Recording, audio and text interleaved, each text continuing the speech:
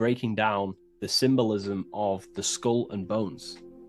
The skull and bones is found in the Masonic tradition. It's also found in a satanic secret society, such as the Skull and Bones Secret Society at the University of Yale, filled with secrecy there. Anyways, to dive deep into the symbolism, we have to think between the lines and read between the lines of what this symbol means. So this symbol is obviously a symbol that represents something in yourself. It is a way of living. It is a way of think, feeling, and acting. It is a state of consciousness. Each symbol represents a state of consciousness. Each symbol reveals something about yourself, the way you process things, the way your consciousness functions. This is what symbolism is for. It is visual representations of modalities of consciousness. So the skull and bones, if we instantly look at this symbol, we typically think of death, because a skull and bones, they are the last things to rot when the body dies. You see this symbol associated with death all the time. If you look on the back of of a product such as cigarettes or what else, vapes or vape liquid, you will see this symbol. Why? Because it represents poison or something that can kill you, or death, something that is toxic. So you always see this symbol on products that are toxic, things that can cause harm or internal damage to the physiology of the body. So that's a very basic exoteric term, which is external. It's a very external teaching. But inside the occult and esoteric traditions and occult schools of thought, this symbol represents the death of someone's consciousness or spirit. It is the death of their soul. Now, what do I mean, the death of their soul? This is used in satanic societies, or it's used in Masonic traditions. Two different meanings, okay? So inside the Masonic tradition, this symbol of the skull and bones is always found on a coffin, on a Masonic coffin. The coffin will have a symbol of the skull and bones. And if we observe the symbol, we have two interesting sections. We have a skull and we have bone, okay? These are two symbolic aspects of consciousness and forces of consciousness. The skull encloses the brain, and the brain is all to do with intellect and thinking, intelligence. However, these bones are for the limbs, such as arms and legs, and the arms and legs are specifically for action. The body uses these bones for taking action in the external material world, in the manifested world. So it's a symbol of thought and action, intelligence and action. But what is that the death of? If this symbol represents death, it is a symbol of, the death of something, which is the soul. Okay? You can have very high intelligence, and you can also act upon that intelligence. However, you could also have no connection with your divine nature. So the thought and the skull and bones is a state of consciousness representing someone who is in the coffin. The Masons use this on a coffin. It is a symbol of thought and action. Mainly, it represents base consciousness. In the Masonic tradition, it represents base consciousness. I'm going to explain the satanic tradition of the symbol after. But in the Masonic tradition, they use this symbol to represent someone who's on base consciousness, which means they only think and act. They have no connection with the divine self, no connection with their higher self or the spirit or the divine nature of themselves. They only use their intelligence and they only use their body. They have no connection with emotion. There is no emotional symbolism in this image here. Hence why the image is either gray or black. It's normally gray because gray symbolizes dullness. Each color is symbolic of emotion, and looking at colors invokes emotion. However, gray has no emotional tone. It's dull, it's dead. So it represents disconnection from the emotional body of consciousness, but it represents thinking and acting without the emotions. Why is that significant? It represents the death of emotion. Someone who is in an unconscious state of living, Why is emotion important? Because emotion is basically the connection to law, moral law, natural law. When we're given birth into this world, we have a natural state of consciousness of innocence and love. As a child is not born racist, a child is not born a killer, a child is not born chopping people's heads off. A child is born with love and living in peace in a natural condition of consciousness. Therefore, the skull and bones is the inversion of this. It represents someone who either has high intelligence and they take action, or it just simply represents someone who is unconscious and they only think and act. They have no connection to their heart energy, emotional energy. This is very important, okay? They have no connection with their heart energy. And the heart energy is what allows you to take action on things that are good. For example, if you think of stealing an old lady's purse, the feeling will tell you it's wrong. But if you take an action anyway, that is now going against the heart, which is the feminine, the guidance system, the heart of goodness and righteousness and love and care. So in the unconscious state, in base consciousness, symbolizing the first degree of masonry, base consciousness, the checkerboard floor, you'll see a coffin with a skull and bones on, symbolizing an unconscious way of thinking and acting. They have no connection with their feminine qualities of consciousness, which is the heart energy. Look around in the world today, you will see this everywhere. People only think and act. They have no connection with their intuition, their feminine side. And the feminine side is what guides your soul through this life. So in the Masonic tradition, this is a symbol of someone who only thinks and acts, and they may even think and act unconsciously, because it's a symbol of death, which means the death of consciousness. They are unconscious. They don't even know they exist. They don't question life. They don't question what is this world. They don't question, they think manifestation is just a fairy tale. They unconsciously think and act and create their reality. They wonder why there's so much negative in their reality because they are unconscious. So this is a symbol of the death of consciousness. They have no connection to their internal self, the qualities of the heart, and they only think and act, an unconscious state of living. Now, to go into the satanic side of this, the Skull and Bones tradition, the Skull and Bones is a satanic society. Allegedly. We don't actually know what goes on in there, but it's allegedly a satanic society.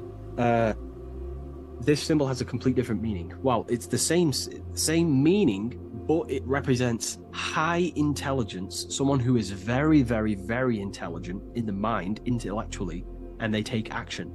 Because Satanism is not worshipping Satan. A lot of people won't understand this, but Satanism is not about worshipping Satan. Satan, therefore, is an allegory, a metaphor, or a symbol that represents the egoic force of an individual's mind or consciousness. Satan is a symbol representing the ego of man, of an individual. And like I broke down earlier, when we think about stealing an old lady's purse or punching someone in the face, the heart tells you that's wrong, but the body takes an action anyway.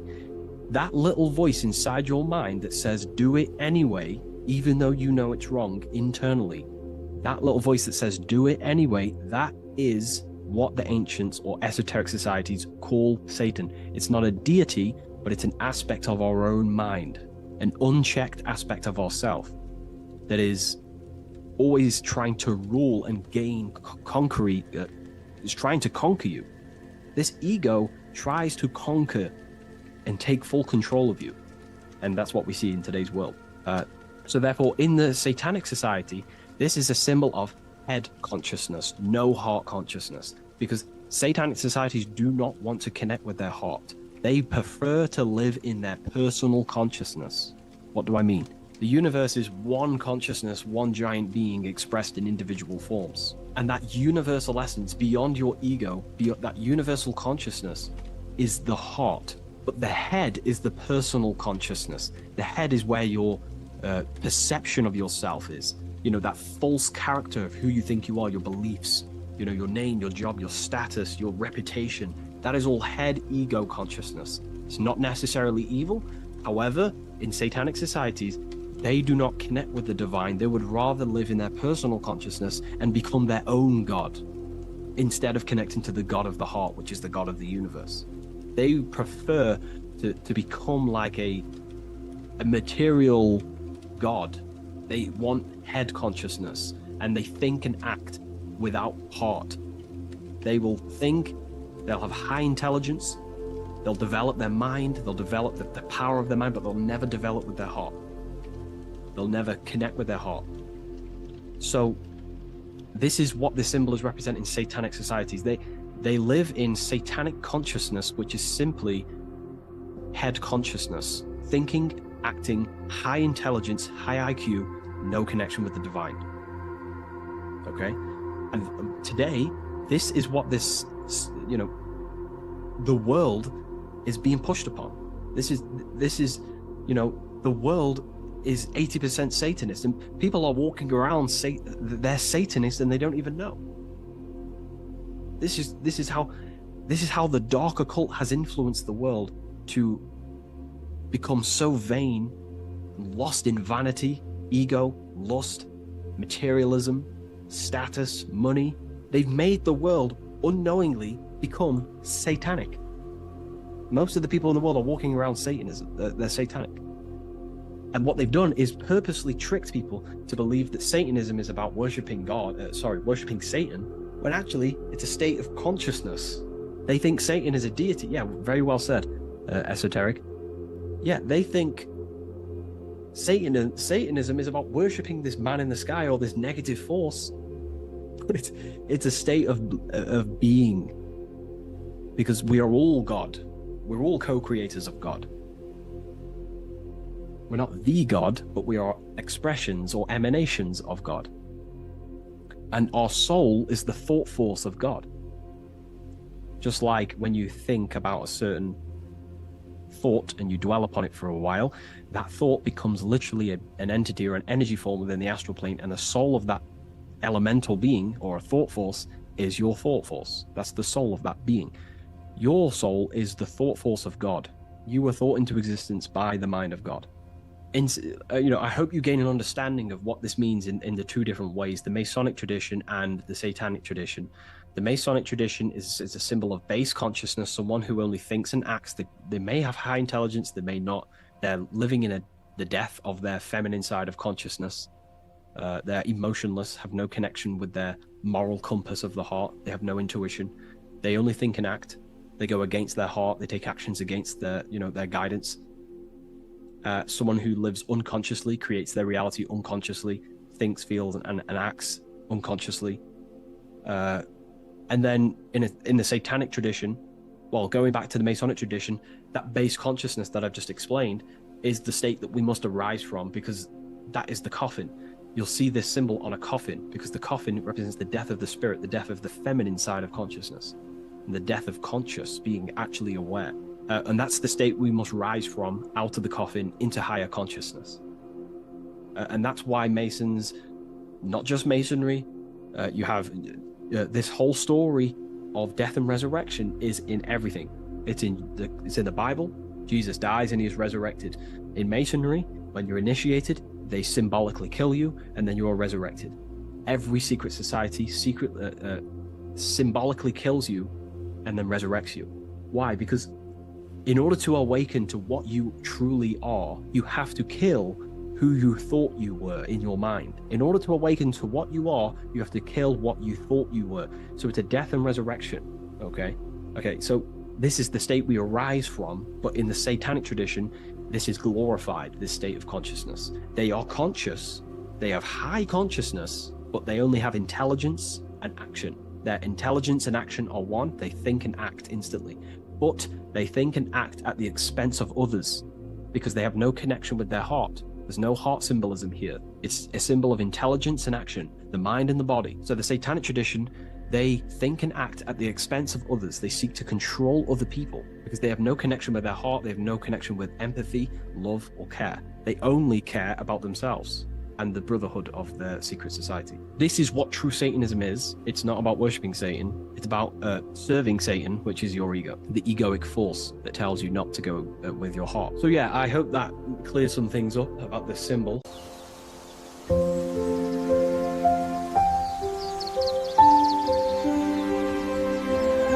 bookofwisdom.com. Visit today.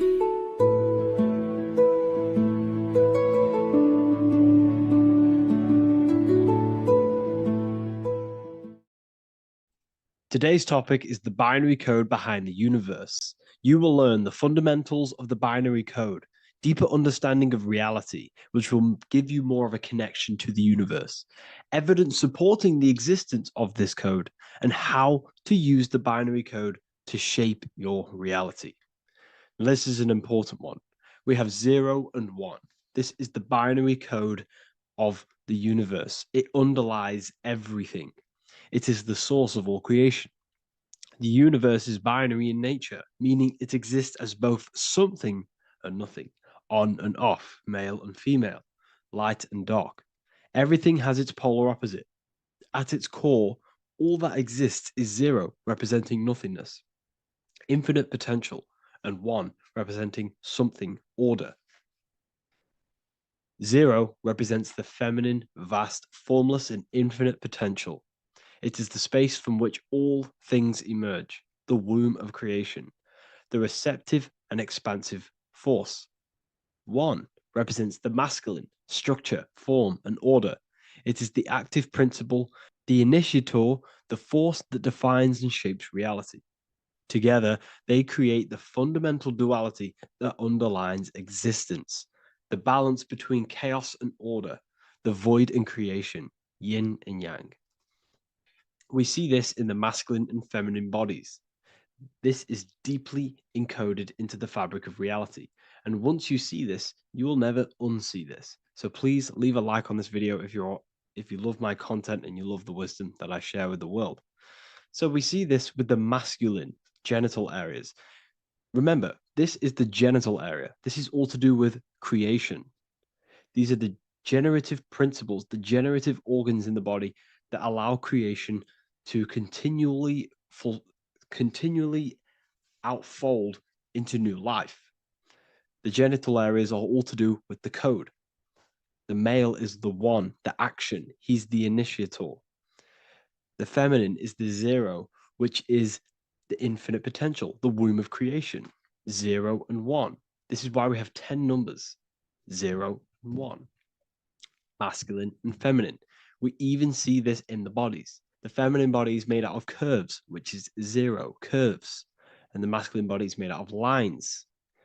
So please leave a like and comment if you love this. And if you have any lecture ideas, feel free, and I can make a lecture on any suggestions that you have. So look at the word masculine. Masculine, line. Line is just one line, which represents order. 1. Feminine. 9. 1 and 9 equals 10. 0 and 1. The binary code of all creation.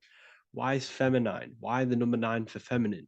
Because the moon has to go around 9 times to create a human in the feminine's womb.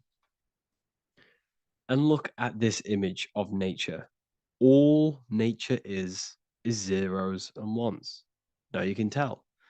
The stick is a 1, it's a line.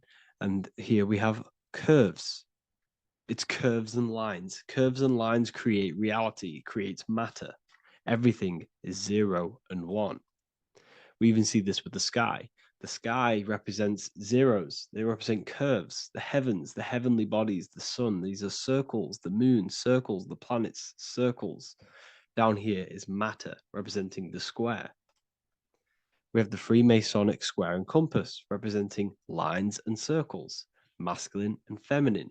We see this with Leonardo da Vinci, with the circle representing the spirit, the void, the womb of creation, and matter, which is the body. This is the soul in matter, infinite potential in matter. This represents spirit over matter. This represents the architect of reality, zeros and ones, spirit and matter. This is all the same thing. Understanding this binary nature of the universe, where 0, feminine, represents the infinite potential and 1, masculine, symbolizes order and structure, can benefit you in several ways. Manifestation and creation is the first way it can benefit you. Now that you understand this, you understand that everything comes out of infinite potential. 0, infinite potential. 1, action equals manifestation equals creation. So you must pull things out of infinite potential. If you have ideas but don't take action, too much, 0, nothing materializes. You'll never materialize if you sit there imagining all day, visualizing all day. You have to take action. They both come hand in hand. If you only take action without tapping into intuition and creativity, too much, 1, your actions may feel hollow and misdirected. Using both effectively leads to greater success in life, work, and relationships.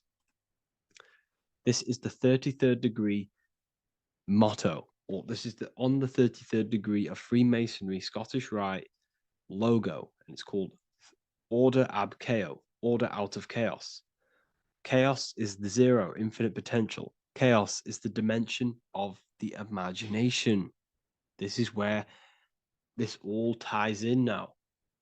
Imagination is the dimension of infinite potential, pure potential, formless creativity, and the realm of infinite possibilities. It is the void, the unmanifested energy that contains all that could ever be. That is the imagination. The imagination is the dimension that you are connected to, and you can pull any idea out of and materialize it into a reality. Matter, on the other hand, is order brought out of the imagination, chaos. It is when raw potential is structured, defined, and crystallized into form. This is the fundamental principle of order out of chaos, the process of turning the unseen into the seen, the abstract into the concrete, the dream into reality. That's why we say dreams into reality. Dreams are in the imagination, infinite potential, and the human mind is connected to high dimensions of consciousness, which we can pull ideas, things out of, and materialize it into our lives. Whether that's good or bad, that's completely up to you. But we have access to higher dimensions beyond the physical plane. And this is the secret that the human mind is connected to, and that you are not just a physical body. Okay? The universe itself was born from chaos. Before form, there was only energy and potential. Our minds function the same way. The mind is a microcosm of the universe. Our thoughts exist in an infinite field of possibility, but they only become real when we take action and give them form. If your inner world is filled with chaotic thoughts and impulsive emotions and negativity, then creating order within is essential for balance, clarity, and growth. What do I mean? Order out of chaos, 0 and 1. All creation comes out of infinite potential. The mind, the imagination, is the infinite potential. The material world is the order. It's the effect. Therefore, if your material world has chaos, if your room is messy, if your body is out of shape, if you do not look after yourself, everything in the physical world is just a reflection of what's going inside of you, what's going on inside of you. So if you have a messy room in a messy house, this reflects as a messy mind, a chaotic mind, and we must create order in our mind. So this applies to all realms of your life. This applies with your mind. It applies with your emotions. It applies with your manifestation. It applies with the physical world, with the masculine and feminine. 0 and 1 is heaven and earth. It's everything. It's duality. It's on and off. It's everything. So it applies to all realms of your life. Okay. So in order for this to benefit our lives, we must, 1, have awareness and observe the chaos. Step back and observe your thoughts and emotions without reacting to them. Recognize that you are not your thoughts. You are the observer of them. You are the soul. You are in between them.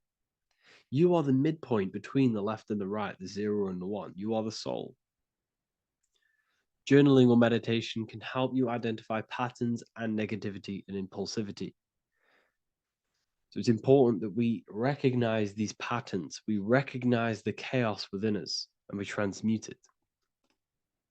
2, implement structure, mental discipline, mindful practices, meditation, breath work, and slowing down your reactions. Cognitive reframing, replace destructive thoughts with constructive ones. This is so important. For every negative thought that you place attention to, place your attention onto 5 more positive.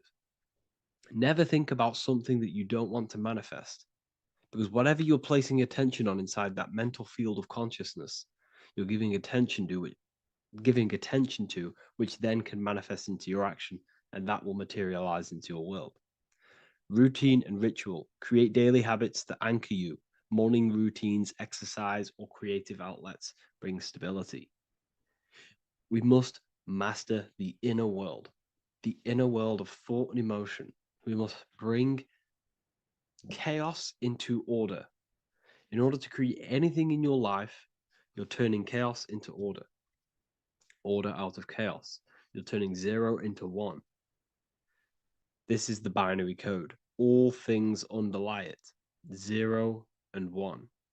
So it's so important that we master our minds, we master our emotions, we master our inner world so we can produce effect in the outer world. We cannot create consciously and effectively if we have chaotic thoughts and impulsive emotions. So I hope this has made more clarity to you so you can implement this into your life. I know I haven't given you much strategic things to implement into your life, but now that you have a better understanding of how this world is pulled out of infinite potential, you can use that. Everything in your life is pulled out of your imagination. Every text you send, everything you think of, oh, I'm going to do this later, that is your imagination thinking about the future. So you just have to do this on a mass scale to create something big in your reality. So I hope this gives you a better understanding of how the universe works and has benefited your life. If you have any comments or any suggestions or how this video made you feel, let me know in the comments section. I would really appreciate it. And I'll see you all inside of the Symbolism Masterclass on March the 8th.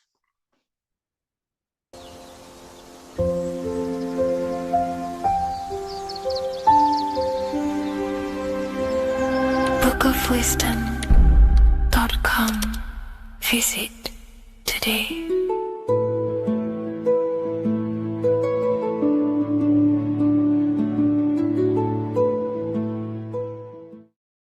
What if I told you the devil is closer than you think, and it's not actually a real person, force, or spiritual entity outside of you, but a being and an aspect of your own mind and psyche? In this video, you will learn exactly what the devil is and the true esoteric meaning of the devil. The first thing we need to understand is that the universe is a mental universe. Look around you. Every action, every building, everything you see around you was begun first as thought in the mind, then manifested. We use the mind to build and shape our reality. The universe, the world, only exists inside of our mind. Therefore, God and the devil exist inside of our own psyche. So first of all, the devil is not a literal being, but a symbol of the lower self. It represents the unmastered, ego-driven part of the human mind, a symbol of destructive thoughts, emotions, behaviors, lives in realms of chaos, fear, hatred, lust, and ignorance. This is why we see the devil as red, because red is the lowest vibrational color on the color spectrum. It also corresponds with the root chakra, which is all to do with survival instincts. Red represents chaotic and intense emotions like hatred and anger. When we are angry, our face turns red. The devil represents our animalistic fundamental needs, our instinctual needs, our survival state of consciousness. We have a survival state of consciousness and a godly state of consciousness. Our godly state of consciousness is creating, not just experiencing in the animal state, but consciously creating reality. This is why we see the devil with a goat head, an animalistic head, and the head is where the brain is. The animal head represents living off instinct, the part of our mind that lives on urges, impulses, and instincts, eating, sex, power, ego-driven actions, and ego-driven thoughts. Animals are only aware of themselves. Animals live on instinct. They have no ability to consciously create like humans. This is our lower desires for the material world. That's not to say the material world is evil. However, when our consciousness is only seeking material things, this leads us down a path of self-destruction, because nothing material can ever satisfy our soul. Everything material is temporary. Therefore, the devil represents the part of us that seeks only material desires, only material fulfillment, the ways of thinking where we only think about ourselves and ego-driven thoughts. It also represents the unchecked, unconscious self, where we have no mastery over our thoughts, over our emotional impulses, and no mastery over our actions. We're living in instinct and impulsive states, which causes chaos, selfishness, destruction, and keeps us bound to our lower material 3D state of consciousness. It's important to recognize that the word devil was never present in the earliest Gospels. Instead, what was mentioned was a spirit of evil. This distinction is crucial because it underscores that the idea of the devil, as popularly conceived, does not actually exist as an independent entity. Rather, it is a personification of the lower aspects of the human mind, a facet of our own consciousness. The term spirit of evil was not meant to denote a specific deity or being, but rather any force of negativity, whether it manifests as a destructive thought, emotion, or action. A spirit is a force, an energy, and we have three forces that create our reality: thoughts, emotions, and actions. We have full control over these three aspects, which transform and mold reality. A destructive thought, a destructive emotion, a destructive action is a spirit of evil, and it originates from the darker aspects of the human psyche. So now, because we're on the topic of the devil, we have to look at the pentagram, which is obviously connected to the devil heavily. The upright pentagram represents spirit, air, water, earth, fire. Upright, which represents spirit, the most important element on top of the earthly elements, showing spiritual principles over material principles. As spiritual beings as we are, we have to put our spirit first, our higher self first, and material things second. Why? Because material things never satisfy us long term. Seeking material fulfillment will leave us feeling unfulfilled in the long run and very unhappy, and we can lose ourselves in illusions. We have to put our spiritual principles first. Seeking wisdom, knowledge, connection to the divine, and connection to our higher self is what gives us true fulfillment in our hearts and souls. But when we see this pentagram inverted, we now have spirit on the very bottom, which now represents earthly principles on top of the spiritual principles. We're putting our earthly elements on top of our spiritual element, which this inverted pentagram represents no longer caring about spirit, no longer caring about our invisible internal world, and only caring about this external body, food, sex, material things, cars, money, and all the things outside of us, the world outside of our mind. This is what true Satanism is. Satanism is not worshipping an external deity, but it is worshipping the self, only fulfilling the ego's desires. This is what true Satanism is, and we have all been conditioned to live in this state. Satanists want us to believe that there is an external deity called Satan or the devil, and the reason they do this is because they trick us, making us believe that we are not Satanists, while they are actually conditioning us to be self-seeking, ego-driven people, where we only care about sex, food, material things, and money, which is actually conditioning us to be Satanists. 80% of the population today are unknowingly involving themselves in Satanism, which is ego-driven thoughts, actions, and emotions, dwelling and living in this state where we only care about ourselves. When we are spiritual, we realize we are all one. We are all one consciousness family, and we need to do things that help and contribute towards our collective experience, helping others instead of seeking to serve only the self. The angel is depicted with wings, which represents elevation, higher self. The devil is represented with an animal horns, which is on the ground. A goat is on the ground, which represents the lower self. This is the elevated mind and the lower material mind. Horus, the bird, higher self. Set, the ground animal, lower self. Jesus and Satan. These are two forces, two characters that exist within the human psyche, not real entities. They are forces of our minds, and there is a battle between our higher self and lower self all the time within our own minds. There's always a part of us that's telling to do one thing and another thing, to do something bad and to do something good. There is this battle inside of our own consciousness. Here we have the human spinal column. The human spinal column is showing you the higher and the lower self. The higher self represents the head. The head is where the mind is. This is the creative essence of the universe. This is where all material things begin as a thought in the mind. We create with the skull, with the brain. This is our higher self, the heavens, connected to the heavens, the sky. And the lower end of the spinal column is where our reproductive organs are, where our gut is. Our reproductive organs and our gut is all to do with survival. The lower end of the spinal column, lower instinctual 3D based consciousness. The lower end of the spinal column is where our lower self dwells. Eating, consumption, power, and sex, lust. These are all emotional forces and instinctual based organs that are not inherently evil, but when we dwell and live off this lower end of the spinal cord, it keeps us in low states of consciousness. Our goal to raise to our higher mind is to balance this, not to overeat, not to abuse power, not to abuse sex and lust, but to master these organs and gain the ability to say no to these organs so that we can raise to our creative side of consciousness. Instead of dwelling in our instinctual nature, we can turn to our creative nature and consciously become a builder and constructor of reality. This is the true way of raising consciousness. This is the stairway to heaven, out of the animal consciousness to the higher consciousness. To wrap all of this up, it's all about gaining control over our instinctual lower nature and allowing our spirit to rule over our body and not our body ruling over our spirit or mind. The moment you let a thought become instantly an action is the moment you are an impulsive person. We are all trained to be this way. It is okay if you are in this state. The moment you let a thought turn straight into an action without questioning, that is the mind controlling you and you not controlling the mind. We need to gain control over the mind, and we do this through many different ways, through meditations,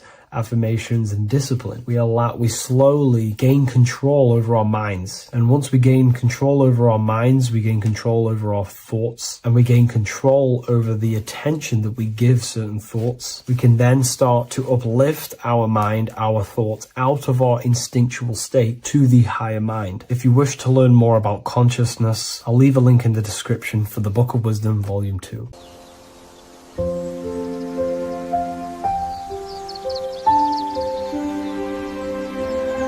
bookofwisdom.com. Visit today.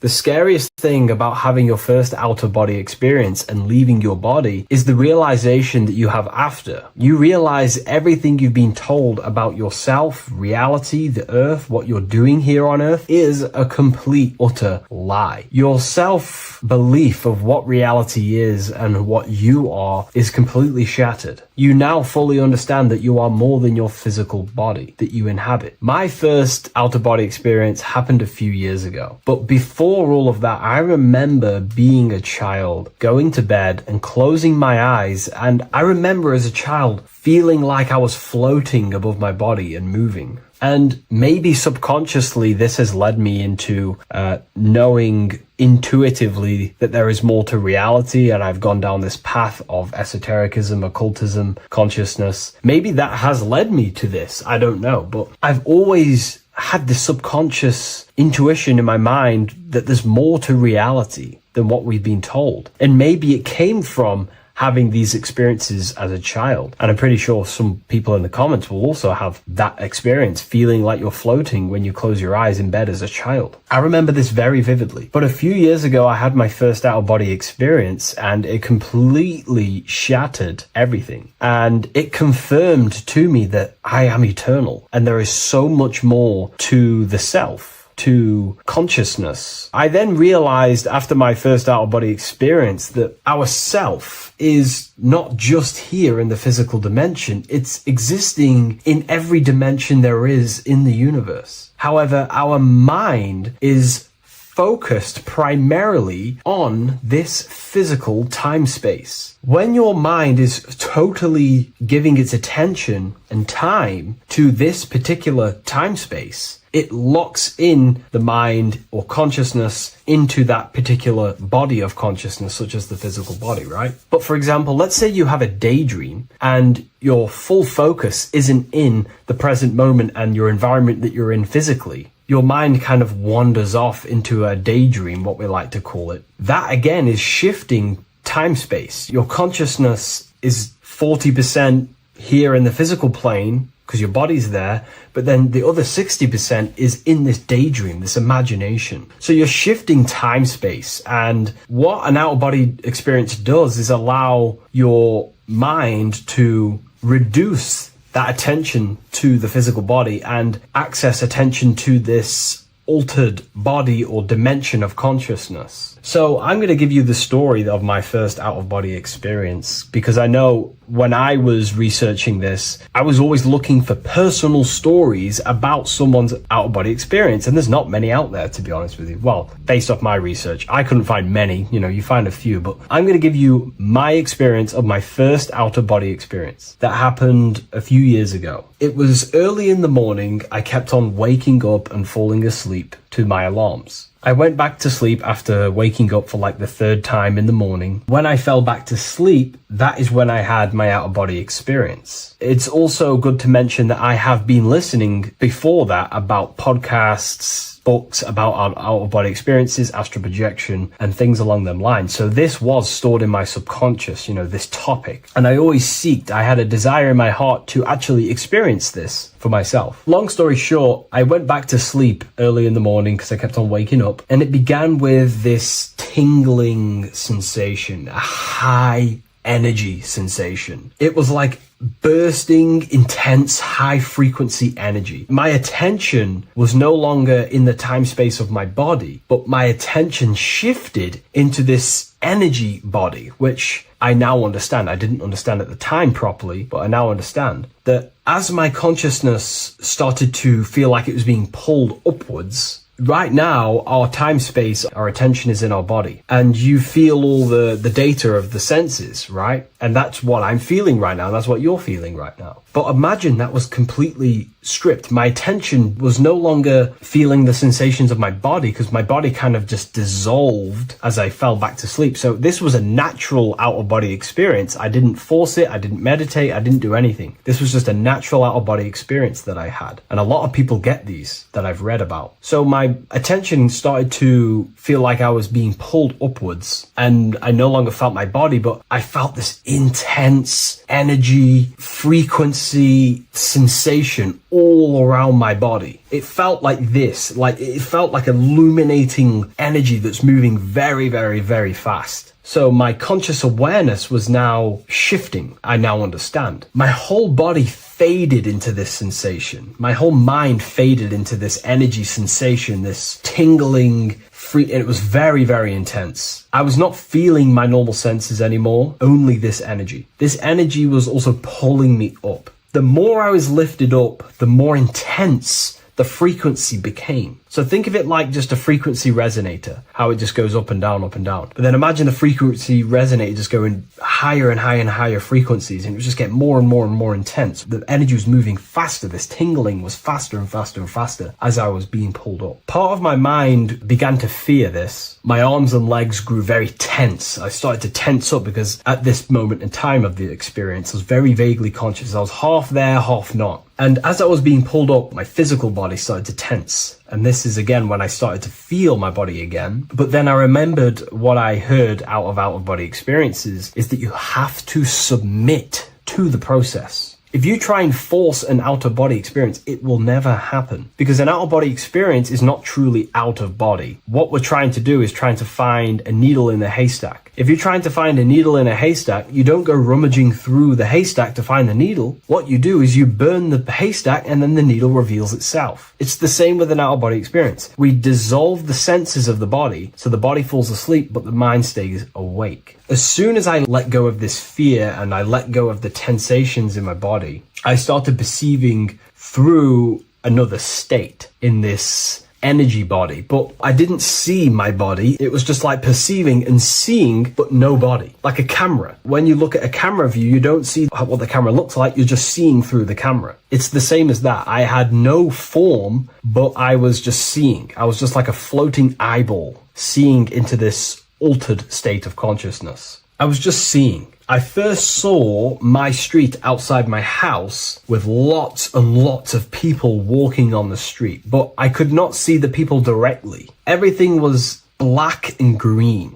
The background was black, but I couldn't see the people. I could just see a glow of light around people, like an egg shape. They were just walking on either side of the road, other directions. I could just see more and more people moving faster and faster and faster. I didn't realize then, but then I did start to realize later on in my journey that that was more than likely the etheric plane that I saw. The etheric plane is the plane of life force and vitality and electromagnetic auras. So that was my awareness shifting from physical into then the etheric plane, the plane of life force and energy. Now, the etheric plane is very, very, very difficult to actually access consciously. The etheric plane acts as a bridge between the physical body and the astral body. To actually access the etheric plane alone is very, very, very difficult, and only certain trained individuals can do that. The etheric plane is not really a conscious plane where you can stay there and be conscious. It acts as a bridge between the physical and the astral plane. I could see the glowing auras around people moving along the pavement. The people moved faster and faster until the scene started to just dissolve as these people were just moving faster and faster. It was not very clear at first, but I subconsciously knew that I was having an out-of-body experience. This is when I really started to realize that I'm being shot out my body. When I realized this, I submitted even more. I started to just let go. The more and more I let go, I kind of like split through a veil, and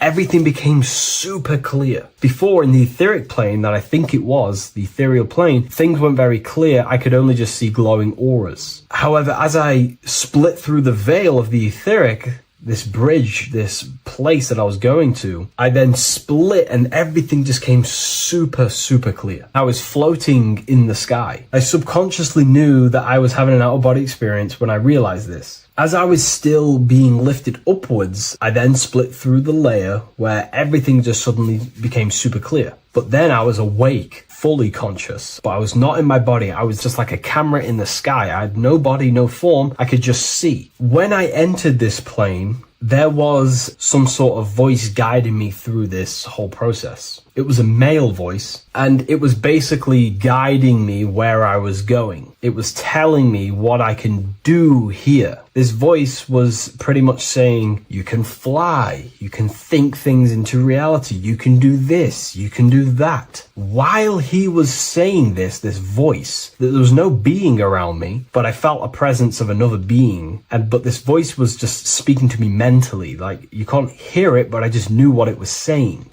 It was so weird to describe. It was like telepathy. You couldn't hear it, but I just knew what it was saying. But it was a male voice. It's so hard to describe. I still could not see any form of myself. I was not seeing my astral body or any shape. I was just perceiving a point of awareness like a floating eye, like I said earlier. While this voice spoke to me, I saw fractal patterns as he was saying, you can do this, you can do that. And while he said, you can fly, I remember just seeing this line like splitting and creating fractals. It was like this black line that was just splitting off into duality, creating fractals. But then my physical body just went through this line, split, and then split into fractals again. So strange, very difficult to explain because it's four-dimensional. To explain it in physical language, it's very difficult to actually explain what was going on. So as he was saying what you can do, I was seeing these fractals dividing and then creating fractals. when he says you can think things into reality or something along them lines, my awareness just did a full 360 as if I did a backwards flip. I had no conscious control over this. That's something that you later develop as you keep having these out-of-body experiences. Your first out-of-body experience, you probably won't be able to control what's going on, but you will have an out-of-body experience if you seek them. I could see all around as I rotated. I looked all the way down and then back to my original angle and point of awareness. During that rotation, when I started to turn upwards to do the backflip, I looked up and it kind of looked like the sun in the sky. It was very dark and gloomy. Now I know that was more than likely the lower astral plane, because very dark and gloomy, and it was very kind of dense there. I looked up and I could see this. It was like the sun, but it was white, pure white light, and it was shining down over the astral plane. And that was the only light in that place. That's why it was so dark and gloomy there. And I then realized in that particular state at that time, I thought that was God. I don't know what it was. Maybe it was, maybe it wasn't. Maybe it's the light of the higher mental plane shining through into the astral. But I looked up at it and I realized that was God. That was the source. That was the higher dimension beyond the astral plane, which is the mental plane, the higher astral planes, and then the mental planes, the planes of thought. Then once I saw that, I was in complete shock. As I rotated backwards even more, I then get the view of seeing down, completely down, like a bird's eye view. And I could see like an old medieval gloomy town. It was dark, almost night, with very little light. The only light present was the light from above. The town was old-fashioned, gloomy, misty. I looked over it from above. Then the experience began to fade. I don't remember anything after that process. But I'll be honest with you, the process of leaving my body for the first time was extremely intense. The frequency, the energy were overwhelming but powerful. Letting go and choosing to have no fear was the key to that experience. Just to give you a little bit more wisdom on what I actually experienced now, what I realized what was happening, I now understand that the voice that I was hearing was not an external being guiding me. It was actually a higher aspect of myself, a part of my own consciousness that is not focused in the time space of the physical world. My physical mind is focused here in this timeline, but once I exited this timeline and focused elsewhere, the higher part of myself guided me towards that experience. This higher version of ourselves that we call the higher self is a higher dimensional being, but we're just unconscious of it. This being exists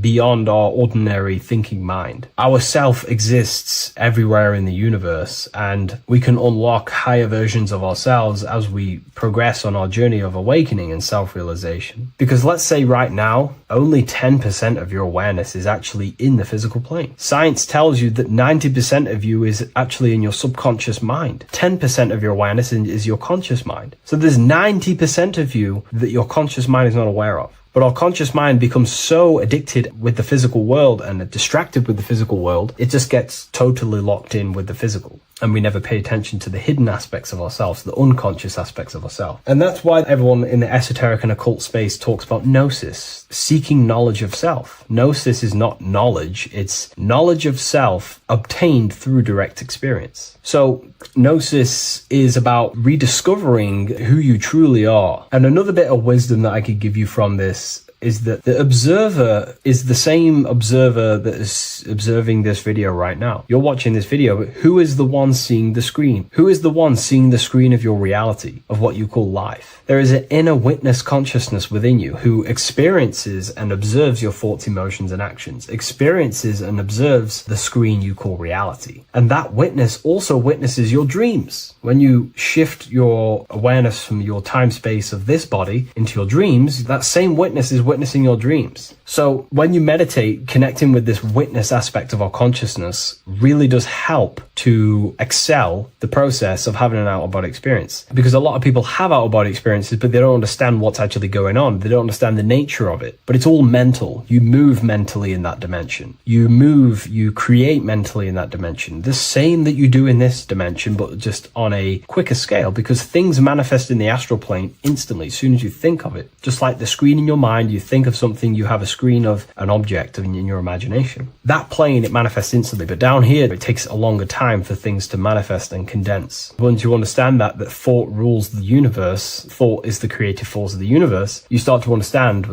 these different dimensions and these experiences that you have. But really connecting with that witness consciousness, that part of yourself that observes everything, really does help with excelling the process of having an out-of-body experience, or mystical experiences, or lucid dreams. Because connecting with that witness consciousness just makes you more conscious. Even in your physical life, staying conscious. Most people aren't conscious. They think, feel, and act unconsciously throughout their day, and they unknowingly create their reality. Connecting with that witness consciousness allows you to actually stay conscious over your thoughts, emotions, and actions, because they are giving birth to realities. That's pretty much my experience, my first out-of-body experience. What that did for me was make me so much more confident and powerful. Most of my fears just disappeared overnight. The fears of death, the fears of unknown, the fears of that I had of things shattered, disintegrated, because I understood that I am eternal. No one can use death against me to control me, because I know I am eternal. I now take riskier actions because I know I am eternal. I know that I will never truly disappear or die. So it really, really does help you, and it gives you a lot of internal power, because no one can make you scared of anything. You should not fear someone who can hurt you physically. You should fear someone who can corrupt your soul. That is the worst thing. Who can corrupt your internal world, because that is what truly matters. So I hope this helps you understand out-of-body experiences. Hopefully this can help you move along in your journey. It's good to hear other stories, because this is exactly what I was seeking when I was researching this stuff. Maybe in the future I can share some more stories about my out-of-body experiences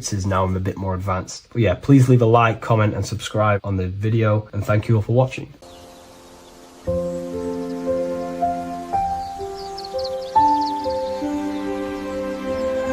bookofwisdom.com.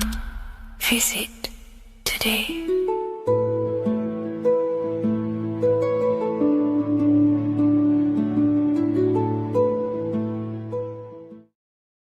Hey people, how are you all doing? It's Revival of Wisdom, and today we're going to be talking about your birth certificates and how we are slaves to a system, and how they have trapped us into this system. Okay, so the first thing you need to understand about this system is there are two types of laws. You have the law of water, which is Admiralty law, and the law of the land. So the Admiralty law is the law of water, and this is what money is. Money is water. This is why we say liquidity, currency, the current. A current is water, something moving through something. Cash flow. And this is why banks are called banks, because a river bank is on either side of the water, and it directs the currency. You see? So money is water.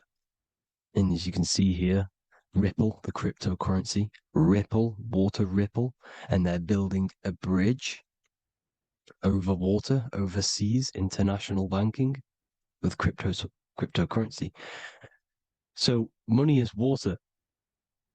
And this has specific laws about water, but water is the same everywhere, you see. What the difference is with the law of the land is that you can have different laws in different lands. I can't do certain things in the UK that people can do in America, for example. You see, that's the law of the land, but the law of water is the same, because water is everywhere. Now, this is very important to understand when it comes to, these birth certificates. So, Pope Gregory, this is where we're going to start off. Pope Gregory in 1582 took the Orthodox Eastern sunrise calendar and changed it to his own Gregorian timeline, not a calendar, a timeline. This timeline was copyrighted by Pope Gregory under the name of the Vatican. So the Vatican owns the timeline that we are using today, 2023. They own it. They own the title of this Gregorian calendar. Okay. Therefore, anyone who is born under this copyrighted timeline not calendar. They are subjected to Rome because Rome owns the timeline. They have a patent, a copyright for that timeline. What is on our birth certificates? That timeline. We are born underneath, we are subjected to the Vatican. This is why all birth certificates go to the Vatican. They own every single birth certificate. Okay? So when we use this timeline, we are subjecting ourselves to this timeline. Okay? Which the Vatican has a claim over. This calendar or timeline is set to sunset, not the sunrise, which is associated with death, darkness, and the moon, lunatics. You see, so this is a sunset calendar timeline. Okay, this is now, they've changed a couple things, right? They say that the new year is January the 1st. Okay, when we know this is in winter. January is winter, which is associated with darkness, death, the death of nature. So this is a death cult, people. These people are evil. They're so evil. The Vatican. And this is why we use April Fool's Day, because April is in Aries, and Aries is always the start of the zodiac. This is why Aries rules the head region. 12 zodiacs, 12 systems of the body. Each zodiac is associated with each part of the body, and this is why Aries is the head, cerebrum. But we're not going to talk about in this video. But yes, that is what April Fool's Day is. They're putting it in your face. April Fool's Day is the real start of the year, when the sun starts to rise again, when the risen Savior is resurrected, when it's born again. This is when the Jews celebrate the Passover. This is when the Christians celebrate the resurrection of Jesus, and they eat lamb. The Jews eat lamb because we're in Aries, the new year. The sun is now born again, our risen Savior, the light of the world. So yes, this is what April Fool's Day is.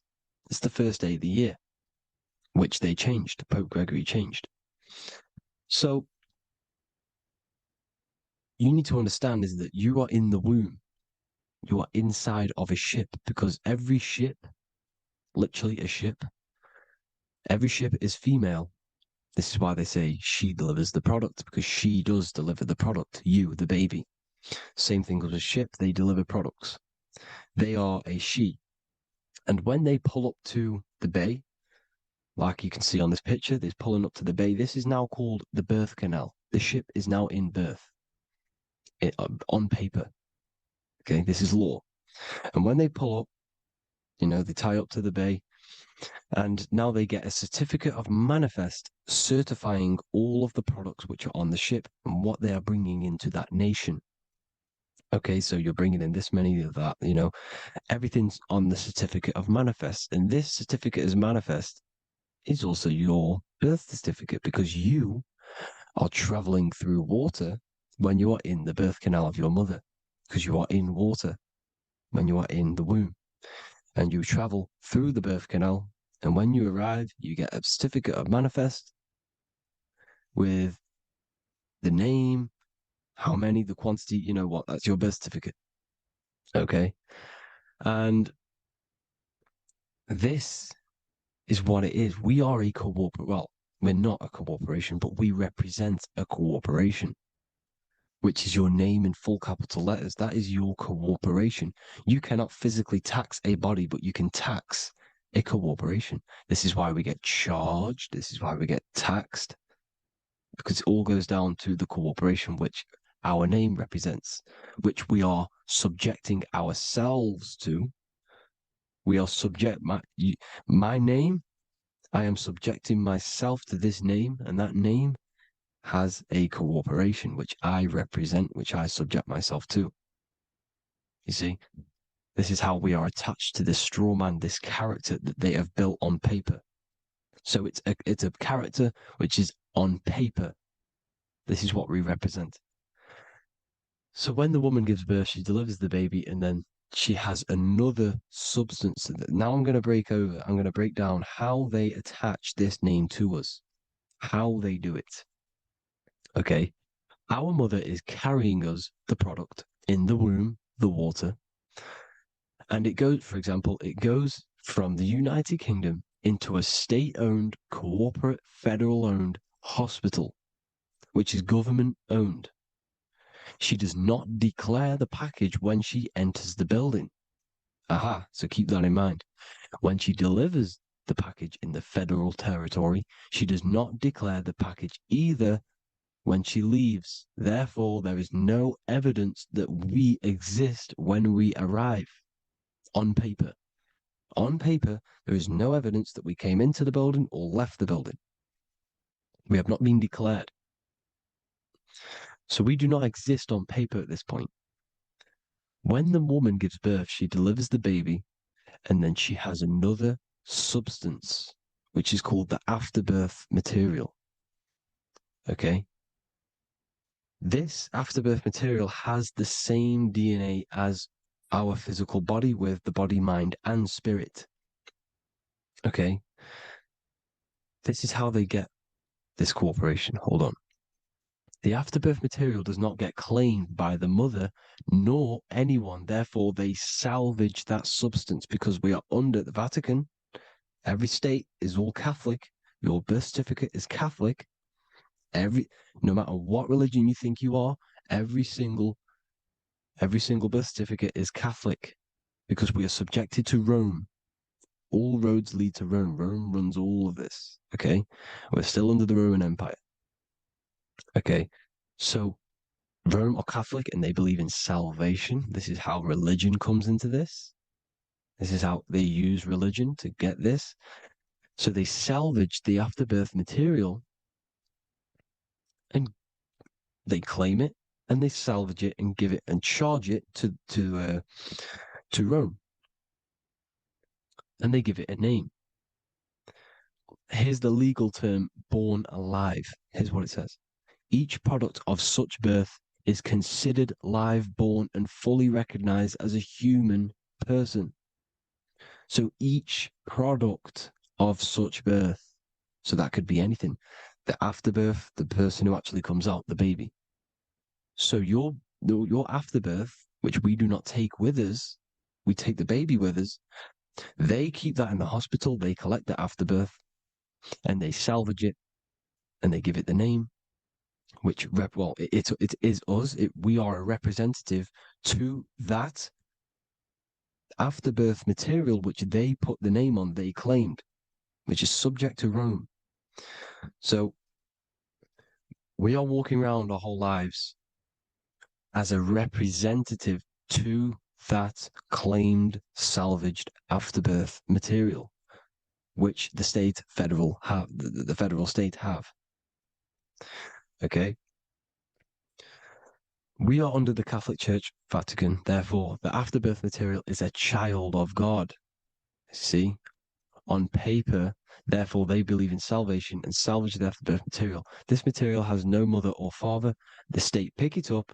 It becomes a war to the courts and gets charged to the state. So we are a representative to that character they salvaged because it is the exact same DNA as you. Subject is the name or the title, and the matter is the physical aspect left behind in the hospital, which represents us. You see? So now we're moving on to Unum Sanctum. Unum Sanctum was in 1302, a very, very important year. Very important year. Unum Sanctum says this is basically how they claim everyone in the world.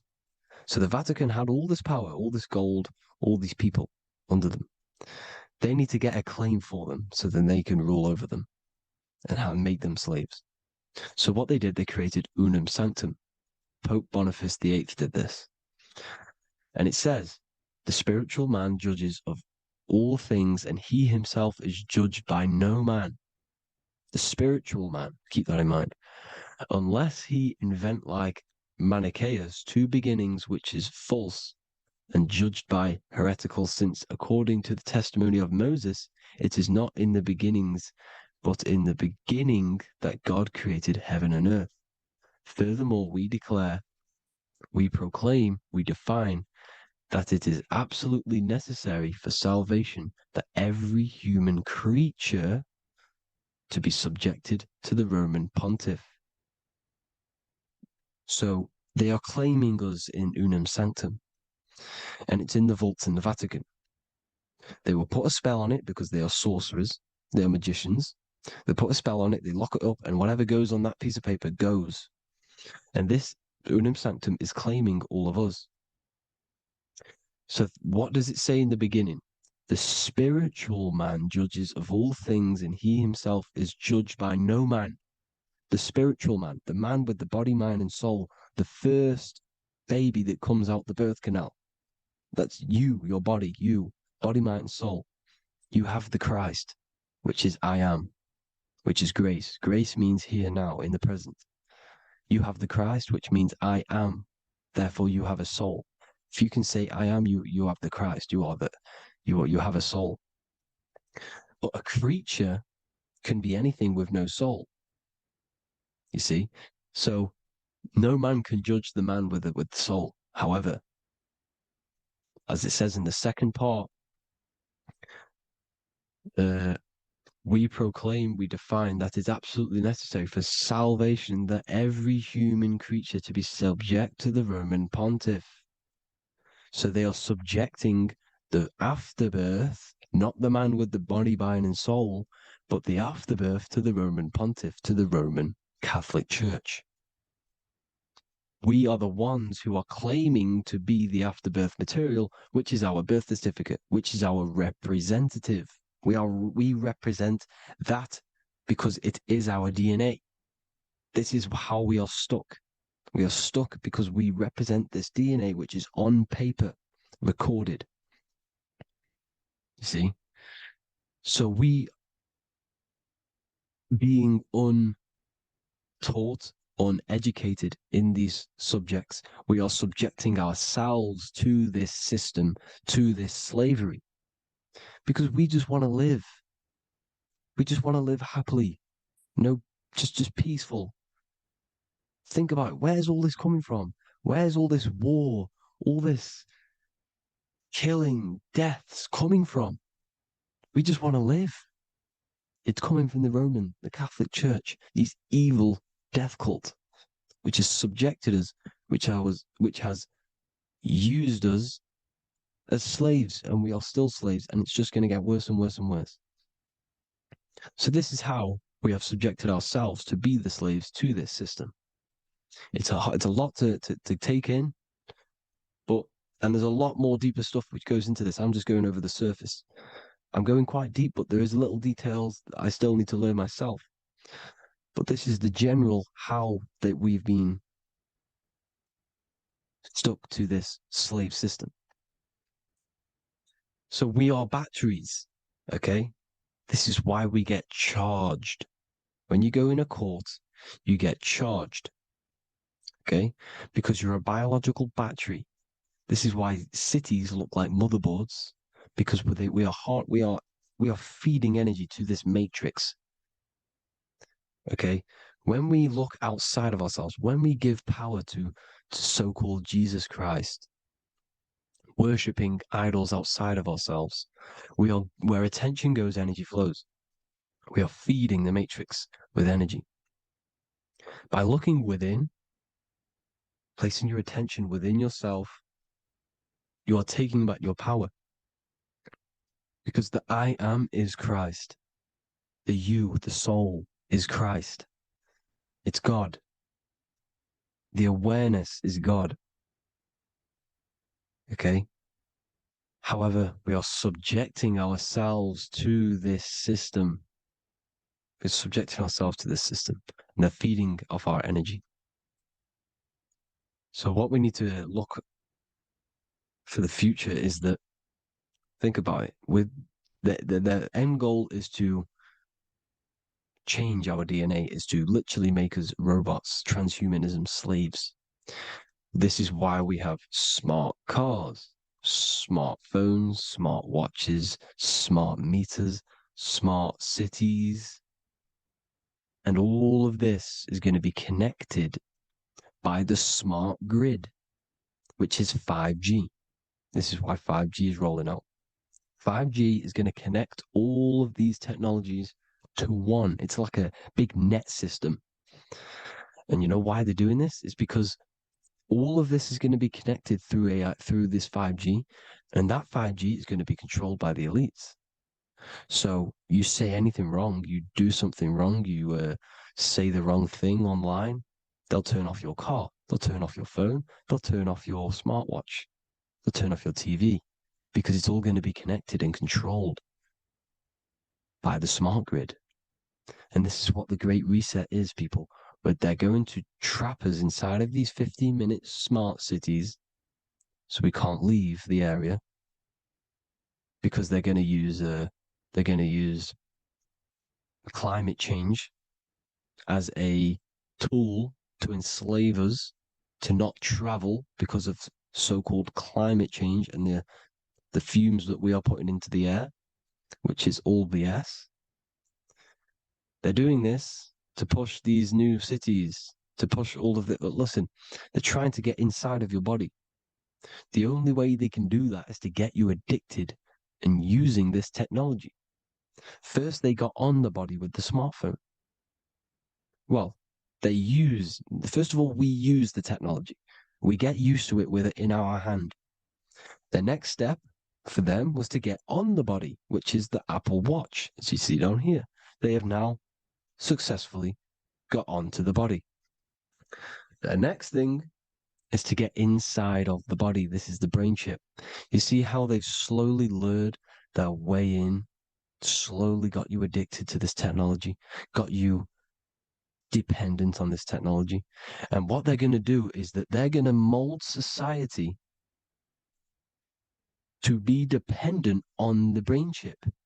So in order, for example, if you want to go and pay for food, you're going to have to get a chip to pay for the food, because it's all going to be digital money. And that digital money will be connected to the chip, and you'll need the chip to pay for things. You see? So this is how they're slowly transhumanizing us. These phones, these apps, these things which are all we are all using was created by Freemasons. Mason means traveler, because they travel the depths of the mind.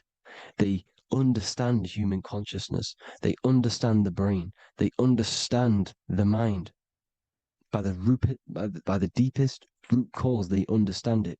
This is what Masonry is. It's the occult. So these technologies is designed by these people. This is why they're so addictive, because they understand how it works. They understand how to get people addicted, because they understand human consciousness, the brain, the body, and the mind. So this is the advantage Freemasons have over us. And these secret societies, which have gone through the orders of Freemasonry and progressed onto these secret societies, which are the evil side, because I'm not saying Freemasonry is evil, okay? But the societies which they go beyond Freemasonry, because you can go beyond the 33rd degree into these secret societies, and they use this knowledge for the bad, to enslave people. And this is what's going to happen. Transhumanism. So I hope you all learned some insight for today.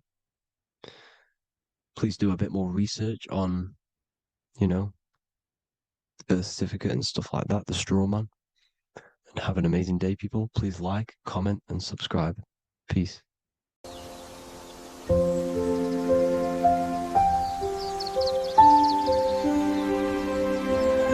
bookofwisdom.com. Visit today.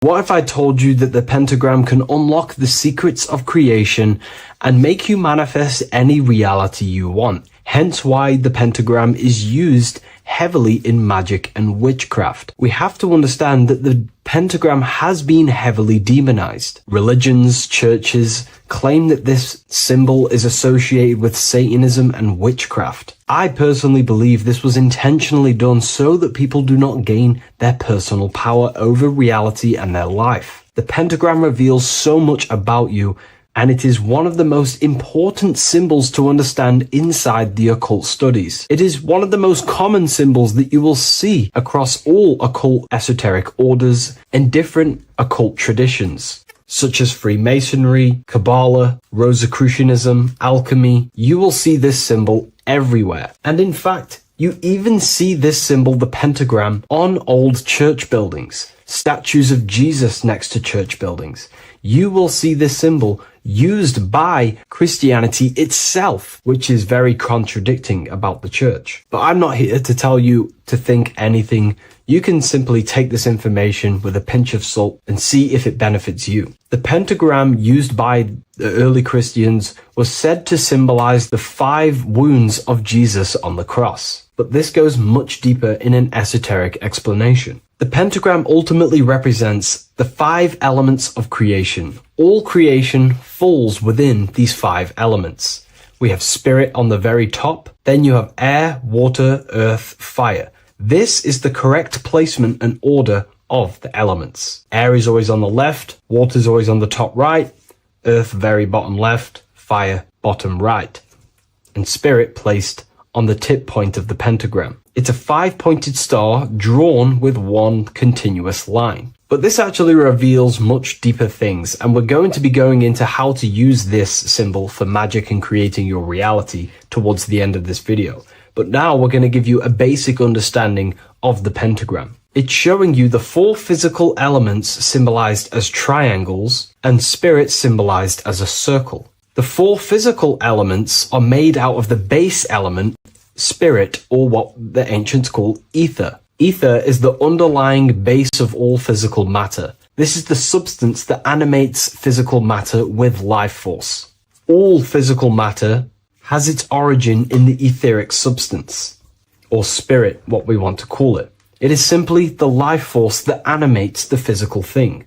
However, if we go deeper onto this symbol, it also represents something personal to the individual who wears this symbol. If you wear this symbol, you're basically saying you're putting your divine nature over your material nature. Your divine self is in control of your material self. You put your spiritual needs before your physical desires and needs. Hence why the spirit is on top, looking down over the 4 physical elements. The circle is continuous, one line, eternal, no beginning, no end. The triangle has beginning and end and points. You can see the beginning and the end when you draw it. On a deeper level, this is pretty much showing the process that symbolizes the structure of the macrocosm, the universe itself, showing how the invisible spiritual planes condense and crystallize into the visible physical world, spirit turning into physical reality. But if you wear this symbol, you're basically saying, I put my divine nature over my material nature, showing that your spiritual nature rules over your earthly existence. You put your spiritual needs first. If you see this inverted, it is now the opposite, placing spirit on the bottom, basically saying, I desire the physical things over the spiritual. But what exactly is your spiritual nature?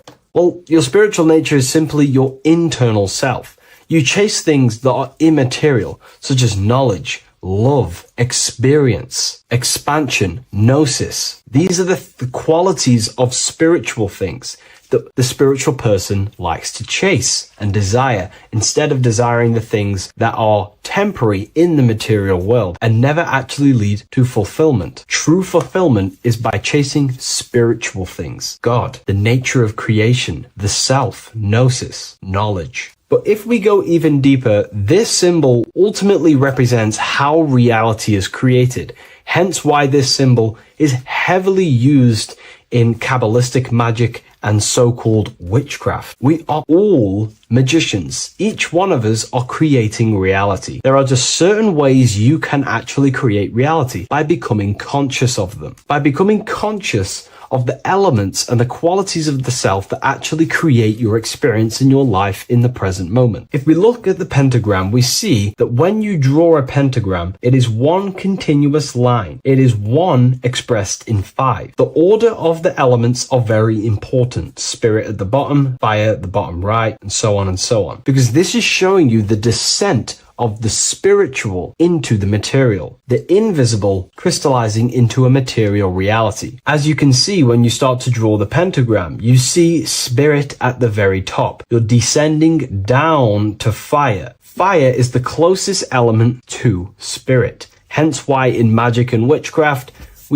people like to use candles. So you're descending first into fire, then into air, then into water, then into earth, then back into spirit. Because of course, the cycle of creation unfolds itself. When you die, you return back to spirit, and then you reincarnate yourself back into physical reality if you wish and desire to. Everything is under this process of matter spiritual. In the daytime you wake up, you're in your material body. When you go to sleep, you enter your astral spiritual body. Everything's in this continual process, renewing itself in spiritual, then material. But the reason why this is associated with magic so heavily is because each one of these elements corresponds to a different body of consciousness, a different vehicle of consciousness. Consciousness has many different vehicles it uses to create the tangible self, the physical reality. For example, consciousness has a spiritual nature. The spirit element in this case symbolizes the emanation, the descent of the one power, the one force that we are all using. Each one of us is using this one power, the power of the source consciousness, unfolding its creation in the present moment. This represents the source, the emanation, the descent of this continuous flow of energy through us that we are tapped into, like a live stream in the present moment. This descends first, the force descends into fire. Fire symbolizes the willpower, will. In this aspect or vehicle of consciousness, the will is the being that directs intention, initiates action, shapes reality through focus, determination. It sets direction, holds intention, projects a desire into form, and aligns your inner world with the outer creation. The will comes out of the force, spirit. Then the will goes with intention to air. Air symbolizes the mental vehicle of consciousness, the mind, the psychic man. The psychic aspects of your consciousness is thinking, imagination, mental images, logic, using the thought or the mental vehicle body of consciousness. Then that thought has an emotion, which is then water. So it goes from the force to the will to the intellect to the water, the emotional body of consciousness. The emotional vehicle of consciousness amplifies the thought into an emotional desire that you want to take action on. No one takes random actions, and if we do, we say we're very bored and we don't care. The water is the energy, the emotion you have to fulfill something. And that emotion then descends into earth, which is the physical body to take the physical action in the present moment, to fulfill that desire, to fulfill that will, that thought, that desire. And that is how reality is created all the time. Now, there is much more that you can go into with the pentagram, because true magic is about changing consciousness at will, not casting random spells. It's the ability to change the direction of consciousness using the power of the will to direct these forces to create change in the internal world so it can project outwardly in the external world. Because consciousness creates the external reality. What happens within us, we see change outside of us. So true magic is about manipulating the forces and the vehicles of consciousness that exist within our own mind to produce a change in the material world. There are other ways you can use magic, by purifying each body of consciousness or banishing each body of consciousness. Other forms of magic, you can dissect each body of consciousness and work with that specific body. If you think you're using your mind too much, you can start using banishing rituals to banish the power of the mind, to stop overthinking, for example. Or if you have lack of emotional connection with your emotional vehicle of consciousness, we can dissect this body, tap into this body, and invoke this body and strengthen it. We're dissecting each body and vehicle of consciousness so we can work with it to create a specific change inside ourselves, then to be mirrored outside of us. So pretty much this pentagram represents the descent of the spiritual turning into a material reality. Hence why sometimes we see a human figure standing in the point of a pentagram, because it ultimately represents the microcosm. You are the microcosm. You represent the entire process of spirit into matter, the invisible into the visible, the formless into form. The pentagram, drawn in one unbroken motion, captures this divine act of creation, showing how consciousness flows downward through the elements or the vehicles of consciousness to bring forth the material reality. The Book of Symbolism will teach you all about this. It was released November 17th. A lot of people have taken advantage of this. You also gain a free ebook with this copy. Every order comes with a free ebook. And if you wish to get your copy of the brand new Book of Symbolism, you can find it in the description or revivalofwisdom.com. Thank you, everyone. I'll see you in the next video. Geometry. This is the study of nature, of the codes, the mathematical codes behind physical reality. So today we're going to be going deep into geometry and the true esoteric internal geometry, the geometry that no one really talks about, and how geometry relates to human consciousness. So essentially, what we must understand when it comes to geometry, the basics of geometry is everything is vibration. And this vibration is vibrating on a certain frequency. And this certain frequency creates a geometric shape, which is why in nature we see all of these different geometric shapes. All matter takes form in shapes. So if we put sand on a plate and we vibrate the plate on a specific frequency, we see that the sand goes into specific geometric shapes and patterns. So essentially, matter is energy condensed. It's energy vibrating on a low frequency, vibrating at a certain frequency. So matter is condensed energy. And each geometric shape is manifesting and showing a specific energy. Some shapes carry more energies than others. For example, the cube is what traps energy. A square is what traps energy. So geometry and the flowers are basically how energy manifests itself into physical matter. We are in a world made out of energy or light. Light is energy. So everything is vibration, everything is frequency, and everything is energy. Even the words, each atom in our body, everything. So everything in nature has these mathematical, energetic codes. So geometry is basically the study of nature and the shapes that are in nature and their energetic principles. Because like I said, matter is energy. So this is what we call cymatics, when we place water in a petri dish and we shine light on top and we vibrate the water. And we can capture, this creates certain patterns. Each frequency, like you see here, has its own pattern.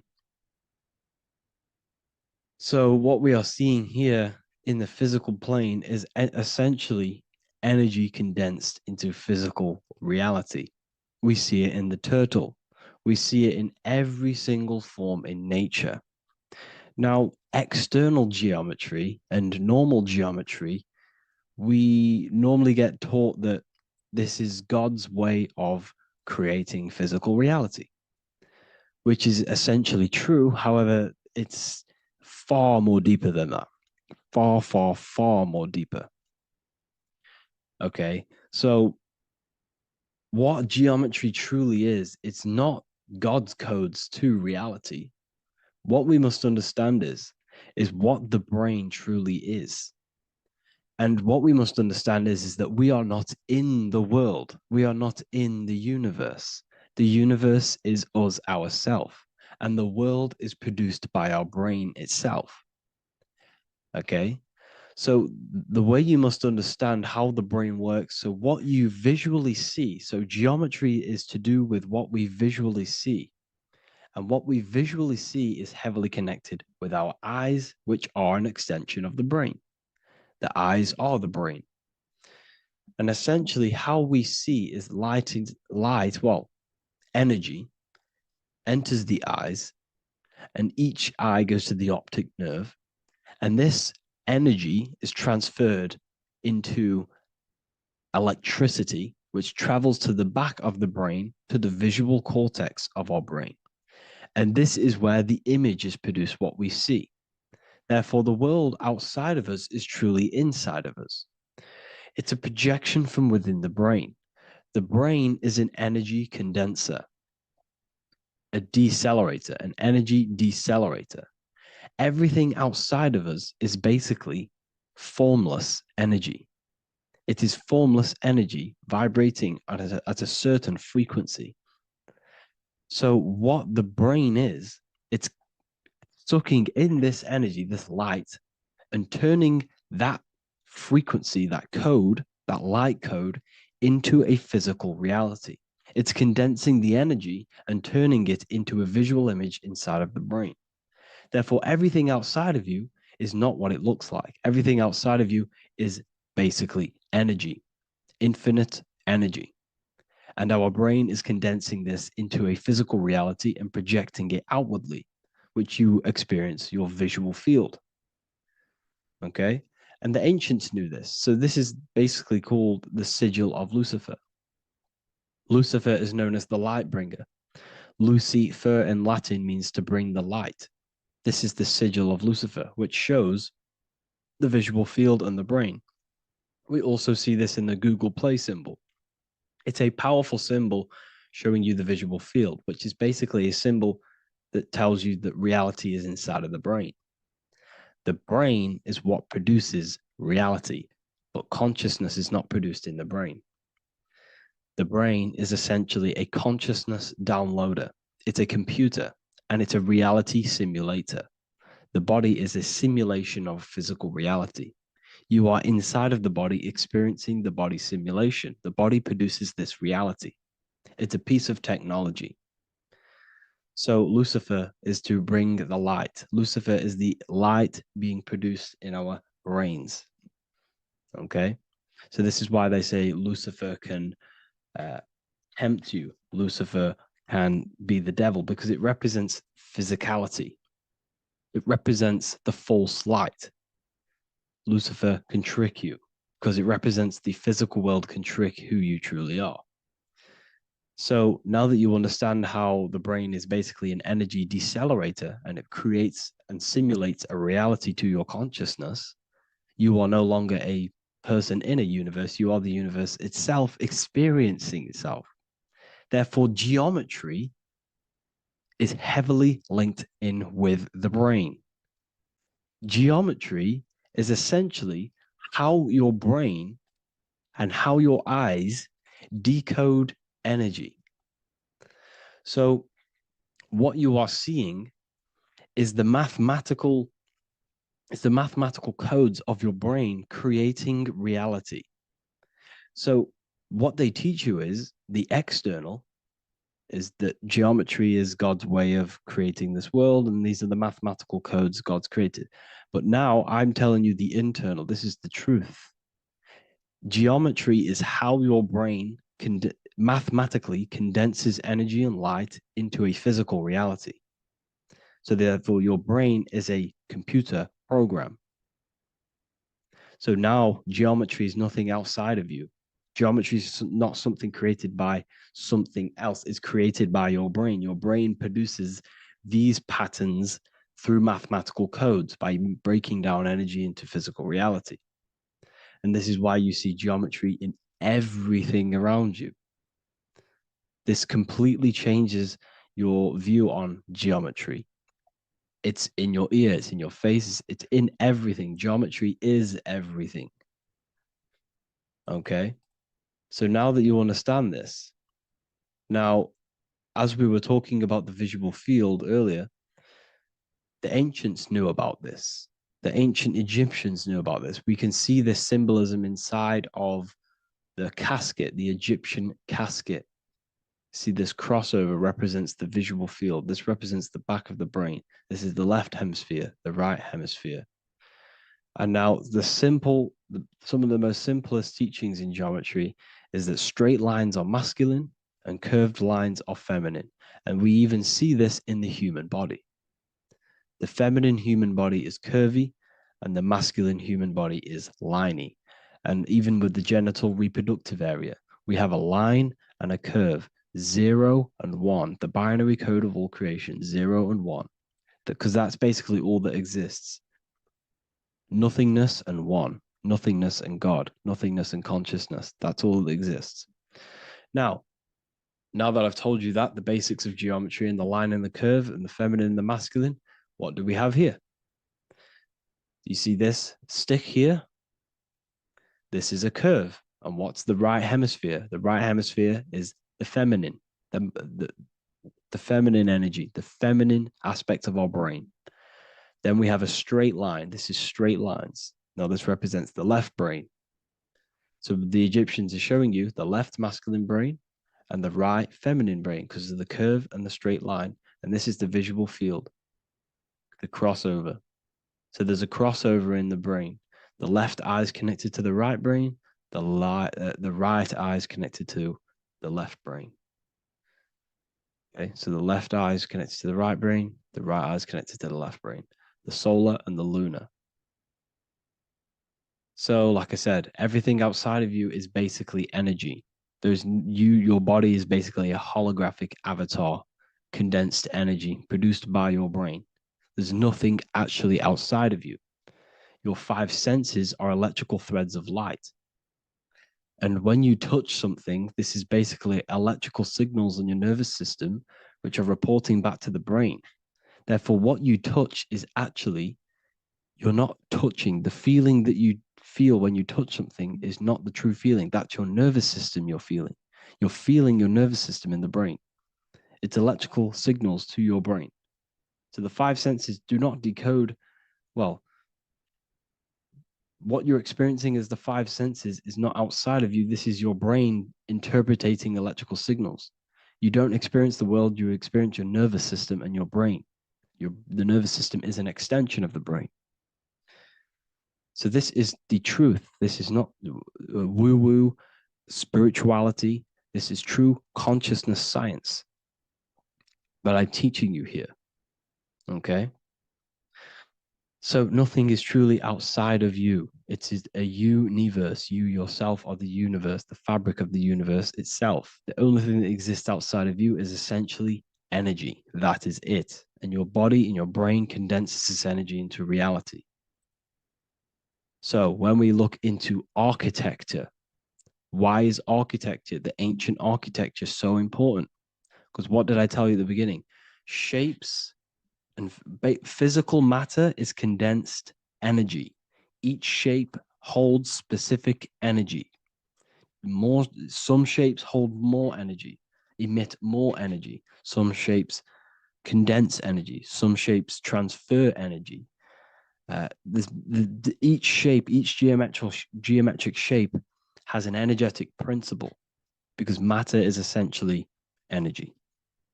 So when we look into cathedrals and the ancient buildings, they were filled with geometric patterns, geometric shapes, because they understood the energy principle. Architecture is basically solid energy. It's physical energy. If we create this pattern here is an energy code. And if you stand next to it, you're going to gain that energy. It's going to be imprinted on your body. So essentially, they filled their buildings with high energy geometric shapes. Points, triangles, pyramids are very, very energetic. This is why you have crystal pyramids made, orgonite pyramids. They're always in pyramid shapes. That's why the Egyptians built in pyramids, because pyramids hold high energy. They emit high energy. So this is why you see all these different geometric patterns. Okay.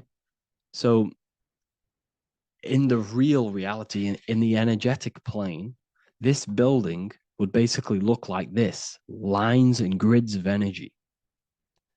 Okay, this is what it would look like in the energetic plane, a blueprint of the energy body.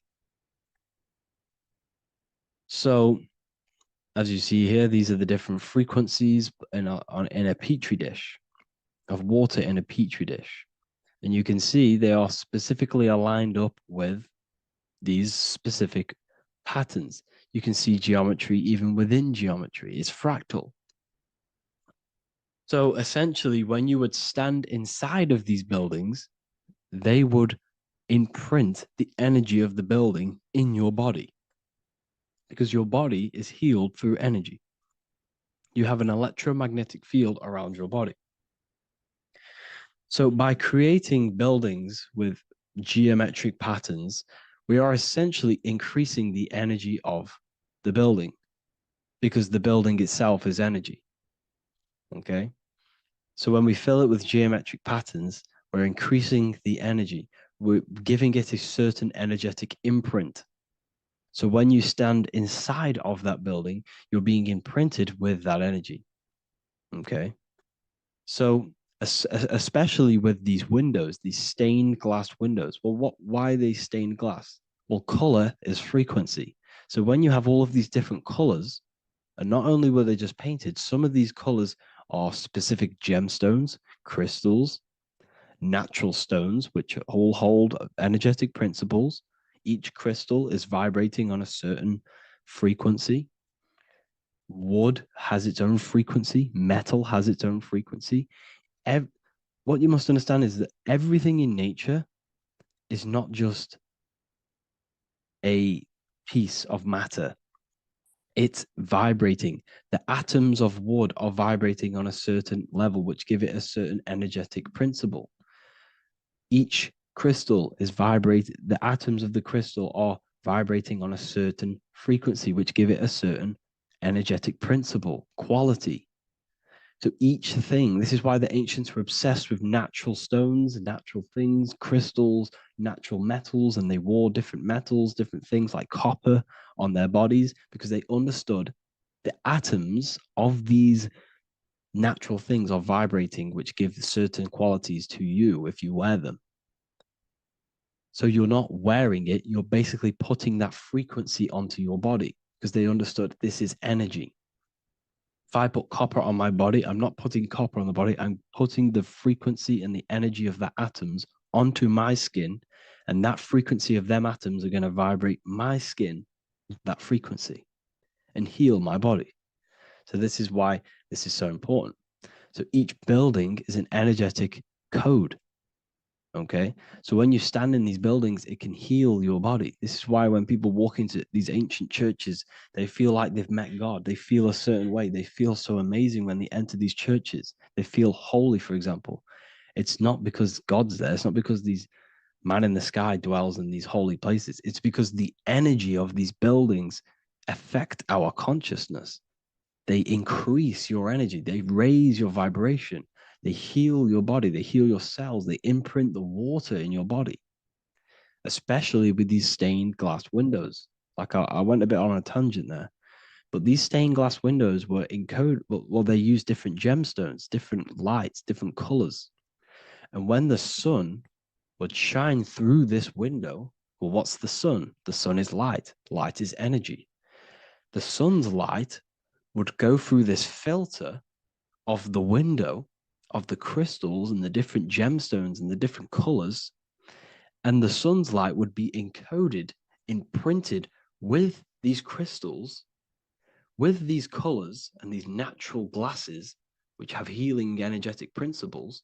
And when you are inside that building, the sun's encoded energy of the window would be imprinted into your body, into your energy field, and it will heal your energy field, and it would heal your body, your cells on a cellular level. Because your body is what? 60 to 70 to 80, some people say 80% water. And water is encoded with vibration. If you say certain things into water, it gives it a specific geometric pattern. like I broke down in the beginning. If you say love to a water and then freeze it, it will go to this. If you say hate, it will go to a distorted pattern. So when you are in these buildings, you're being imprinted by the energetic codes of these buildings, the energetic principles of the windows, of the structure itself. The ancients never used to build in squares. Their buildings, their insides were never square rooms because they understood squares trap energy. They always had pointed roofs so energy can escape. So there's many little things that we need to look into geometry. For example, when you see magicians, when you look at ancient magic, why do they stand in circles with different geometric patterns? They use different geometric shapes. Why? Because shapes are energy. They hold specific energy. So when the magician stands in a circle with a pentacle, they're working with the energy of that pentacle. You can work with different energies based upon the different geometric shapes that you draw. And you can use this in your structure, in your architecture, in your work, and it can influence everything. So this is the true geometry. I hope you gained a deeper understanding on geometry and how it relates with you and your consciousness. Like I said earlier, your brain produces geometry.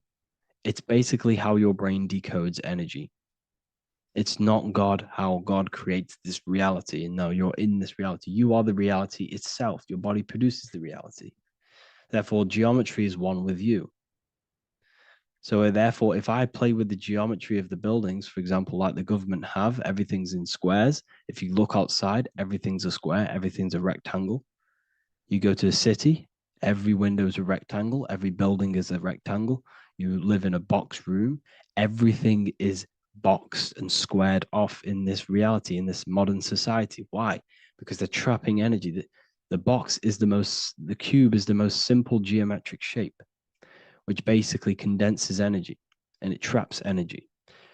And if you subconsciously see squares all the time, your phone's a square, your TV screen, everything's a square, your keyboard, your desk. Go and look at the ancients. They never used to build in squares and cubes. And if you go into nature, you'll never see squares and cubes. Nature doesn't create squares and cubes. Everything in the modern society is squares and cubes to simple your consciousness down, to dumb your brain down. So the ancients built very, very complex structures. Why? Because they understood what we see affects our brains, because our brains decodes reality and creates reality.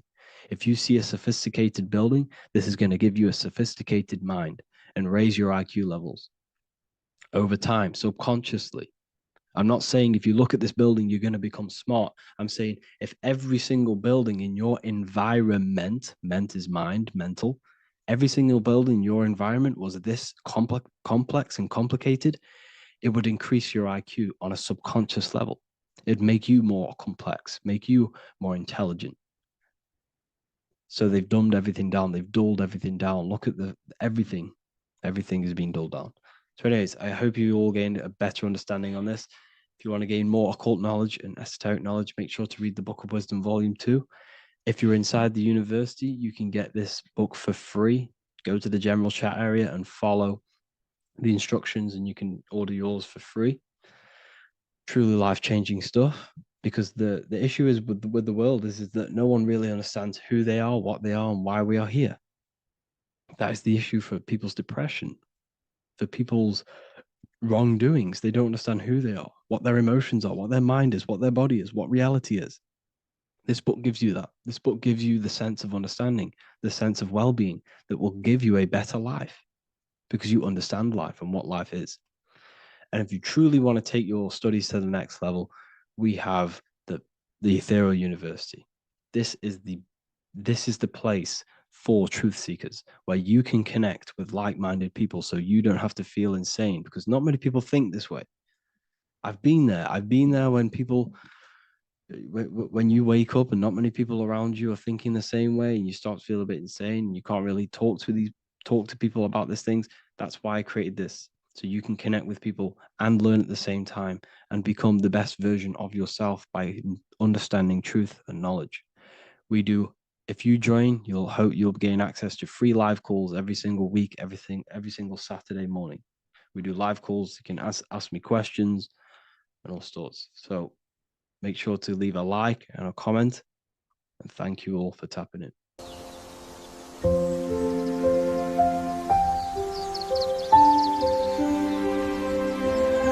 bookofwisdom.com. Visit today.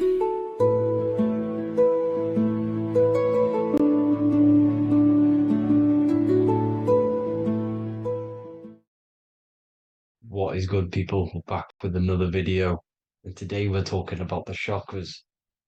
Let's jump straight into this because I know there's been a lot of requests for this video. So let's jump straight into this. So you have 7 chakras, right?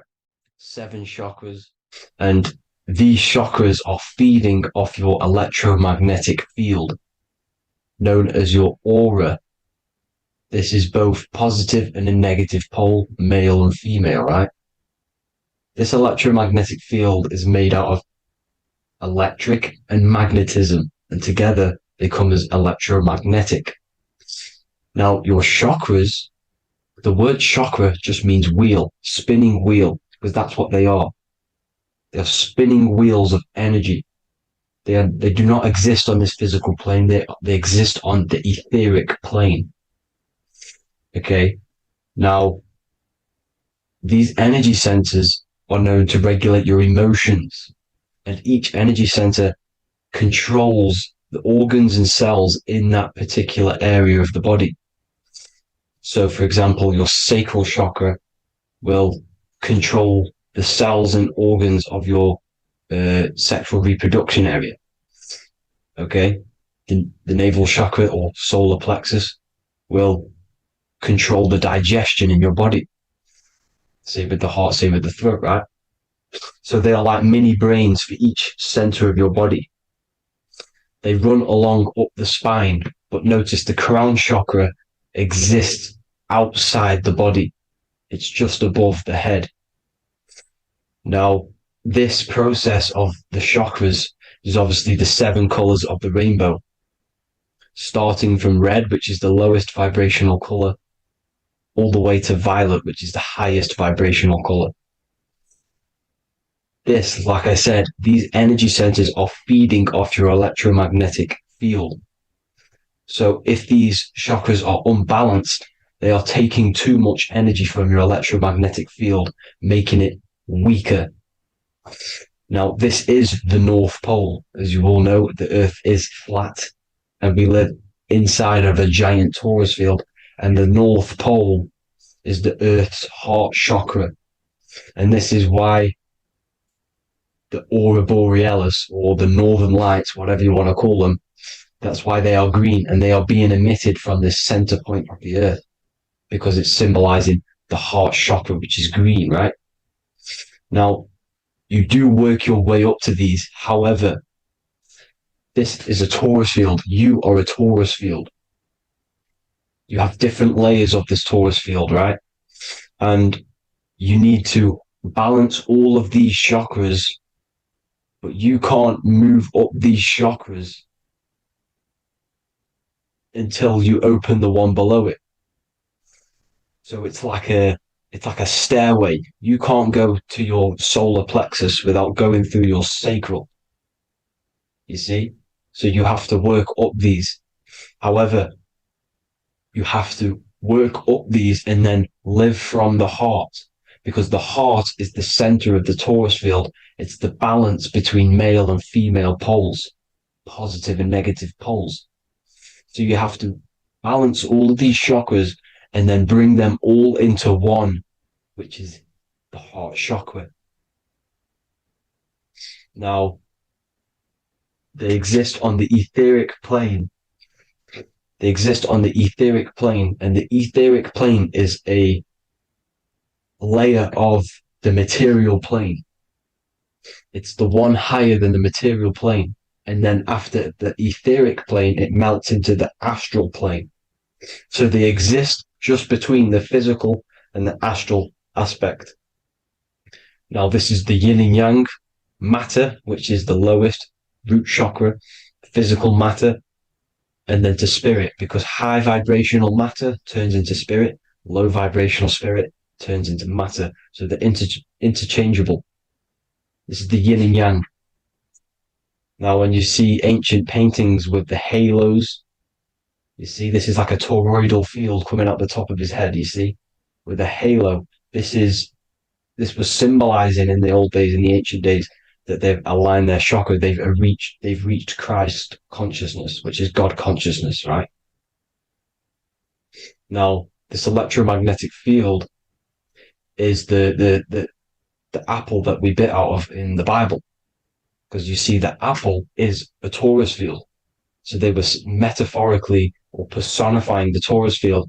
That's what the Bible is. It's a massive personification. It's all metaphors. You have to read it properly. It's got a greater meaning behind it. Now, when we bit from the apple, we ate from the tree of knowledge, which is good and evil. Our lower mind took over, so we materialized to feed our physical bodies. We materialized through Saturn. That's what Saturn does.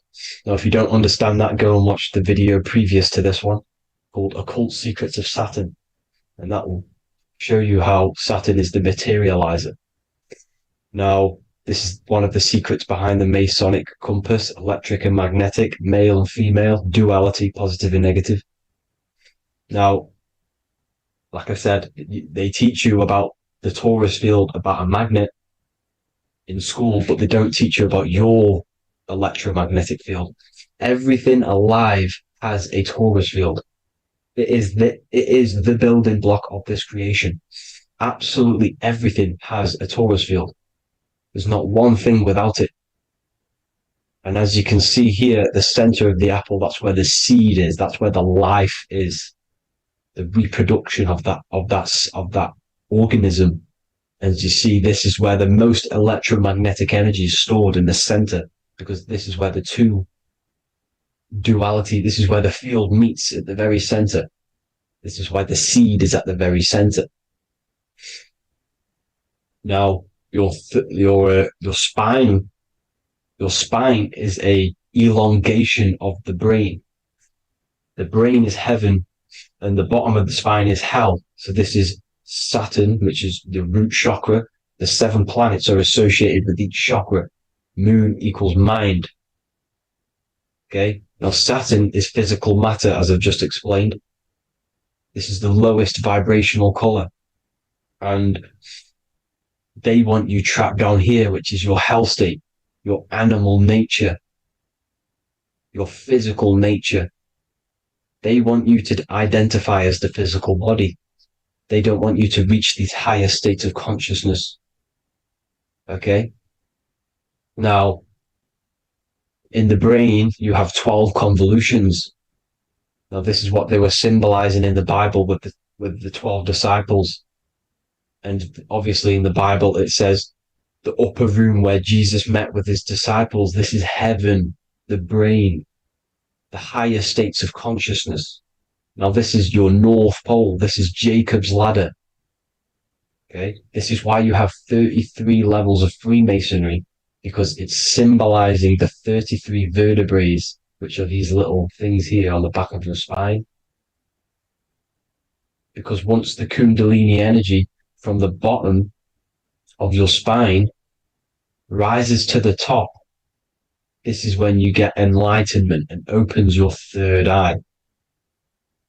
Spiritual enlightenment. As you can see here, this is Jacob's ladder. This is the Kundalini symbol, right? And they're even showing you this in the medical symbol. They're putting it in your face. But the serpents are wrapped around the spine. Now, the serpents symbolize how the energy moves around the spine, because it's a torus field, you see?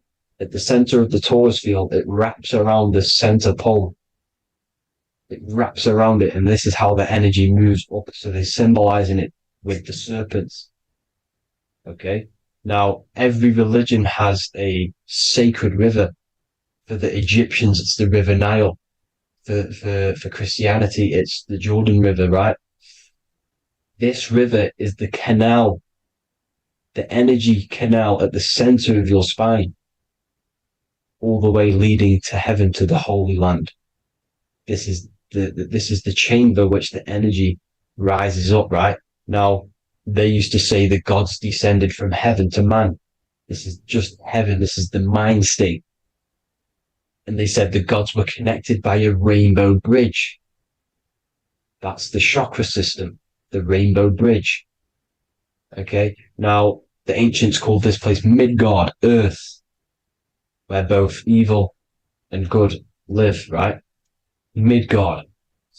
But you can go to heaven, which is a pure mind state, because once you're in heaven, nothing negative can ever bother you. That's completeness, pure Christ consciousness. Now, this is why Jesus dies at 33.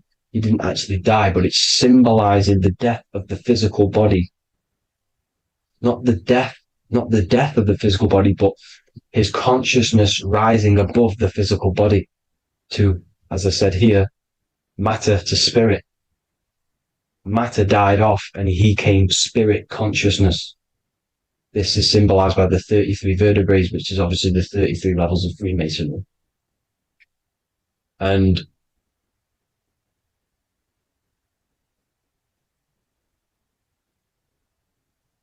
now the pineal gland, which is at the very top of this Jacob's ladder or the River Jordan, the canal, your 33 vertebrae on your spine. This is where the pineal gland sits, right? At the very top, at the center of your brain. Now, there's multiple ways this was symbolized. The Eye of Ra, which is used by the Egyptians. Now, this pineal gland is the seat of consciousness.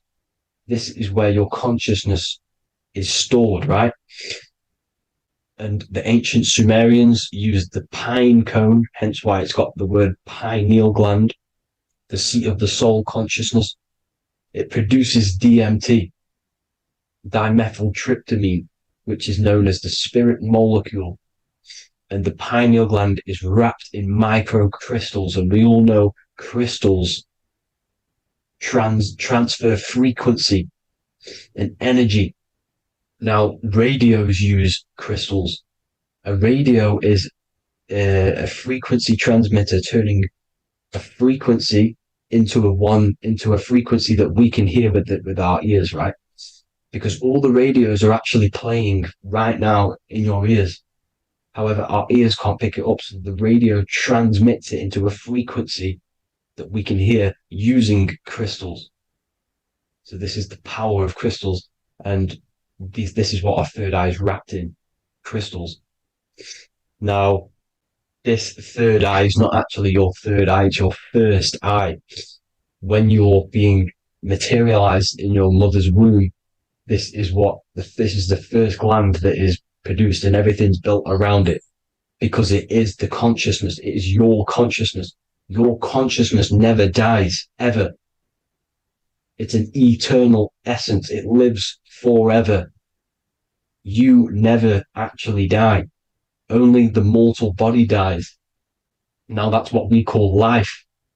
Life is abided by time, and time is change. And change is what we call life, because everything's constantly moving and transforming into different things, right? Now let's not get off track. The pine cone is obviously, this is in the Vatican here. The pine cone is symbolized as the pineal gland, pine. And this is the opened pine cone. The opened pine cone means or symbolizes the awakened man, the awakened third eye. But the ones here, which the Sumerian gods are holding, these are shut pine cones, symbolizing the unawakened man. But let's not get confused, people. These gods were not gods. They are human beings just like you. They reached Christ consciousness. They are nothing more special than you. They just had the ability to reach Christ consciousness. And obviously their knowledge was far more intelligent than ours, far more advanced than ours. They knew the truth about this reality to the depths. Now, the ancient Hindus had a goddess called Kundalini, which is said that she descended by the means of a ladder or a cord from heaven, which is symbolizing the spinal cord. Now, this is what Hickory Hickory Dock, the mouse went up the clock and came back down. This is all these stories, like Santa as well. Santa comes up and then down the chimney. This is symbolizing the Christ oil. There's an oil which is produced in your pineal gland, right? And this oil travels down the spine. And once it's down on the spine, you must have to raise your consciousness, just like I said, with the chakras. You have to raise your consciousness, raise your vibration to heat up this oil and turn it into a gas. And it travels back up the spine through like the serpents up the spine. And this awakens the third eye once it's coming back up the spine and hits the pineal gland. This is the secret behind Santa and Hickory Hickory Dock, because Santa comes down and feeds the presents and goes back up the chimney. And he lives in the North Pole, the positive pole. This is the North Pole, people, and the presence is your sacred oil. This oil, your physical body is the furnace. It's the spiritual furnace, which you have to heat up this oil by raising your frequency and turning it into a gas to rise up this chamber, the River Jordan, to your third eye, right? Now, this is an alchemical process. Your body is the alchemical furnace. It says in the Bible, if therefore thine eye be single, thy whole body shall be filled with light. I shouldn't have cut that out, but that's what it says. The light of the body is thine eye. If therefore thine eye be single, thy eye shall be filled, their body shall be filled with light. This is symbolizing the pineal gland, enlightening the body, the spiritual body, filled with light. Now, as I said, they want you kept down here, which is the root chakra, which is your animal nature, which is obviously mind, matter over mind. This is the symbol of Saturn, right? As you say, we're built of body, mind, and spirit, the Holy Trinity. That is the sun, moon, and earth. The sun's your soul, solar. Moon is your mind. Earth, which is the cross, which is your physical body, the 5 elements, right? So body, mind, and spirit. So the Saturn symbol is actually made out of the cross on top, which is the earth, and the moon on the bottom, which is symbolizing matter over mind, because earth is physical matter. You don't want to be matter over mind. You need to be mind over matter. See, they want you identifying as your physical body. They don't want you to realize you're an eternal consciousness. You're an eternal essence of consciousness which never dies. They want you trapped in your animal nature. And this is why the Baphomet has a goat head, because it's symbolizing your animal nature, which is evil. Not evil, but you're more likely to do evil things, right? Which brings bad karma. That's your animal side. This is why the Baphomet has an animal goat head. As you can see here, he's got the Kundalini energy here. So when you see the inverted cross, the cross is your body, as you can see here. The inverted cross means your chakras downwards, down here. Your head's down here. Your mind is down here. But your mind needs to be up here, which is the upwards cross, which is Christ consciousness. And as we all know, 7 colors of the rainbow, 7 planets, 7 chakras. Red light is low frequency and long range. This is why Saturn is the slowest moving celestial body. And it's the lowest chakra, because it's low frequency, long range. The moon being the crown chakra, which is high frequency. This is why the moon moves around the quickest. The moon is your crown chakra, which moon in mind. See, so there are multiple ways of your chakras becoming blocked. Now, each chakra has a specific intelligence. It has a specific thing that it's doing for the body, right? Now, this can be overused. It can be abused. For example, masturbation. That keeps you down here in your sacral chakra, because you're abusing the energy center. You're abusing your sexual energy, which is then becoming unbalanced. So this is how energy, this is why these centers are pulling more energy out your electromagnetic field, because these centers are wheels. The chakras just mean spinning wheel of energy. So when you're abusing these certain centers, you're pulling energy out of your electromagnetic field, which is making your field weaker, which is making your frequency lower, which makes you prone to diseases, prone to lower negative energy, right? So you need to align these chakras. You need to unbalance them. And as you can see here, you can screenshot these to see how they're blocked. I'm not going to go over each one because it'll take me forever, but have a little read yourself. This is why they're blocked. Now, the ancients used to say Aum when they meditated. Now, these are the 7 vowels. There's not 5 vowels, there's actually 7. Now, when they say Aum, they're aligning all their chakras by saying this when meditating. This is where the Aum originated from. Now, emotion is energy in motion. So if you're feeling a certain way, that's the energy you've put in motion. It's a reflection. We live in a mirror reality. Everything's mirrored. Everything's mirrored. As within, so without, as above, so below. Everything's a reflection of some sort. So whatever you're feeling, you're doing something wrong. It's telling you you're doing something wrong from the root cause.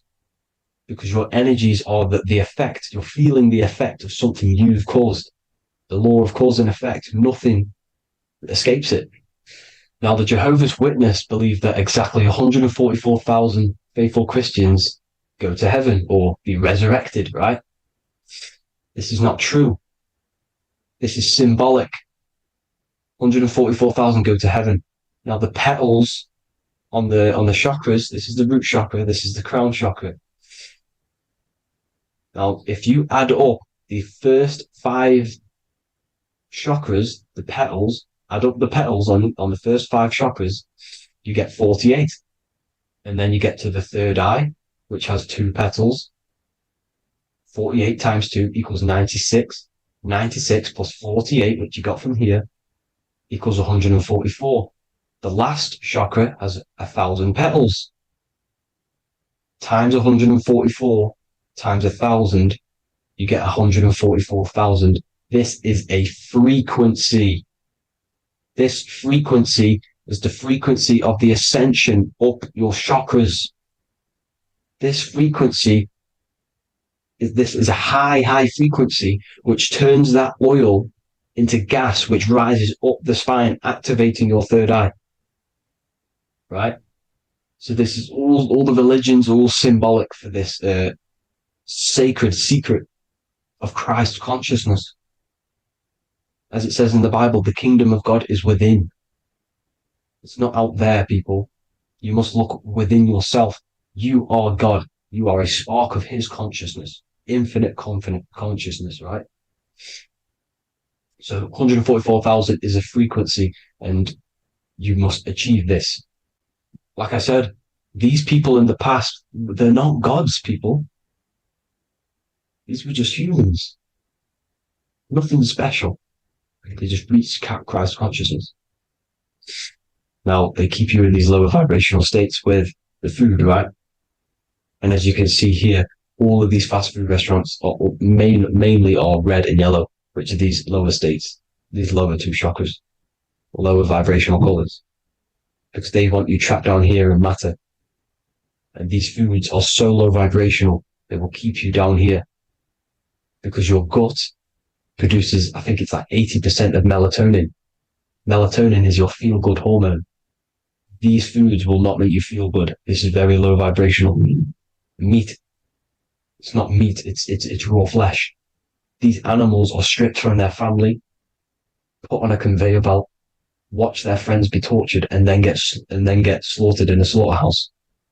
Think of all the fear that's running through their blood, all the hormones, all the fear, and you're going to go and eat that very low vibrational energy. As you can see here, this is the light photons within fruit. You can see the life force in this fruit. You must think, feel, and do positive to raise your vibration. As you can see, earth equals heart. If you rearrange it, everything in nature is green, right? The aurora borealis is green. You must align all these chakras and then live from the heart, because the heart's the center of the Taurus field. You must become the consciousness in the center. So that's it for this video, people. Thank you all. God bless.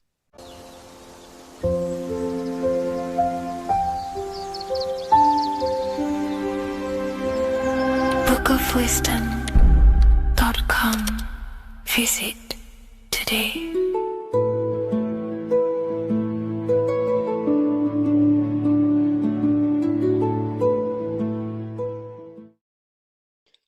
What if I told you you don't have one body? You in fact have four. There's a secret hidden right in front of you, and most of you overlook it. And by learning these teachings today, this will change your perspective on life, on yourself, and completely change the conception of yourself. This is the key to your highest potential. If you stay with me today, you will find secrets about yourself that will change your life. But I warn you, once you step this path of esoteric knowledge, there's no going back. Once you see, you can't unsee. So stay with me, and we will discuss the four bodies of your soul and how you can master yourself to reach your highest potential. The first thing we must understand is that there is a sun.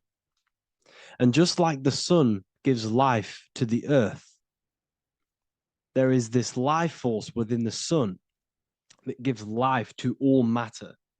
We must understand that that matter itself is dead. It has no life potential. It has no ability to create or destruct anything. All of the life comes from above, from the sun, from the life-giving power of this infinite energy source we call the sun.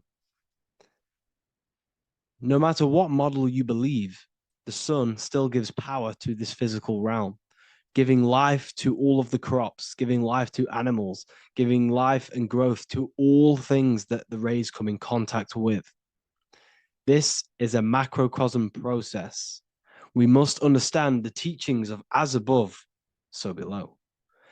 This means that the macrocosm repeats itself in a microcosm form.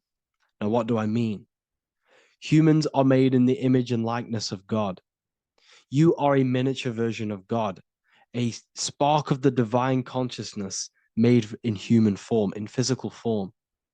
Just like the sun gives life to all physical matter and growth to all crops on the earth, your soul is a miniature sun. And your soul is giving life to the body. Your body is a miniature earth, which also goes through the cycles of the 4 seasons of the sun. We feel different in each one of these seasons. It's because our body does not only go through these cycles externally, but these cycles happen within ourselves, within consciousness. Your soul is the sun. The sun you see in the sky is an externalization of your soul. Your soul is the life force. You are the soul, not the body. And like the sun gives power to the earth, the soul gives power to your body. So first, let's look at the etymology of the word sun. The word sun comes from it's a Latin word solis or sol, which means the sun. Sol then became soul, sun, soul. And in fact, S-O-N and S-U-N in the old etymology dictionary mean the exact same thing. They are interchangeable. So when we look at the symbol of the sun, we look at a circle and a cross, which represent the 4 aspects of the sun, the 4 seasons of the sun: summer, winter, spring, and autumn. These are the 4 states of the sun. Like we said, this is why we get this symbol. You have the 4 states of the sun, which represent the 4 bodies of the soul. Now, this is where we get deep. Like I said, the sun you see in the sky is a macrocosm of your soul, an externalization of your soul. Just like your sun has 4 seasons, the 4 seasons within us are the 4 bodies. Our soul is incarnated and split into 4 sections. We have a mind, we have a physical body, emotions, and spirit. These are all interchangeable and they are all linked. In ancient alchemy, we have the exact same symbolism of the four stages of alchemy. But in this case, they're symbolized as the four elements: earth, water, air, fire. In this ancient alchemical symbol, we have the pentagram, with the top one representing the soul, ether.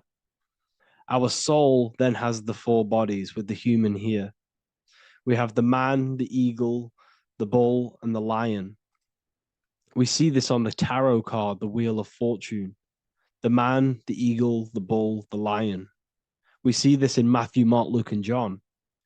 The lion, the bull, the man, and the eagle. We see this with depictions of Jesus.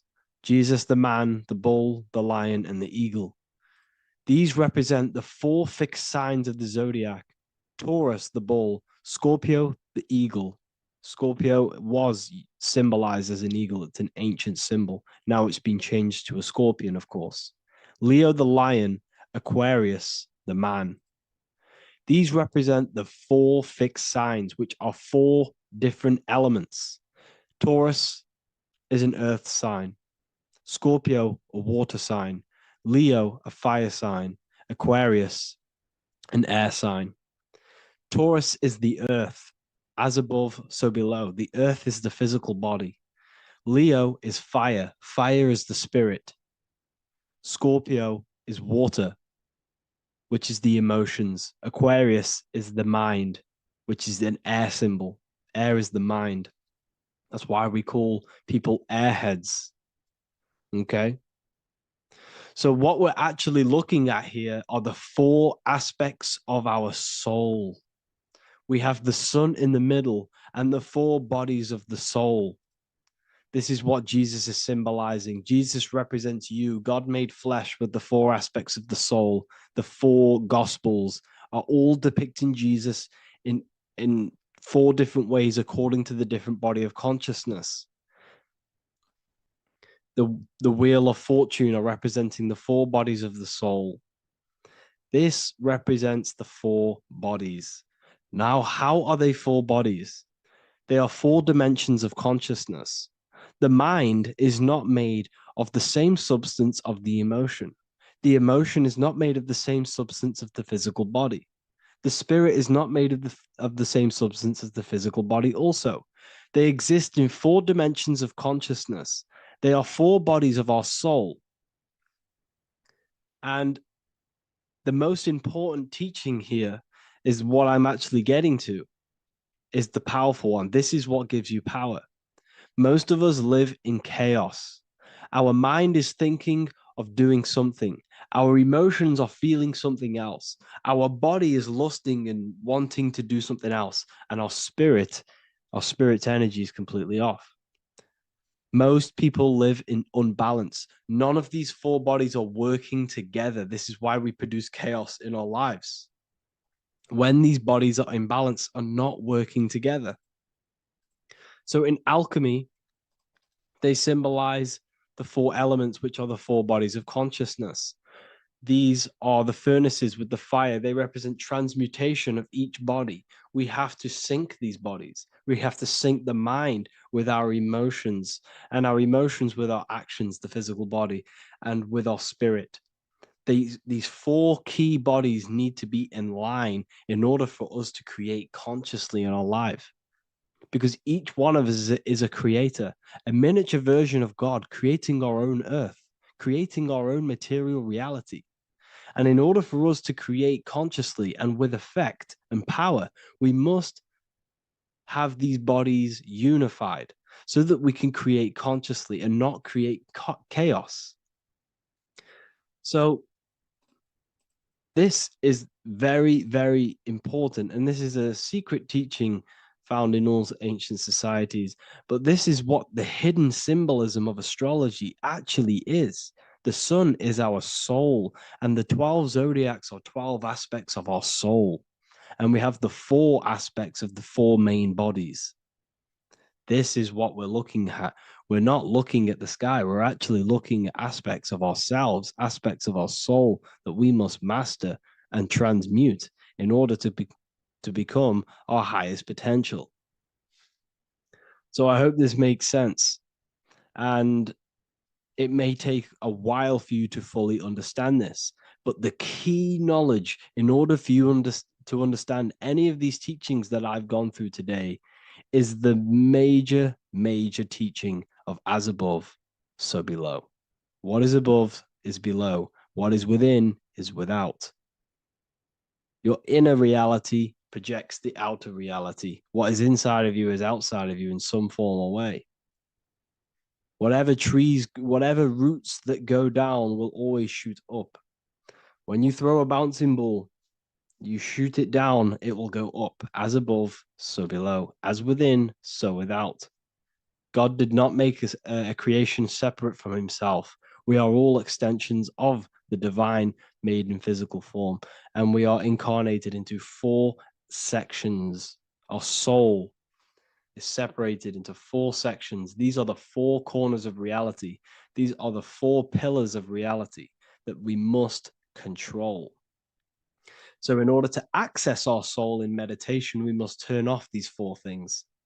Turn off the mind, the emotion, the spirit, and the body. And then we access the soul. So I hope this video helps today. And you can learn all about this in the Book of Wisdom, Volume 2. This book is a revolution in consciousness. I do not recommend everyone reads this book. This book is only for people who are serious and want to transform their lives.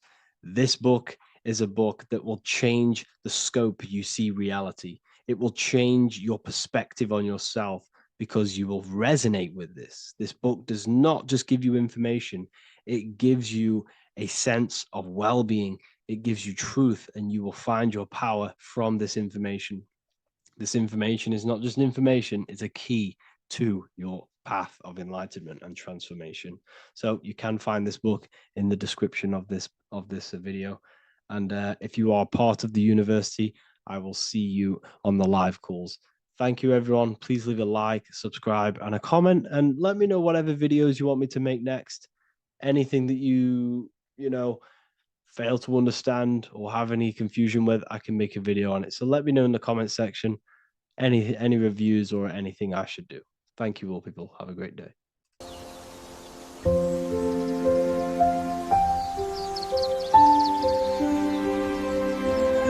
bookofwisdom.com. Visit today.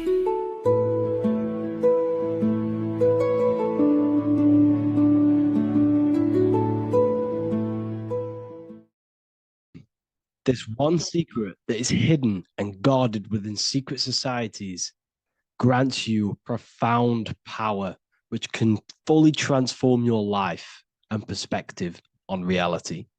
Today, I'm going to reveal this one secret, which you probably already know, but never realized how deep it truly is. This has the power to change your life. It is the key to your potential. And if you stay with me, this power may be yours, and you could transform your life with this hidden secret that is guarded within secret societies and esoteric orders. And this secret is not really a secret, but something people overlook, that the universe is mental. Everything we experience and interact with and perceive originates within the mind. The universe is a boundless field of consciousness, a mental construct molded and shaped by thought. We do not just live in a physical world, as they want you to believe. There are hidden forces that mold the material world. They want you to believe that you are only a physical being inside of a physical universe. But this is completely wrong. You are the architecture of the universe. Your consciousness is the very fabric of reality. And you create your own universe. The universe is an infinite field of consciousness, a vast and limitless mental construct, intricately woven and shaped by the power of thought. It is a dynamic and ever-evolving field where the interplay of awareness and attention gives form to existence. Within the boundless realm, every idea, perception, and belief contributes to the creation and transformation of reality itself. Each thought holds the power to transform reality. Your consciousness is the very fabric of reality. And this is shown in the symbol of the flower of life. The flower of life is a symbol. It symbolizes the interconnectedness of all existence, illustrating how every thought is not merely a fleeting moment, but a ripple that reverberates across every layer of reality. Each action, like the intricate overlapping circles of this pattern in the symbol, extends its influence far beyond its origin, weaving a web of interdependence where every choice impacts the whole. It serves as a profound reminder that everything is connected, bound by an unseen field of consciousness. This symbol represents how one action, one thought is a ripple in the whole vastness of the ether of consciousness. To master your mind is to master the universe, because your mind is a miniature universe. The mind is the very fabric of reality. So if we gain the hook, if we gain the power and the mastery over our minds, we have now gained the power to create reality to your will and intent. You see, most people live in a cycle, and this cycle is the outer world manipulating how they feel on the inner world. People's external circumstances are creating their thoughts and emotion in the inner world of consciousness, which is producing a constant cycle of negative manifestation. For example, let's say something negative happens to me in my external world. Then I start to think negative and feel negative. What that is actually doing is manifesting and projecting more negativity, because our thoughts hold the power to control and weave our own life. Your life is a direct correlation of every thought you thought in the past. What we need to do is stop and not let the mind control you in your reality. You need to control the mind so you can control reality. So what does this actually mean? Reality is an externalization of consciousness. Consciousness and matter are one. They're not separate. They are inseparable and interconnected. Everything we see, experience, and observe is a manifestation of thought, beliefs, and consciousness, shaping the world around us. Now, this ties in with the secret fifth element that they have hid from you. They've hid from you this sacred and very important symbol and pillar to reality. And this pillar, this sacred thing they've missed, is called the ether. And they've held this from you for a reason, a specific reason. This is the true fifth element. Why do they hide the ether? Because the ether has the power to shape and manifest whatever we imprint upon it. Every thought is a vibration interacting with the ether and actively shaping our reality. The ether, you could see it as the codes to physical reality. It's like an energetic blueprint which surrounds all physical objects. It is the life force that gives life to all things. All energy comes out of the ether and returns back to the ether. Energy, it's 0 point energy, and it is an infinite source of energy. So this is why they hide the ether, because whatever our mind can imprint onto the ether, we can create into a reality. And we imprint the ether through thought and imagination. The mind holds the power. The mind is the very source of reality. The material realm is not separate from the mental realm. Rather, it is intricately shaped and influenced by it through the ether. This subtle, all pervasive medium bridges thought and matter, allowing consciousness to mold and manifest the physical reality. To transform our lives, we must first transform our minds. True change begins within, as our thoughts, beliefs, and perceptions shape the reality we experience. By shifting our mindset, we unlock the power to reshape our world and recreate the life we desire. This is the power of the mind, and this is the power that's been hidden from you. We're not taught these things in schools for a reason, because they don't want us all to be conscious creators. Instead, they feed you your beliefs. They feed you your thoughts through the music, through the entertainment, through the movies, through the news. They're controlling your thoughts with this information. They're installing beliefs and information into your mind. So you are producing their reality. But this is what we need to stop. We need to take control. We need to stop consuming their music, their movies, their information, their news, because all of this is contributing towards your reality. They have the collective consciousness at the tip of their fingers. They do not create the world. We create the world by believing their beliefs and their thoughts and installing their information into our minds. You see, it's mind over matter, and most people live in matter over their mind.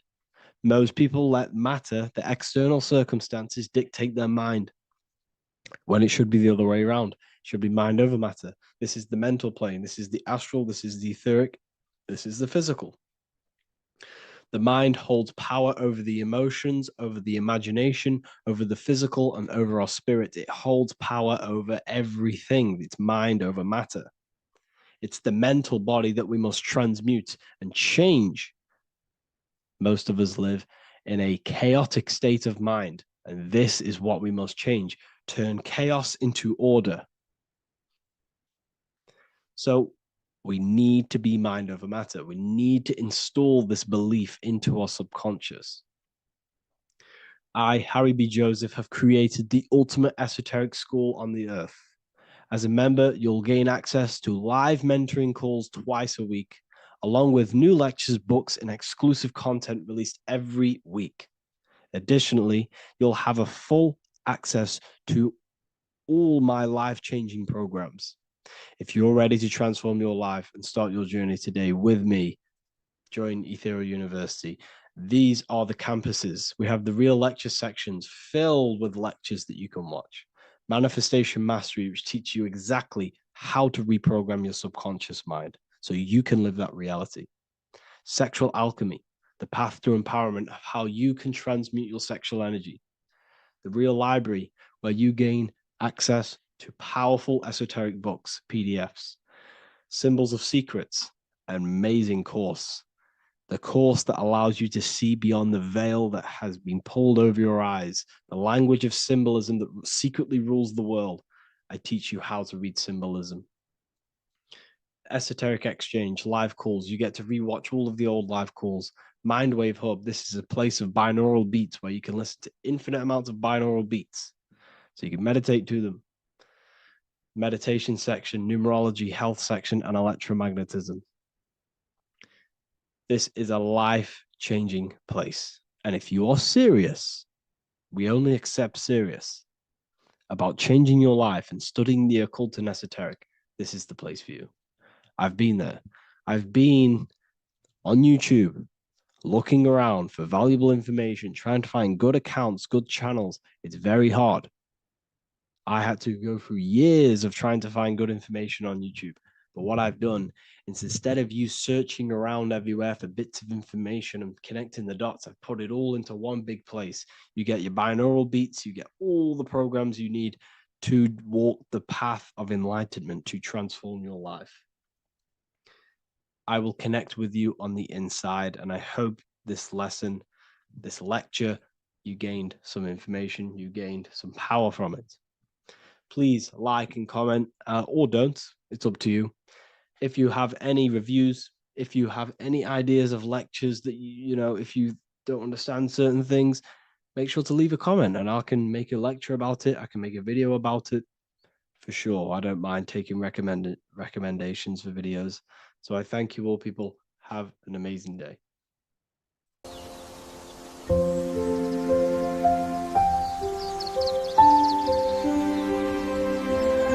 bookofwisdom.com.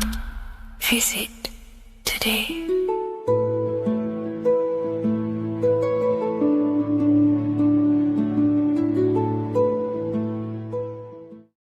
What if I told you that the pentagram can unlock the secrets of creation and make you manifest any reality you want? Hence why the pentagram is used heavily in magic and witchcraft. We have to understand that the pentagram has been heavily demonized. Religions, churches claim that this symbol is associated with Satanism and witchcraft. I personally believe this was intentionally done so that people do not gain their personal power over reality and their life. The pentagram reveals so much about you, and it is one of the most important symbols to understand inside the occult studies. It is one of the most common symbols that you will see across all occult esoteric orders and different occult traditions, such as Freemasonry, Kabbalah, Rosicrucianism, alchemy. You will see this symbol everywhere. And in fact, you even see this symbol, the pentagram, on old church buildings, statues of Jesus next to church buildings. You will see this symbol used by Christianity itself, which is very contradicting about the church. But I'm not here to tell you to think anything. You can simply take this information with a pinch of salt and see if it benefits you. The pentagram used by the early Christians was said to symbolize the 5 wounds of Jesus on the cross. But this goes much deeper in an esoteric explanation. The pentagram ultimately represents the 5 elements of creation. All creation falls within these 5 elements. We have spirit on the very top, then you have air, water, earth, fire. This is the correct placement and order of the elements. Air is always on the left, water is always on the top right, earth very bottom left, fire bottom right, and spirit placed on the tip point of the pentagram. It's a 5-pointed star drawn with one continuous line. But this actually reveals much deeper things, and we're going to be going into how to use this symbol for magic and creating your reality towards the end of this video. But now we're going to give you a basic understanding of the pentagram. It's showing you the 4 physical elements symbolized as triangles and spirit symbolized as a circle. The 4 physical elements are made out of the base element, spirit, or what the ancients call ether. Ether is the underlying base of all physical matter. This is the substance that animates physical matter with life force. All physical matter has its origin in the etheric substance, or spirit, what we want to call it. It is simply the life force that animates the physical thing.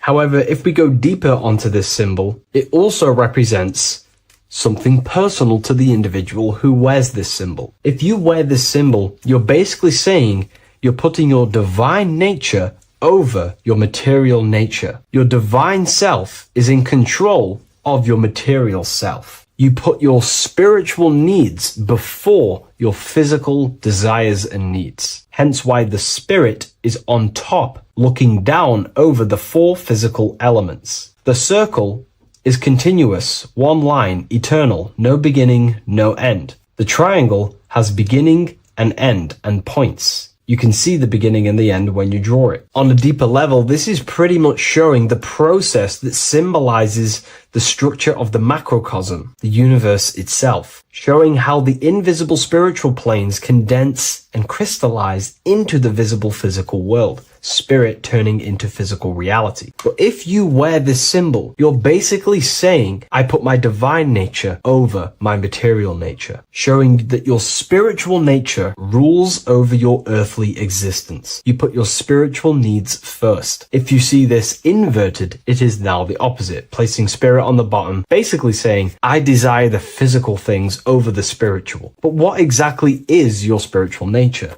Well, your spiritual nature is simply your internal self.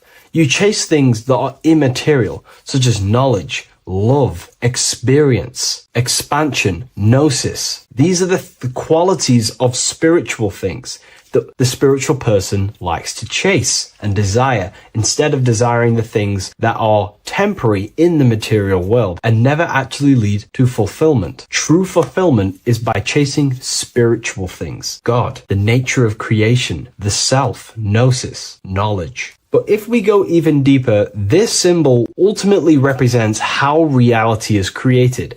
Hence why this symbol is heavily used in Kabbalistic magic and so-called witchcraft. We are all magicians. Each one of us are creating reality. There are just certain ways you can actually create reality: by becoming conscious of them, by becoming conscious of the elements and the qualities of the self that actually create your experience in your life in the present moment. If we look at the pentagram, we see that when you draw a pentagram, it is one continuous line. It is one expressed in 5. The order of the elements are very important. Spirit at the bottom, fire at the bottom right, and so on and so on. Because this is showing you the descent of the spiritual into the material, the invisible crystallizing into a material reality. As you can see, when you start to draw the pentagram, you see spirit at the very top. You're descending down to fire. Fire is the closest element to spirit. Hence why in magic and witchcraft, people like to use candles. So you're descending first into fire, then into air, then into water, then into earth, then back into spirit. Because of course, the cycle of creation unfolds itself. When you die, you return back to spirit, and then you reincarnate yourself back into physical reality if you wish and desire to. Everything is under this process of matter spiritual. In the daytime you wake up, you're in your material body. When you go to sleep, you enter your astral spiritual body. Everything's in this continual process, renewing itself in spiritual, then material. But the reason why this is associated with magic so heavily is because each one of these elements corresponds to a different body of consciousness, a different vehicle of consciousness. Consciousness has many different vehicles it uses to create the tangible self, the physical reality. For example, consciousness has a spiritual nature. The spirit element in this case symbolizes the emanation, the descent of the one power, the one force that we are all using. Each one of us is using this one power, the power of the source consciousness, unfolding its creation in the present moment. This represents the source, the emanation, the descent of this continuous flow of energy through us that we are tapped into, like a live stream in the present moment. This descends first, the force descends into fire. Fire symbolizes the willpower, will. In this aspect or vehicle of consciousness, the will is the being that directs intention, initiates action, shapes reality through focus, determination. It sets direction, holds intention, projects a desire into form, and aligns your inner world with the outer creation. The will comes out of the force, spirit. Then the will goes with intention to air. Air symbolizes the mental vehicle of consciousness, the mind, the psychic man. The psychic aspects of your consciousness is thinking, imagination, mental images, logic, using the thought or the mental vehicle body of consciousness. Then that thought has an emotion, which is then water. So it goes from the force to the will to the intellect to the water, the emotional body of consciousness. The emotional vehicle of consciousness amplifies the thought into an emotional desire that you want to take action on. No one takes random actions, and if we do, we say we're very bored and we don't care. The water is the energy, the emotion you have to fulfill something. And that emotion then descends into earth, which is the physical body to take the physical action in the present moment, to fulfill that desire, to fulfill that will, that thought, that desire. And that is how reality is created all the time. Now, there is much more that you can go into with the pentagram, because true magic is about changing consciousness at will, not casting random spells. It's the ability to change the direction direction of consciousness using the power of the will to direct these forces to create change in the internal world so it can project outwardly in the external world. Because consciousness creates the external reality. What happens within us, we see change outside of us. So true magic is about manipulating the forces and the vehicles of consciousness that exist within our own mind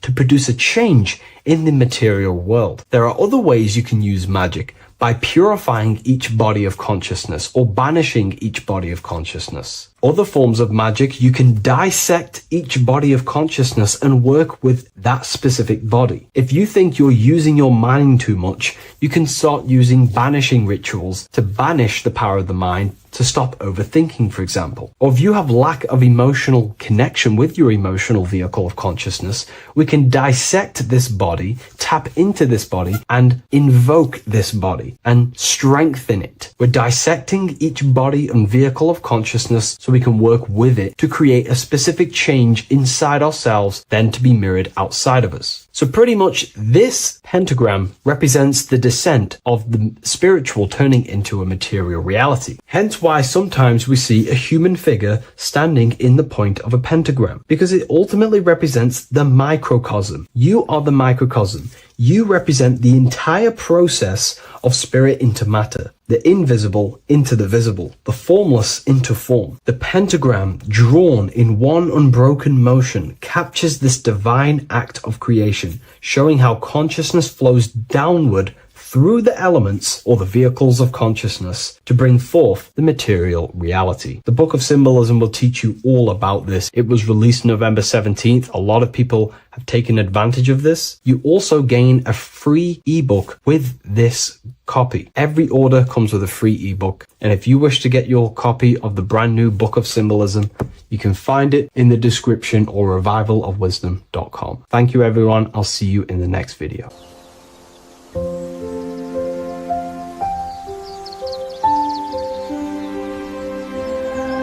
bookofwisdom.com. Visit today.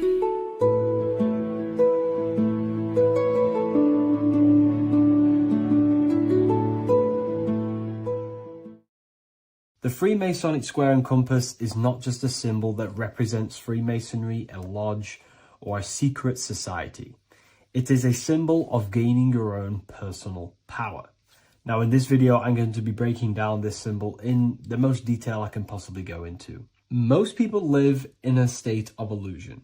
They live their life impulsively, acting based on their five senses, tasting, they want to feel a certain thing like an orgasm, or they're basically just slaves to external things and their five senses, which leads to a very dark path where you'll never actually become a conscious creator and you'll never actually be internally happy. The Freemasonic square and compass reveals some deep wisdom about this. Now let me break this down. If you want to gain your personal power, listen up. The Freemasonic square and compass is a compass which is used to create circles. Now if you notice something about the circle, they have no beginning, no end. You can't tell where it begins and ends. It's eternal, which means this represents consciousness. Now, if you don't know what consciousness is, if you close your eyes, you have an internal world. You have thoughts, emotion, visualization. This is all consciousness, spiritual. Then we have the square. The square creates squares or lines, which represents matter. It has a beginning and an end. You can quite see where the beginning of the end is, right? So we can even link this to Leonardo da Vinci, the Vitruvian Man. We see the man in the square with the circle. The circle is the eternal consciousness and the man is the square, limited to the physical world. But consciousness is not limited. That's why it's outside the square. This is eternal. The body is mortal. The body will die. Consciousness will never die. If we look even closer at the symbol, we notice in this particular symbol, we have the compass overlapping the square. This is very, very symbolic. This represents spirit over matter, also known as mind over matter, consciousness over matter, the circle over the square. Like I mentioned earlier, most people are slaves to their senses. They go through their day and all they do is chase validation and feelings. They eat all day to feel good, which means they're slaves to their taste. They're slaves to their feeling. They masturbate, which means they're a slave to orgasms and external things. They're literally being governed by the external world controlling their internal world. They're literally living life on autopilot. And don't get me wrong, I was guilty of this too. We're all guilty of this when we join this world because we're not taught this sacred knowledge. Until you actually stop and recognize this, you'll be living life on autopilot. Literally not even living. You'll be running off subconscious programs, seeking external validation and being ruled by these five senses. The square underneath the compass represents consciousness on top of matter, which means the internal world is controlling the external world. It is the mind controlling matter and not matter manipulating the mind. In the occult and esoteric world, it's very important that you are conscious of every action that you are taking in your day-to-day life. Never act subconsciously. Always be conscious. What are you thinking? What are you acting? What are you giving your attention? All of this is contributing towards creating because you are a creator. Consciousness is a creative force. You need to make sure that the compass is on top of the square, that your inner world is controlling the outer world and not the outer world controlling the inner. As I've mentioned in many videos before, the internal world of consciousness is what's producing the external world. Your life is just a result of every thought and emotion that you felt in the past. Everything you own, everything you possess, your friends are all reflections of your consciousness. They're all reflections of what you are thinking about. When you change your thinking, your external world starts to rearrange itself. On a basic level, this symbol represents the combination of spirit and matter. You are a spiritual being and a material being. You are heaven, the sky, and earth, the ground. You are heaven and earth, spirit and matter infused into one. You are a bridge between the divine and the earthly worlds. And you can bring down these higher realms of consciousness, thought, imagination, and emotions into a physical, tangible reality. To do this consciously, we need to make sure the external world is not manipulating the inner world. Because if your internal world is being controlled by external circumstances, for example, you have a circumstance happen in your reality, an emotion triggers inside of you, and that emotion is a command to create more of that. And the thoughts that you think are creating more of that negativity. So it's a constant cycle of negative manifestation if you let the external world control your internal world of consciousness. So we need to make sure the compass is on top of the square, that the internal world are commands and not reactions to create your external reality. And not only just to create, but to actually enjoy life. If we let the external world bother our internal world, this means that we have some sort of mental or emotional attachment to the external world. We need to detach from the external world. Why do I say that?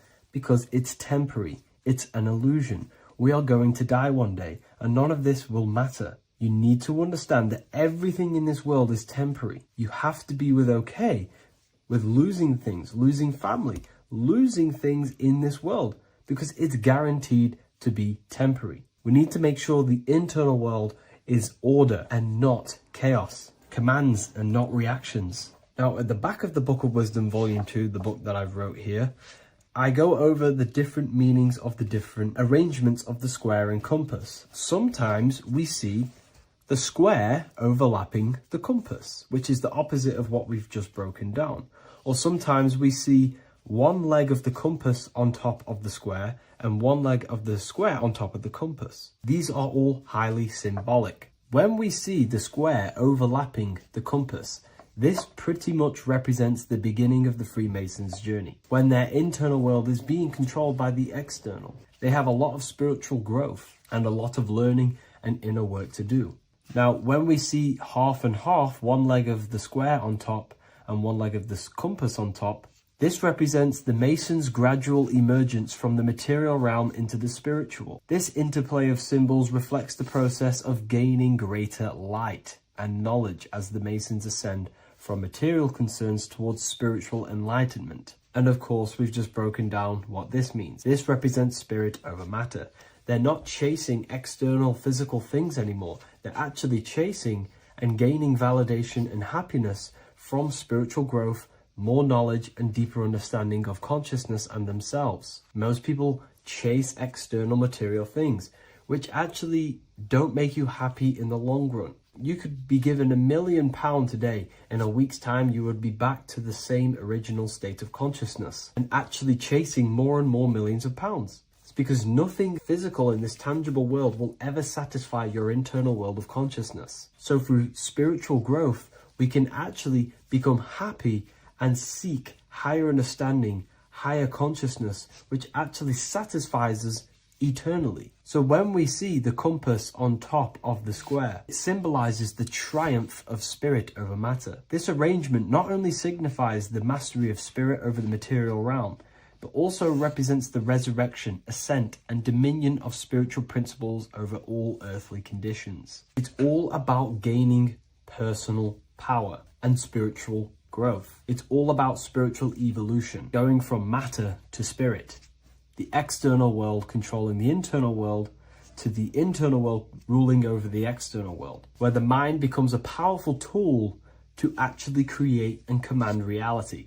The mind cannot create and command reality if it's being governed and tossed all over the place by external circumstances and thoughts. Here's a quick tip on how to know if your mind is controlling you. If your phone notification goes off and you're working on something, and you instantly go to reach and pick up the phone as soon as the notification goes off, that is an indication that your mind is controlling you and you are not controlling it. The mind is the direction of consciousness. The direction, it directs the flow of your attention, your energy, your consciousness. So to practice to gain mind over matter is simply just meditation, allowing the mind to sit still and focus on one thing for long periods of time. And over time, this will gain mastery over your attention and your mind. If you are on your spiritual path, this should be your goal, your internal world becoming the master.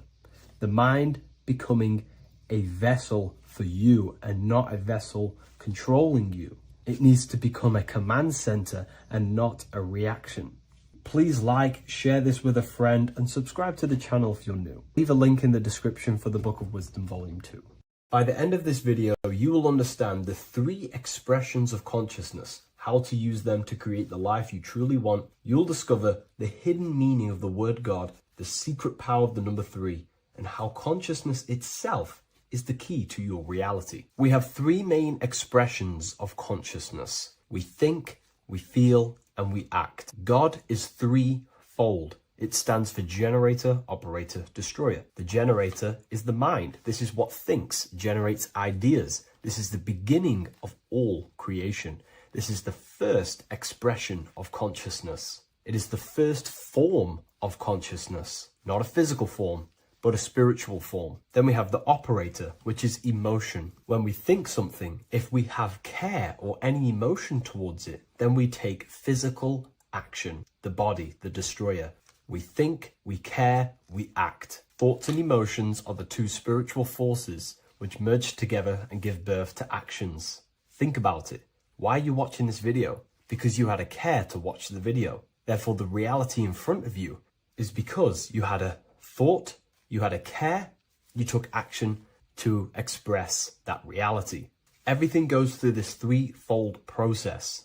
This is why we say, follow your heart, because the body does follow the heart. We think something in the mind, we feel something in the heart, and the body takes action towards it. Everything operates on the care energy of the heart. The body follows the heart. If you do not care about something, then you do not act towards it.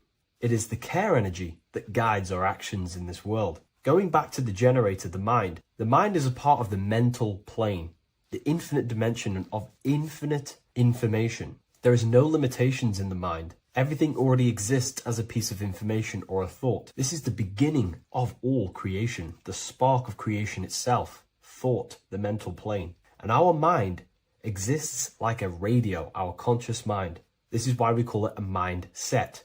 What we set our mind onto through attention, mental attention, whatever we set it on, we receive thoughts that are very similar to what we set it on. The mind is like a radio, and whatever we tune that radio to, we receive that frequency and play that song. So if we purify our minds through ritual work, meditation, and affirmations, the mind can become a temple to receive higher thoughts, higher ideas, and better genius ideas. Going back to operator, this is the Holy Spirit. This is what we care about, our emotion. This is the feminine side of consciousness. Thoughts is masculine, the Father. Emotion is the Holy Spirit, which is feminine. And these two create a child, which is Jesus, the Son, which is actions. When thoughts and emotions merge together, you have a physical action, which is a masculine force, which is why it's a son. The Holy Spirit represents a purified heart, love consciousness, holding love in the heart. And when we purify our minds, we have an effect and purify our hearts. And the reason why I say that is because whatever we think in the mind directly corresponds to what we feel in the heart. As above, so below. Thoughts create emotions.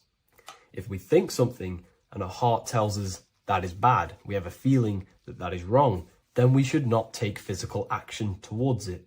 And if we do take physical action against the feeling of knowing it's bad, then you are going against the spirit. That's what the word Satan means, or Satan. The Hebrew word for Satan is Satan. It means adversary or opposer. You're opposing the Holy Spirit. You're opposing what you know is good. You're taking a sin against the Spirit, against the guidance from your soul, the knowingness of good. So when we do purify our mind, we purify our hearts. And when we cultivate love for the self and one another's in our hearts, we gain the Holy Spirit, which is love consciousness. And when we think in our mind with the love of the heart, and we merge our thoughts with love, it gives birth to perfect actions. This is what the true Christ consciousness is. We think with the love of the heart, and it gives birth to perfect actions. And if everyone did this in the world, we would live heaven on earth. Everyone would be balanced within themselves, and the world as a whole would be balanced. So we need to gain full mastery over these three aspects of our consciousness, over our what we give mental attention to, gaining love for ourselves and the collective in our hearts, and gaining a strong disciplined willpower for our physical actions. And if you can gain full control over these three-step process, you can gain full control over your reality. The number 3 represents this 3 aspects of creation or transformation. This is a transformative process from going invisible to the visible. This is also why Jesus dies in a cave for 3 days. It's all about transforming the self. Transformation is the number 3. Me personally, I think the Holy Spirit has been replaced for the sacred feminine aspect of consciousness. They do not want us connecting to our feminine side of consciousness, because then we will cultivate love in our hearts for the self and one another. And love is the most potent force there is in the whole universe. It is what unifies everything. It nurtures everything. It allows things to grow. Think about it. When you hold love or care for someone, you grow relationships. The sun is the perfect symbol and representation of love energy. The sun gives abundantly, expecting nothing back, and allows everything on the earth to grow. It's a caring, nurturing, feminine force that allows things to grow and unify and come together. In today's world, we mainly have thinking and acting without emotion, without care, without the judge of our hearts. It's all about gaining unity consciousness. We think, we care, true care for one another and the self, and we act. And if you align these 3 forces towards something, your business, whatever you're trying to create, you will fully create that reality, because these are the 3 forces that you can use to generate a reality. You can do ritual work to create care in your heart about something, and then you will take more action towards it. The book I'm using here is the Book of Wisdom, Volume 1. You can get this paperback or PDF on my website. So I hope this video has helped you. Please leave a like, comment, and a subscribe on the channel if you like the content. Let me know what you think about the Holy Spirit and if it is covering up the feminine side of consciousness in the comments section. Welcome back everyone to another video. Today we're going to cover everything that you need to know about the mind, starting with the 2 aspects of the mind, the conscious and the subconscious. The male aspect of your mind is the conscious. This is the 10% of your mind. The conscious part of your mind is only aware of everything around you, your vision, your sight, your smell, your taste, your hearing, and your current state of emotion and thought. Every thought that you consciously think about has an emotion directly attached to it. That emotion is then impressed onto the subconscious part of the mind. The subconscious part of the mind is the female aspect of your mind. It is also a whopping 90% of your mind. Subconscious mind is controlling all of the subconscious processes which happen within your body. For example, your subconscious mind is controlling your heartbeat, your digestion of food, and all of the things that you do not have to tell the body to do. It is the hidden part of our mind which is controlling all of the hidden things. The subconscious mind is like a recording supercomputer. Everything that you have experienced in your life is all recorded and stored within the subconscious mind. One of the most important things about your subconscious mind is that it stores your mental programs. Everything in the subconscious mind manifests into behavior and actions within the body. Your daily basis routine and habits are all mental programs within your subconscious mind. These mental programs are created by mainly two ways. 1. Repetition, and 2. Emotional impact. The repetition is fairly simple to understand. The more you do something, the more it impresses onto your subconscious mind and becomes a program. That program will then manifest into your behavior. However, with the emotional programs, they work a bit different. The stronger that you feel an emotion, the stronger it is impressed onto the subconscious mind. And then that emotion becomes a program. For example, you had a very traumatic moment happen when you were a young child. The emotion that you felt was so strong in that moment that it impressed into your subconscious mind so hard that you can recall that moment like it was yesterday. That traumatic event that happened to you when you were young will still manifest into your daily basis behavior even to this day. However, it manifests subconsciously. For example, if you were in a car crash, you will be wary to enter cars with certain people. All because of that traumatic emotion that you felt and impressed onto your subconscious mind. Another example of the subconscious manifesting into our behavior is posting on Instagram. Most of the time, the reason why you post is because your subconscious mind is seeking gratification. So before you actually do something, question yourself and find out the root cause of why you are doing this. Another thing that you need to understand about the subconscious mind is that it takes everything you say and hear literally. So for example, if you go and say, "You are an idiot" to someone, your subconscious mind will only pick up the word idiot. It only knows yourself. It doesn't know anyone else. You are casting a spell on yourself just by saying that to someone else. This is why the golden rule is to treat others like you'd like to be treated. Now, you can rewrite these programs which are already in your subconscious mind. However, it does take consistency. You have to change these programs which have been running for years. And by changing these programs, you change your behavior, because these programs manifest into your behavior. The best way to do this, personally, is to listen to affirmations first thing when you wake up in the morning, and do this for 10 minutes every single morning. Then at night time, you want to think and feel that you are becoming the reality that you desire. The more that you feel this reality, the more it will become a program and impress your subconscious mind. For example, you're trying to gain financial freedom. If you trick your subconscious mind into creating a program saying that you are financially free, this will manifest into your behavior. You will start doing more work. You will start looking for ways to make money.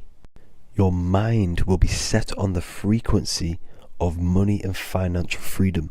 Therefore, you will receive thoughts based around this program. If you take enough action, your life will dramatically change because of this program that you created in the mind. This is why we call it a mindset, because your mind is a frequency tuner which sets its frequency onto different thoughts, because thoughts are frequency.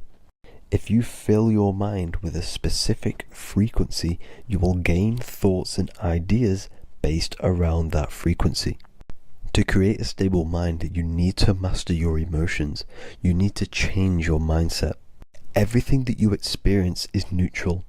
Based upon the mindset that you see it, you either give it a positive or negative charge. By understanding this deeply, you will then control your emotions. I hope you gained some wisdom and enjoyed this video. Please, if you can, leave a comment and a like, and subscribe to the channel if you like this content. Love and light to you all.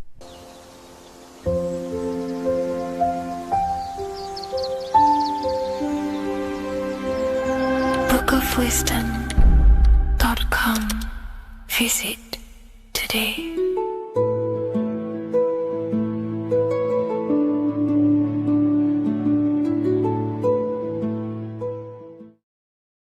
Hello and welcome to another video, people. Before we start, please like, comment, and subscribe if you wish to see more content. Today we're going to be talking about the mental universe and how everything is mental. This is the #1 law on the Kybalion. If you've never read that book, it's called The Kybalion. A very good book. It's the first law because this is the most important thing you need to understand, is how everything exists within the mind. Behind every single one of these eyes is the same consciousness expressed in different bodies. The mind is what gives perception to what you're experiencing. Behind every single one of these eyes is the exact same consciousness, but the brain that they inhabit is giving them a different perception, a different being, a different body. Now, this is the difference between humans and animals. Humans possess a advanced consciousness, an advanced mind that gives us the ability to be aware of ourselves mentally, physically, and spiritually. We can reflect on ourselves. When a dog looks in the mirror or an animal looks in the mirror, it doesn't know what it's looking at. It doesn't realize it has a consciousness. It can't reflect on itself. It can't say, I want to improve in this area. It doesn't have that consciousness. We have a divine consciousness. Take away the N for divine, and you get with a D, put it with a D, you get divide, because we have a divided two-way consciousness. An animal only has one. However, it's still the same mind. We're all mind. We're all mental. We all exist within the mental plane. Look at this person walking. The body, the brain, is sending electrical signals through the 12 cranial nerves, which the 12 disciples that spread the gospel of Jesus, right? You have 12 cranial nerves in your brain. There are 12 disciples which spread the gospel of Jesus. Jesus represents the mind, the intelligence, the invisible intelligence that we all are, the same intelligence, the same exact consciousness, which then sends a command into the brain. Then the brain sends these 12 electrical signals through the 12 cranial nerves to control the rest of the body through the nervous system. This person walking is not, the body is not walking.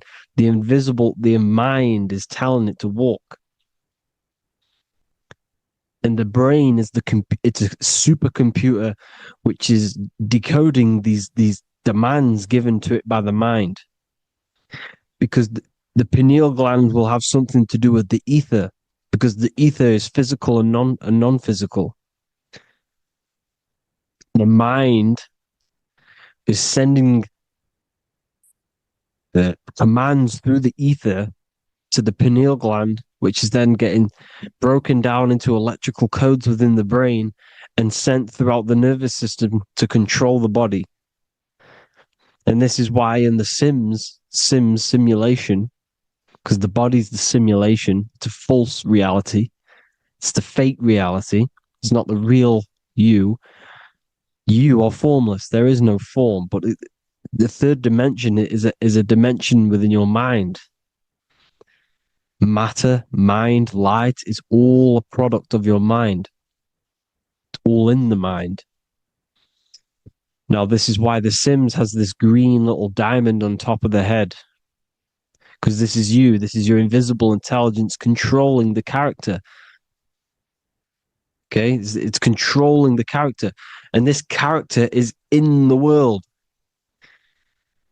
Your consciousness isn't in the world.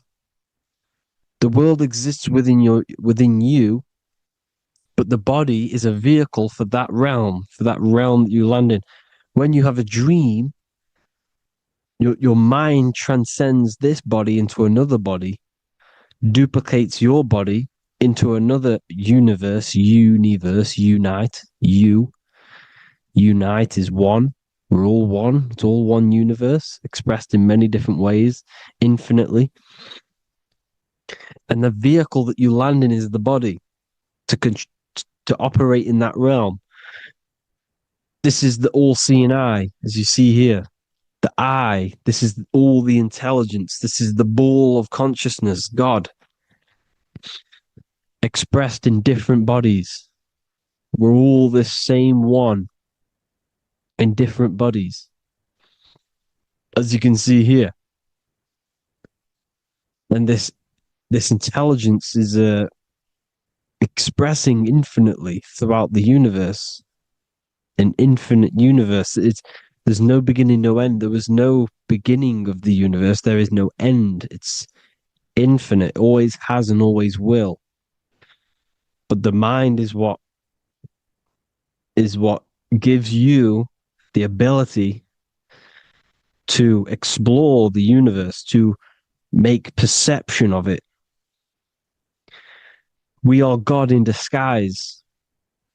We are God in disguise. We are God in flesh. But the body can become attached to the mind, can become attached to the body if the mind is not aware of itself. When the mind is that blinded by matter, and we lack knowledge and understanding of what we truly are, a formless, infinite being, a traveler. This is why Freemasons are called Freemasons. Mason means traveler. Free. You're a free traveler because your consciousness is a traveler of the universe. When we lack understanding, our mind bounds to the body because we don't separate the body with our different layers of consciousness. When we separate them and identify that we are mind, body, emotion, you then can apply this knowledge to when you want to astral travel and explore the different realms of your mind, because the mind is the universe. People, this is what we need to understand. The mind is the universe. I am you and you are me. This is the Egyptians showing you this. The Ankh is the symbol of life. This is the one ball of consciousness, mind, giving it the Ankh life to all the different life forms.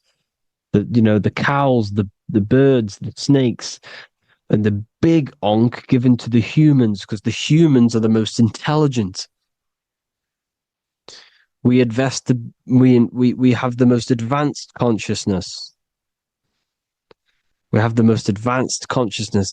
This is why the one is giving a big Ankh to the humans here. Here you see again, this is not the sun. This is also showing Ankh giving out its life to all things infinitely. And this is the Most High. We are the Most High in disguise. When we strip off the body, we strip off the desires for the physical world, we strip off all of these fake identity that the mind gets attached to, that is God. The universe. You are the universe experiencing itself. I and I. The letter I and the number 1 is just one line. The letter I is the number 1. Because your I am, when you refer to yourself as I, every single one of you who's watching this video refers to yourself as I, which is the one. We are all the one. We are all intelligence. We are all invisible. We are all the one. 1 is the only number. 1, 2, 3. Everything goes up in ones because there is only one. Doesn't matter how far you go down the line with numbers, all of their numbers are created by 1 because there is only one. It's me and you are the exact same consciousness expressed in different bodies. Mind. Cause. There is only one cause. There is only one mind. There is only one being. But because we lack understanding of this, we think we are the bodies.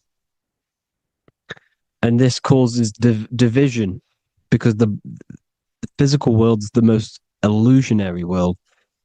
It's an illusion. It's all an illusion. Now you see with the two, you look with the 2 eyes, but you see with the inner eye, the mind. Okay, the mind is the mental plane is a shared plane, and it gives perception to what you're looking at. The mind. I'm affecting you when I speak because the mental plane is shared. We all share mind. We all express mind. When I'm speaking to you, I'm affecting you because we are mind. So the words that I'm saying, which are being manifested from my mind, are being manifested through my body into vibration, is affecting you. I'm affecting you with what I'm saying. And these words are having an effect on your mind because we're all mind. This is why you need to be careful what you're listening to, music and all sorts. Because music can also create thought loops within your mind. Because the chorus, we shouldn't be listening to choruses. Choruses are loops. And what they're saying in the chorus is being looped. And this can create thought loops within your mind. Go and listen to an old song that you used to listen to about 5 years ago, 10 years ago, 20 years ago. Go and listen to an old song and you guess what? You will get nostalgia. Why will you get nostalgia? Because that song will trigger the thoughts that you were thinking in that time of listening to that song. So songs with choruses create thought loops and they reprogram your subconscious mind. It's important why music is very powerful. Mind and mind, same word. See, language is the truth, people. This is why I use language in all of my presentations, especially the English language. It's riddled with occult truth. I is my me, I, you and me are I, one. We are not the name, we are I. Every single one of you is I because we are all the one, all mind. Now, the only thing that is truly mine is my mind. When you say something is mine, it's an illusion. It's not yours. The only thing that is mine is mind, my mind. Okay? It's my mind. It's the only thing. It's the same word, mind and mind. Like I said before, everything's one. Hot and cold is different degrees of the same thing, of the one substance. of degrees. The 7 colors are different frequencies of the one white light. Everything is one. There is only one. We are all one. Everything is one. Hot, cold, day, night. It's the same degree of one, which is mind. The mind's perception is what's giving it, labeling it hot or cold. The mind's perception of colors is what is giving it red or purple, hot or cold. There is only mind. The mind gives things perception. There is only one, that is mind. The conscious and the subconscious mind. The male and the female, these are married. The subconscious mind is your hidden part of the mind. Okay, it's hidden. You can access it through different meditations and Reiki teachings, and dreams or manifestations of your subconscious. This is how you know mind and matter are one, because your mind creates matter in dreams. Your subconscious manifests everything in a dream, in the astral realms. The conscious is what you're conscious of, what you're consciously thinking of. So me, I am conscious that I am speaking into this mic and creating this video. My subconscious mind is the hidden part of the mind, which is speaking to my heart, telling it to beat. It's telling my food to digest. It's regulating all my blood. It's doing everything in my body without me being conscious of it. Without me being conscious. The subconscious is the feminine. The conscious is the male. The Bible, of course. Proverbs 12:4. Helpful, not helpful, an excellent wife is the crown of her husband, but she who brings shame is like rottenness in his bones. In the same way, husbands should love their wives as their own bodies. He who loves his wife loves himself. You can take that physically, you can take that literally, or you can take it metaphysically. See, the Bible's written in such a way where you can take it as your level of realization. He who loves his wife loves himself. If you love your subconscious, if you love yourself, you speak good about yourself, because your subconscious takes everything literally. If you say, I hate you to someone, your subconscious does not know the difference between me and someone else. It only thinks me, me, me. Why? Because mind is the only thing that exists. You are mind, I am mind. If I say, I hate you, you're saying that to yourself. Your subconscious picks that up and says, I hate myself. And that's telling your subconscious that's what you want. Because your subconscious manifests 90% of your behavior. The programs within your subconscious. Tying your shoelace is a program. You don't need to be conscious of it. You can just do it because it's a program. It's deeply interwoven in the subconscious. Driving your car, texting on your phone. You don't have to think about what letter. You just do it because you know where the letters are. It's a program. Therefore, if you look after your subconscious, they are a married couple. It's your wife. Your subconscious is your wife.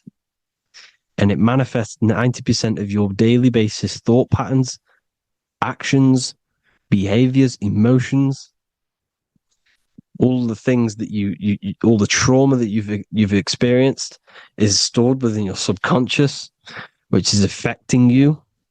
So let's say you were in a car crash 10 years ago and you had a really traumatic event, you really hurt yourself, and you had a very, very, very strong emotion that you felt of pain. That will still affect you today. And why? Because it will manifest into your behavior. How? Well, you'll be cautious of what cars to go in and who. You'll be cautious. Because of that event that stood within your subconscious, because of that feeling you felt was so painful and so strong, it's still manifesting into your behavior today. For example, you won't go in certain cars, you won't go with certain drivers. The subconscious stores everything, all your memories, the programs, and everything. So if you trick the subconscious, that's how you manifest your life. If you trick the subconscious, you already have something. And therefore it will manifest into your life and into your behavior, thoughts, and actions. This is why the golden rule is to treat others like you want to be treated. Because I am you and you are me. We are all subconscious. We all have subconscious. Whatever I do to you, I do to me. Because my subconscious picks that up and thinks I'm speaking to me. Mind is very powerful. Whatever I do to you, I do to me.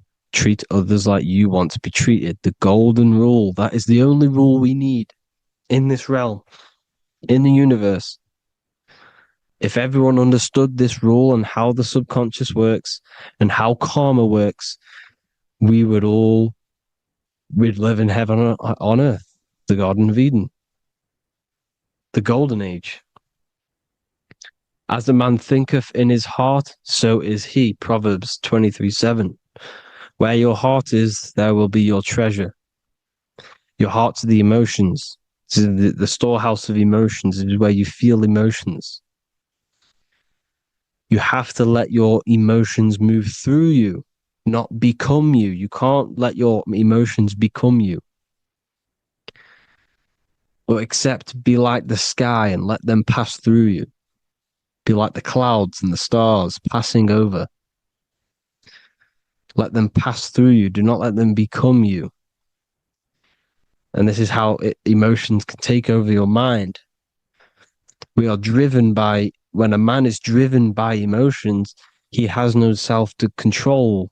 You must control the mind, because the mind can be corrupted. Because your thoughts are electrical in the brain. Your thoughts come from the mental plane. So how the mind works is that you place your attentions on something in the mind, and infinite information just flows in. Think about it. When you think of a certain topic, as soon as you think of that topic, information comes flying into your mind. Different ideas, ping, ping, ping. It's all connected. It's why we call it a mindset, because your mind sets itself to frequencies. And when we think of something, we tap into that frequency, and just the universe, the mind, the mental plane just flows in information based on that frequency and that thought. The universe is just information. All of the information out there, nothing is new. It's all there. You just have to tap into it. You can tap into these different thoughts, and it's all there. Everything already exists within the mental plane. You don't think anything. You receive thoughts. We all share the mental plane. We affect each other. I'm affecting you. Listening to me is affecting your mental plane, your mind. The physical plane is the lowest plane. It's the world of effect. Everything you see in the physical plane is the effect of mind. Like I said, the person walking is the effect of their mind telling the body to walk. The physical plane is the lowest dimension of your mind. Mother Earth, we are in a mother. We're in the womb still. The earth is feminine. It looks after you. It provides you with food for free. It grows on trees with water. It's Mother Earth. It's the womb. The dome above your head is your mother's belly. Okay? Is your mother's belly. You're in the womb still. You're forever in the womb because your mind's constantly expanding. Because when the baby When the baby's mind figures out that there is a reality outside of its mother, it starts to hear the people on outside of its mother, what does it do? It figures a way out of the mother, and it becomes born again in the water, in a hospital, into the other world. It's the same with our minds. When our minds figure out there is other worlds beyond this physical, we explore them. The astral plane, for example. You figure a way out of the body. Because when you're the firmament, look at the word firmament, meant at the end. Firm is firm, something strong, something like a rock is firm. If your mind is firm like a rock, you will be stuck under the firmament. So, for example, people who are very programmed and can't think outside the box, they have a firm mind and they'll be stuck under the firmament because your mind is the only thing that's keeping you under the firmament. It's the only thing. When you're doomed, doom is dome. This is the dome, which is your head. Your head is the dome. Above your head, above the earth is the dome, the ethereal barrier. But that's just an external manifestation of your head. You don't leave the earth, you leave your body to leave the earth, because your body is the earth. It's a dimension within your mind. So when you're doomed, you're domed. Your reality is your level of realization. You realize something, or when you have an idea, the mind, and the EYE or I, same thing, mind, it's all mind. Reality is your level of realization. You realize there's other worlds. That's your reality. Your perception's your reality. Mind in Latin is mens. Jesus was known as the fisher of men, which is the fisher of minds.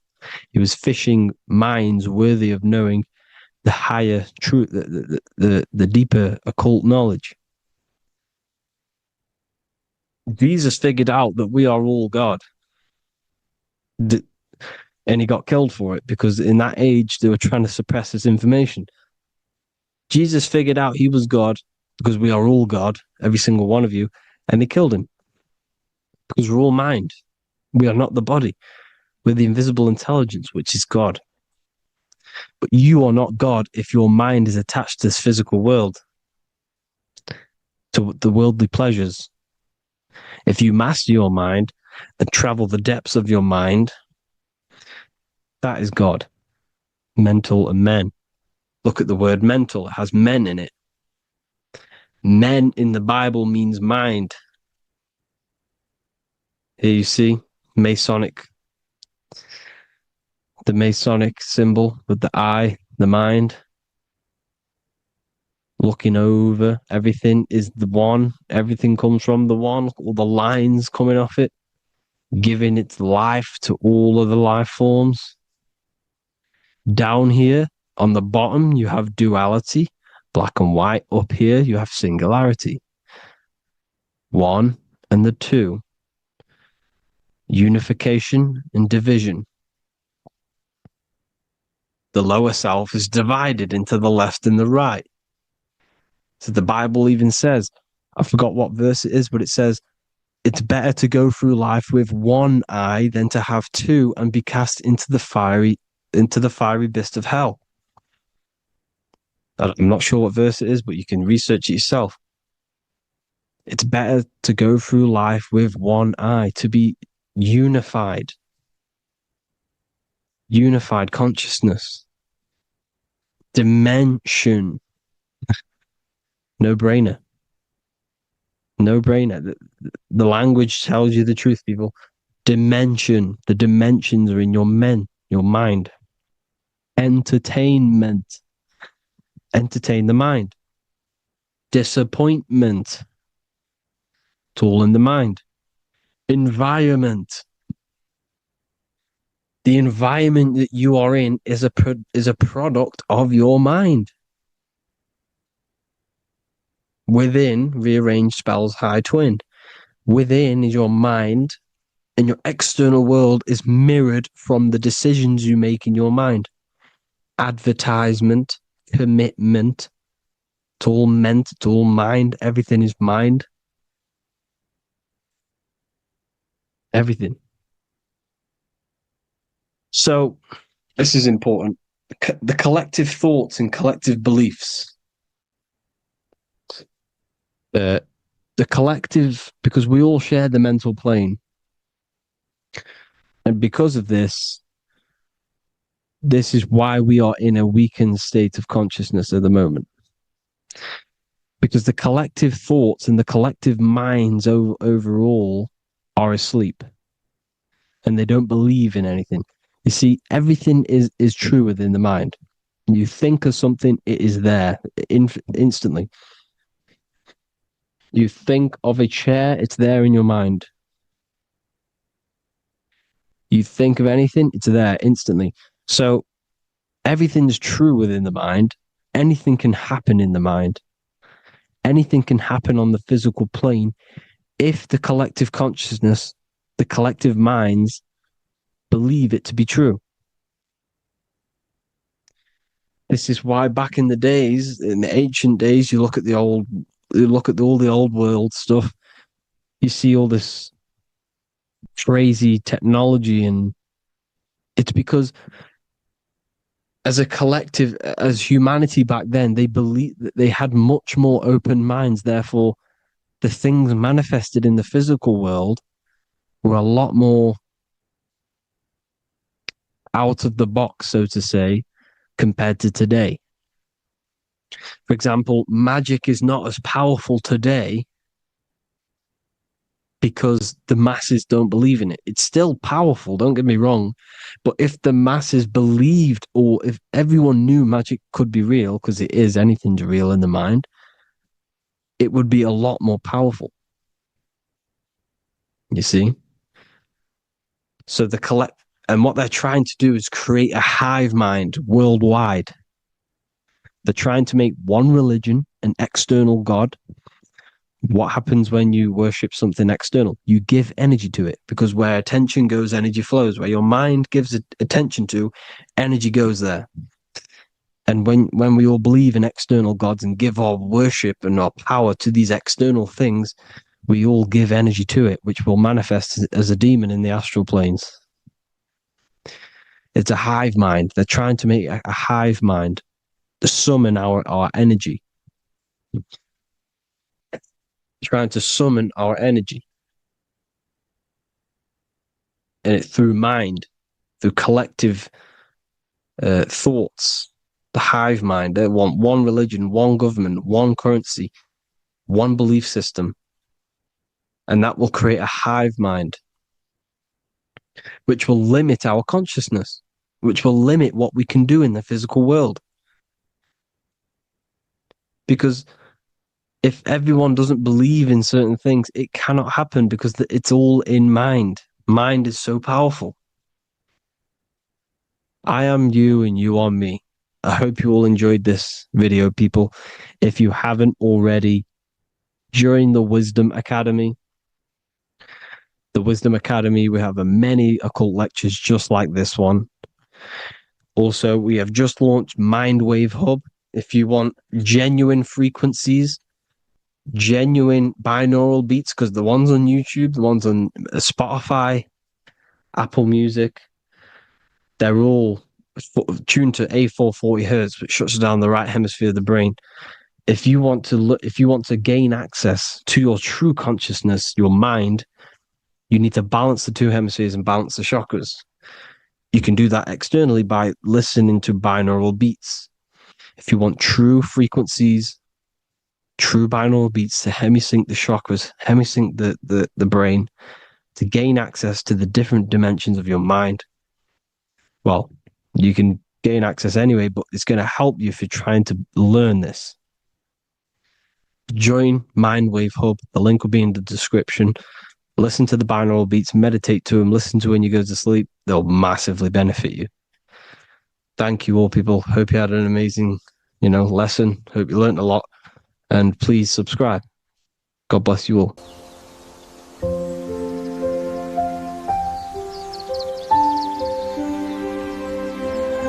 bookofwisdom.com. Visit today.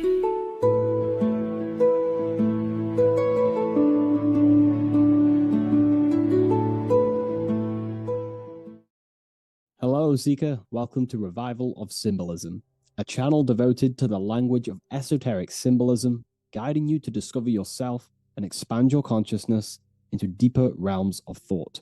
I'm Harry B. Joseph, also known as Revival of Wisdom, and today we're going to be discussing the symbol of the pentagram.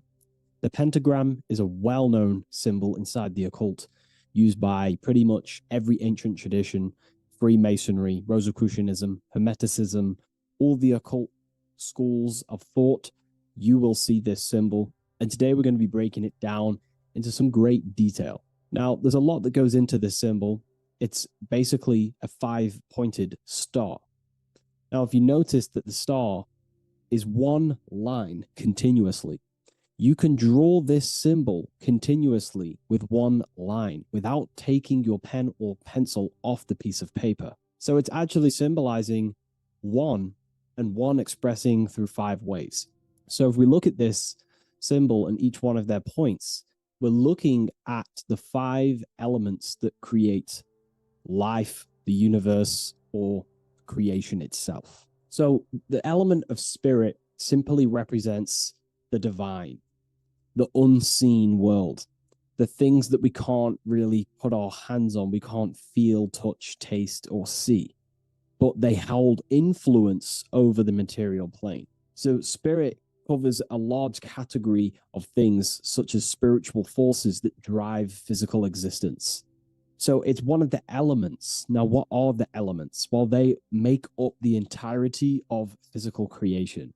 Air, water, earth, fire. These are the 4 tangible that we can see, feel elements that make up physical creation. They create the whole universe.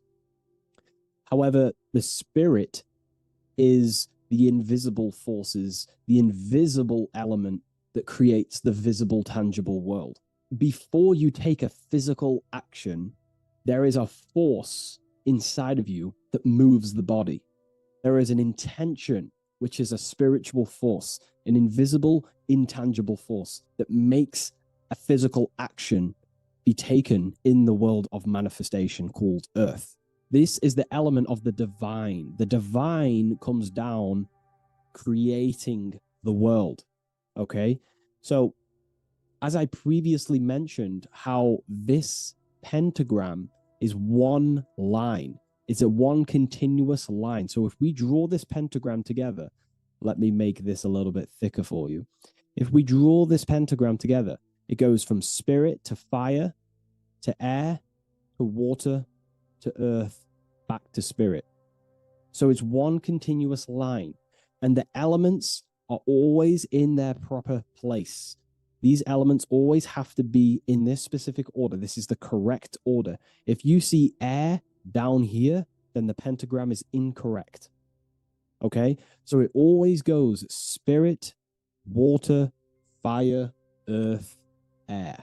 This is the correct order of the elements. Now, this is highly symbolic, which is what we'll break down in just a minute. But before we go into the deeper aspects of this, I will explain pretty much what it means on a basic level. So we'll come back to this drawing. So spirit is on the top, which means spirit over or more superior or more dominated over the earthly elements. Now, what does this mean to an individual, to yourself or me? If I wear this pentagram, I am basically saying my spiritual divine self, my internal self, is more superior than anything the material world can pretty much give me. My spiritual journey is more superior. My spiritual self is more dominant over the earthly world and the material things. Okay? Now, not many people are like that in today's society. Most people chase the material things, which means they're ignorant of their spirit. They're ignorant of their divine nature. They're ignorant to consciousness and their internal world. They have no connection with their internal world. All of their thought, emotion, and action, their three creative powers, is totally expressed only on material gain and external things. However, if you see an upright pentagram, you're seeing someone who is basically saying, my spiritual nature is more important than my earthly nature. My spirit comes first before anything material. And ultimately, this is how you become more happy and fulfilled in life, by chasing, well, not chasing, but putting your spirit first, putting your internal world first. You know, seeking the things that are untangible. For example, knowledge.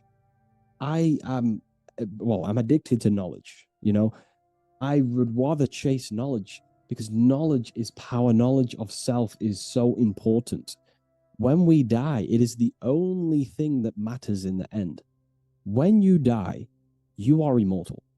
And if you have no knowledge of yourself, then you're going to struggle in the afterlife. If you have no self-control over your thoughts and emotions and desires, then you will suffer in the afterlife because you have no control of your thoughts, and your thoughts will be creating your reality in the realm of imagination or the astral plane. But that's a whole other lecture.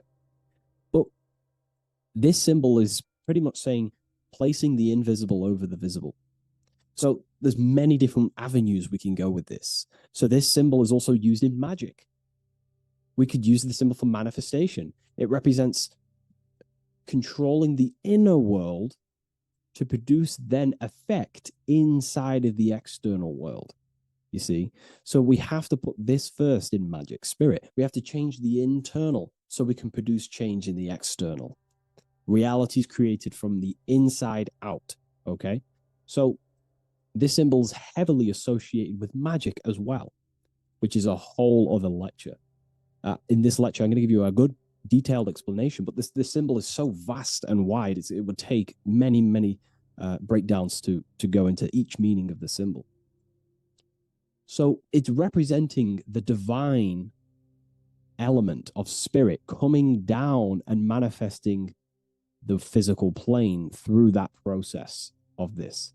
So as I mentioned earlier that I'd come back to this, what we're looking at is the process of spirit turning into matter. This is the process of how spirit condenses into a material form, how higher energy, higher forms, which are invisible, come down and manifest and crystallize into a physical object or a physical reality. So this pentagram is explaining the process of creation. So it comes from the higher realm, spirit, the source, the emanation. An emanation is a thought or an emotion or a desire, which comes down to fire first. Fire represents the will. This is the willpower. This is the willpower. It's still kind of more of an invisible force, but fire is the closest element that represents spirit. This is why we light candles in magic and rituals, because it's literally opening a doorway to spirit. It's the closest element to spirit. So this is why sometimes in alchemical artworks, they use fire to represent spirit. Because, it's quite difficult to use a symbol for spirit because it's totally invisible. So it goes down to fire first, the will. Then it goes up to the air, which represents intellect, the intelligence of the mind. This is thinking, mind, intellect, logic. Then it goes down to water. This is emotion. This is intuition. And then it goes into the earth, which is physical body action. Okay? So spirit represents an emanation. So an emanation is something descending out of the void, out of the nothingness. And the first thing that descends is will, then intellect, then emotion, then a physical action, then everything returns back to spirit from earth. So it's showing you how spirit manifests into matter. It's also showing you the macrocosm, how the world is created. So ultimately, it's a symbol of the microcosm also. It's a symbol of you. If you put your body outwards, you would see your body in this 5-pointed star shape. So it's a symbol of the microcosm, because you yourself are a microcosm. You contain all of the elements: spirit, fire, earth, water, and air. You breathe air, you drink water, fire in your nervous system, which is electricity, and earth is your physical body. So you are a microcosm of the universe, and this is what the circle, when we see the circle around, this is representing the macrocosm, the circle. So why are you a microcosm? Because you know how the sun changes the earth with its different electromagnetic rays, depending on how far away the sun is to the earth when it's rotating. Well, depending on what model you believe anyway, the electromagnetic rays produce change on the earth. So when the sun is further away from the earth, or whatever model you believe, when the sun is further away, then the electromagnetic rays of the sun are weaker, which means that's what the winter is. The winter is the death and the death of the electromagnetic rays of the sun. We still get sun, but it's just not as powerful as summertime. So nature dies. But then when the summer comes back around, the sun is closer, it produces higher amounts of electromagnetic life force rays, which increases the growth again in the summertime. But this is also not only happening on the earth, it's happening within the body. The body goes through this rhythm. The same rhythm that the external world goes through, your body's going through this rhythm. So these changes in the cycles not only change the earth, they change consciousness. These cycles happen within you. They happen within your body, your cells, your nervous system, your brain, your psyche, your emotions, your intellect is all affected through these cycles of the sun. So this is why you are a microcosm of the macrocosm. Your mind is cut out of the same fabric of God's intelligence, of God's mind. The same power of thought God used to manifest the world, to think it into existence, the same power you use to think your world into existence. You are truly a microcosm containing all the 5 elements, all the same powers of God, but just in a smaller version. It's a symbol of the microcosm. It's a symbol of the macrocosm also. It's a symbol of how spirit manifests into form. And this is why it's associated with magic, because you can use these elements in magic, this process of how spirit becomes matter. So there's so much that goes into this. And I actually broke this down inside the new book, the Book of Symbolism, on these 2 pages here.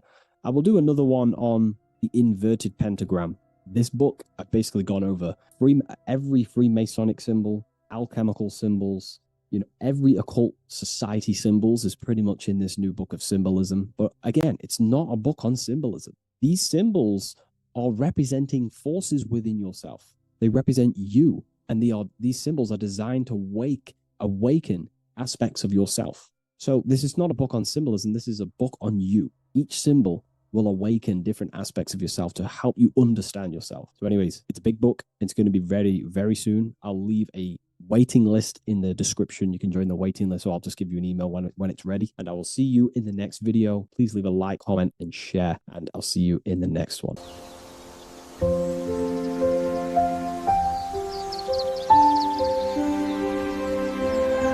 bookofwisdom.com. Visit today.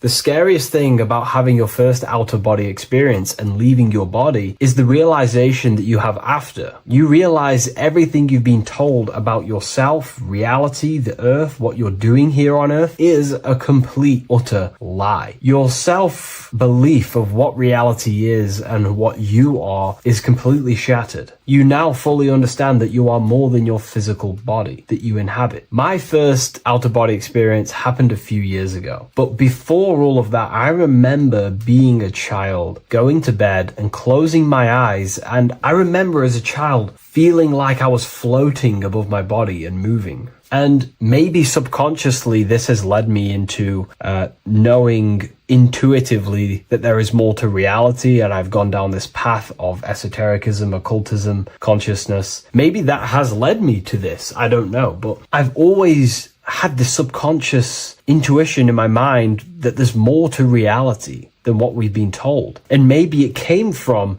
having these experiences as a child. And I'm pretty sure some people in the comments will also have that experience, feeling like you're floating when you close your eyes in bed as a child. I remember this very vividly. But a few years ago, I had my first out-of-body experience, and it completely shattered everything. And it confirmed to me that I am eternal, and there is so much more to the self, to consciousness. I then realized after my first out-of-body experience that our self is not just here in the physical dimension, it's existing in every dimension there is in the universe. However, our mind is focused primarily on this physical time space. When your mind is totally giving its attention and time to this particular time space, it locks in the mind or consciousness into that particular body of consciousness, such as the physical body, right? But for example, let's say you have a daydream and your full focus isn't in the present moment and your environment that you're in physically. Your mind kind of wanders off into a daydream, what we like to call it. That again is shifting time space. Your consciousness is 40%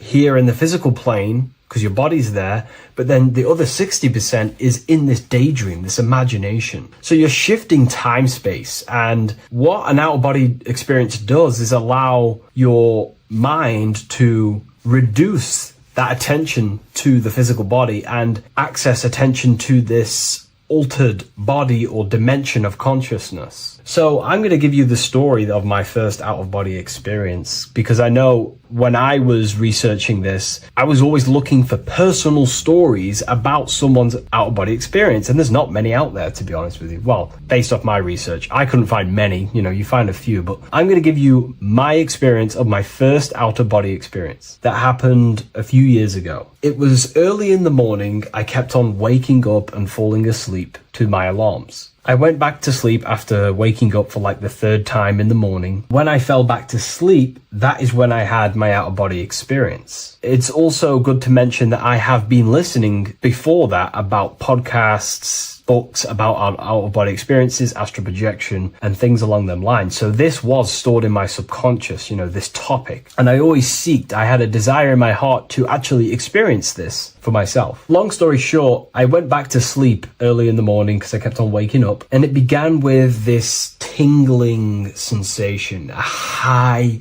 energy sensation. It was like bursting, intense, high frequency energy. My attention was no longer in the time space of my body, but my attention shifted into this energy body, which I now understand. I didn't understand at the time properly, but I now understand that as my consciousness started to feel like it was being pulled upwards, right now, our time space, our attention is in our body, and you feel all the data of the senses, right? And that's what I'm feeling right now. That's what you're feeling right now. But imagine that was completely stripped. My attention was no longer feeling the sensations of my body because my body kind of just dissolved as I fell back to sleep. So this was a natural out-of-body experience. I didn't force it. I didn't meditate. I didn't do anything. This was just a natural out-of-body experience that I had. And a lot of people get these that I've read about. So my attention started to feel like I was being pulled upwards, and I no longer felt my body, but I felt this intense energy, frequency, sensation all around my body. It felt like this, it felt like illuminating energy that's moving very, very, very fast. So my conscious awareness was now shifting. I now understand. My whole body faded into this sensation. My whole mind faded into this energy sensation, this tingling,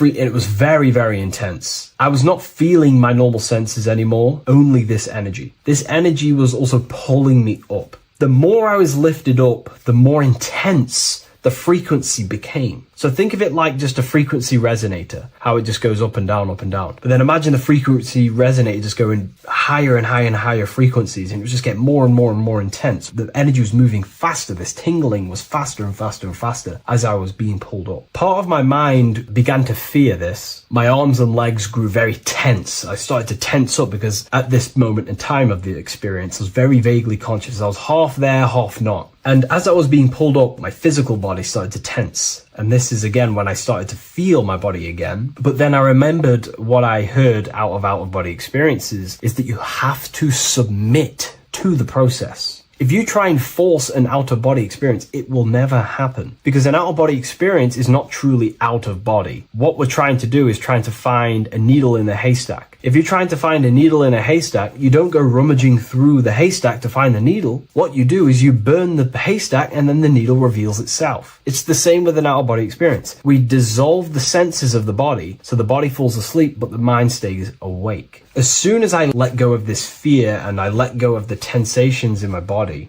I started perceiving through another state in this energy body, but I didn't see my body. It was just like perceiving and seeing, but no body, like a camera. When you look at a camera view, you don't see what the camera looks like. You're just seeing through the camera. It's the same as that. I had no form, but I was just seeing. I was just like a floating eyeball, seeing into this altered state of consciousness. I was just seeing. I first saw my street outside my house with lots and lots of people walking on the street, but I could not see the people directly. Everything was black and green. The background was black, but I couldn't see the people. I could just see a glow of light around the people, like an egg shape. They were just walking on either side of the road, other directions. I could just see more and more people moving faster and faster and faster. I didn't realize then, but then I did start to realize later on in my journey that that was more than likely the etheric plane that I saw. The etheric plane is the plane of life force and vitality and electromagnetic auras. So that was my awareness shifting from physical into then the etheric plane, the plane of life force and energy. Now, the etheric plane is very, very, very difficult to actually access consciously. The etheric plane acts as a bridge between the physical body and the astral body. To actually access the etheric plane alone is very, very, very difficult, and only certain trained individuals can do that. The etheric plane is not really a conscious plane where you can stay there and be conscious. It acts as a bridge between the physical and the astral plane. I could see the glowing auras around people moving along the pavement. The people moved faster and faster until the scene started to just dissolve as these people were just moving faster and faster. It was not very clear at first, but I subconsciously knew that I was having an out-of-body experience. This is when I really started to realize that I'm being shot out my body. When I realized this, I submitted even more. I started to just let go. The more and more I let go, I kind of like split through a veil, and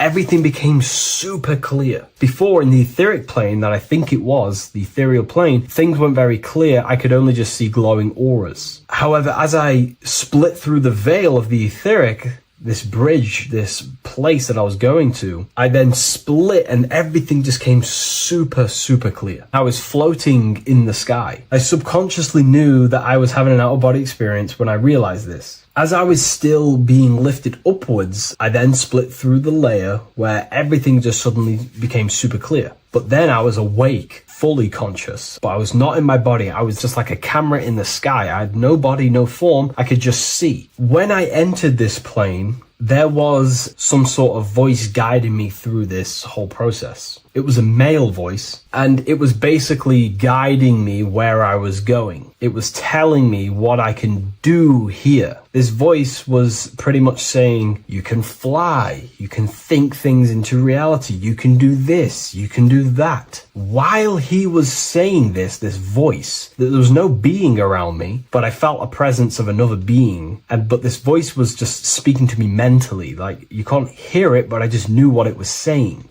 It was so weird to describe. It was like telepathy. You couldn't hear it, but I just knew what it was saying. but it was a male voice. It's so hard to describe. I still could not see any form of myself. I was not seeing my astral body or any shape. I was just perceiving a point of awareness like a floating eye, like I said earlier. While this voice spoke to me, I saw fractal patterns as he was saying, you can do this, you can do that. And while he said, you can fly, I remember just seeing this line like splitting and creating fractals. It was like this black line that was just splitting off into duality, creating fractals. But then my physical body just went through this line, split, and then split into fractals again. So strange, very difficult to explain because it's four-dimensional. To explain it in physical language, it's very difficult to actually explain what was going on. So as he was saying what you can do, I was seeing these fractals dividing and then creating fractals. When he says you can think things into reality or something along them lines, my awareness just did a full 360 as if I did a backwards flip. I had no conscious control over this. That's something that you later develop as you keep having these out-of-body experiences. Your first out-of-body experience, you probably won't be able to control what's going on, but you will have an out-of-body experience if you seek them. I could see all around as I rotated. I looked all the way down and then back to my original angle and point of awareness. During that rotation, when I started to turn upwards to do the backflip, I looked up and it kind of looked like the sun in the sky. It was very dark and gloomy. Now I know that was more than likely the lower astral plane because very dark and gloomy. And it was very kind of dense there. I looked up and I could see this. It was like the sun, but it was white, pure white light. And it was shining down over the astral plane. And that was the only light in that place. That's why it was so dark and gloomy there. And I then realized in that particular state at that time, I thought that was God. I don't know what it was. Maybe it was, maybe it wasn't. Maybe it's the light of the higher mental plane shining through into the astral. But I looked up at it and I realized that was God. That was the source. That was the higher dimension beyond the astral plane, which is the mental plane, the higher astral planes and then the mental planes, the planes of thought. Then once I saw that, I was in complete shock. As I rotated backwards even more, I then get the view of seeing down, completely down, like a bird's eye view. And I could see like an old medieval gloomy town. It was dark, almost night, with very little light. The only light present was the light from above. The town was old-fashioned, gloomy, misty. I looked over it from above. Then the experience began to fade. I don't remember anything after that process. But I'll be honest with you, the process of leaving my body for the first time was extremely intense. The frequency, the energy were overwhelming but powerful. Letting go and choosing to have no fear was the key to that experience. Just to give you a little bit more wisdom on what I actually experienced now, what I realized what was happening, I now understand that the voice that I was hearing was not an external being guiding me. It was actually a higher aspect of myself, a part of my own consciousness that is not focused in the time space of the physical world. My physical mind is focused here in this timeline, but once I exited this timeline and focused elsewhere, the higher part of myself guided me towards that experience. This higher version of ourselves that we call the higher self is a higher dimensional being, but we're just unconscious of it. This being exists beyond our ordinary thinking mind. Our self exists everywhere in the universe, and we can unlock higher versions of ourselves as we progress on our journey of awakening and self-realization. Because let's say right now, only 10% of your awareness is actually in the physical plane. Science tells you that 90% of you is actually in your subconscious mind. 10% of your awareness is your conscious mind. So there's 90% of you that your conscious mind is not aware of. But our conscious mind becomes so addicted with the physical world and distracted with the physical world, it just gets totally locked in with the physical. And we never pay attention to the hidden aspects of ourselves, the unconscious aspects of ourselves. And that's why everyone in the esoteric and occult space talks about gnosis, seeking knowledge of self. Gnosis is not knowledge, it's knowledge of self obtained through direct experience. So gnosis is about rediscovering who you truly are. And another bit of wisdom that I could give you from this is that the observer is the same observer that is observing this video right now. You're watching this video, but who is the one seeing the screen? Who is the one seeing the screen of your reality, of what you call life? There is an inner witness consciousness within you who experiences and observes your thoughts, emotions, and actions, experiences and observes the screen you call reality. And that witness also witnesses your dreams. When you shift your awareness from your time space of this body into your dreams, that same witness is witnessing your dreams. So when you meditate, connecting with this witness aspect of our consciousness really does help to excel the process of having an out-of-body experience. Because a lot of people have out-of-body experiences, but they don't understand what's actually going on. They don't understand the nature of it. But it's all mental. You move mentally in that dimension. You create mentally in that dimension. The same that you do in this dimension, but just on a quicker scale, because things manifest in the astral plane instantly as soon as you think of it. Just like the screen in your mind, you think of something, you have a screen of an object in your imagination. That plane, it manifests instantly, but down here, it takes a longer time for things to manifest and condense. Once you understand that thought rules the universe, thought is the creative force of the universe, you start to understand,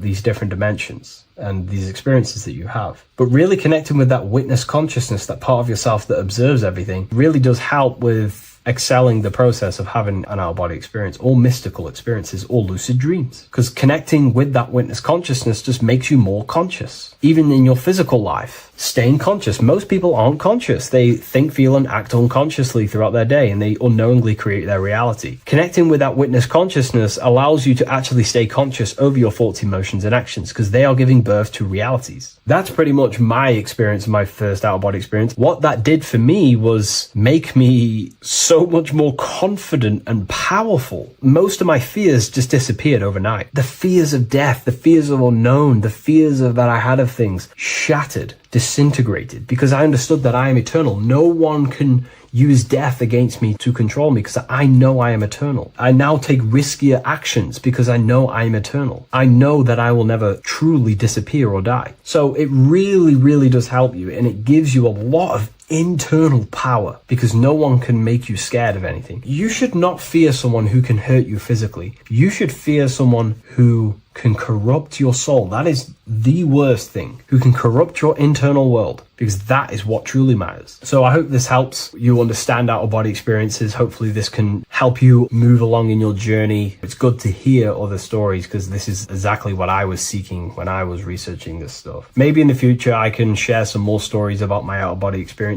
now I'm a bit more advanced. But yeah, please leave a like, comment, and subscribe on the video, and thank you all for watching. What if God is not watching you every move, not judging every mistake that we make, not deciding in real time who goes to heaven or hell? What if reality does not work through God micromanaging everyone in his creation, but through a law? And what if you are not separate from those laws, but an active expression of them? Once you understand this, everything in your reality will shift. The idea that God micromanages everything and does everything by himself to hold up his creation is illogical. It makes no sense. There are billions of souls and living people in this world. There are plants. There's no way there is an intelligence out there micromanaging everything. If you die and pass on, there's no one waiting in a queue to be judged by God. This is totally, just religion creating up their own version of the Bible or whatever holy book it is. We have to remove that system out of our mind that's being heavily implanted into us. If God were personally judging every soul the moment they died, there would be an endless queue of people waiting to proceed, punish, or rewarded. Reality does not operate like a courtroom with a single judge overseeing every case. Instead, reality operates through systems, through structure, through law. God does not intervene moment by moment. God sets laws into place,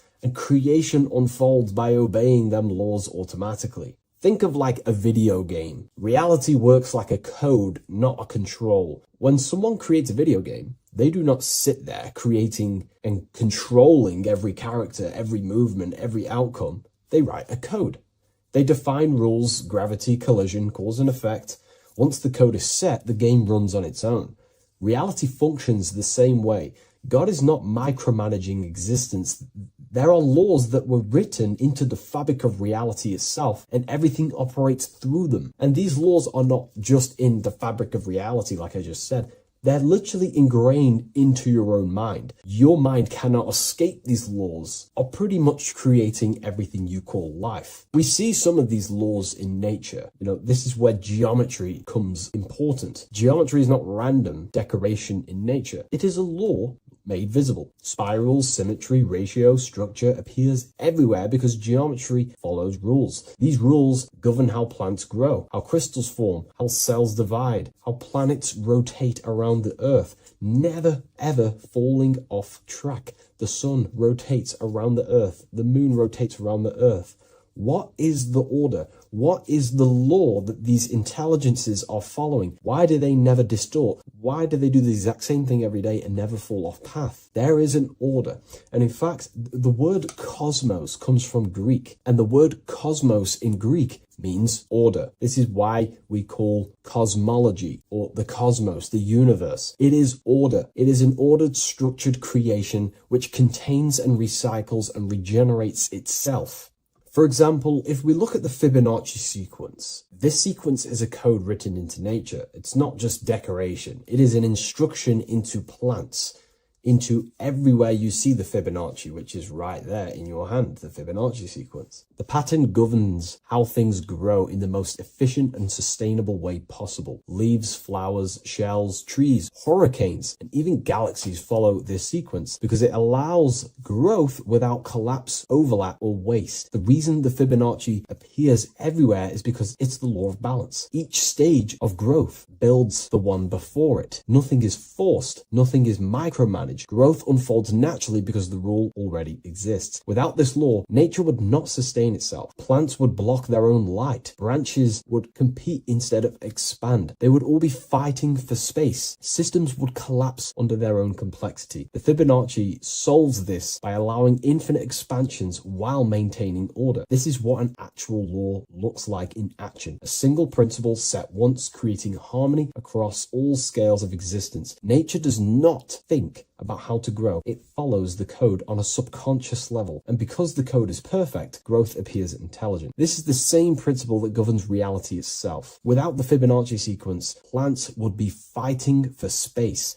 fighting for light, that it would be pure chaos. The reason why there are laws in place is because it allows everything to self-sustain itself, to grow infinitely. These laws, such as the Fibonacci sequence, is pretty much a code to ensure that plants, nature, are eternal and they keep recycling themselves without a being micromanaging these things. Just like how your body works. Your body is running off subconscious programs. You don't tell your heart to beat. You never have. You don't tell yourself to breathe. You never really have. You don't tell your digestive system to digest food. These laws are already in place before you even become conscious as a baby. Who is the one telling your body to grow, to regenerate itself when it cuts? Who is this intelligence? What is this intelligence? Well, this is what we call the universal subconscious mind. The universal subconscious mind, the same power that is making the planets rotate around the earth, the same power that's telling the seed to grow into a plant,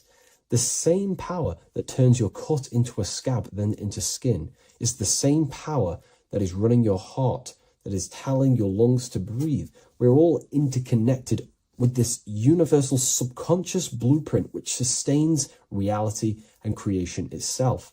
It's a self-containing system. Now that we've gone over some of the basic stuff, but you see where I'm trying to come from now. There are laws you cannot escape, and one of them laws would be cause and effect. It's impossible to escape this law. It is too powerful for your consciousness to actually escape cause and effect.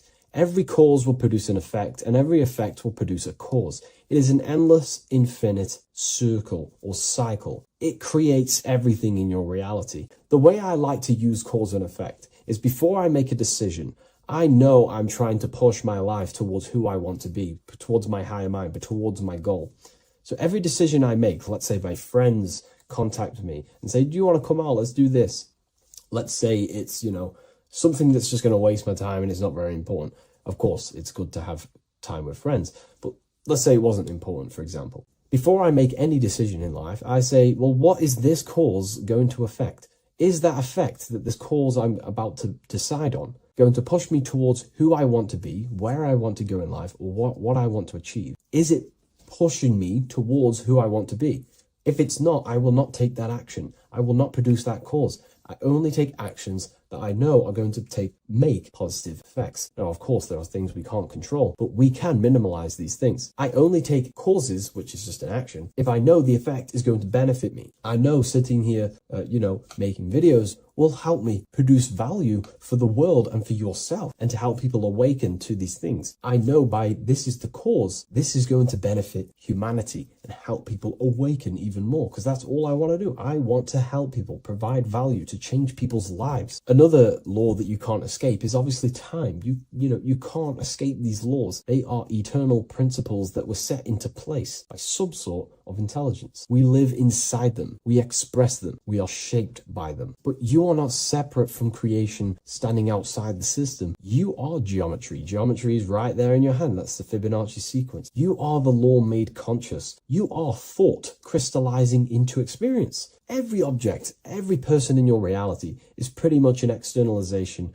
of your mind. The friends that you have a similar thought process to you, or they maybe have similar thoughts to you, or similar things that you both like. Your friends are mirrors of yourself. Reality responds to you because you are part of the same structure that governs everything else. Thought becomes action, and action becomes consequence. Consciousness shapes your environment. This is not punishment or reward. It's simply just reflection. It's either punishment or reward depending on how you perceive things in your belief system. Everything you experience is neutral. It's just your mind's perception on whether it's labeled good or bad, because that's what the mind likes to do. It likes to think it's in control. But in truth, if you just observed it without the mind, just with pure awareness, it's neutral. So there are mainly 8 laws that govern your reality, and I've talked about these before in a previous video on my YouTube. This is what creates the seed of life. The seed of life is 8 circles, and each circle represents a law, and these individual circles come together to create a geometric form, which is a flower. So it's symbolic of how nothingness turns into something. When geometry comes together, it creates physical matter. And the reason why they're circles is because circles represent something that is invisible, something that cannot be measured, such as a thought or a law. Anything that is considered spiritual or unseen by the human eyes is symbolized as a circle inside the occult traditions. The reason for that is because circles' surface area cannot be calculated. You can't find the exact surface area of a circle, which means it symbolizes something that you can't actually measure or see or tangibly touch. Therefore, the seed of life represents the 8 laws that come together to create a flower, the 8 laws that come together to form matter, the 8 laws that crystallize mind into a physical experience. These laws would be the first one, mentalism, the big circle around the seed of life, the big circle. So mentalism just reveals everything is mind. Without mind, there is no existence. Mind is reality, pretty much. You experience life not just outside of you, but mainly inside of yourself. Therefore, all of the laws that come after mind correspond to the mind, because mind is the first law. The second law will be vibration. Every thought has its own vibration, and you attract to you the thoughts that you put out based on the vibration. If you think negative, low vibrational thoughts, you will receive back to yourself more negative thoughts. If you think positive, you will receive more thoughts. If you think about football, you will receive more thoughts based on that vibration that you put out into the mental field. The third law would be correspondence. Everything corresponds, which means everything is just a reflection of something. Your reality is an externalization and a reflection of your mind. The things that you possess, the things that you've achieved, all comes from the internal mind. Everything corresponds to everything. As above, so below. Your reality is just an externalization of the thought loop that you live in every day, because thoughts work in cycles. 90% of the thoughts we thought yesterday, we will think again today. It's the thought loop that manifests our reality. To change our reality, we have to change our thought loop. And once we change the internal, this will be mirrored in the external, which is the law of correspondence. Fourth law would be gender. Everything is masculine and feminine, conscious and subconscious. These two work together to create your reality. You have masculine and feminine forces of consciousness. Masculine forces of consciousness would be physical actions, willpower, thinking. Feminine forces of consciousness would be intuition and imagination and emotion. These are all aspects of the mind, the first law. The next law would be cause and effect. Very simple. We went over that earlier. Every cause produces an effect, and every effect will produce a new cause. It's an endless cycle. The next law would be rhythm. Rhythm is everything is in cycles, like I just said, day and night, winter, summer. The universe works in cycles.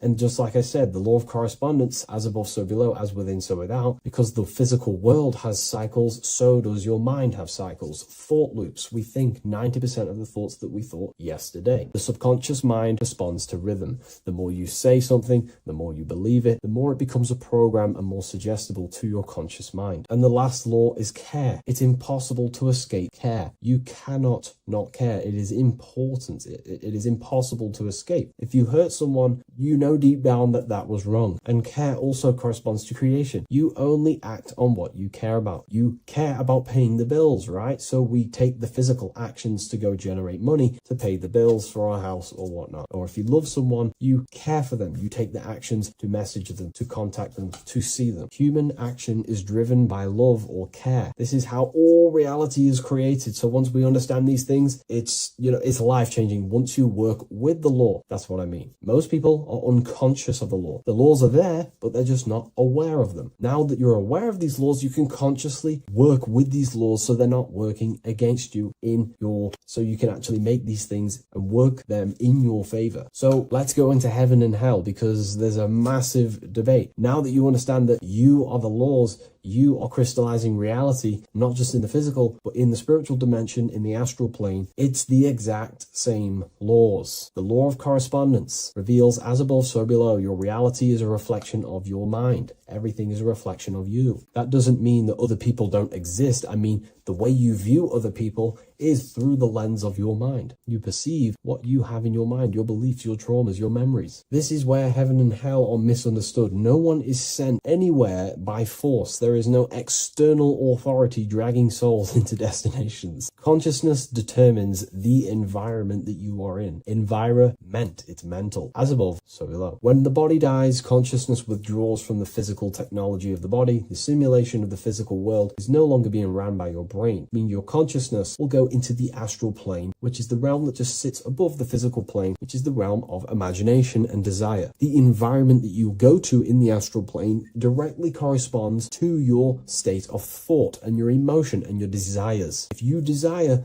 hurting people your whole life, then you're going to go to an astral realm, as above, so below. You're going to be in an environment where that goes on, but in a non-physical sense. Wherever then thoughts, whatever the strongest thoughts you thought throughout your life, that is the environment that you go to. If you were so caring and loving to your family, all you wanted to do is provide for your family or whoever, and you pass on, you will go to a place where people care. Souls are manifesting them thoughts and them energies. It's vibration. Whatever vibration you're vibrating at, you will reflect and correspond in your reality when you die. Therefore, you create your own suffering by desiring such low vibrational things, or you create your own heaven if you are truly operating from a place of love in your heart. You see, your mind can lie, but your heart cannot. Your heart reveals your true desires, your deepest wants and needs, and it reveals your true self, and that will be projected and responded in the astral plane, because astral matter is very respondable to consciousness. The physical plane is not really. It takes a longer time for things to be manifested in the physical plane. But in the astral plane, whatever you think, whatever you desire, it instantly corresponds to your reality there. So God does not micromanage everything. The law does not judge, it simply reflects. The universe is made of laws. The Emerald Tablet of Thoth even mentions this. He says, the search for the laws that governs man's life are an eternal mystery. Man is always forever searching for the laws that govern his existence. This understanding now changes everything in your reality. It removes fear-based control, it removes blind obedience, and it returns responsibility to where it belongs, to you, your consciousness, yourself. You are not being watched, you are not being mirrored. Reality is not punishing you, it is responding to you. Once you understand that God works through law, not micromanagement, you stop waiting to be saved, judged, or condemned. You realize something far more powerful. You are not separate from creation. You are participating in it. You are the universe experiencing itself. What a fabulous video, and I really enjoyed this today. Please leave a like, comment, and share on the video, and I'll see you all in the next one. And if you wish to get this book, there is a link in the description. Have an amazing day, everyone. Take care. What if dreams aren't random at all, but messages from a deeper part of yourself, trying to show you things? In this video, you're going to learn exactly what dreams are from an esoteric view, how to control dreams, and how to dream more frequently. Dreams are not nonsense. They are expressions of the subconscious mind. In the daytime, we're using our conscious mind, what we are aware of. This represents the daytime, the sun, the external world. We're operating in the external, outside the body in the day. But when we go to sleep, we return inward. Everything does this breath. We breathe in through the nose and out through the nose. Everything does this in and out process in the universe. We live, we die every single day. We wake up, we express things in the external. Then at nighttime, we return back to darkness, back to the internal. This is the breath of the universe. We have summer, we have winter. This is the breath of the sun and the seasons with the earth. You have an internal world and an external world. External is physical, the internal is spiritual. Like I said, when we go to sleep, we are returning back to the internal world of your own consciousness and subconscious mind. Your subconscious mind holds everything about you,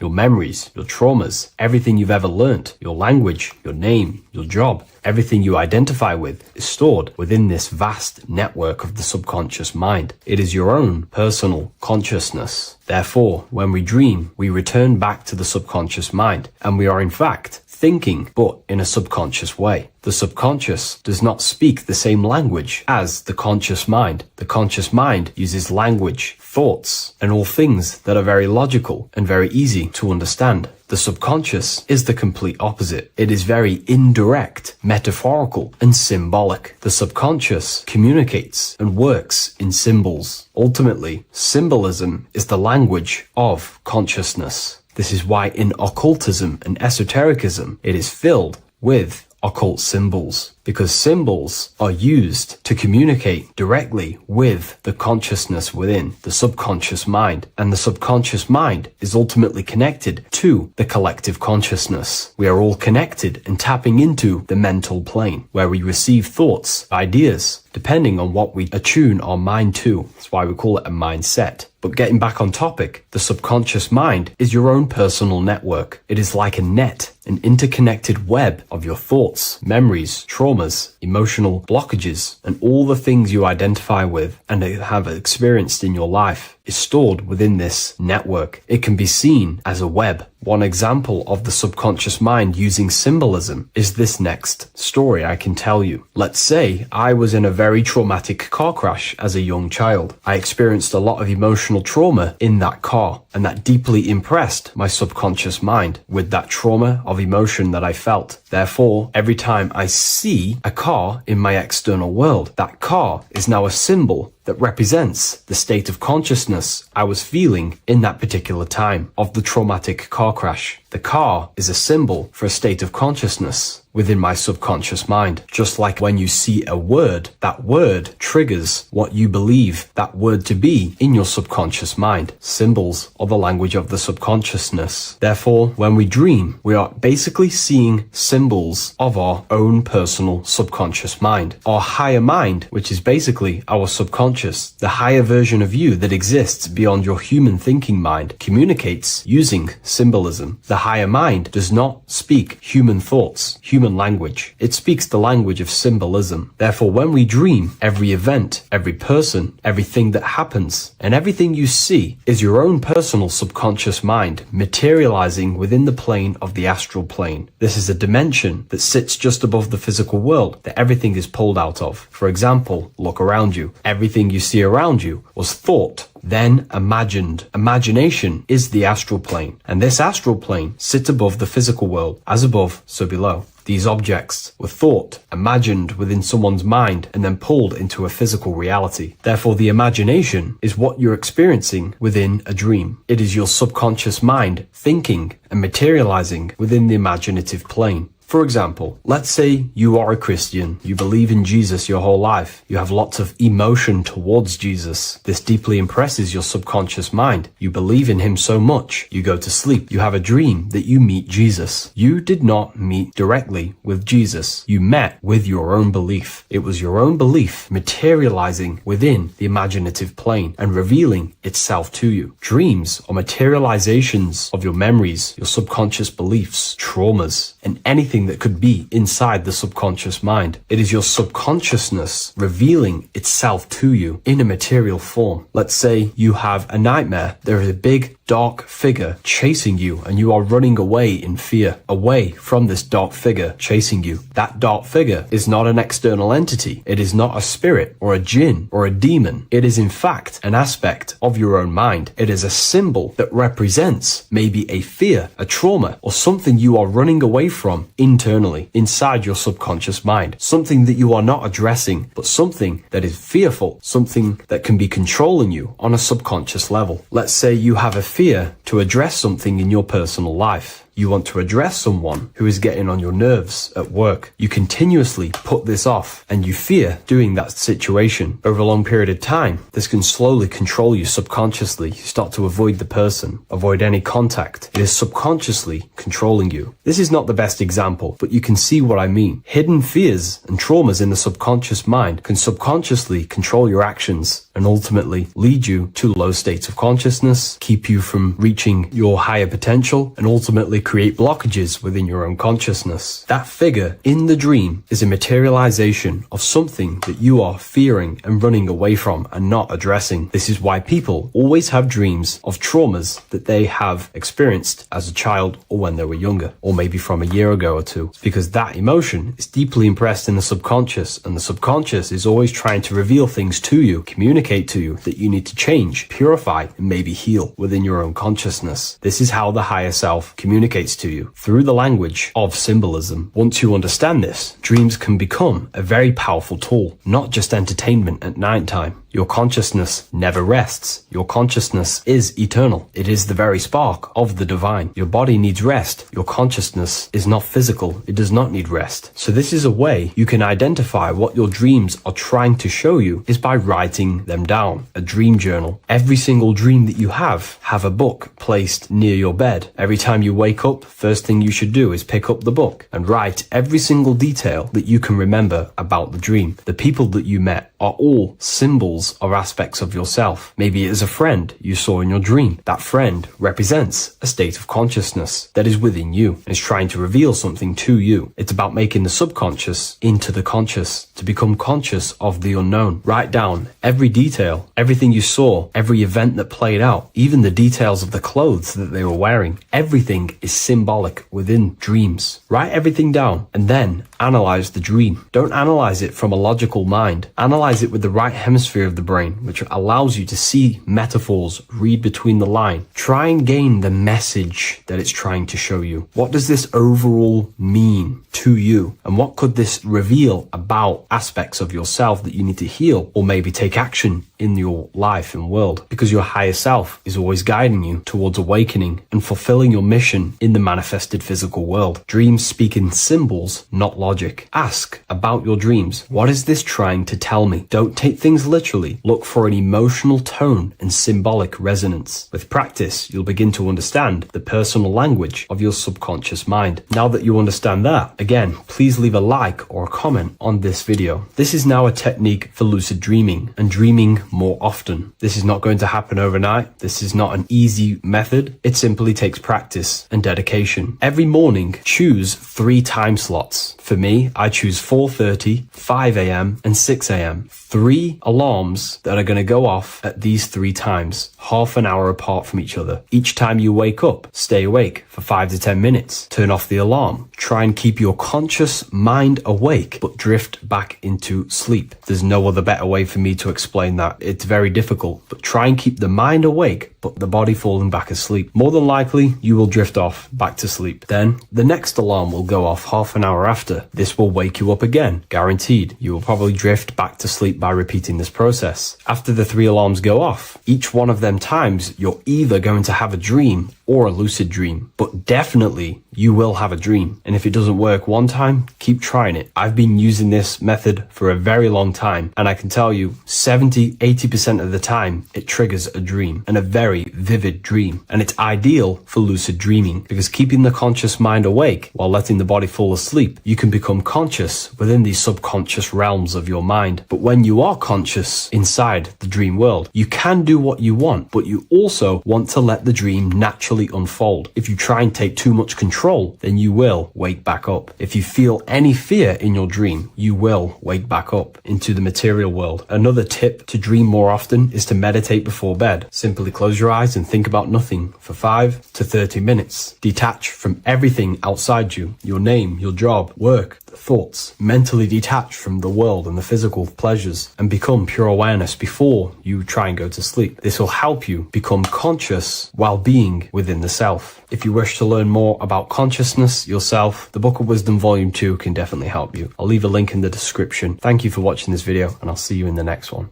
This isn't just spiritual fluff. Your words are vibrational commands that teach your subconscious what to believe and what to create in your reality. Now, I'm not going to sit here and tell you how words are these vibrational things that create reality. In fact, they are. However, the power of words does not hold in the vibration of the word. Yes, it has a little effect on plants. Yes, every word is a vibration that speaks to every cell in your body. However, this is not the main power of words. The main power of words is restructuring your consciousness and invoking energy inside of your own consciousness. I'm going to go over these two in detail for you. Your life is an externalization of your consciousness. Your belief system, your internal world, are building blocks to create your external world. What you believe in is how you see reality. It is the filter that you see to see reality. If you want to change reality, you have to change your consciousness first. There's no point trying to create a change, a manipulation in the external world, because it won't last very long. You have to restructure your inner temple, your inside world of thought and emotion. For example, your external reality is an externalization of every thought you thought in the past. Your life circumstances are just a result of every thought you thought in the past. You become what you think about. So if we can control what we think about, we will control who we become. Words are a powerful way to restructure your subconscious mind, which will then restructure what you think about. For example, if I said the word chicken all day long, I'm going to be thinking about chicken all day long. The words we repeat enter our subconscious mind, and our subconscious mind molds our conscious mind of what we are consciously giving attention to and thinking about. And that becomes our emotion. Our emotion becomes the energy, the charge behind our action. And all of this creates who you are and your reality. If you want to create a change in your external world, you need to repeat the end result as in an affirmation. I am abundant. I am disciplined. For example, if you're trying to stop a certain addiction, don't say, I am going to stop smoking. Say, I am disciplined. By saying discipline, the subconscious mind accepts the word discipline and not the word smoking. If you repeat smoking, I am not smoking, your subconscious mind will just pick up smoking and then do more smoking. So if you are trying to create discipline in your life and trying to stop something, say, I am disciplined. The reason for this is powerful because you're conditioning your consciousness. You're conditioning your subconscious mind and filling it with the word discipline. And I'm not going to say do this a certain amount of times a day or do this in the mornings. I want you to do this as much as possible. I did this as much as possible. Whenever I had free time, whenever I had a free minute, I would say these words either physically or mentally, just to condition your consciousness. Words are the most powerful way to restructure your belief system and restructure your inner world, which will then mirror in your outer world. Words are also a powerful way to invoke energy. This is why when you see these magic occult rituals, you see people chanting and doing these things is because if you slowly chant a word, you can actually invoke the emotion. There are three aspects of creation: thought, emotion, action. Emotion is energy in motion. By repeating a word over and over again, you can actually begin to invoke that energy, that emotion inside your heart. And you can start to feel the reality as if you are already living it. And this is just another powerful way to condition your consciousness to become a certain thing before you have it. This is what magic is. Magic is all to do with reprogramming the subconscious mind, aligning the subconscious with a certain belief or reality, which will then produce an effect in our thoughts, our emotions, and our actions, which will then create that reality. So if you want to create something in your life, literally just repeat, I am something. I am is referring to your consciousness. I am is the highest aspect of you. It is the true self. Whatever you condition your consciousness will be mirrored in your external reality. I am abundant will condition your consciousness to feel and believe you are abundant, which will then seep into your thinking. And then you will start to act more on this because you are thinking about it, which will then change your external reality. Words are vibration, and vibration is powerful. However, if you truly want to change your reality, you have to change your inner world of consciousness. And words are the best way to invoke feelings to become the reality you want. And words are the best way to condition your consciousness to a certain belief or a thought. And by doing this, you're actually creating a root cause. The cause is your consciousness, your mind, and you have to restructure the mind to create that reality. Words are a great way to restructure your consciousness and create reality.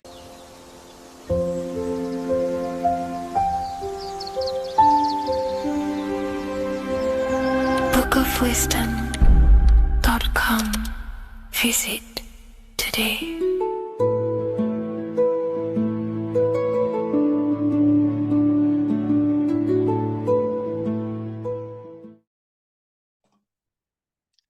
So this is known as the Bag of the Gods.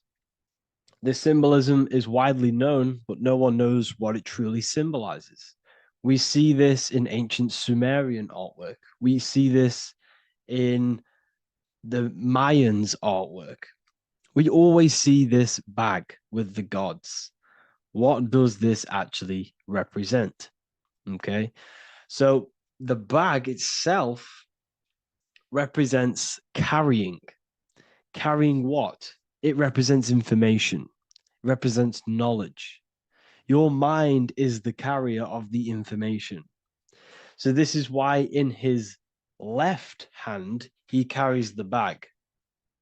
And the right hand has the pine cone. This represents carrying of information. Why is it a bag? A bag can be passed on to someone else. The information can be taught to someone else.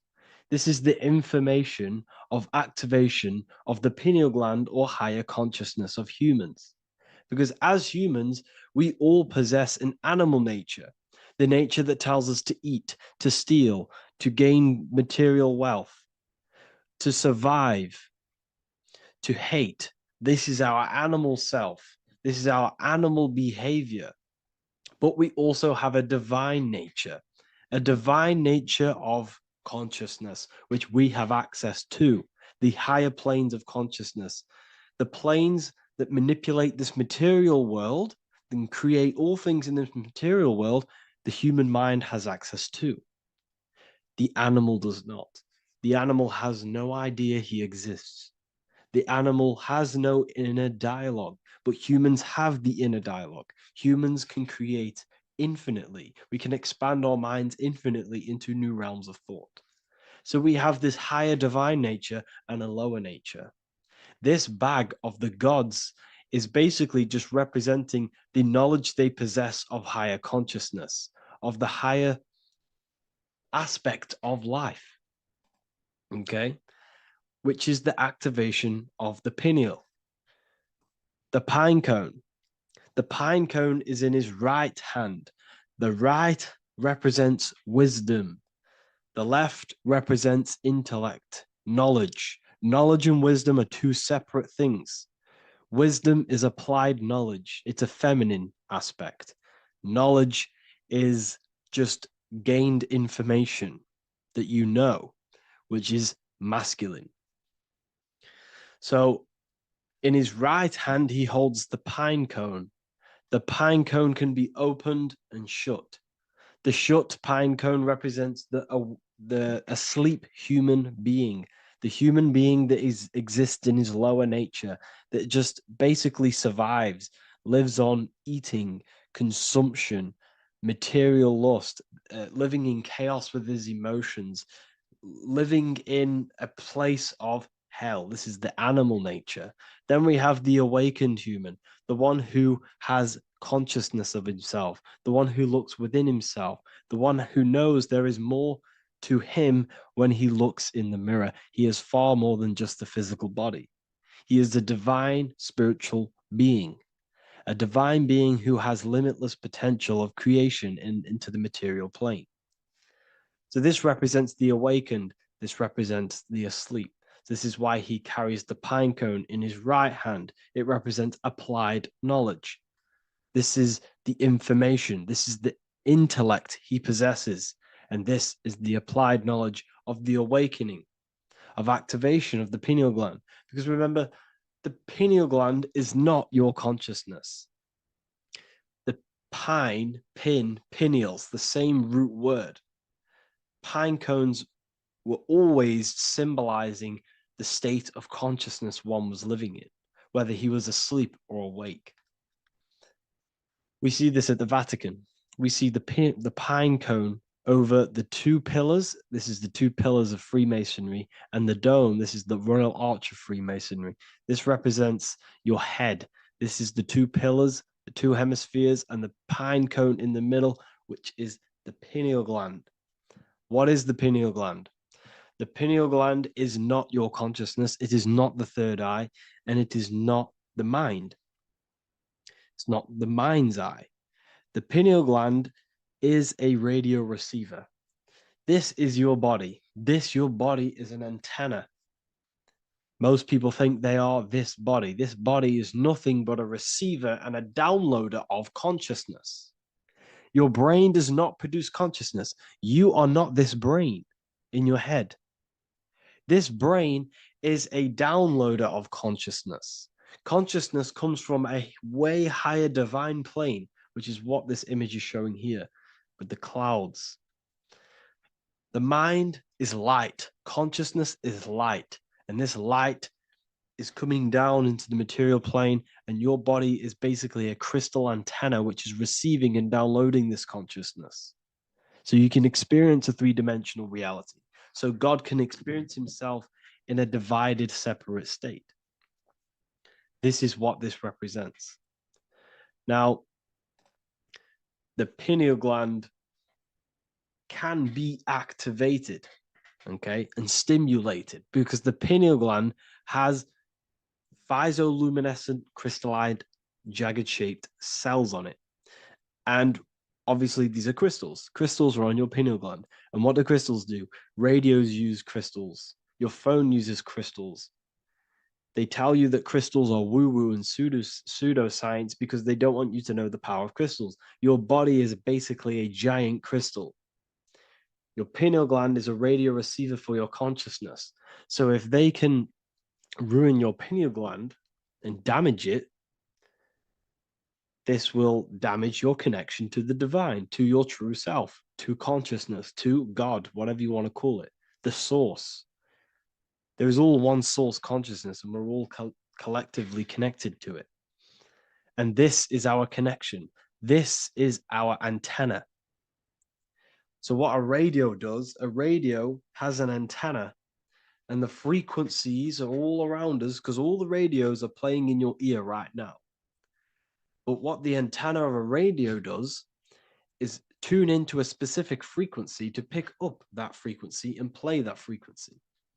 It's the same with your consciousness. You're all a fraction of God's consciousness.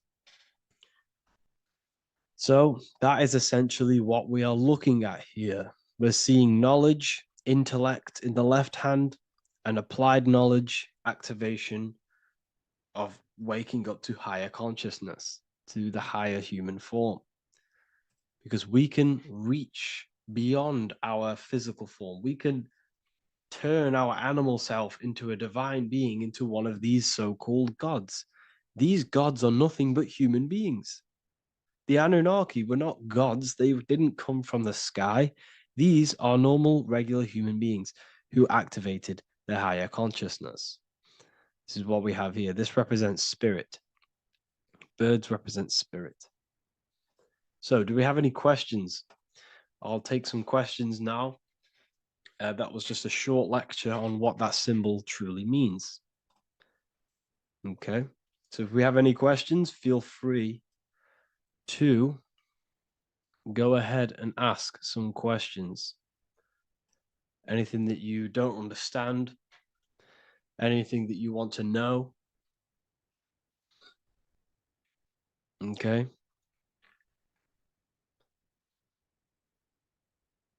So base reality would be where source resides. Yes, the base reality is your consciousness. Are these lectures available in the university? There's a whole section, basically inside the university, there's a whole section with like over 30 long form lectures like this. So the base reality is where the source resides. Yes, the base reality is your inner world, your consciousness. That is the only thing that exists. Your outer world is just an effect of your consciousness. Your consciousness, everything that has gone on within the mind and emotion, is pushed outwards into your reality. You have thought and felt your way into your external circumstances. Your life is a direct correlation of every thought you thought in the past. Therefore, your inner world of consciousness is creating and molding your outer world.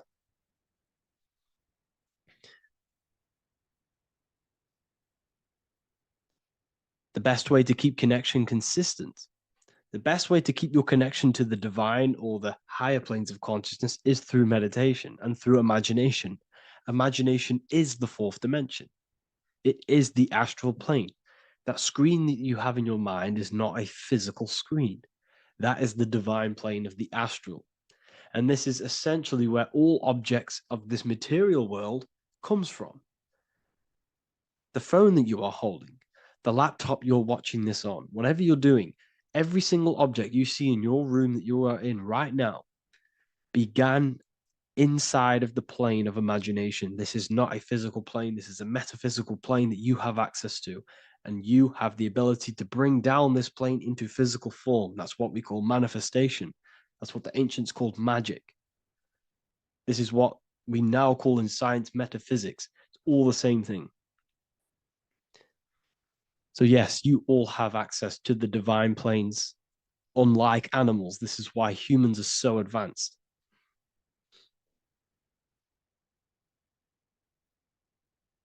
Okay. Is the pineal able to constantly activated, or is it just a temporary experience? I don't fully understand that question, unfortunately. Maybe you could word it in a different way. The real meditations on the university, legit, y'all, yes. In order to connect to consciousness, you need to sit in meditation and turn off your feelings, and the feeling of unity will come. Do I understand correctly? Yes, that is correct. So when you sit in silence and in stillness, I highlight the word stillness because stillness, when you are still, no information from your nervous system is being decoded by the brain. So when your body is still and does not move, your nervous system starts to relax and comes to a balanced state. Your brain starts to relax, it comes to a balanced state. The left and the right brain stop working, the nervous system stops working.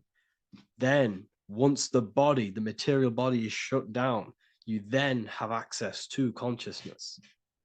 You can't access consciousness if the body's in such a busy state. If electricity is being fired every 2 seconds, your whole body's electrical. When you move your foot, that's electricity being fired from the brain to the foot instantly through the nervous system. The brain, your whole body is a technological machine. So you must shut down the technological machine to access the divine. that exist beyond the technological machine. Do you understand that?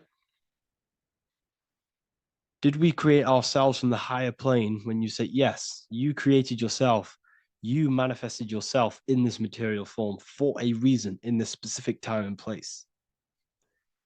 Wisdom books, are these available inside the university? Yes, they are. So anyone who joins the university, they all gain 50% off the store. So you can get anything off, anything you want inside the store for 50% off. Plus, you get the Book of Wisdom Volume 1 PDF for free. You get the Human Health Guide. Plus, you get all of the library books. There's a load of different books on occultism, symbolism, esotericism. Do you need to place your attention somewhere specific during meditation? You can do. Okay, you can do. So if you struggle, when you first start to meditate and you struggle to turn off the thoughts, think of the back of the brain, the back of your head. Don't think of it, place your attention on it. Okay, so when you place your attention on the back of the brain, this now shuts off thought because the back of the brain doesn't have any activation to do with thought. The front brain does, the neocortex. That's all to do with activation of thinking. So place your attention on either the back of the brain or your breath. What's more important, creating yourself or finding yourself? It's a balance of both. So in order for you to create fully, you must have awareness of self and awareness of thought and control over the mental dialogue, the inner voice inside of you. Okay? When you control that inner voice, that is when you gain power. That inner voice is what brings commands into physical reality. Before you kick a football, there is a change in consciousness. There's a decision made in consciousness before the body takes the action. Therefore, every physical manifestation is a change of inner consciousness before it's a physical reality. You can have the reality you want through consciousness before physically having it. That's the secret to creating. But you must believe it like you know the sun is going to rise in the morning. That's how much you should know that you have that reality in consciousness through feeling and thought and imagination. And that's how you can truly create in your reality. Shrooms help with consciousness or ego. I can't really talk about that because I'm maybe uploading this to YouTube, unfortunately. But we need to clean our pineal gland first from calcification. Yes, definitely. You should go on a detox the body. Because you can't really connect with consciousness if your body is in such a dirty state. Because the brain is, your nervous system is in a state of fight or flight, trying to fight off all these toxins. So when you meditate, you're probably going to be having thoughts all the time because your brain's firing, your nervous system's being attacked through toxins. So you must detox to have a true connection with the divine. Your diet plays a big role in your spirituality and mentality. What is the most optimal food for pure consciousness? Fruits and vegetables. They possess consciousness. So when you place them inside of you, they're syncing with your consciousness. How to check the cleanliness of your body, your skin, your teeth, your tongue, your mouth.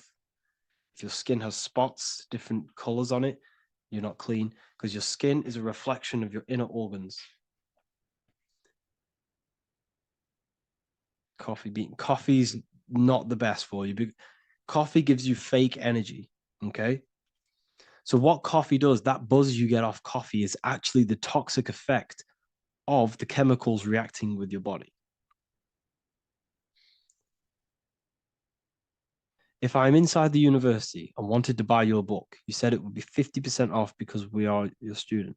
Is that automatic or we need to have a code? You will have a code. Yes, I'm going to releasing a code for all the students after this. Caffeine equals neurotoxin. Yes, it fries your brain, it fries your nervous system, it fries your dopamine receptors. Will the Q&A last week about money symbolism be posted? Oh, I didn't post that. That's my bad. I totally forgot. I will post that after this. Thank you for reminding me. How to detox the body. The best way to detox the body is going through a week cleanse of fruit. So only consume fruit, sea moss, and cayenne pepper, and lots of freshly pressed juice. Do that for a week or 2 weeks, depending on how you feel, and then start to fast. You will lose weight, but you're not losing weight, you're losing impurities.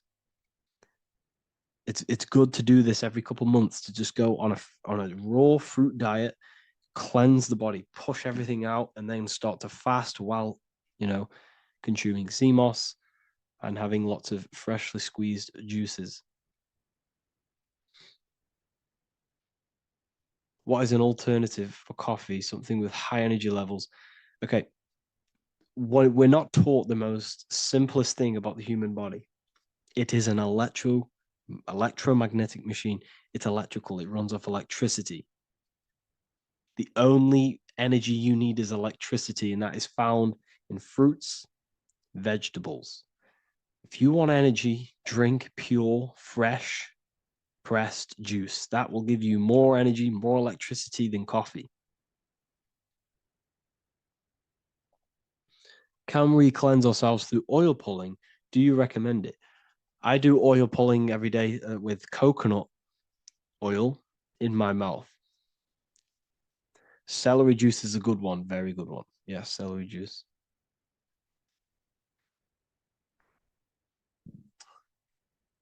Any more questions? What kind of music do you listen to when lifting? For me, rap, hip hop push me work harder, but I know it's terrible for my subconscious. Yes, very. At least you're aware of it. You should be definitely try and stay away from the hip hop music. Try and stay away from anything that's talking about anything negative, because it's all programming your subconscious. And your belief system is your reality, people. Your belief system is your reality. Okay? So look after your subconscious. That's what's controlling your actions. 90% of your actions on a daily basis are controlled through your subconscious beliefs. Okay? I listen to a lot of Pastel Ghost. I listen to a lot of let me get my playlist up. It's all like background music for TikTok. Do you know what I mean? Like Pastel Ghost. That's mainly what I listen to. That sort of music. I don't know what it's kind of called. I don't know what that genre is called. Does anyone know what that genre is actually called? Because there's not much words in it. The reason I listen to it is because there's not much words in it. And, it helps the subconscious. And I just love that music.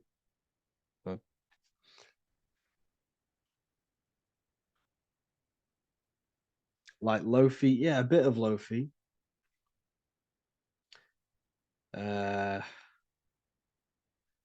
Most people won't even know this type of music.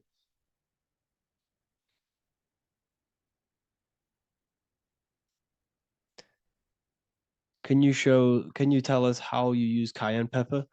So I mix it with freshly squeezed orange juice every morning. So the first thing I have, empty stomach, I have a teaspoon of cayenne pepper, mix it in and just down it every morning.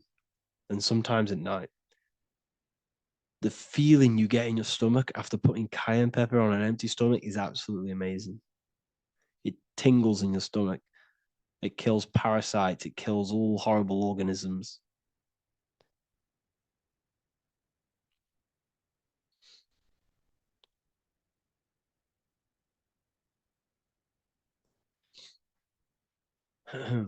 Mix it with hot water. Yes, hot water and key lime water. That I bet that's powerful. If you mixed warm water with key lime with cayenne pepper in first thing in the morning, I can imagine how powerful that is. I've never done that, but I'm going to try that.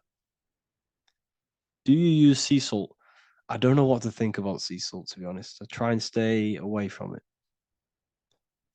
I don't know whether it's good, don't know whether it's bad. I'm kind of mixed on it, mixed information.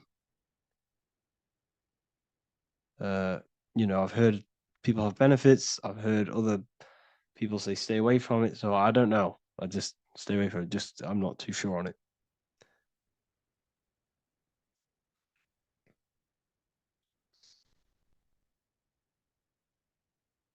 I drink fresh pressed celery juice every morning. Yeah, definitely.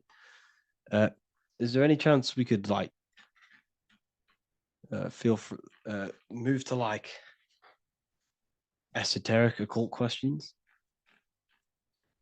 The only reason I say that is because I might be posting this to YouTube, so it's I don't want them. I don't want them thinking I'm giving health advice, because I'm not. This is what I do. I'm not giving anyone medical advice. This is what I would do to myself. Because I can probably get in trouble for that. So the subconscious is the all-knowing. It is the all-seeing eye. The subconscious knows everything. Your conscious mind does not. Your subconscious knows every single cell in your body.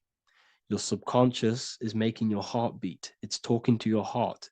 It's talking to every organ, every cell in your body is being connected and spoken to by your subconscious mind. It is the all-knowing. The subconscious has access to the astral plane, imagination, the fourth dimension. It has access to the mental plane, thoughts. It has access to the ethereal plane, energy. And has access to your physical body. It's the door. It's the portal. The subconscious is the portal to the divine. You must go through the subconscious in order to access the divine. Any coupon codes for book 2? Yes, inside the university, there will be a 50% off coupon code. Speaking of ancient civilizations, why did they use symbols to give us true knowledge? This is a very, very good question. Very good question indeed. The reason they use symbols is because symbols are their keys. They hide meanings. They hide things. For example, if it was written down, if all of this sacred knowledge that I'm speaking now was written down, it can be easily taken. It can be easily misused. Someone can take it, read it, and steal it and misuse it and abuse the world and create horrible things. The reason they use symbols is because they're hidden. They hide the teachings. Only the ones who possess the key, that possess the knowledge, can read the symbol. So the symbols act as a guard towards this higher wisdom, this higher knowledge, which gives you power.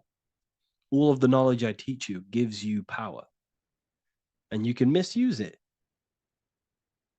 You can misuse your imagination. You have no clue, unless you've put this into action, how powerful your inner consciousness is.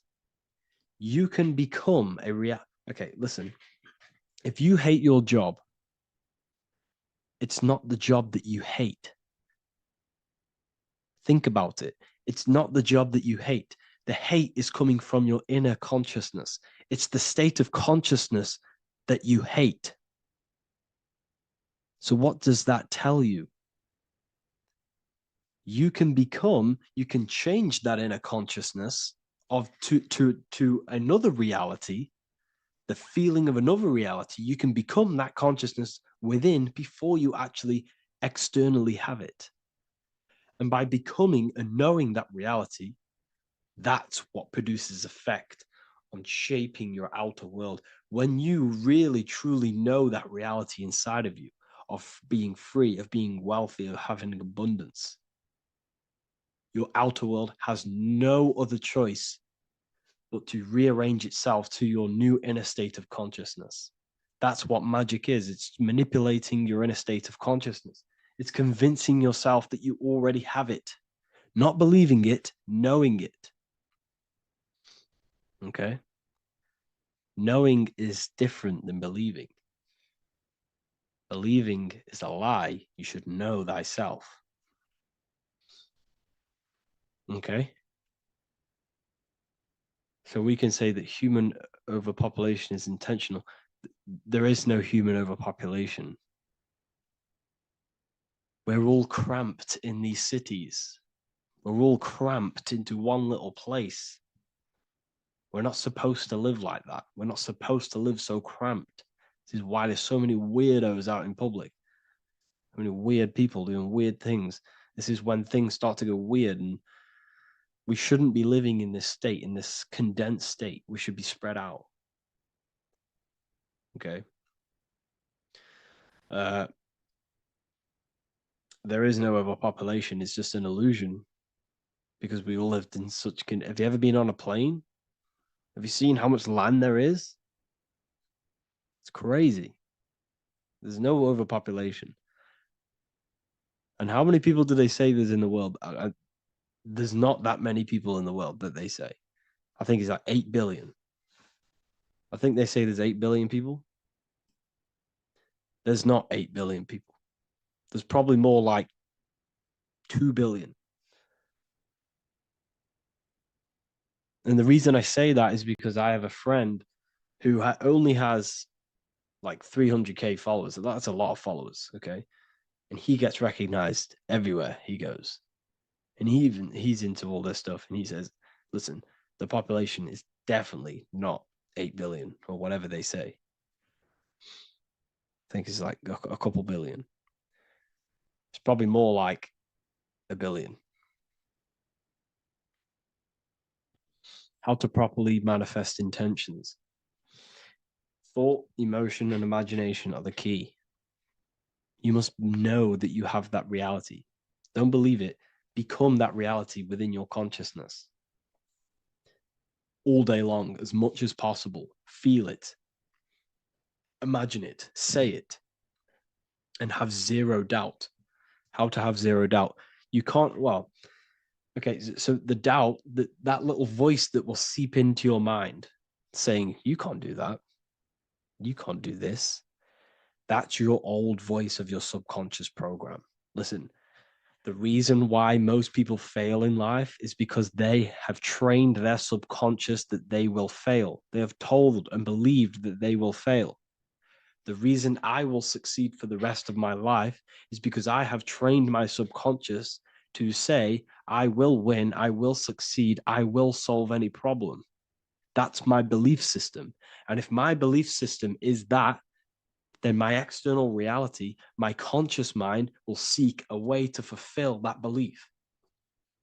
It will seek to control and create that belief in my external world. It will seek to solve any problem. I've trained my subconscious mind to know that I already have the reality, to know that I'm abundant, to know that I have everything that I already need. Therefore, if any problem comes, I can sort it straight away. But most people have a different belief. It's not your fault. We've been kind of manipulated and told this, that they will fail, that they can't do anything, that it's too hard. And that basically casts a spell on the conscious mind, where your conscious mind is just like, no, I can't do that, because of this subconscious belief that you hold.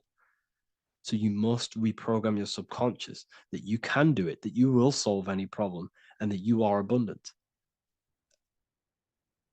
That's the reason why successful people succeed. It's because they have a complete different mind state, a complete different belief system in their subconscious.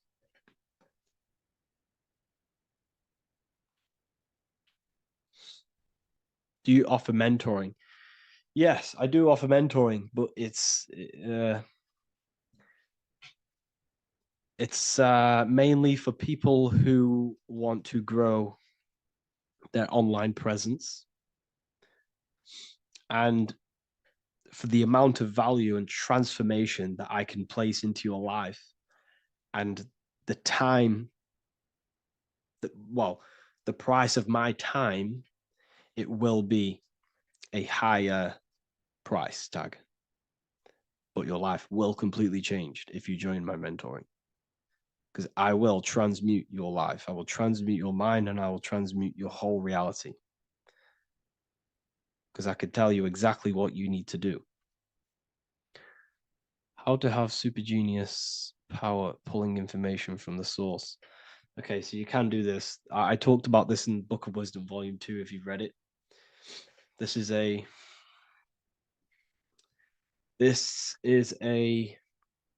technique that Albert Einstein used. This is a technique that Thomas Edison used. This is a technique that all of the ancient geniuses have used. So you get on a chair, you place metal below you or plates, and you hold a metal ball in your hand, and you fall asleep.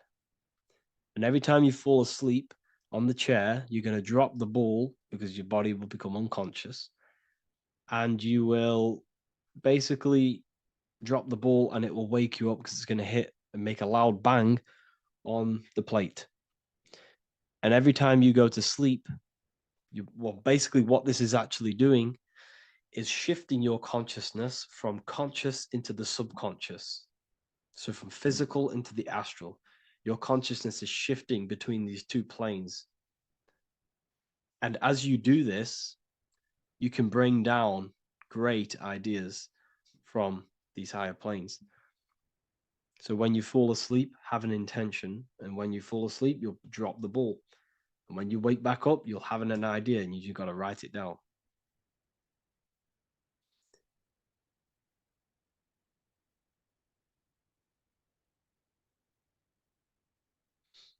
How to balance chakras. Don't focus on balancing your chakras. Focus on the mind. The mind is the cause of the chakras being blocked. If you have a blocked throat chakra, this is a problem in your mind, not the chakra. You see, the chakras are a result of the mind. You transmute the mind, you can transmute the chakras and cleanse them.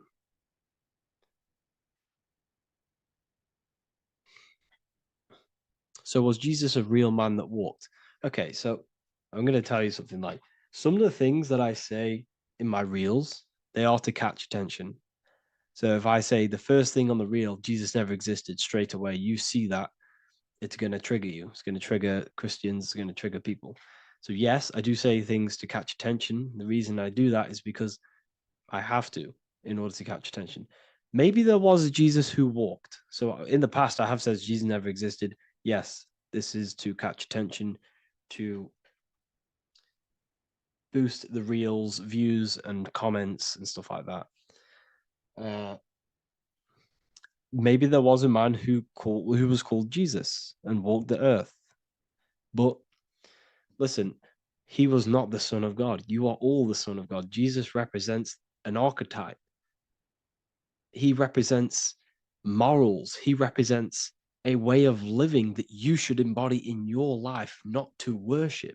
We shouldn't be worshiping this man. We should be embodying his qualities into our lives so we can become Christ consciousness, so we can live in harmony with our mind, emotions, body, and spirit. Okay?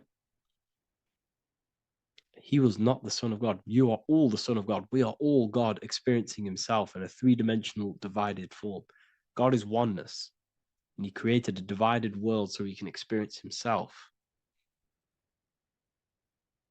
Why do you quote from the Freemasons oft times? I don't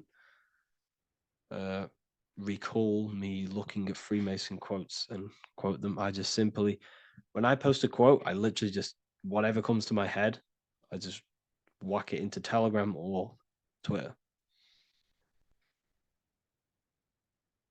Are dreams tied to your subconscious, and how do you understand them? Okay. Dreams and astral projection are two different things. Astral projection is your soul leaving this plane into the collective consciousness, into the collective mind, the collective astral plane. But dreams are basically the astral plane, but it's your personal astral plane in your personal subconscious. So when you dream, you're entering your own consciousness, you're entering your own subconscious. every character, every event that happens to you, everything that is said to you, everything that happens to you in your dream is yourself pushed outwards, and you're basically experiencing your own mind. If something scary comes up in your dream, this is your belief, this is something in the back of your mind materializing and coming to you and showing itself to you. So in order to understand your dreams, it's basically suppressed emotions, suppressed thoughts, all lingering in your subconscious materialized. Okay. A few months ago, I'd have concurrent dreams of getting in a car crash that lasted for months. Then one day out of nowhere, I got into a really bad accident, and that low-key bugged me out. I didn't know if my mind was trying to warn me or what. You can explain that. Okay. If you are having dreams about having a car crash, this is a belief. Okay, so let me tell you something. Let's say you're a drug dealer, okay?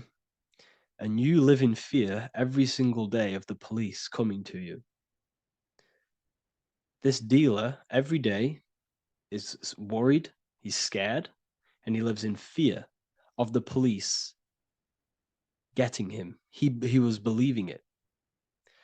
This fear, this emotion he was feeling on a regular basis, repetition, and the emotion is basically impressing your subconscious.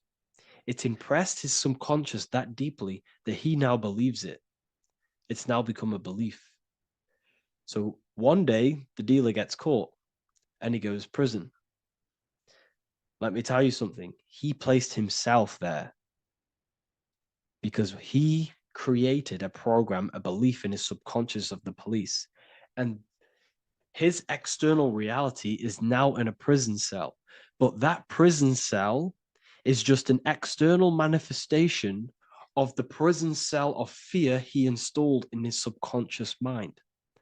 The four walls he's now trapped in is just basically an externalization of his own belief system that he created through consciousness, through the subconscious. If you embedded your belief that you will be in a car crash, you will be in a car crash. He placed himself there. He materialized that reality through the thought, through the emotion, through the belief. He put himself there. You see? So if you were having dreams, this was maybe, it could have been anything. You could have watched a program when you were a child about a car crash, and that maybe scared you. Or you saw a car crash when you were very young and that scared you and that impressed your subconscious. Then you had a dream about it. Then you started to believe it. And then one day, bang, it happens. That's the power of the subconscious mind. It holds control over you. It holds control over every aspect of your reality, of your being. So, I hope you all enjoyed this live. I'll see you all inside Ethereal University. I'll be posting another lecture this week. And yeah, let me hold on.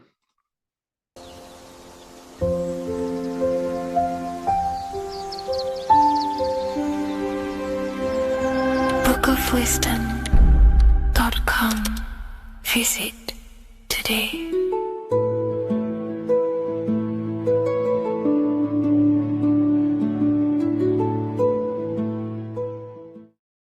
What is good, YouTube? Today we're going to be talking about the astral plane and how the cosmology fits into the astral plane. Okay, so first let's go over the astral plane and go over the different layers of reality so that you can understand reality more. You are a multi-dimensional being. You are not in these, you are in all of these realities at the same time. They all interweave into one big reality. But there are different planes. They are different vibrational dimensions. There are different dimensions of reality. The mind is the root cause of reality. We're living in the mind of God. Everything is being thought into existence from the root cause, from the universal mind. This is why the ancient Egyptians said, all is mind. We're living in the mind of God. And we are a microcosm of this mind. This is why we all have the same mind. This mind is the world of thoughts. Now, this world of thoughts is just the thought alone. For example, it is the thought of a chair. But then when you start to imagine this chair and you start to mentally see the chair, you're now manifesting the thought, the singular thought, into some sort of form. So now you're imagining the chair. You're imagining the form of this chair, which is then manifesting into the astral plane. The astral plane is the world of thought forms manifesting. So when you are imagining something, you are seeing into the astral plane. Okay? Your third eye, it is an eye because it sees the astral plane. It is seeing the other side through imagination, through dreaming. Well, we'll go over dreaming later. So the thought of a chair is a singular thought. The imagination of the chair is the manifestation of the chair. And in the astral plane, it's basically the world of all the chairs that could ever exist. So you're thinking of the chair as a singular thought, which is the mental plane. The astral plane is the imagination of that chair, is the thought, the manifestation of it. Depending on the vibrational state of the thought will depend what level of the astral plane it will go to. For example, if you're thinking about a chair to torture someone on it, it's going to go on the lower astral plane. Or if you're thinking and imagining happy things, it's going to go to the higher astral plane. So wherever your mindset is, that we call it a mindset because your mind is setting frequencies to certain things. Thoughts are frequencies. And a mindset is setting your frequency, setting your mind to a certain frequency. So when you set your mind to a certain frequency and you imagine something in that frequency, you're going to match everything in the astral plane that are on that similar frequency, just like you would in the physical world. Because we're all in these worlds right now as we speak, but we can't see them with the two physical eyes. We can feel it though. When you're around someone and you've just met a new person, for example, you can feel their vibration. And if you're not on a similar vibrational match, you will not get along with that person, or you just won't not get along, but you won't connect with that person because you're on two opposing frequencies, not matching. And this is something you can't see, you can only feel because it's the astral plane. It exists within the astral plane. Everything in the astral plane is made out of vibrations. So if you do astral project, and if you already know how to astral project, you will see beings and people and things that are on the same frequency as you. This is why before you astral project, you need to sort your vibration out before you astral project, because you are projecting your consciousness into this. It's the mind. The mind is the bridge. It can move between realities. You are a observer. You are a observing soul which observes different realities. And the mind is the bridge between all of these different realities. The mind can choose. If you want to project into the astral, you set your mind to it, you can. Okay? So let's not get off track. The lower astral plane is where demons are. The higher astral plane is where heavenly beings are. Heaven and hell are kind of a real thing. The etheric plane is a powerful substance, the ether, the fifth element that they don't tell us about. If you type in on Google the 5 elements, they will try to remove it with wood or metal. because they don't want you knowing about the ether. Ether is the energy double behind all physical objects. So the ether is very important. It is the fifth element. It is part of the physical world, but it's also part of the astral world. It is on either side. You see how they're showing you the truth in the language? Ether and either are the same word. The ether has 1 foot in the astral and 1 foot in the physical world. It's a substance that connects the physical to the astral world. It is the either. It's on either side of reality. It's on the other side. Other, either, same word. Ether is connecting the physical to the astral plane. It's the world of frequency.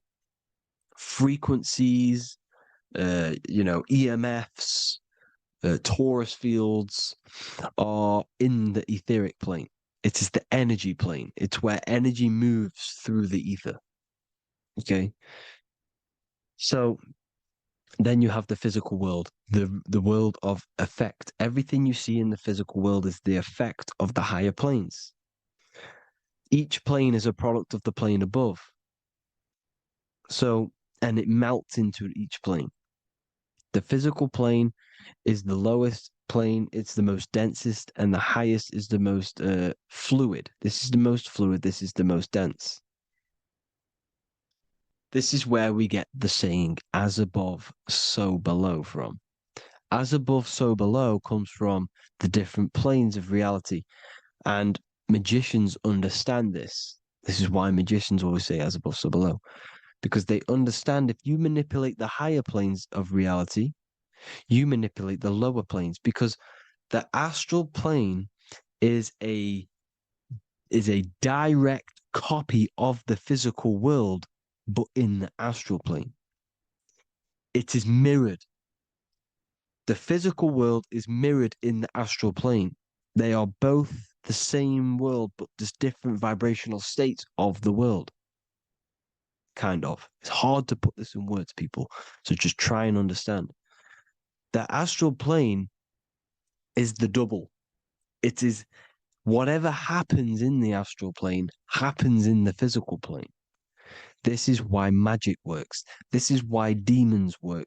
This is why spirit communication works. Because if you manipulate the higher planes, you manipulate the lower planes. As above in the astral, so below. Leonardo da Vinci showing you to look up, pointing up. You got to look up. He's telling you to change the mind, you change the physical world. You change your emotions, you're on the astral plane, you change the physical world. You change your reality by changing the higher planes. This is the Masonic 11. The 2 pillars. This is the 11 also symbolizing the 2 hemispheres of the brain here. But the 11 symbolizes the 2 mirrors. 11. 11. 9, 11. 9, 11 adds to 11. 9 plus 1 plus 1 equals 11. The Twin Towers were an 11. Flight 11 was hijacked. Because it's a mass ritual within the astral plane. Now, we're going to go deep into that later, and I'll show you these rituals they do in order to manipulate the astral plane. So, this is what the 11 is. It's the mirroring of reality.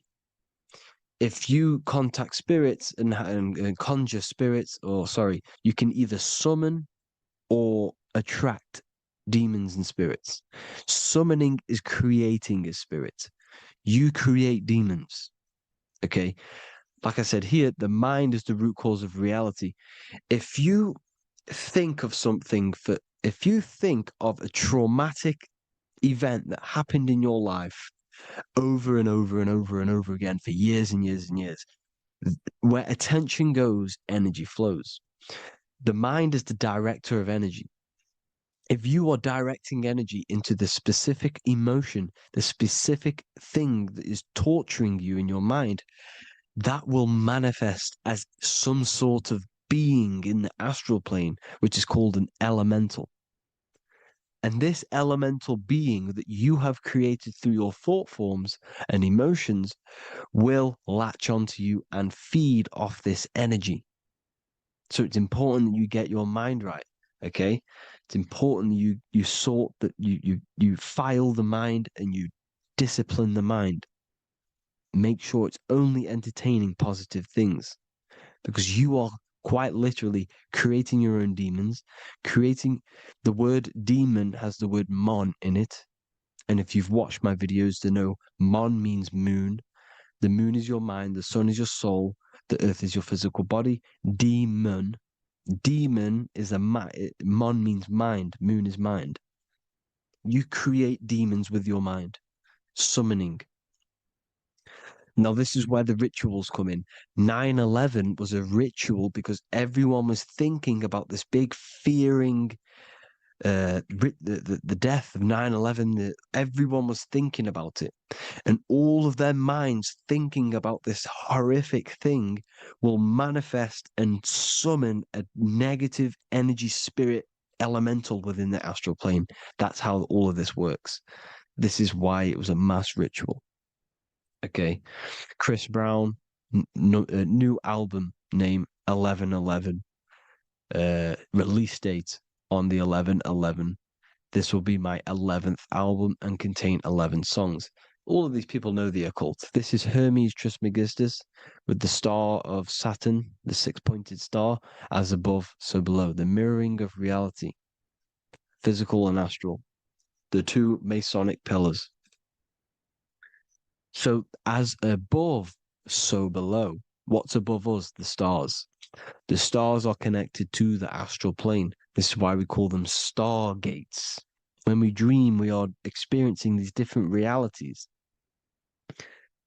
And what are stars? They tell in the Bible, it says Genesis 1:14.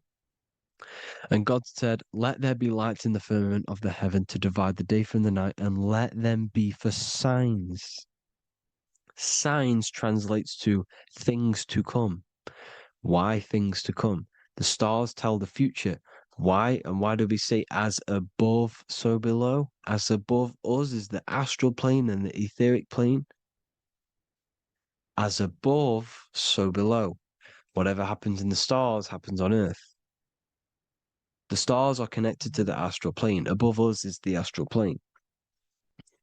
We are a star in a physical body. This is why we say Mr., sister, stir equals star. The E and the A are interchangeable. We are stars, and the stars are the start of our incarnation.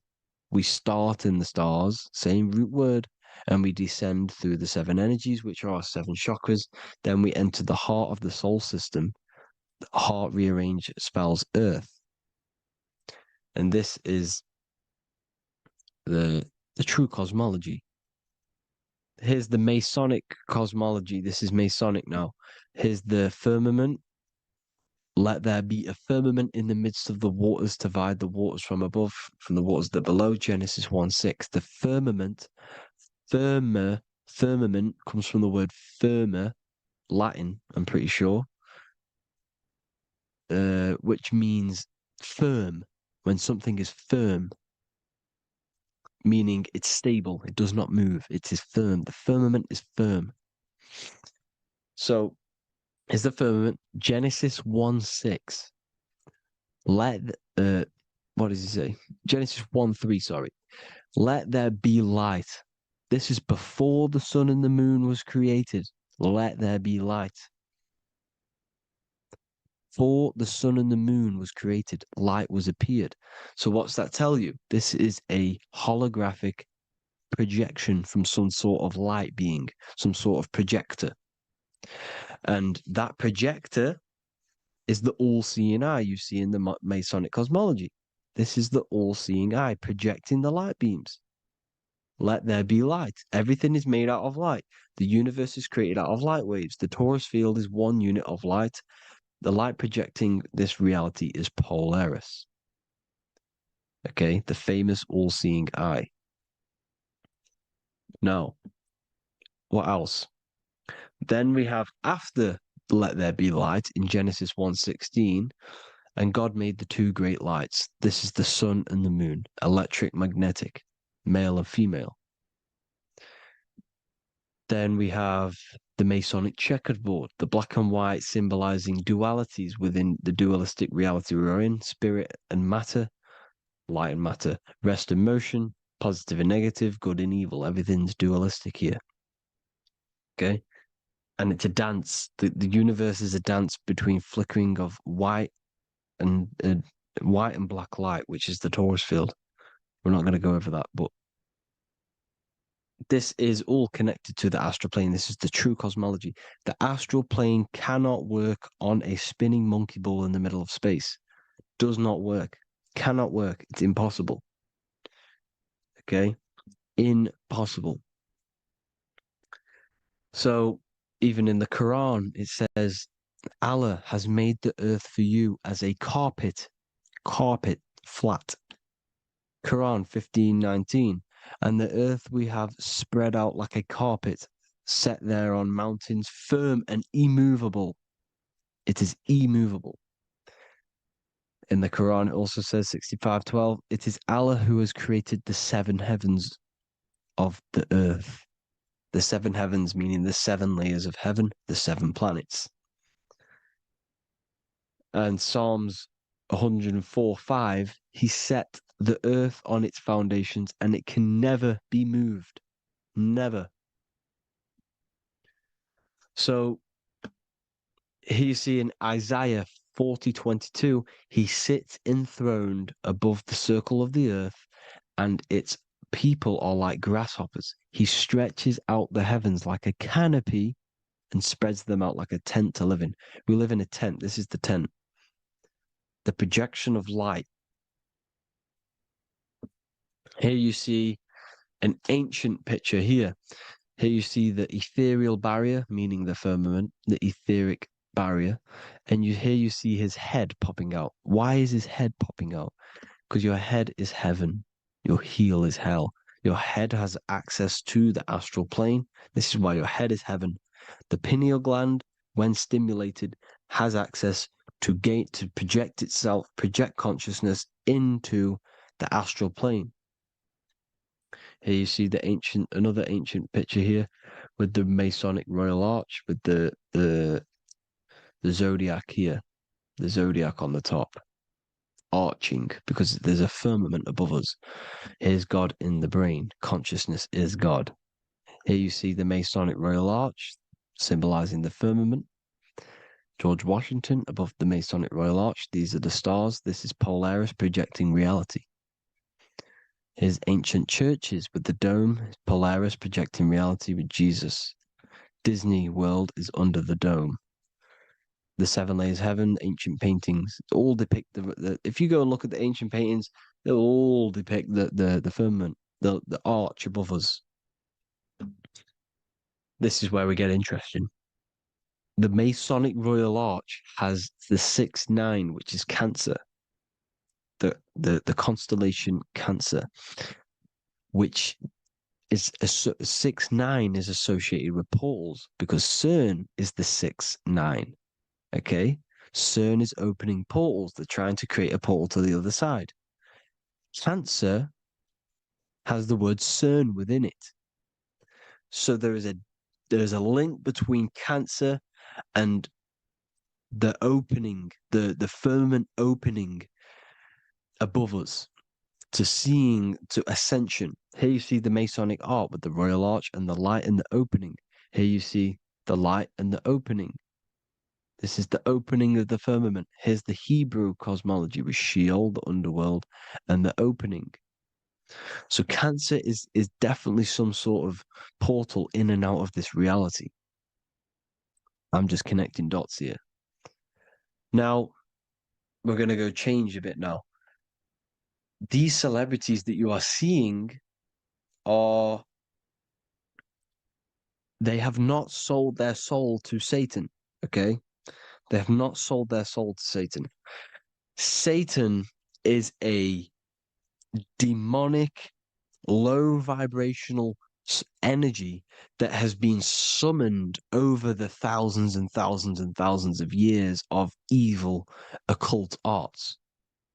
So since Babylon was summoning this demonic energy, and this demonic energy in the astral plane will grow and grow and grow. It has no form. It has no physical form. Okay? But you can see it in the rappers. If your third eye is open, you can see clearly that these people are demonic. You can sense the energy that they're manifesting. Selling your soul is not what you've been told. It is gaining, because your soul is pure love, okay? Your soul does not want to do anything bad. So when you sell your soul, you're gaining physical gain. You're gaining physical wealth, for example, like for these rappers, they will be given millions of pounds because the people in control of the music industry, which is the dark occultists trying to brainwash the masses, the people in charge, they're dark occultists. They understand Satan and the energy. They are satanic energy, which has been summoned in the astral plane. They see that they have influence over the masses, so they will go to them and say, "I will give you this amount of money forever if you manifest this satanic, demonic energy through the music and through social media to blind the masses, to brainwash the masses into this demonic energy." Because when you listen to music, music is frequency. Whatever you listen to, you become that frequency. So if you're listening to these people, they're throwing energy, this demonic, satanic energy that they sold out to. Soul, same word. When you sold something, you've got your soul involved. They have exchanged money, physical gain, so that they manifest this satanic energy within the astral plane and through the music, through the videos, through social media, to keep us in this vibrational frequency, in this low state of consciousness. This is what it actually is. It's not, you're not selling your soul to some sort of devil. This satanic energy has no physical form it is formless in the astral plane. It's a summoned energy. Now, the root chakra is red. This is why the devil is red, because it symbolizes the animal nature of man. When you are operating off your root chakra, you will kill, you will fight, you will do anything to survive, because it's all about survival mode in the root chakra. They want you keeping in that fighting mode, that surviving mode, so that you are manifesting this low vibrational frequency, this satanic energy, this demonic red energy. This is why the devil is red. And the devil has a tail with the red arrow pointing down, because it symbolizes your light body. This is your Merkaba. Your Merkaba is your light body. Mer equals light, Ka equals spirit, Ba equals body. Merkaba, this is the devil's tail pointing down, the descension, your heel, up to your heel, hell. Ascension to heaven, head. You see? This is the all-seeing eye with the illumination coming off it, your head, when you're illuminated. The Merkaba is your celestial sphere to portray different planes of reality. It is the vehicle of ascension. It's your light body. It's in the word Kabbalah, Kabbalah, Ka, spirit, Ba, body, La, light. Same thing, Kabbalah, Merkaba. Same thing. It's all about the light body. This light body sees different realities. So when you see the goat in the music industry, it's this satanic summoned energy that's been summoning for thousands of years within the astral plane. When it becomes to the physical plane, it will manifest through different things. A goat, an owl, Satan, Moloch, Baal, same deity, same demonic energy that's been summoning in the astral plane. And this is why the Baphomet has a goat head. Drake's new album is the goat. The Polo G, the Masonic G, with the goat. And here's Ryla Rodriguez in the mirror with the goat in the mirror and him in his physical body.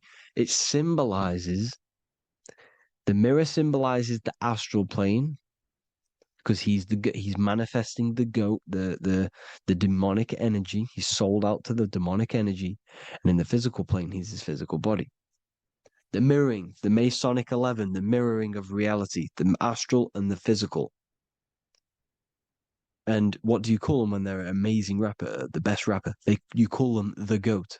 Because the GOAT, you're the GOAT because you're manifesting the GOAT energy, this satanic, demonic energy within the astral plane.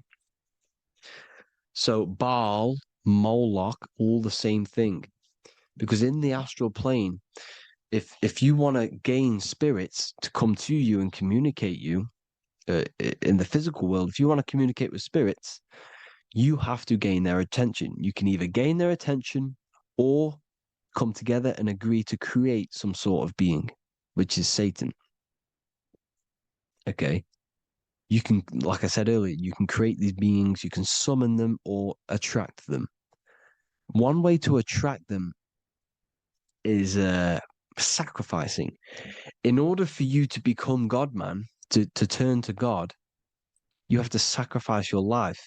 You have to sacrifice, not drinking, not doing things, not doing anything demonic, not doing anything bad, not eating meat. You have to sacrifice yourself to become the light. However, if you want quick, instant gains in the physical world, you can sacrifice something else to communicate with these spirits, because these demonic energies feed off demonic energy, your demonic energy. So these dark occultists will give away babies, they will sacrifice, torture babies so that they gain, so that they can communicate with these spirits for physical exchange. Yes, you can do this. These powerful spirits, these powerful demons can give you powers. They can give you certain things. And this is what they are doing. They're summoning and attracting these demonic energy. This is why, trafficking is one of the most, Balenciaga. Baal is the demonic energy in the astral plane, which requires child sacrifice for his presence. Balenciaga, and they were trafficking children. They were trafficking, killing them, and offering them to the spirits. This is what they are doing. Balenciaga. It's in the name. Here you see, you can see here a stick man with two horns. The goat, obviously, it's all the same deity. Baal, the goat, Moloch, here's Moloch, the owl, the Egyptian owl, because it comes from the owl of Moloch, which is Baal, which is Satan, all the same demonic energy. And it's on the dollar bill, a tiny dollar bill, on the $1 bill. All the same thing. Bohemian Grove, they worship the big owl, Moloch. It's all the same thing. It's all one big demonic energy which has been summoning in the astral plane. And it's trying to take over Earth, the physical plane. That's what it's doing.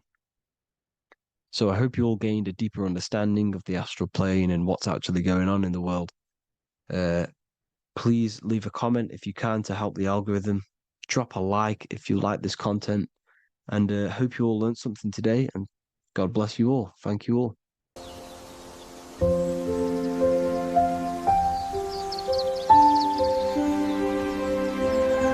bookofwisdom.com. Visit today.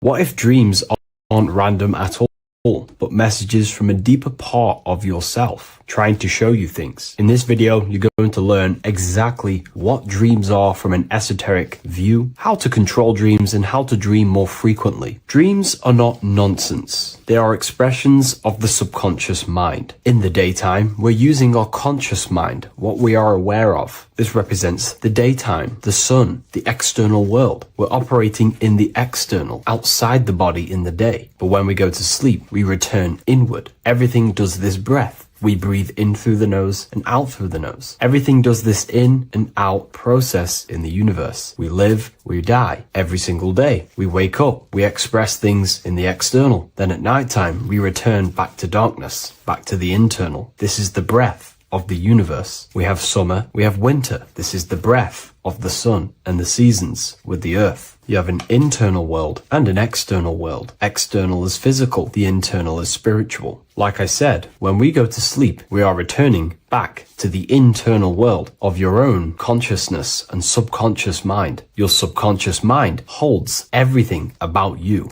your memories, your traumas, everything you've ever learnt, your language, your name, your job, everything you identify with is stored within this vast network of the subconscious mind. It is your own personal consciousness. Therefore, when we dream, we return back to the subconscious mind, and we are in fact thinking, but in a subconscious way. The subconscious does not speak the same language as the conscious mind. The conscious mind uses language, thoughts, and all things that are very logical and very easy to understand. The subconscious is the complete opposite. It is very indirect, metaphorical, and symbolic. The subconscious communicates and works in symbols. Ultimately, symbolism is the language of consciousness. This is why in occultism and esotericism, it is filled with occult symbols, because symbols are used to communicate directly with the consciousness within the subconscious mind, and the subconscious mind is ultimately connected to the collective consciousness. We are all connected and tapping into the mental plane, where we receive thoughts, ideas, depending on what we attune our mind to. That's why we call it a mindset. But getting back on topic, the subconscious mind is your own personal network. It is like a net, an interconnected web of your thoughts, memories, traumas, emotional blockages, and all the things you identify with and have experienced in your life is stored within this network. It can be seen as a web. One example of the subconscious mind using symbolism is this next story I can tell you. Let's say I was in a very traumatic car crash as a young child. I experienced a lot of emotional trauma in that car, and that deeply impressed my subconscious mind with that trauma of emotion that I felt. Therefore, every time I see a car in my external world, that car is now a symbol that represents the state of consciousness I was feeling in that particular time of the traumatic car crash. The car is a symbol for a state of consciousness within my subconscious mind. Just like when you see a word, that word triggers what you believe that word to be in your subconscious mind. Symbols are the language of the subconsciousness. Therefore, when we dream, we are basically seeing symbols of our own personal subconscious mind. Our higher mind, which is basically our subconscious, the higher version of you that exists beyond your human thinking mind, communicates using symbolism. The higher mind does not speak human thoughts, human language. It speaks the language of symbolism. Therefore, when we dream, every event, every person, everything that happens, and everything you see is your own personal subconscious mind materializing within the plane of the astral plane. This is a dimension that sits just above the physical world that everything is pulled out of. For example, look around you. Everything you see around you was thought, then imagined. Imagination is the astral plane, and this astral plane sits above the physical world. As above, so below. These objects were thought, imagined within someone's mind, and then pulled into a physical reality. Therefore, the imagination is what you're experiencing within a dream. It is your subconscious mind thinking and materializing within the imaginative plane.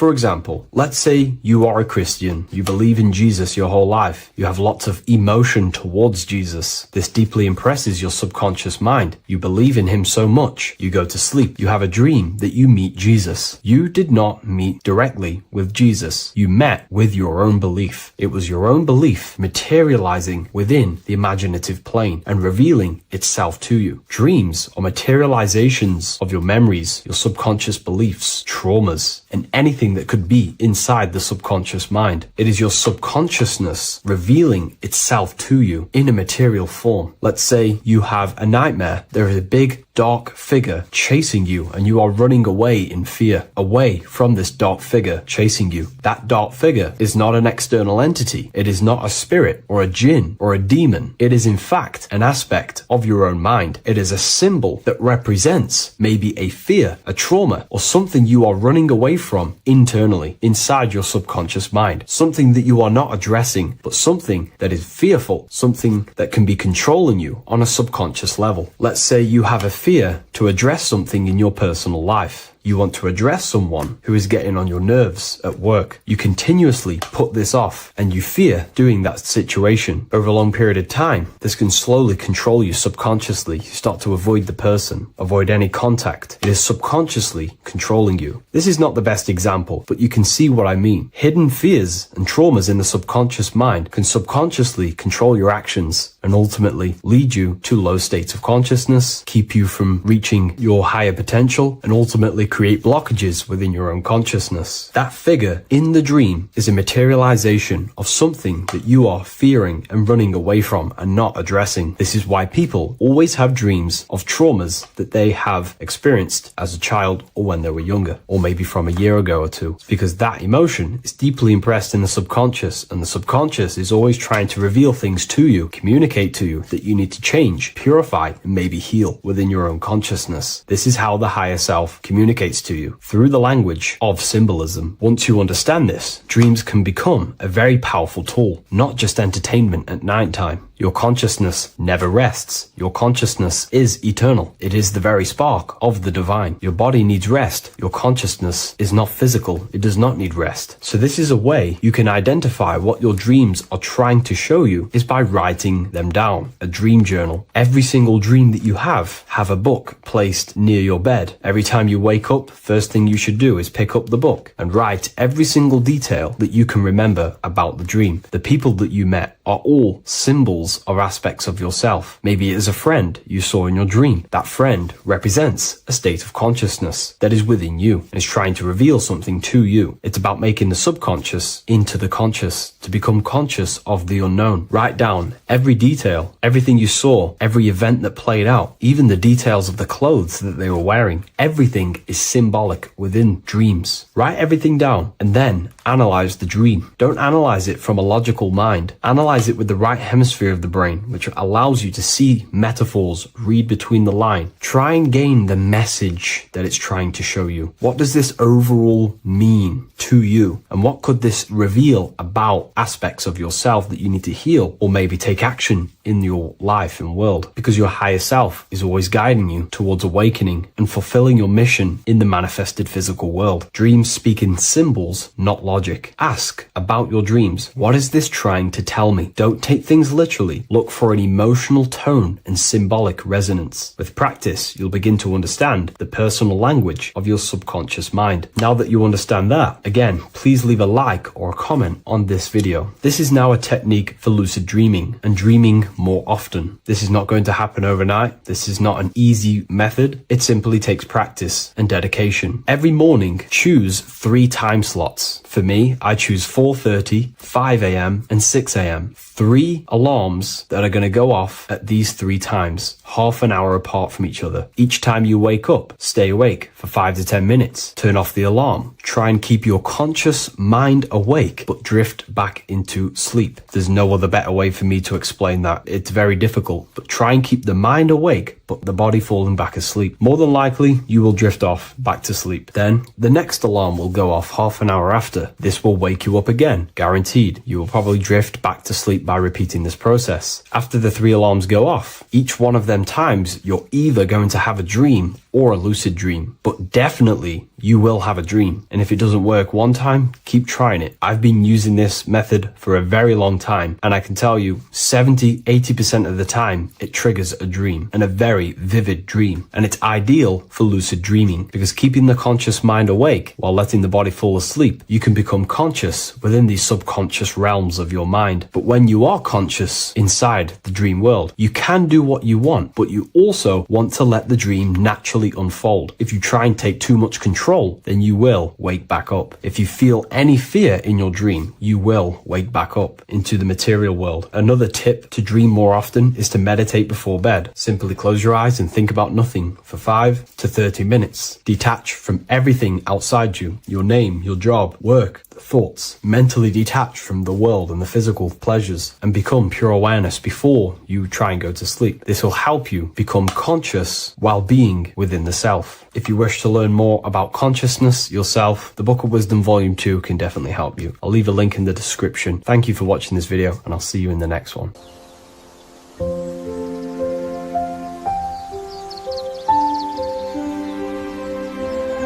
bookofwisdom.com. Visit today.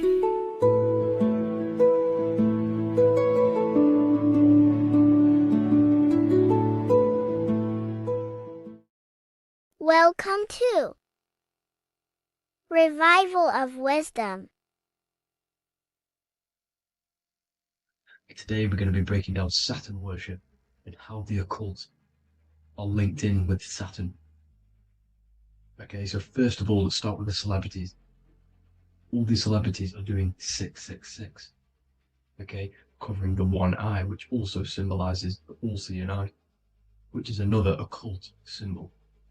But we're focusing on the 666, the 6 with the 3 fingers. Also, we have CERN with the 666 within their logo. Also Disney, okay, as you can see here, 666 within their logo. Pepsi, Coca-Cola, and even Cadbury's. Monster Energy with the 666 in Hebrew numerals. Unleash the beast. So what is 666 to do with Saturn? Because on Saturn, on the north pole of Saturn, there is a 6-sided hexagon, okay? So Saturday is named after Saturn Day, the 6th planet. It is also the 6th day of the week, and has a 6-sided polygon on its north pole, 666. Not only that, when you create a star out of the hexagon, you will create a 6-pointed star. Okay, with 6 triangles within the star and a 6-sided hexagon, which all adds up to 666. Okay, so this is why all these symbols contain 666. So why do they worship 666? Saturn. Because Saturn is the god of time and death. Okay, and order and lessons. Okay, Saturn is a very cold and dry being. That is the 6th planet from the sun. Okay, Saturn represents the winter, which symbolizes death. Okay, because all nature dies within winter because the sun's not there. So it represents darkness and death. It rules the zodiac sign of Capricorn. Okay, so in the celestial cycle, Saturn is always opposite the sun. So it's the opposite of the sun. So they're worshipping this energy which is death-like, okay? This god which is death and does not bring life, okay? Also is the god of time, okay? Also in the Roman and in Greek it's called Chronos, okay, which is just a translation for time. It's also known as the Father Time, aka the Grim Reaper, okay? The Grim Reaper, keep that in mind, we'll come back to this. Here are some more logos with Saturn, okay? NAG, Internet, Wi-Fi, okay? All these occult logos all worship Saturn. They are a satanic occult. They worship this death god, this evil god, okay? This is where the cube now comes in, okay? Because what colour is associated with Saturn? It's black. because it's the absence of light. It's opposite the sun. So black is this, the color associated with Saturn. Each planet has its own color associated with it. Okay, so when you make the cube, okay, as you can see here, the cube out of the polygon, it creates what? A black cube. Okay, and the Kabbalah, okay, Kabbalah means cube, Allah means the God, the cube God.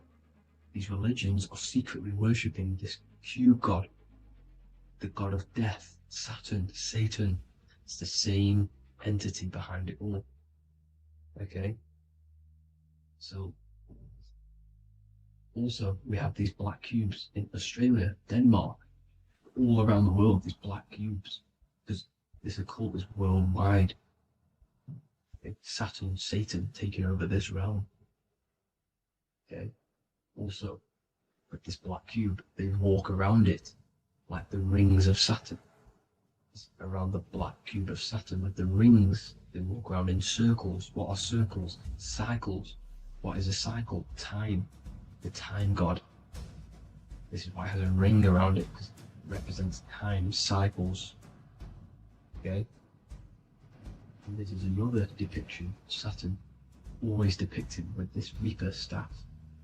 Okay, keep in mind this staff, just like we associated with aka the Grim Reaper. The Grim Reaper also wears a black robe, representing Saturn with the same staff. Can you see it? This is where it comes in. Okay, it's the same thing. Look, the same staff with the black robe. Black representing Saturn, the god of death.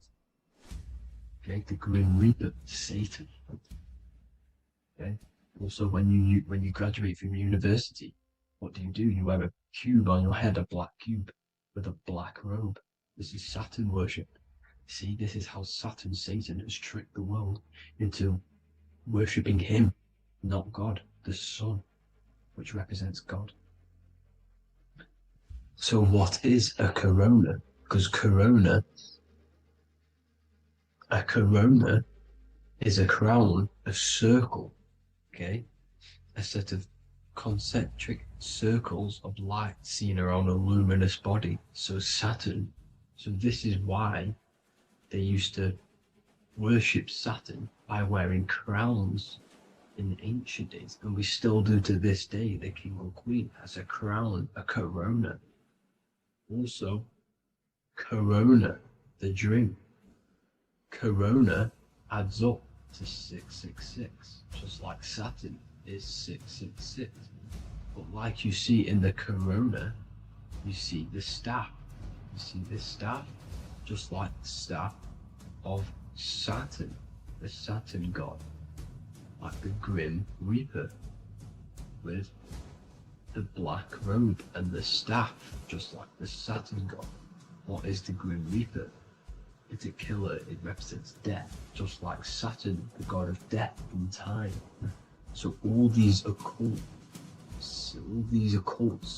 and secret societies all worship the 666 god, which is Saturn, Satan. All of our energy is being put into Saturn. Okay, and Saturn, Satan, is harnessing all of this energy. So gradually, this is what the mark of the beast is. Like it says in the Bible, the mark of the beast, or the name of the beast. Here is wisdom. Let it know that you have to understand and count the number of the beast, for it is 6. It is the number 6 of a man, and is 600, 3 score is 6, 666. So this is what the mark of the beast is. They are going to eventually put green chips, just like Neuralink, which is what Elon Musk is pushing. Okay, so this chip is the mark of the beast, and it's going to be implanted to our hands or brains. Okay, and they will manipulate our consciousness, and it will manipulate our DNA, and it will directly connect us to AI, and AI is linked in with Saturn. Satan, as the demons and the people who rule this world are in love with AI. They want to connect humans to AI. And this will control our consciousness completely and give all of our energy back to Satan, this deity that they all worship. Just like when you get married, you wear a wedding ring, the rings of Saturn, over the finger, which represents the sun. So you're basically seeing Saturn over the sun. The sun is the son of God. It represents the sun, represents God. So you are putting Saturn over the sun. So thank you guys all for tuning in. I'm going to leave you guys here. Please leave a like, comment some topics that you want me to talk about. And please subscribe for more amazing content. God bless.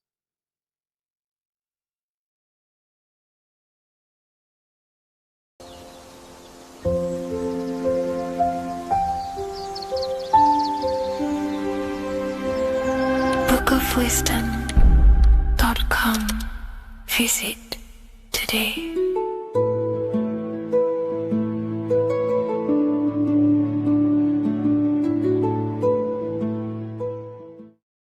Welcome to Revival of Wisdom. Welcome people, we're back with another video. Please make sure to hit that like button, subscribe, and turn on notifications to never miss a video. The Earth is a giant torus field consisting of a positive and a negative pole. The Sun being the cathode with a positive charge and the Moon being the anode with a negative charge. This is why the Sun rules over the day, giving you lots of energy, and the Moon taking your energy from you, making you go to sleep. Now, the plane that we live on is called the plane of inertia, and at the center of this plane of inertia is the North Pole. This is where the two electromagnetical energies meet. Now, this is where the most electromagnetic energy is stored. This is why all compasses will point north, because it's the most magnetic place in this reality. So the Sun and the Moon is spinning around this center point, which is stirring the ether of this reality and making everything move in circles, meaning this is a cycle. Everything's recycling itself. It's an organic simulation. The ancients also knew about this sacred land at the center of this reality, known as the North Pole. As you can see on this map from the 1500s of the North Pole, you can see 4 islands around this center black rock. Ancient civilizations like the Mayans, the Buddhists, and ancient Chinese also depict these 4 islands. The endless symbology of these sacred lands at the center has been going on for thousands of years. These sort of secrets are now kept by the elites, but as always they have to show the truth in plain sight, and this is what they are doing with the Windows symbol and also the Wizard of Oz. Now in the Wizard of Oz, as you can see, there's something called Munchkin Land. Munchkins are these unusually short people. Then on the ancient 1500s map, it says Pygmy. And then the Pygmy people in mythology are also these unusually short people. Just like Santa and his elves, they come from the North Pole. And elves are these unusually short people. These stories that we are told about Santa and Munchkins are putting truth in plain sight about this sacred land. This sacred land at the center of the earth is where the Aurora Borealis comes from and is being emitted from this black hole in the center, also known as the Black Sun. The Aurora Borealis is the Earth's aura, hence why it has the word aura inside of it. It is the life-giving essence to all life within this realm. As this dualistic reality we live in consists of both physical and spiritual, the Black Sun is like our sun for the spirit. It's our spiritual umbilical cord, connecting us to the spirit realm. And the rising sun is the opposite. It's our sun for our physical 666 carbon suits, known as our human body, our physical aspect. As it states in the 40,000-year-old emerald tablets, deep in Earth's heart lies the flower, the source of the spirit. The flower of life is as thine own place of spirit, and streams through the earth as thine flows through thy form, giving off life to the earth and its children. So the North Pole is the core of this spiritual reality, and the closer you get to it, the more spiritual and lucid it becomes. So the elites have covered this up in order for us to forget the true nature of this reality. And they did this cover up by introducing the globe model. Nicholas Copernicus was around in the 1400s, and he introduced the globe model. As you can see, he is a Freemason. He depicts himself with a globe and a Masonic compass in all of his paintings and portraits. Galileo was also a Freemason, as you could see in all of his portraits with a globe and a Masonic compass. He was also a massive part of introducing the globe model after Nicholas Copernicus. So yes, the globe model was a spiritual and political move to gain more control over the masses. After the globe model was then introduced, they introduced the theory of evolution by another Freemason, Charles Darwin. See how these two theories go hand in hand? They both degrade humanity, and they make you confused of where we actually came from. By hiding the true form of this divine creation and hiding the true power of each and every one of us, they maintain control over the masses. Now this is order out of chaos, known to be the 33rd degree slogan of Freemasonry. Now this is the Masonic cosmology, and as you can see, you have the checkered board for the duality, the 5-pointed star for the 5 elements, the 4 corners for the 4 pillars, the all-seeing eye, which is Polaris, the sun, the moon, and the 7 stars. So even Freemasons are taught the flat earth cosmology and the true form of this reality. Now the true nature of the sun, the moon, and the earth is shown and reflected through the Masonic compass. The Masonic compass is the sun, the moon, Polaris at the top, and the black sun at the bottom. It makes sense why all the scientists who introduced the globe model all used the compass and the globe together, because it's truth in plain sight. As I explained in my other video, all Freemasons have to take the oath, so it goes to show, why are we all learning these theories from Freemasons who can't talk about certain topics that they learn about? Why should we believe their theories when they're holding back the real truth about this reality? Now going on to NASA. NASA means to deceive in Hebrew, and they are also funded by the government. They are not a private company. The old owner of NASA, Wernher von Braun, on his grave has the Bible verse Psalms 91. The heavens declare the glory of God, and the firmament showeth his handiwork. Now why would the owner of NASA put this on his grave? Seems a bit suspicious to me, alongside with the NASA astronauts are all Freemasons. And not to mention the countless mistakes they've made on their live videos in space stations, the moon landing, and the CGI footage of the Earth, which is obviously photoshopped. Just by tricking the masses that they live on a spinning ball, the elites gain the perception of the masses. Not only does it hide the divine creation we're inside of, it hides the divine spark within you. It hides the creator, the source. And by believing in space and we live on a spinning ball, it makes people come to the interpretation of that we are a coincidence and we do not have any purpose. And of course this is false. When you come to realization that we are all a divine creation and we can create our own divine life in this reality, life becomes more sacred and you start to enjoy little things. The elites want you to believe everything exists only in the 5 senses. They want you constantly looking outside of yourself because they know that will keep you on lower states of consciousness. Now this brings me to our next point. By tricking the masses into the heliocentric model, the elites started to advertise aliens in the movies, in cartoons and magazines in the late 1940s. Now this is subconsciously programming us about aliens and extraterrestrial threats, which then they can use to their advantage. And this is something called Project Bluebeam. They are more than likely going to fake an alien invasion to push this 2040 agenda, which is for one government and one ruling currency. That's it for this video, guys and girls. Hope you all enjoyed. Please make sure to leave a like and a comment. God bless you all.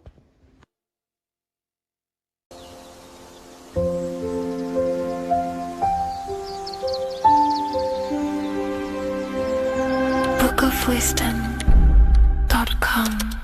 Visit today.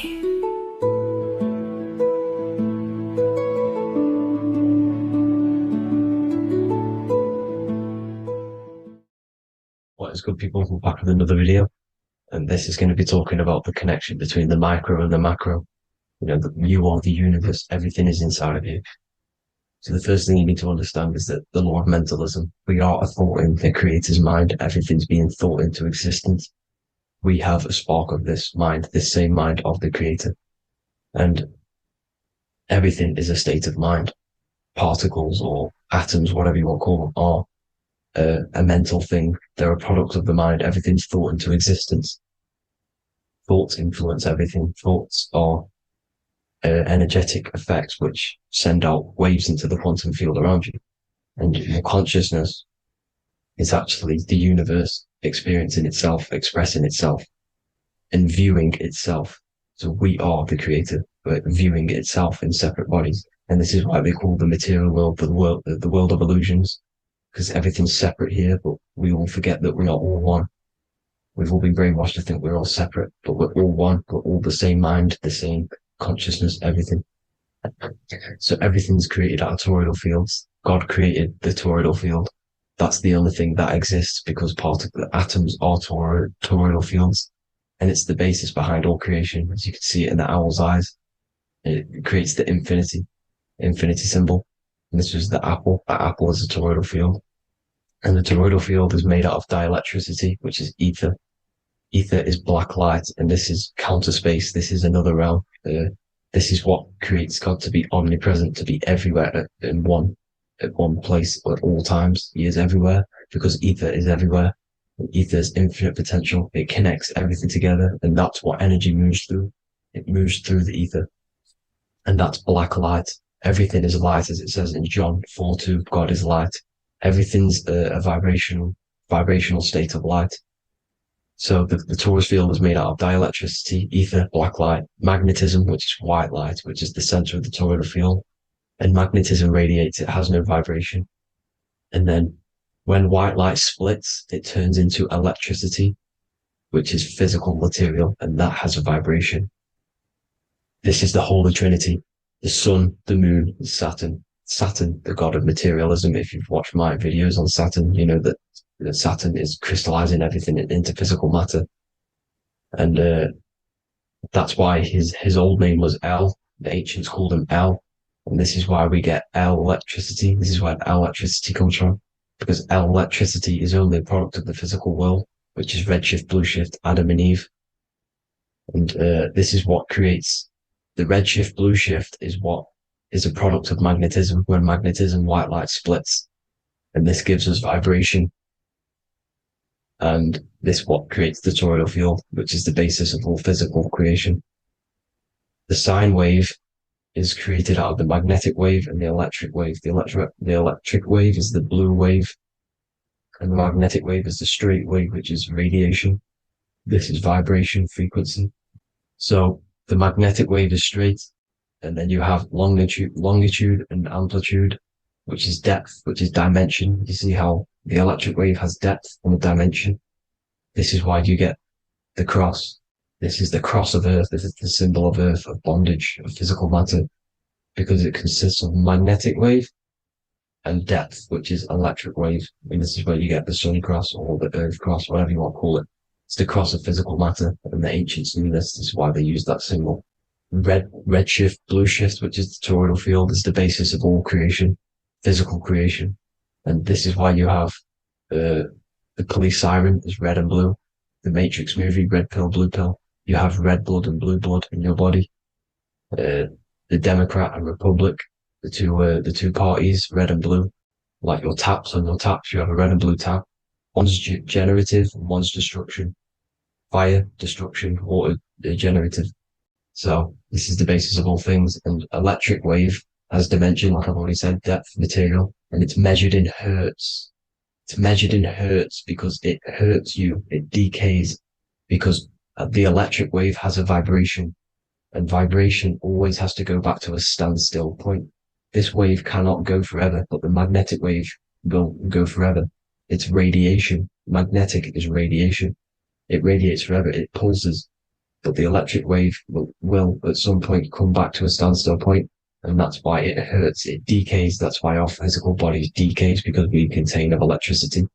This body is an electric body, and it will return back to stillness like a guitar string. If you vibrate a guitar string, you pull it, it will vibrate, make a sound, and then go back to a standstill point. It's the exact same with every single toroidal field within the body. It will decay, and this is why our bodies decay, and everything in creation decays.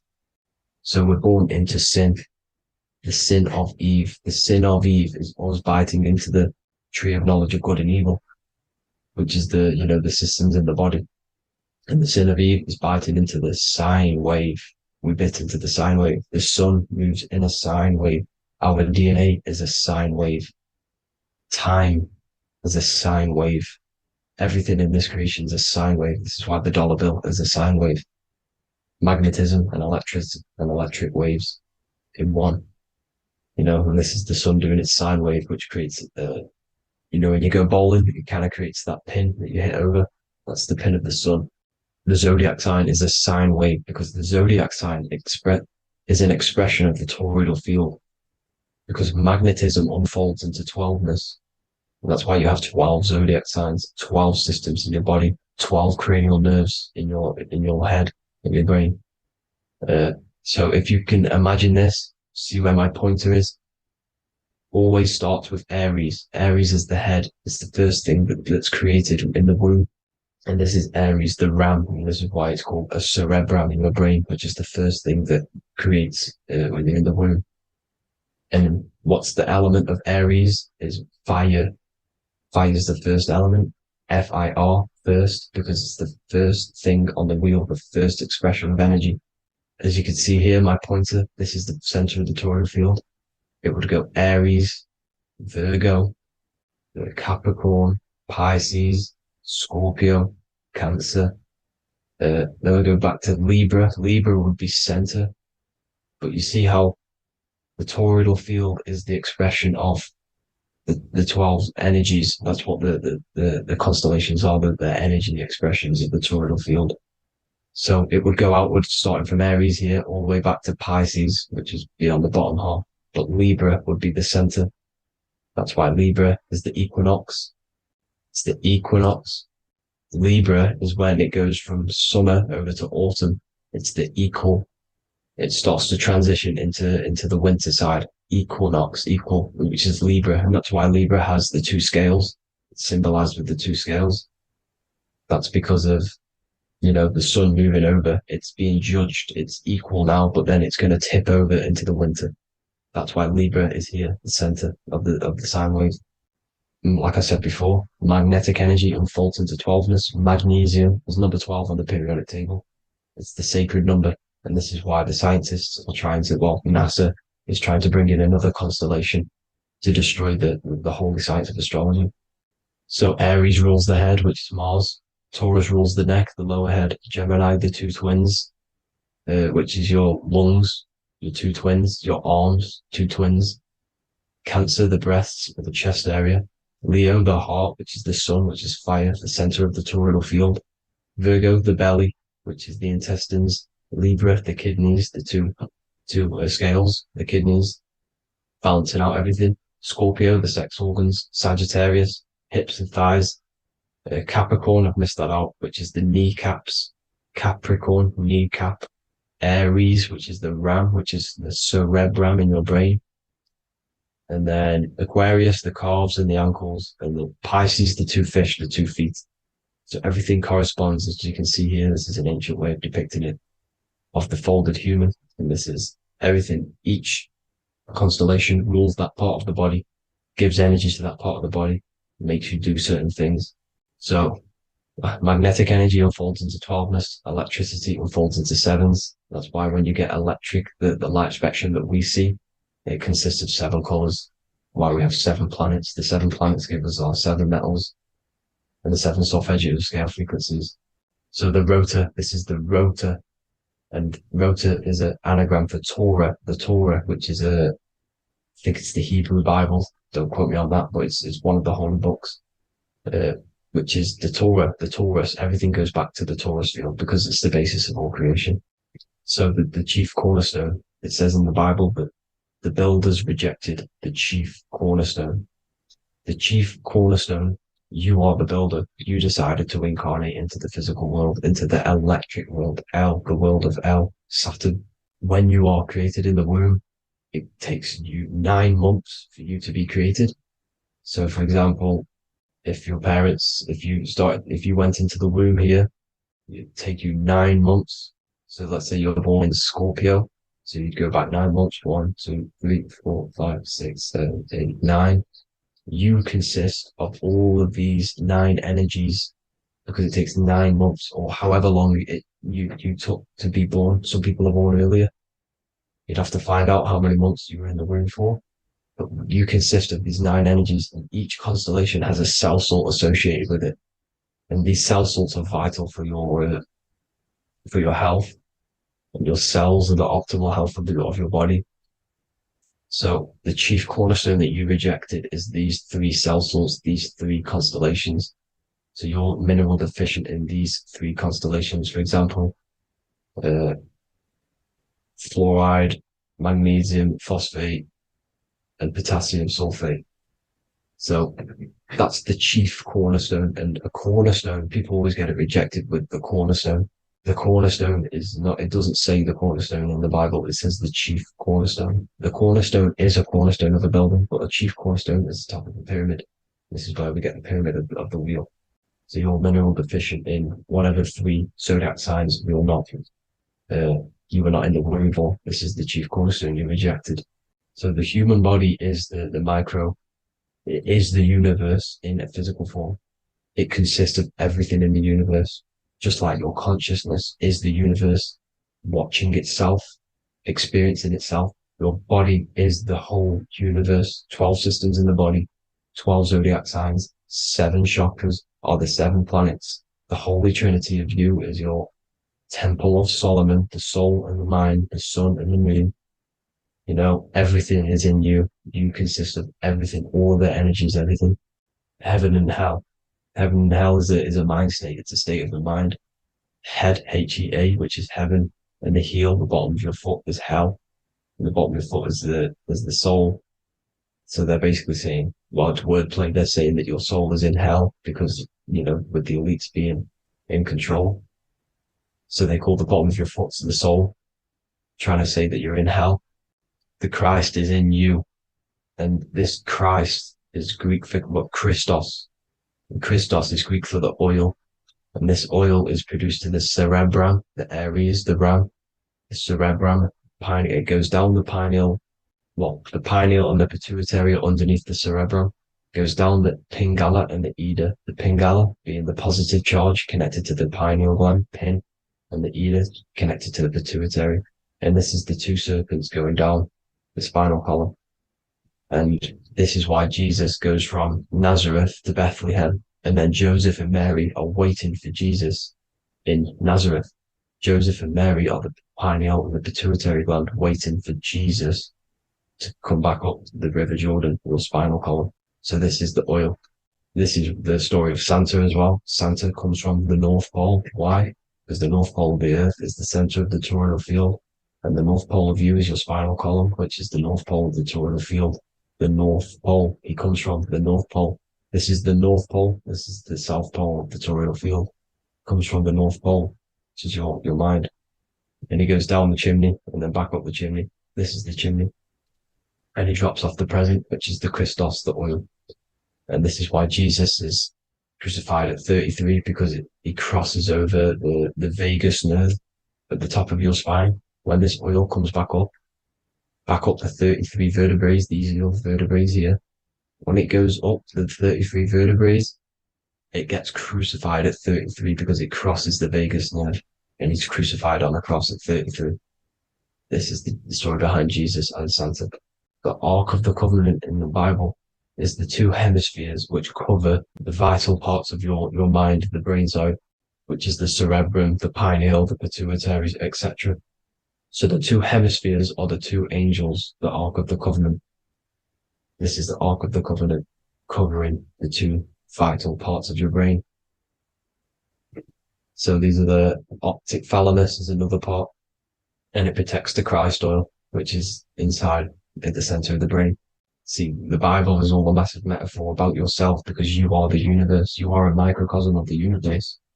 Your consciousness is experiencing itself, and the universe experiencing, and your body is the whole universe.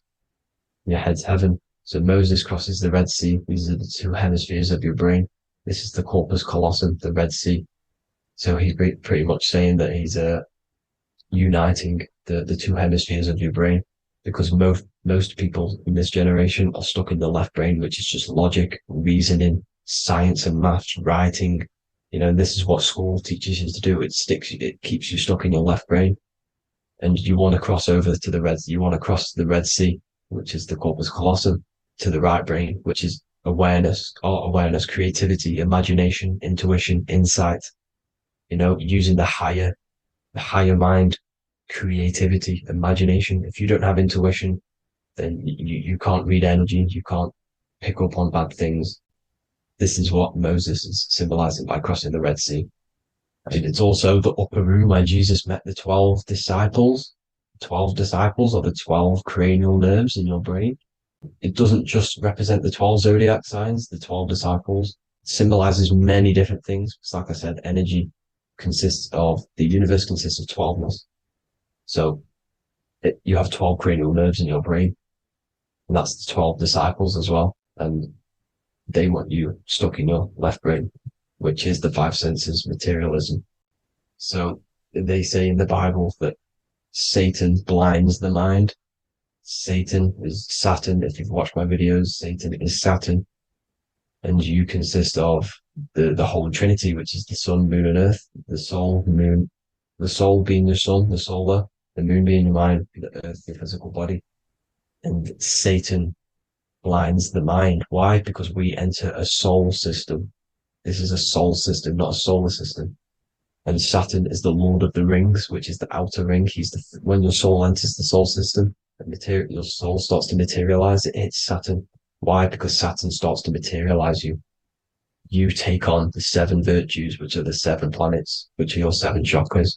And to get out of this soul system, you must get out of your lower nature, your animal nature, which is lust, desire, greed. The number of the beast, 666, which is Saturn, Satan. So you enter the soul system, you take on the 7 energies, which you turn into physical matter. And this is your descension from heaven to what to say hell. And then you must raise back up from matter to spirit. They say Satan blinds the mind. Why? Because your mind gets materialized. Your soul and mind get materialized. And when you get materialized, it's an intense experience. You lose the divinity within you. You forget the divinity. So Satan, which is the first planet, the first energy you take on, the material body, he blinds the mind. He makes you forget everything, your divinity. Then you must remember, ascend up Jacob's ladder, the 33 vertebrae, to heaven. And this is a microcosm of the macro, because you will ascend back up to heaven if you do this, when you leave your physical body, when your body decays. So when it talks about in the Bible, completely destroy them, the Hittites, the Amorites, the Canaanites, all the ites, this is what God says to the Israelites. It says completely destroy them. It's basically symbolizing saying destroy your lower nature. The Canaanites, cannibals. We're under a Canaanite system now, which is cannibalism. And this is flesh eating, lust, greed, all the demonic stuff, all the lower vibrational stuff, you know, the lower nature, eating, sex, and survival, the lower three chakras. You must get out of these lower three chakras and return back to spirit, which is heaven, which is spirit, love, being holy, being truthful, being passionate, going back to Satan blinding the mind. All of the planets are made out of these three symbols. Satan blinds the mind. And that's why Satan's symbol, this is the symbol for Saturn, Satan, the symbol of Saturn is the cross, which is physical matter, the earth, over the moon. The moon is your mind. So the Saturn symbol saying matter over mind. He blinds the mind. Satan blinds the mind once you enter the soul system. And you must remember, in the Bible, it talks about the Genesis, which is Eve, the sin of Eve, which is biting of the tree of knowledge.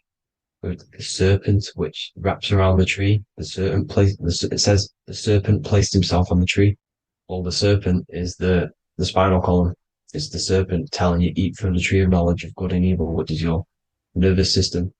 And eating from the tree of knowledge of good and evil is doing bad things. For example, over-sexualized, overeating, eating the wrong food. That's eating from your nervous system. It's decaying you. And it's preventing you from achieving the God self, the God consciousness. This is the symbolism of, you know, the tree on the serpent, telling you to eat from the left brain, with the left brain being the sinister. Sinister is Latin for left. That's sin. Sin is left. And left is lefty loosey, Lucifer, right, righteousness, right, God, godly. The tree of knowledge of good and evil, which is your nervous system, because it determines good or bad. You know, that's the only thing you experience in this world is your nervous system. And then the tree of life is the cardiovascular system, and the Garden of Eden is your body. So that's it for this video, people. I hope you've got a greater understanding of how you are the universe and everything is inside of you. Just keep in mind you are the universe experience in itself, and your body is a reflection of everything. The 12 constellations, the 7 planets, everything's inside of you. This world is an expression from the inside outwards. You can't affect the outside world to manipulate reality. Everything's inside of you. I hope you got a greater understanding of this. God bless.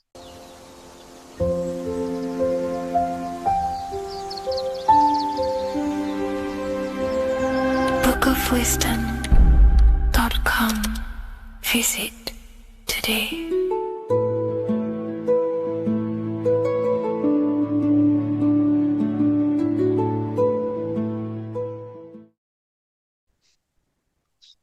Matthew 21:1, Jesus went into the temple of God. Corinthians 3:16, do you not know that you are the temple of God? Now what is this telling you? That God is within you. Hence why in Luke 21:12 it tells you the kingdom of God is within you. And the side of your head region is called a temple for a reason. Because the brain encapsulates the mind. The brain is a physical manifestation of the mind. The heart is a physical manifestation of emotion. So we have these different layers of our consciousness. We have an intellectual, communicative aspect of our consciousness, which we would call the mind.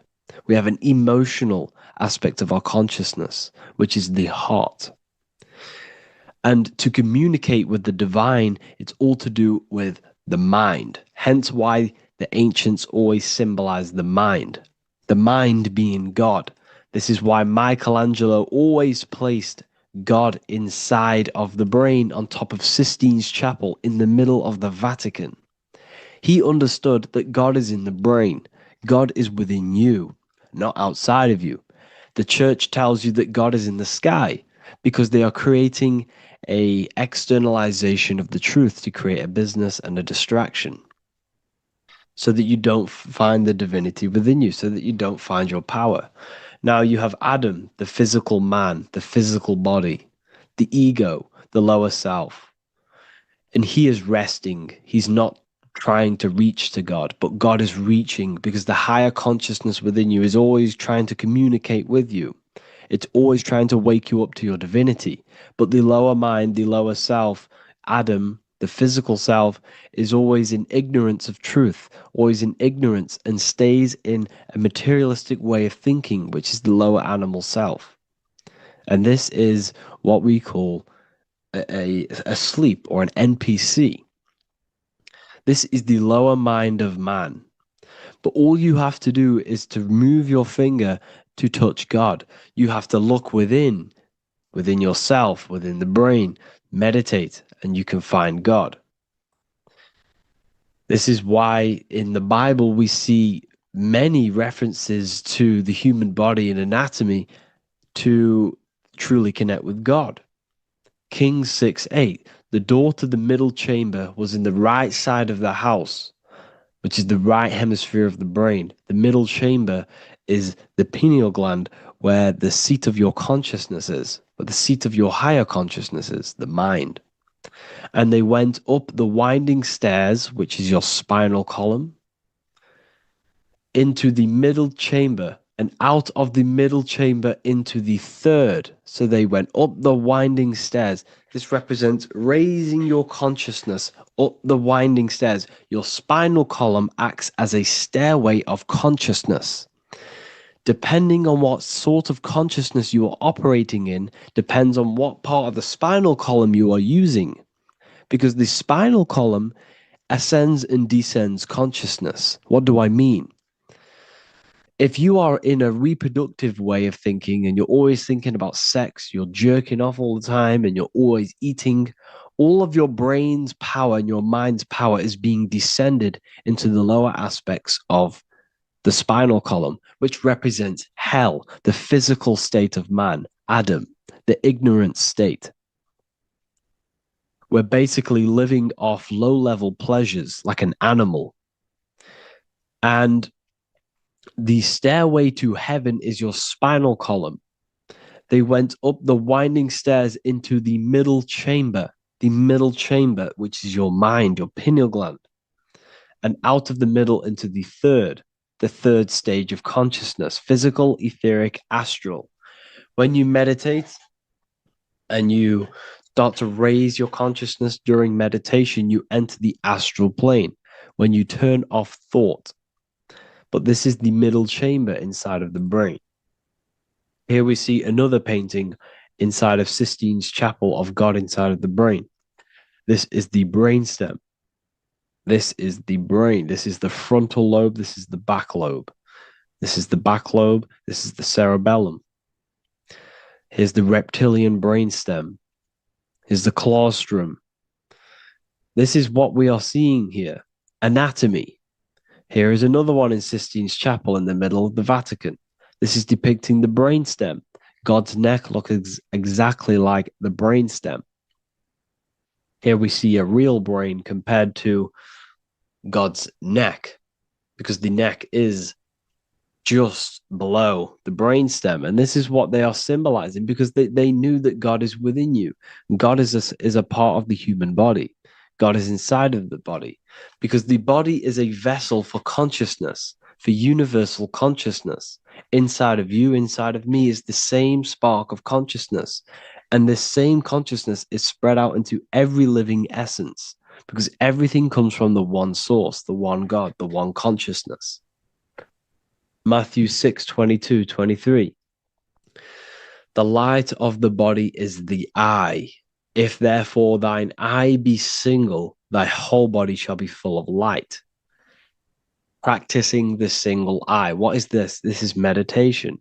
This is entering within yourself. So the Bible's telling you to practice the single eye. But if thine eye be evil, thy whole body shall be full of darkness. What does this mean?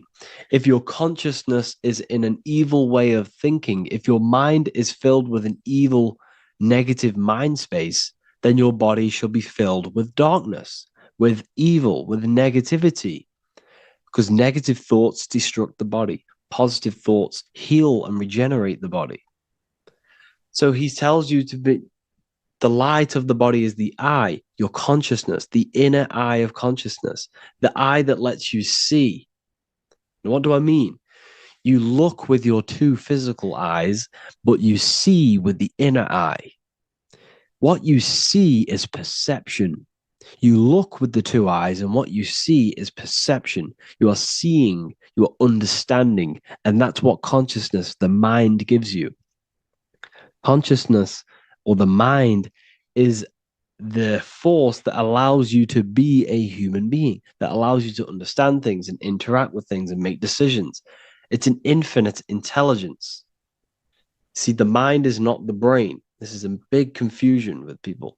Hence why the eye on top of the pyramid is separate from the bottom half of the pyramid, because the consciousness is separate from the body, the eye, the all-seeing eye.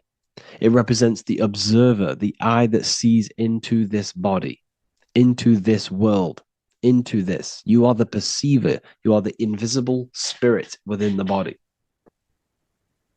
Theologians 4:17. After that, we are still alive, and our left will be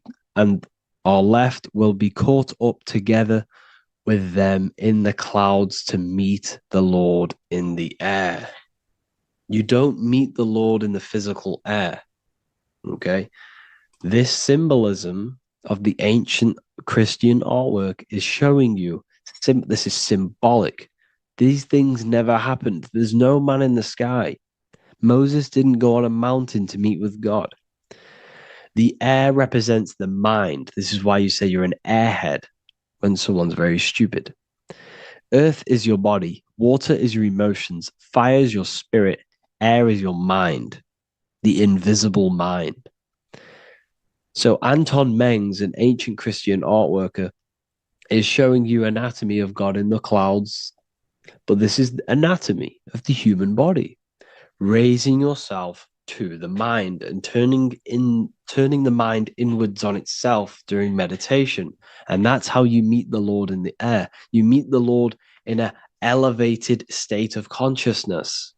The air represents an elevated state of consciousness because the air is up. You have to raise your consciousness to meet the Lord in the air. This is why Moses went on a mountain to meet with God. The mountain represents elevation of consciousness, raising the mind up the spinal column, taking all of the mind's attention away from the reproduction and the physical aspects of self and raising it to the brain and turning off the brain and going inward into the air. It's talking about raising consciousness. It's allegorical. It's a spiritual, metaphorical text.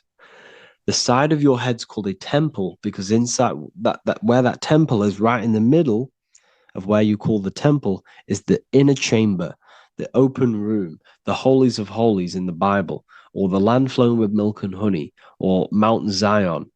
There's so many different names for the brain, or the upper room where Jesus meets his 12 disciples, the 12 cranial nerves in your brain. This is the temple of God. Your body is a temple of consciousness. It encapsulates the consciousness. It encapsulates the mind and soul. John 10:30, Jesus states, I and the Father are one. Psalms 46:10, be still and know that I am God.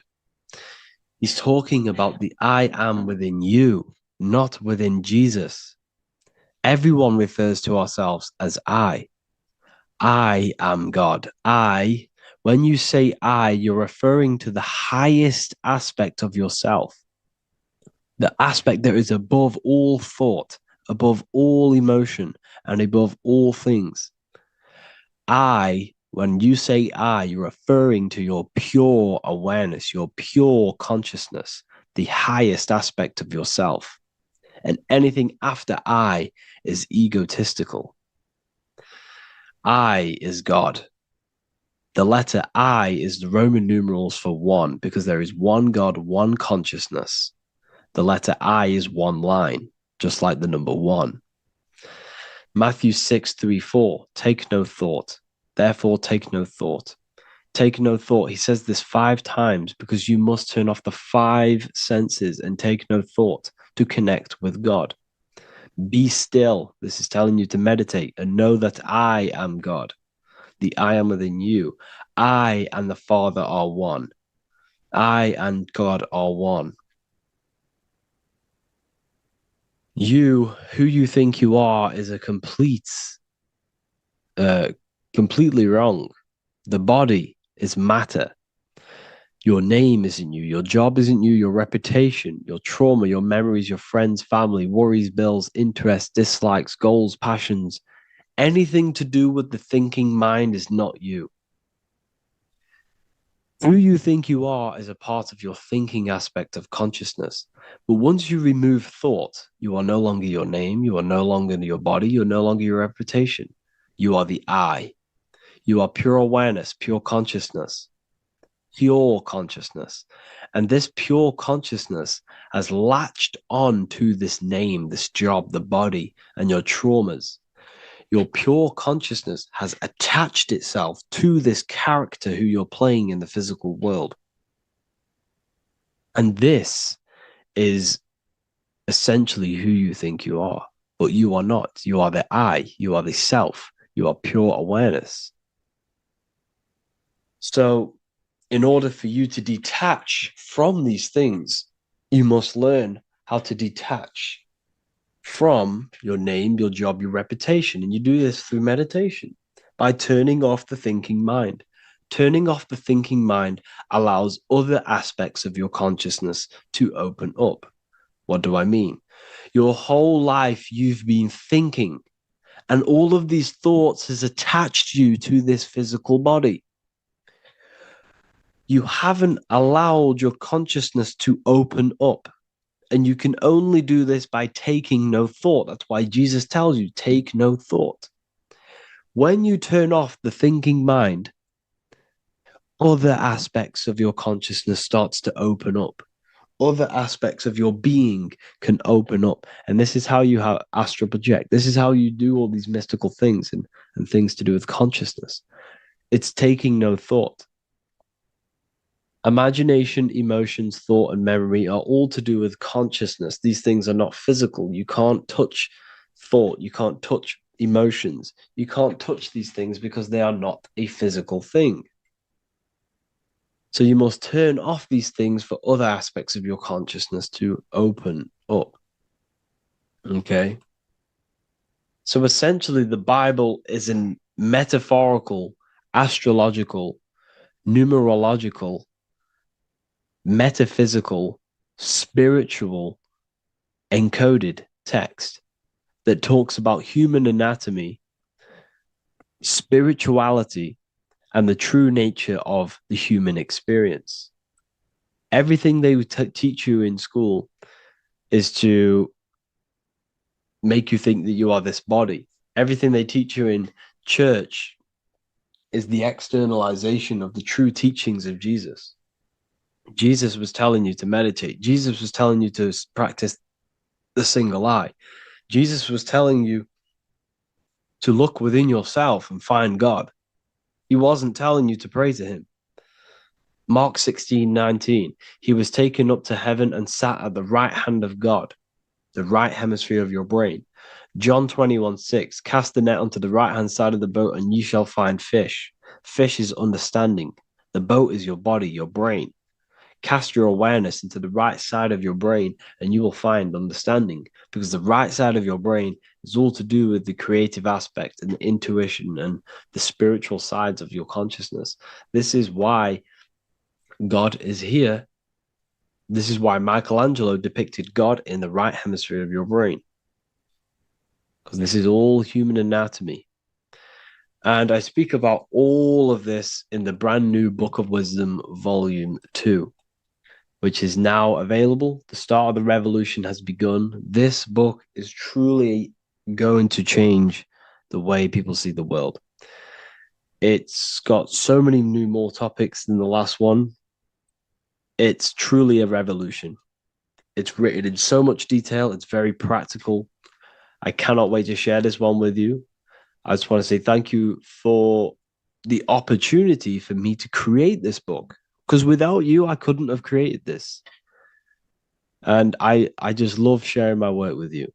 And I thank every single one of you for the support, the watch, like the views and the likes, everything, especially the people who have joined the university and stuff like that. And for people who have joined the university, you do get a free Book of Wisdom paperback if you just go to the general chat and follow the description, follow what the instructions that I gave you in the chat, and you'll be able to order a free Book of Wisdom if you are inside of the university.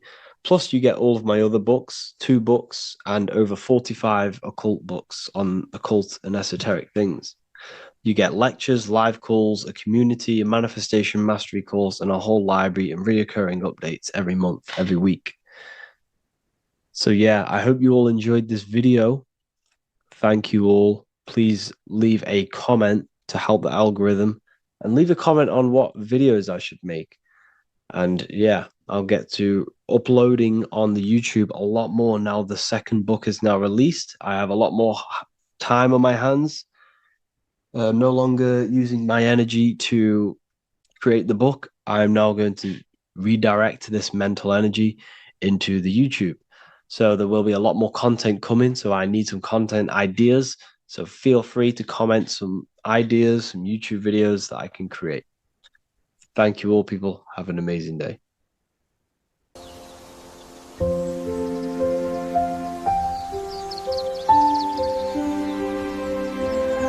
bookofwisdom.com. Visit today.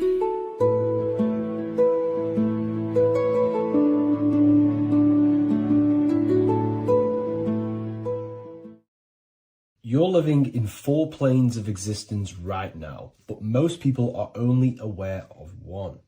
And that's why they feel lost, disconnected, and stuck in cycles they can't explain.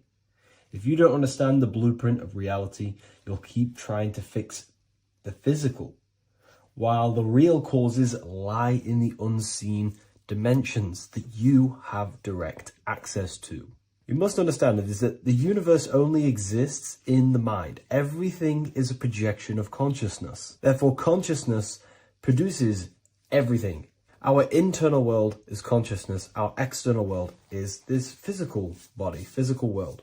Everything is an externalization of consciousness. For example, this was a thought. Now it's made physical. But before this was invented, it was existing in someone's mind, in consciousness, invisible. Then it was made manifest, made physical. So everything in this physical plane is the effect. The cause is consciousness, mind, the mental plane. So now I'm going to explain these different dimensions of consciousness. You don't just exist in this physical plane. The physical plane, in fact, is the lowest plane there is. It's the illusionary plane. So first of all, we have the Buddhic plane. This is the nothingness. So think of it like this. Absolute nothingness. If you turn off thoughts, there is nothingness. This is the void. And out of the void springs infinite potential, which is the mental plane. Now, your mind has no limitation. It can think anything, be anywhere, anytime, any place. In the whole world, there is no limitation with the mind. This is the realm of infinite possibilities. This is the realm of thought. Thought is a dimension, information and thought. To go a little bit deeper on this, there are pockets of thoughts, what we call in the occult fields of thoughts. Your mind does not think thoughts, it receives them. Your mind is like a radio. Whatever the mind is tuning into, setting its mindset, setting your frequency or setting your mind, you will receive thoughts based on that set, whatever you set your mind to. So there are pockets of thoughts that we penetrate in the mental plane. The mind is the mental plane, the infinite possibilities. This is the spark of creation. This is where all things begin to manifest as an idea in the mind as a thought. So if you want to gain certain information, you need to meditate or do thought exercises where you are penetrating that dimension of thought, that pocket of thought. For example, if you want to find a way on how to make financial wealth, you would use your mind, set your mind on wealth and money and think, close your eyes and think about that specific topic and see where your mind takes you. And you will expand your mind into different pockets of thought and gain information. So this is the mental plane. This is how you can use the mental plane. You can use the mental plane to do this. Then we have the astral plane. We have higher, middle, and lower astral plane. The astral plane is the body for thought. So every dimension, physical, etheric, astral, mental, Buddhic, is a body for a dimension above. Each dimension below is a product of the dimension above. So for example, the astral plane is imagination. This is the lucidic realm of imagination. This is where thoughts begin to manifest into some sort of form. It's not a physical form because this is physical, but imagination is a lucidic form. It's not really physical, but it's there. It's a projection of light.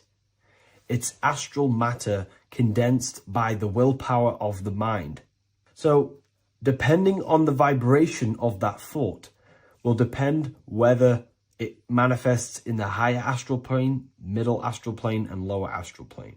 If you think about more material things and visualize material things, this will manifest on the lower astral plane because material matter is low vibration. Now, that does not mean it's evil. That does not mean it's bad. Okay? It just means low vibration just means more material. But if you think and imagine more spiritual things, this manifests on the higher astral plane. So the astral plane is the screen in your mind that allows you to vision an apple, that allows you to vision anything. It's that mental projection that's inside of your mind. Now, this is what we call the third eye. It's an eye because the eye is the mind, and the mind can see into the astral plane. It perceives this spiritual world, this lucidic realm that we have access to. This is where also infinite potential takes place. This is the realm of spirits, demons, jinns, whatever you want to call them. Spiritual entities exist in this because this is where thought forms manifest into form. This is where thoughts create bodies. Think of it like this. The mental plane is a thought of a chair. The astral plane is the imagination of that chair and all of the different possible chairs that could possibly be. The etheric plane is the energy double of that chair. And the physical plane is the physical chair. So as you can see, the higher we go up, the more formless and lucidic it is. The lower we go down planes, the more dense it becomes. This is formless and this is form. Everything manifests through this process. This highlighter is down here in the physical plane, but the idea began in the mental plane. Everything begins in consciousness before it creates a physical body. It goes through this process. Therefore, if you want to start to mold and create your own reality and create things in your world, you can use these planes to your advantage. You can use your mind to do mental thinking exercises by closing your eyes and expanding your mind into a different pocket of thought to gain wisdom, gain information, gain downloads. The way you do that is simply get into a meditative state, close your eyes, pick a topic that you want to think about, and see where your mind takes you, but always remain centered on that topic. And you can do this for maybe an hour or two or half an hour, and your mind will take you places where you will unlock information. You can even use this to make decisions in your life. Think of the topic and see where your mind takes you. You'll gain information. This is how you use the mental plane for ideas. The astral plane is imagination. You have to reconnect with your imagination very vividly. Your imagination, your consciousness is infinite. It's not a three-dimensional plane. It's an infinite plane. You can think and make form anything in your consciousness, in your imagination. You can think anything and you can imagine anything in the most vast details. You just have to reconnect with your imagination. I have a free book on my website. I'll leave the link in the description. It's an ebook. It's called Activating the Inner Eye. This is going to help you reconnect with your imagination. It's a practical guide on how to imagine. So once you know how to use the mental plane and astral plane, thought and imagination, you pretty much need to use the physical plane to take physical action with this physical body that you have and start to manifest these desires you have in the higher planes. Now, it's very important that we master the mind, because the mind is the very fabric of reality. We become what we think about. Your life is a product of every thought you thought in the past. It is the mind that directs the flow of consciousness. And wherever this consciousness is flowing is what you will create in your life. Consciousness is the most potent force in the universe, and the mind is pretty much the universe in a microcosm form. It is infinite potential, and your mind will continue to expand into new realms of thought forever and ever and ever. You are eternal. You are not this physical body down here. You are consciousness, literally dreaming that you are in this physical body. So everything begins with the mind. We need to be conscious of the thoughts that enter our mental field of consciousness. There is a level of self-awareness that you can reach where you can become conscious of pretty much every single thought that enters your mental field. Now, we have over 7,000 thoughts a day. You can gain such mastery over your mind where you can become conscious of every thought you think. And that is when you gain superior power. Because when the mind is fully under control of self, you can direct the mind's potent force into a specific goal. Most people's minds are dualistic. They want something, but their mind is thinking something else. They have limiting belief systems. They have the little voice that comes in and says, you can't do this, you're a failure. That is a fractaled mind. The mind needs to be singular. It needs to be on your team and not an enemy. Do not let your own mind take away your power. Your mind should be on your team, giving you power, giving you the best possible thoughts and the best possible beliefs. When the mind is in this condition and on your team and not taking away your power through the destructive thoughts, it becomes a potent, powerful force used for manifestation to create anything. And the way we get the mind on your team is through constant meditation to learn how to control the mind and turn it on and off. Subconscious reprogramming through visualization, affirmations, cultivating emotions associated with your goal. All these three ways we can reprogram the mind slowly over time so that it becomes powerful and becomes on your team and doesn't give you negative contradicting thoughts. When the mind is fully aligned on one thing, it can create massive empires and things in your physical reality. So I hope this video helps, and I'll see you in the next one.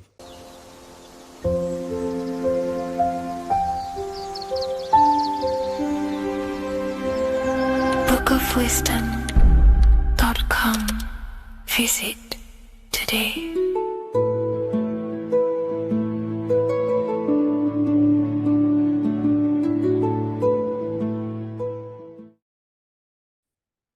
What if I told you that you are under a spell, and this spell is controlling you in every aspect of your life, and you don't even realize it?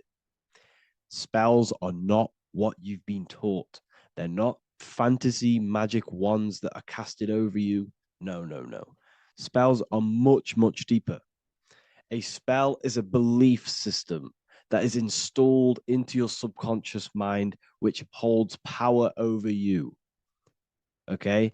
If I install a belief into your mind and that belief holds power over you and controls you, that is you under my spell. A spell is a belief that someone has installed into you. Okay? You have a subconscious mind. The subconscious holds power over 90% of your daily basis behavior, thought patterns, and overall emotional state. Because the subconscious is the back end of our mind, the mind that we don't really have access to. It's the shadow self, where all of our programs, all of our memories, all of our traumas, all of our everything that we've ever experienced is recorded and kept in this vast database called the subconscious. Now, the subconscious is the 90% of our mind. We are only aware of 10% of our mind, which is the conscious mind, which is what you're using now, what you're consciously aware of. But there is a subconscious mind that holds power over your conscious decisions, and you don't even realize it. For example, as a child, you had a very, very traumatic event happen. Let's say as a child, you were not loved enough by your parents. And this feeling of you not being enough for your parents and feeling alone as a child implanted this seed. And this seed was planted by your emotions, a strong emotion. And over time, as you grew older into an adult, this seed grew and grew and grew. And what this seed grew into is you being very needy, you always seeking validation from others. Okay. But you taking this conscious decision 10 years down the line actually stems from this hidden cause within your subconscious mind, within this little feeling, this seed inside your subconscious where you don't feel like you are worthy. So this results in a conscious decision of you seeking validation from others, being very needy from others. Okay. This is what the subconscious is. The subconscious holds power over us. For example, posting on social media.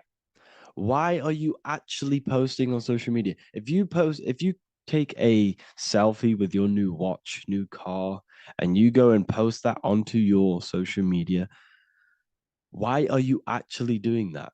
On the deepest root cause, it's not because you just want to post a picture. No, it's much deeper. It comes from a subconscious belief or a subconscious emotion of you seeking external validation, whether you believe that or not.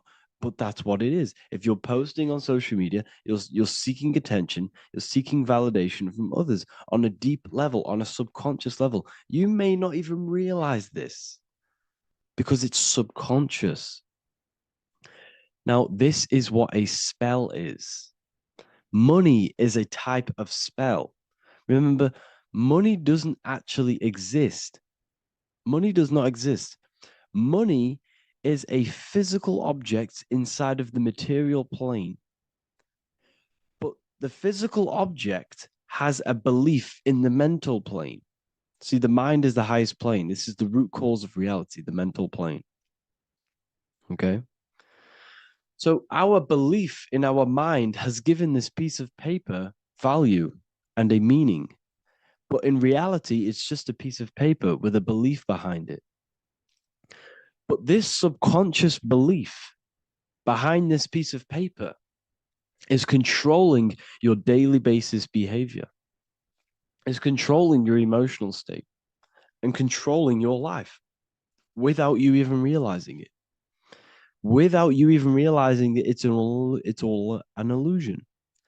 Money does not exist. It's the belief that gives the piece of paper a power. And the way we break the spell is by realizing that the money doesn't actually exist. The whole world is under the spell of money, and it's controlling all of us. But the spell is the belief. Once we all wake up and realize money has no value, it doesn't actually exist, it's only a belief. There is no actual money. That's how we break the spell.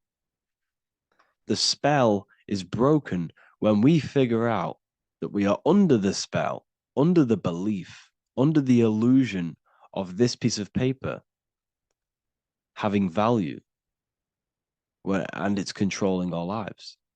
That's why the word money has mon within it.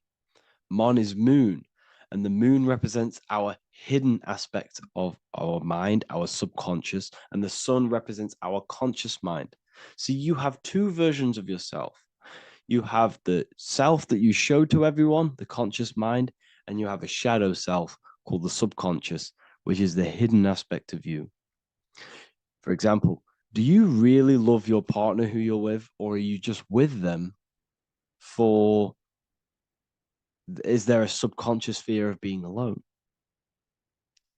Do you really want to be with this person, or is it stemming from, are you staying with them because it's stemming from this fear of being alone, of being lonely?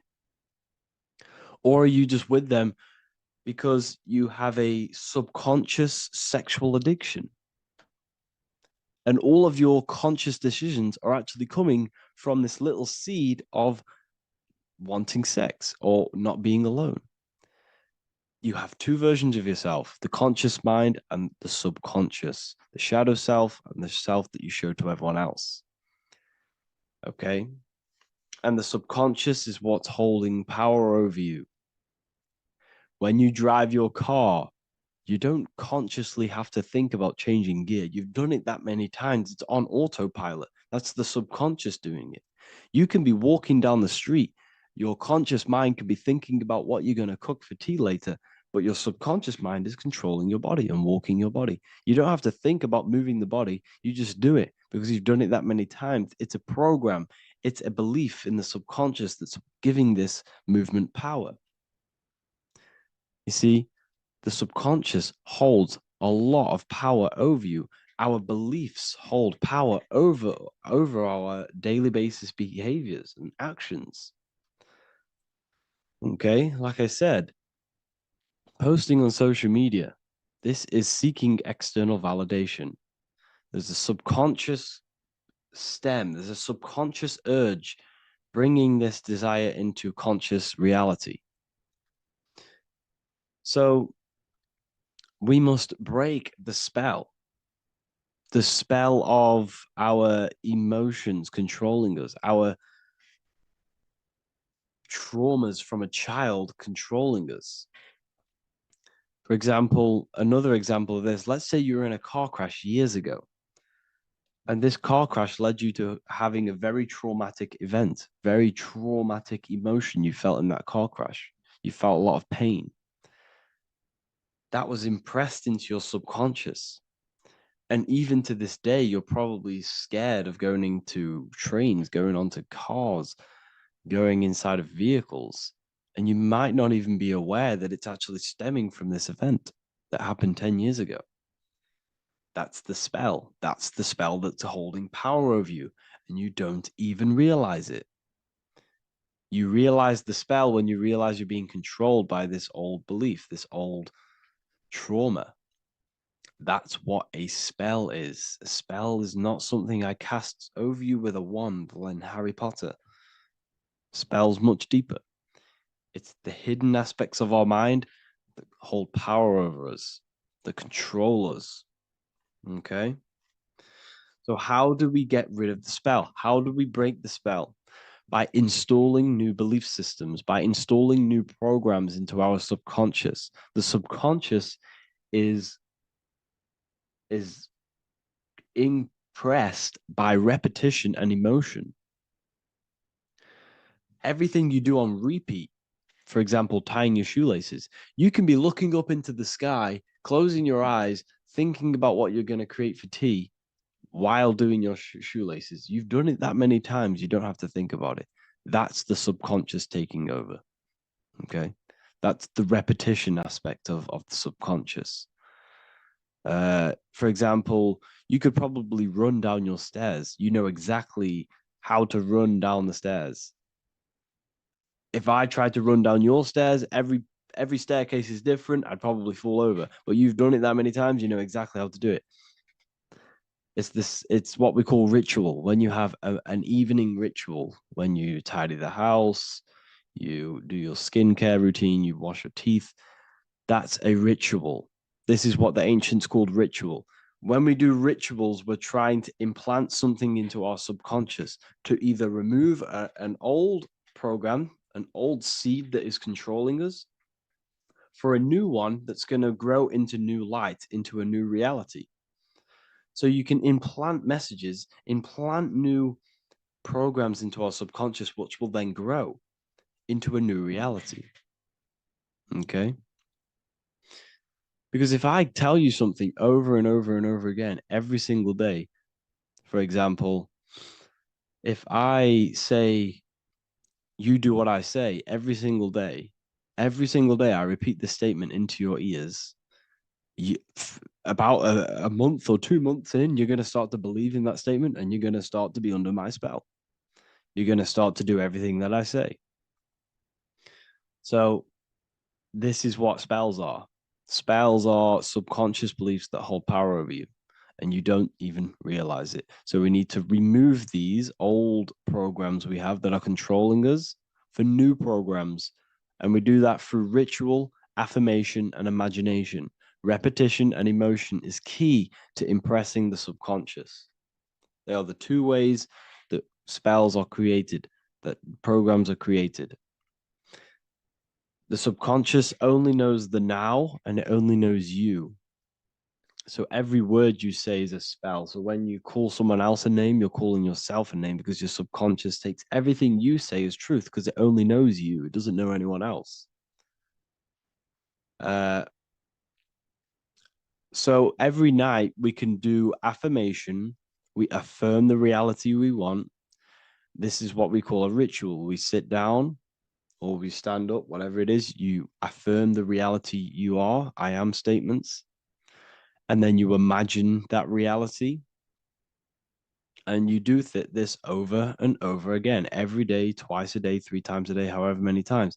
And this will cause repetition. This will install a new belief system into your subconscious, which will then start to show in your external reality. It will start to put you under a spell of the new program. For example, if I install into my subconscious that I believe that I am rich, every single night I affirmate that I am rich, I am wealthy, I am free. And then I do a ritual. I start to imagine this reality. Every single night, I do these 2 things on repetition, and I start to feel the reality and imagine the reality. Over time, I'm going to start to believe that I am rich, that I am free, and I am wealthy without having the physical reality. And what this will do is that it'll implant a message deep within your subconscious mind. It will plant the seed of this belief. And this belief over time will grow into 90% of my thoughts, 90% of my actions, 90% of my words. My words, my thinking will change due to this new belief. I may not even realize it, but I'm looking for more opportunities to make money. I'm speaking to more people because of this belief that I've installed. This belief has triggered new ways of thinking. My mind, my conscious mind, is now only operating to fulfill this belief. And my conscious mind might not even be aware of it. You won't even realize that you're manifesting this belief of being rich. And that's how it happens.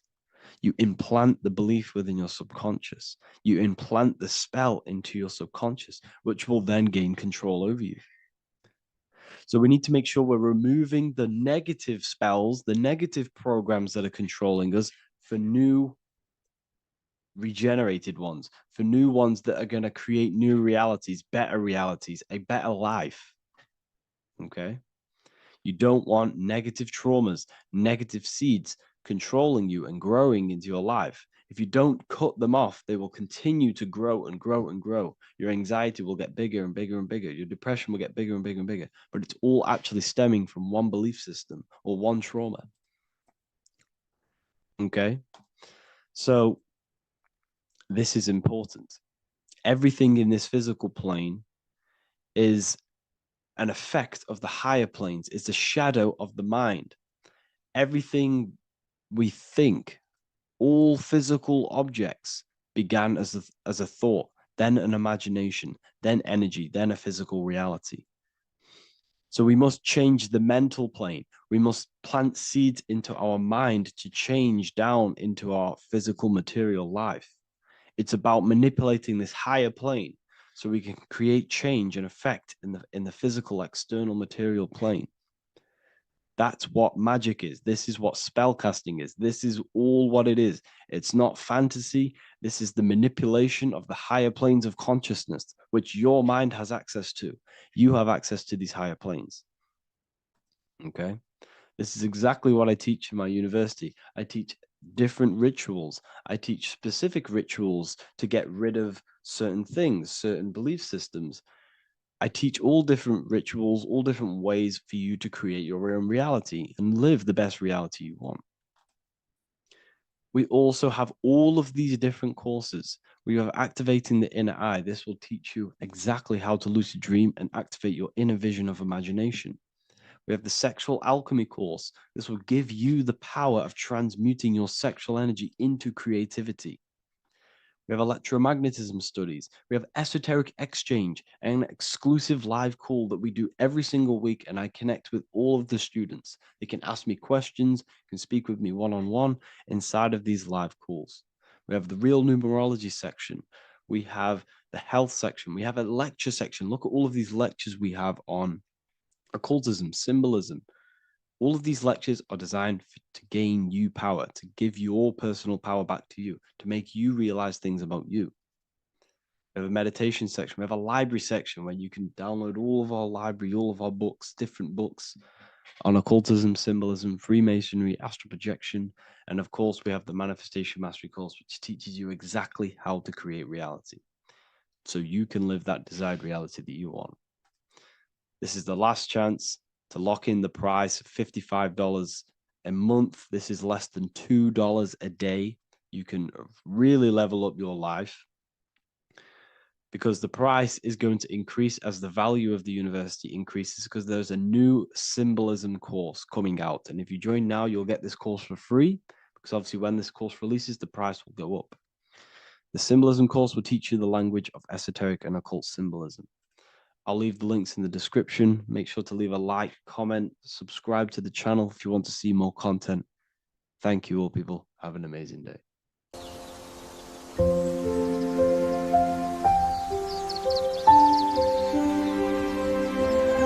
bookofwisdom.com. Visit today.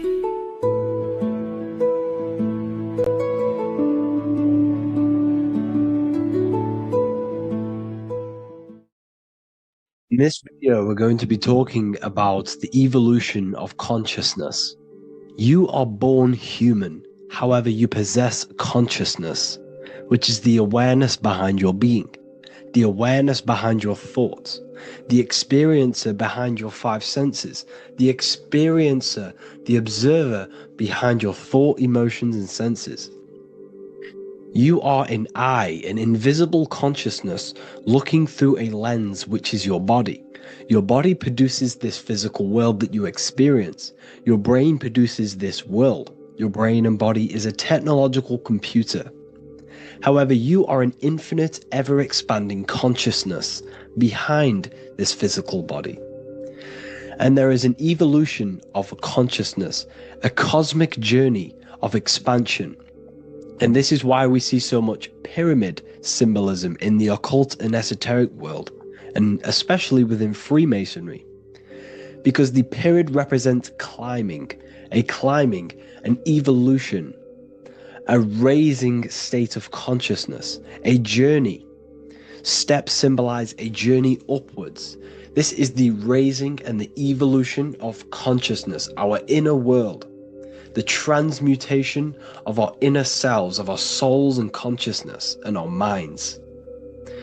So when we see this pyramid, we're seeing a evolution, a way up to source consciousness. And the eye in the pyramid represents your source consciousness. It represents illumination. It represents divine guidance through this evolution of consciousness. This is why we see the ladder. Consciousness is ever expanding on an infinite journey of evolution. Each individual is a part of this cosmic process, contributing towards the ongoing expansion of both mind and awareness. As we evolve, we collectively explore deeper levels of existence, expanding the boundaries of thought and consciousness. The mind has the ability to expand infinitely into new realms of thought, into new dimensions of mind. The mind cannot be filled up. It is not a physical substance. The body can be filled up because it is a physical thing, but you cannot fill the mind. Therefore, the mind is constantly expanding, ever expanding into new fields of thought. So what we see in Freemasonry, the ladder, is again a journey, an elevation of consciousness.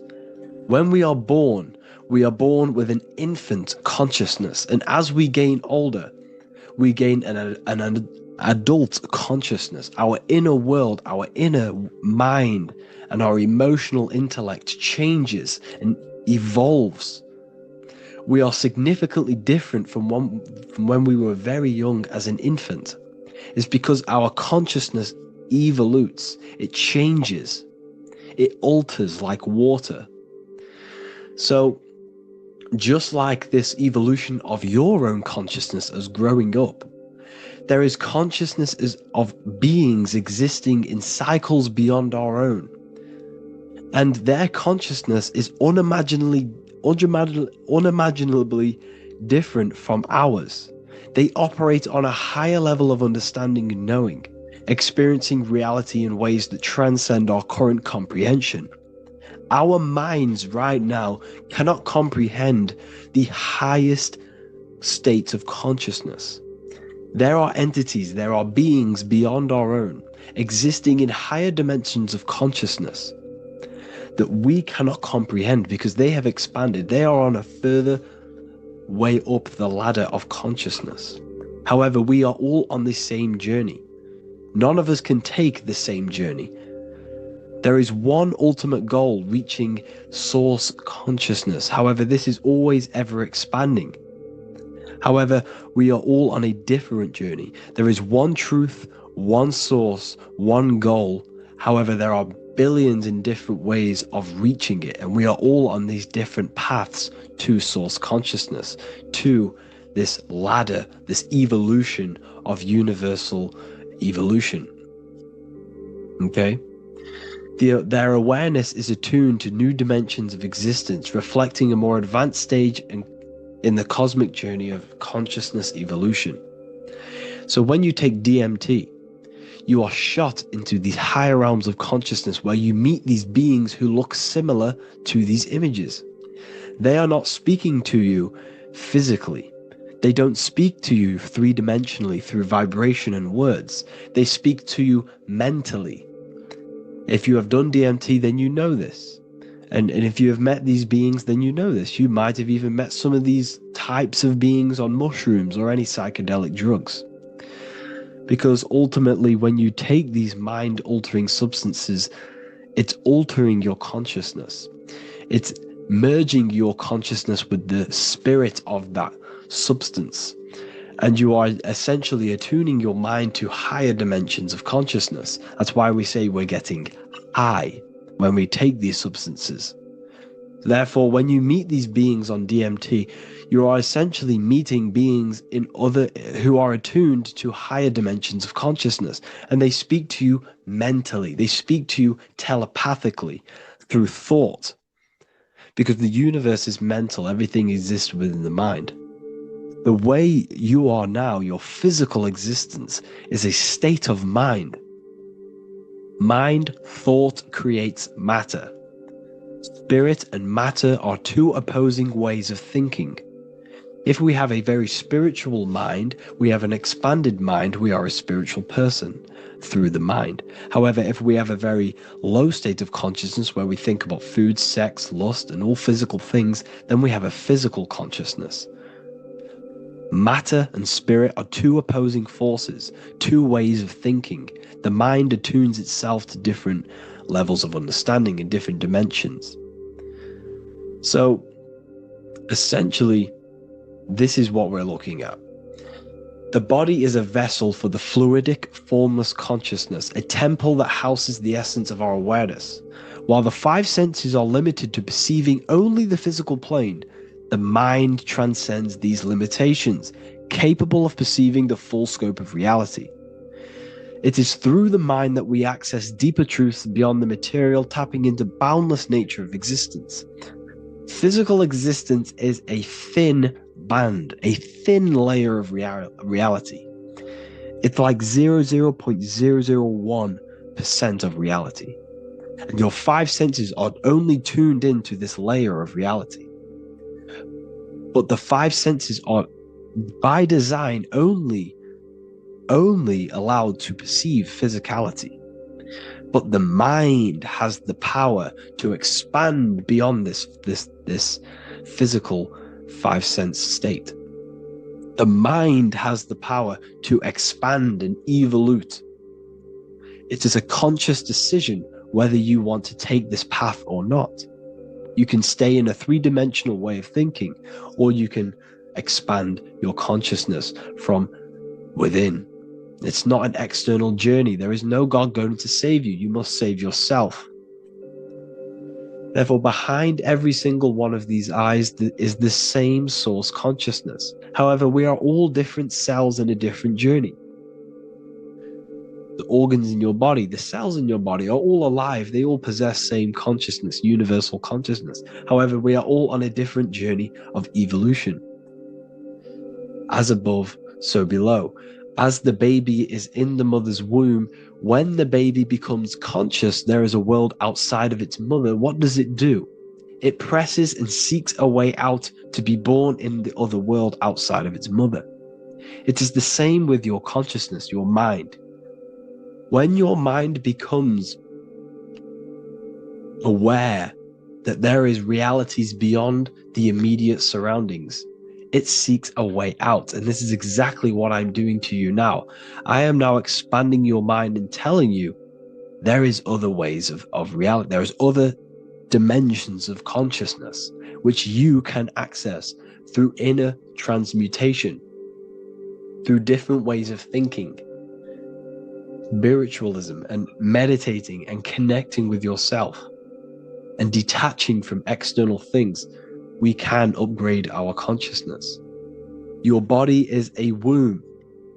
Why Jesus says you must be born again to see the kingdom of God, because you are born physically and then you must be born again spiritually, awakening your inner consciousness. So like I said, as the baby is in the womb, it's the same principle. As above, so below.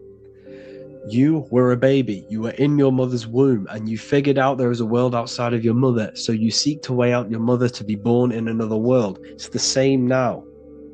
You must do this now. This is your spiritual evolution. This is the evolution of consciousness. It's ever expanding. When you die, this is a transition. You must learn to not fear death. This is another part of your spiritual journey. You must master death. Therefore, like I said before, the mind has limitless capacity to expand into new realms of thought, continuously exploring uncharted ideas and concepts without boundaries. The mind can ever expand. It can never be filled. It can never ever know everything. There is infinite fields of knowledge, infinite fields of thought. Your current state is just one stage on an infinite pathway.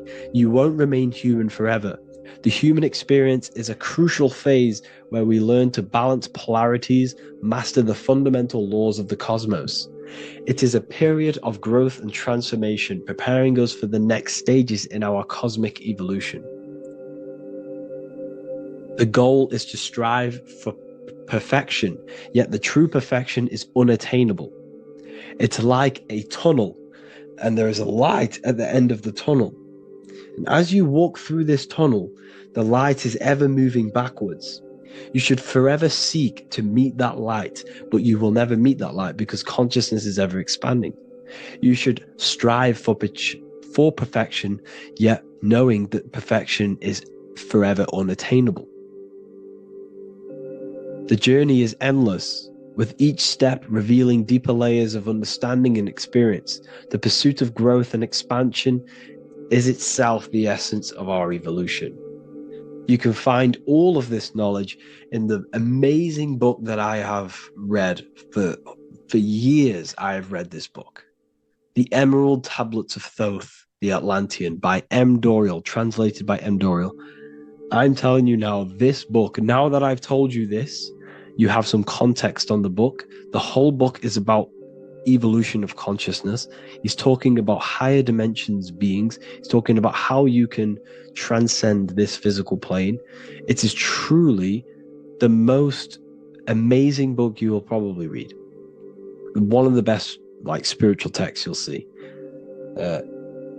It's hard to understand, so you must read it over and over again. And the more your mind progresses, like for me, I read this every couple months, and the more I learn about consciousness, the more I expand my own consciousness. And every time I read this book, I pick out something new that just completely blows my mind, because you can only understand this book to your level of consciousness, to your level of understanding. So now that I've told you all this information, go and read this book and it will absolutely blow your mind. And so will the Book of Wisdom Volume 2, which is now available. I released it the other day. I'm just going to read a page out now. This page is called Spirit and Matter. The Earth is not merely a dense, lifeless rock drifting through space. It possesses spirit, a living essence that animates its form. But what do we mean by spirit? Spirit in esoteric terms refers to the energy, the life force, animating the principles infused in matter. So essentially, what this page is talking about is how everything has spirit, consciousness within it. You are the middle, you are spirit and matter. You have the ability to expand your mind to the God self and raise above our animal instinct, our material self, and know the divine and expand. Animals cannot do this.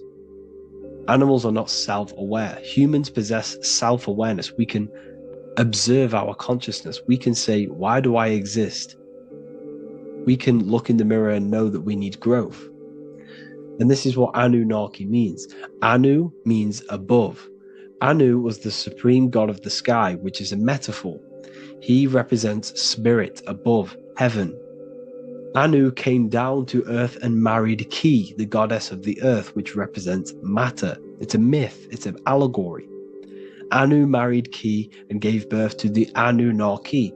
Spirit came down and infused with matter and gave birth to the human, which is you. You are spirit infused in matter, Anu and Ki, Anunnaki. You are the Anunnaki. And this is just one of the teachings in my book. Honestly, this book is absolutely amazing. If you truly, truly want to expand your consciousness, give this book a read. And obviously, if you're inside the university, I give you this book for free. A paperback version. If you join the university, follow the steps inside of the general chat, you'll be able to download this book. Sorry, not download it. Order a paperback for free. All you have to do is pay for the shipping. You'll also gain amazing knowledge inside of my library, where your mind will just be overblown with the amount of esoteric books. There's over 45 rare occult books, plus you get a PDF of the Volume 1 and Human Health Guide. You get reoccurring updates where I expand on symbolism, occultism, where you will just feel absolutely amazing once you understand esotericism in yourself. You'll also learn how to create the dream reality that you want with the Manifestation Mastery course, where I teach you how your consciousness creates reality. You'll have a real lectures where I post lectures on symbolism, occultism, esotericism. There's a conscious community and live calls and Q&A where you can ask me questions and I'll answer your questions. I just want to say thank you to everyone who has joined the university. Thank you for even liking and watching this video. Any support I just appreciate every single one of you. Please, if you can, leave a comment and a like on this video and let me know any videos you want me to make in the future. And I will start uploading a lot more to the YouTube. So yeah, thank you all for tuning in today. Have an amazing day.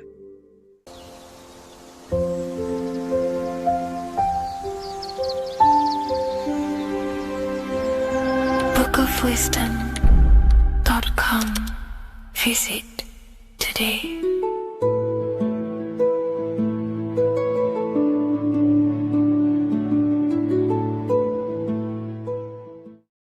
What is good, people? It's Revival of Wisdom. Today we're going to be talking about Saturn.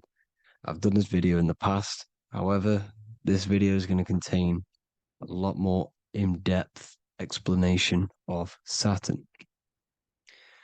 So the 33rd degree Mason, Manly P. Hall, said, Saturn is the key to crystallization, physical matter. Light is matter, matter is light. They are interchangeable. Low vibrating light turns into matter, high vibrating matter turns into light. And Saturn is the god of this world, this physical world. He crystallizes light into matter. This is symbolized as the Masonic checkered board matter and spirit, matter and light, light and matter. He's also the God of time, destruction, justice. He creates and destroys, because all things in time die. He creates and destroys you. So, because we live in this physical world, which is the electric world, this is why we say electricity, because it comes from the root word of El, Saturn. They used to call Saturn El, E-L. This is why we used to say Elohim is God. The real God of this world is Saturn, but it's being hid. This is being hid. Jesus is Saturn. All of this is Saturn. It's all Saturn worship. It's the real God of this world, So, physical matter is a result of two opposing forces equalized on the plane of inertia, because everything is created out of electromagnetic toroidal fields. And these two poles equalize on the plane of inertia, which gives you planet Earth, plane of inertia. The plane of inertia is what Saturn is. It's the ring around the center of the plane of inertia. Thank you to Walter Russell saying, physical matter is a result of two opposing forces on the plane of inertia. This is what Walter Russell says, so please check out his work. He's got many books, many books on light and electromagnetism and stuff like that. So I advise you to check him out. So the torus field gives you the binary code 0 and 1, the female vagina and the male phallus. This is the code for this world. Saturn crystallizes physical matter. Now Saturn is the most outermost layer of the 7 layers of heaven, where it says in the Quran, it says, Allah, it is He who created the 7 layers of heaven. Saturn is the outermost layer. He's the top. He's the most high. So when we say the most high, we're referring to Saturn. He's the most high before the firmament, before the stars. So Saturn is the god of this world. He's the Lord of the Rings. He wears the crown. The crown is the rings. Crown, Kronos. So the planets are luminaries. They are lights. They are beings. They are energy, conscious energy. And we're in the heart of the solar system. Saturn is the outermost layer. He is the one of this world. He's the god of this world. Now, on the North Pole of Saturn, you have the hexagon. Add up all the sides. It creates the 6-pointed star. Or it can be created as a cube. The cube is very important. The 6-pointed star is very important. 6 points, 6 triangles, 6 side, 6, 6, 6. Black cube adds up to 6 in gematria. Now, what did I say in the beginning? Saturn crystallizes the physical world. He creates physical things out of light. You are a light being. This is why we say human. Hue means the light spectrum. Hue, man, we are light manifested into physical forms, human.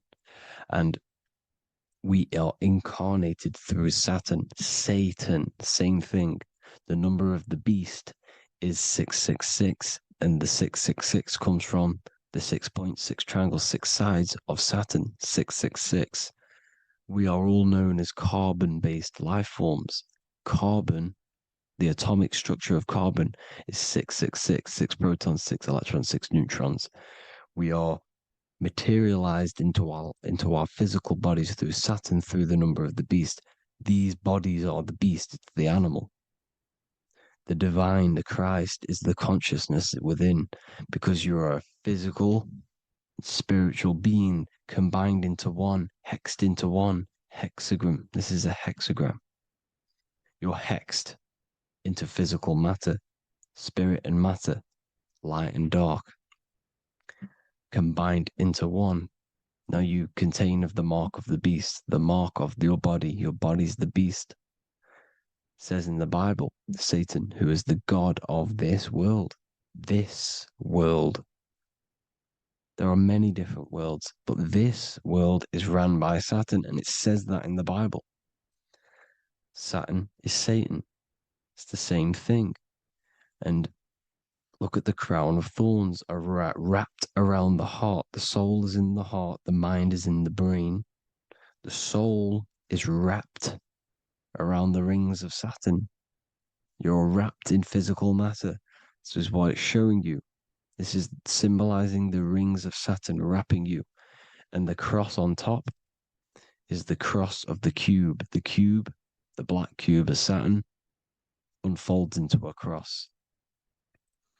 So Satan, who is the god of this world, Corinthians 4:4 in the Bible, Satan, who is the god of this world, has blinded the minds of those who don't believe. Saturn blinds your mind because the god of this world materializes you and he blinds your mind when you incarnate into physical matter. When you enter this soul system, not the solar system, you hit Saturn first. He materializes you. And look at the symbol for Saturn. This is the symbol for Saturn. All of the planet symbols are created out of the Holy Trinity. The Earth, Moon, and Sun. Body, mind, and soul. The Sun is your soul, the Moon is your mind, the Earth is your body. Your body's made out of the 5 elements. The Sun is your soul because the Sun is life force. Gives life to everything. Your Sun is a soul. Your soul is the sun of your body. The moon is the mind. The moon is the moon of your body, the mind of your body. Intelligence. So all of the symbols of the planets are created out of these.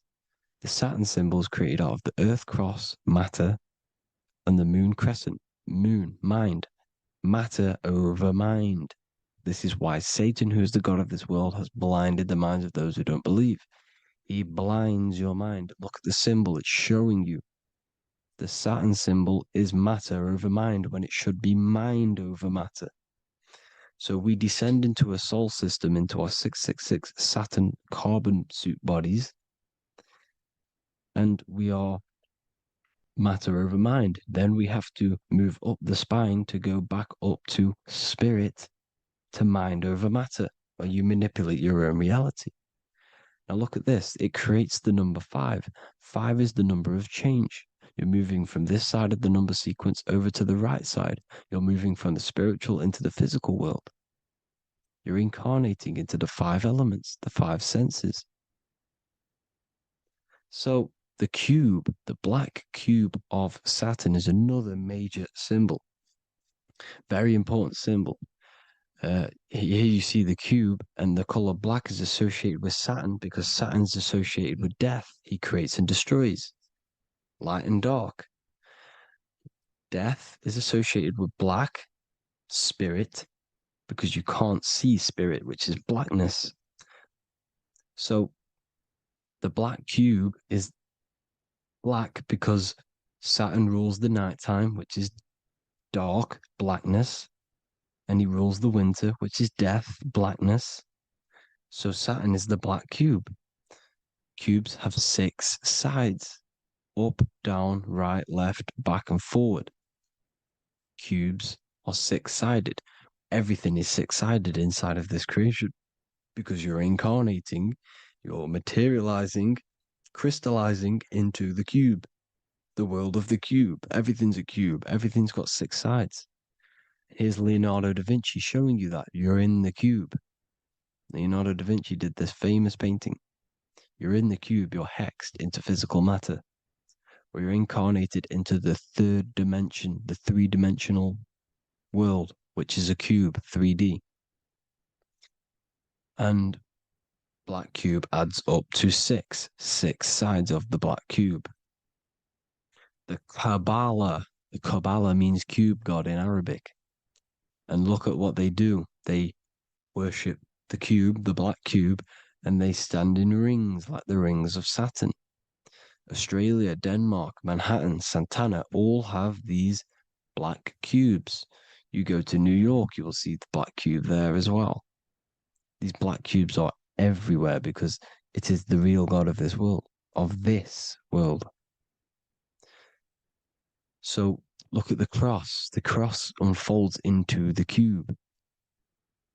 Xbox, Nintendo GameCube, Sega Saturn, anything to do with a simulated gaming reality, they put Saturn in it because we're in the simulation of Saturn.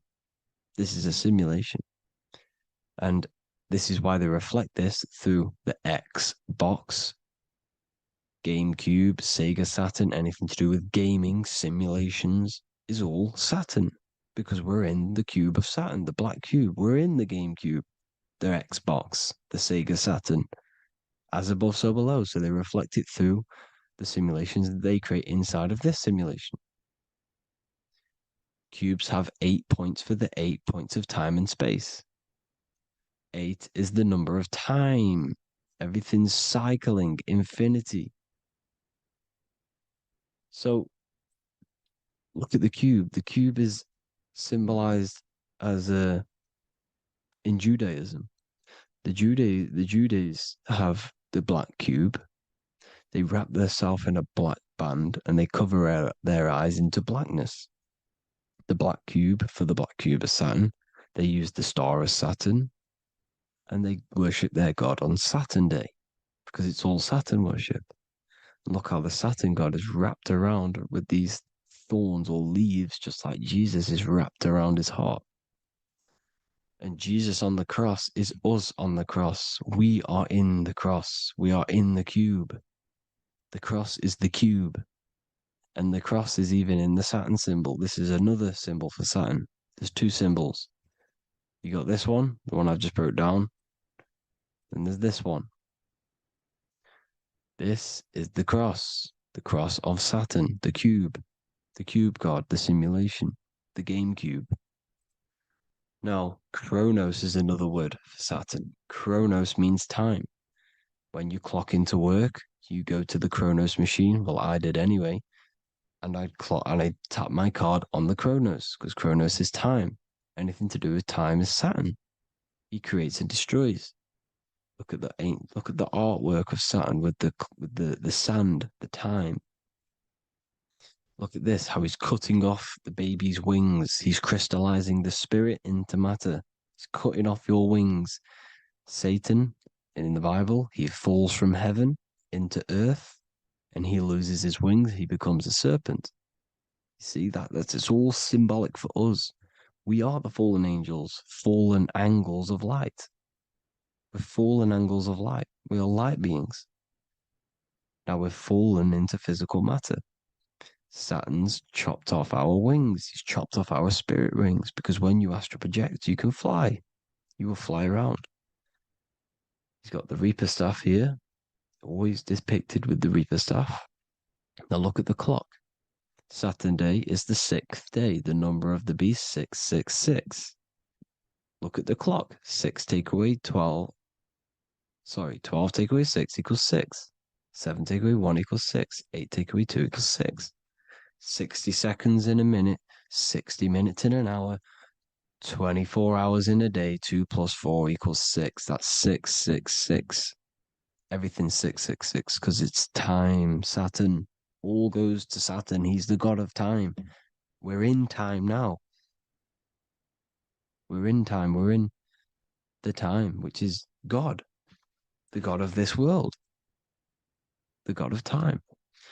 Now look at this. The Reaper is also depicted as the Reaper with the staff, the black cloak, black symbolizing death, spirit. Judges wear black because Saturn is the law. He's the god of this world. He's the law. This is why they wear black cloaks. When you graduate from university, you wear a black cloak and a black cube on your head. You've been hexed. Funerals, you wear black because it's all to do with Saturn, Father Time, Father Crystallization. Now, Saturn, here's another one of him cutting off the wings of a child. Because he cuts off the wings. He creates and destroys your body. We're in the electrical world. Everything that is electrical vibrates. all vibrations have to come back to a standstill point, which is death. This is why your body dies. Your atoms stop vibrating. Herona. Look at the crown. The crown is the corona. Corona means crown. And look at this is an alcohol brand for beer. You can see the staff of Saturn in the symbol with the moon crescent. Corona, which is the crown, Saturn, the crown on Saturn, the rings. And then you've got the staff. It's all Saturn worship.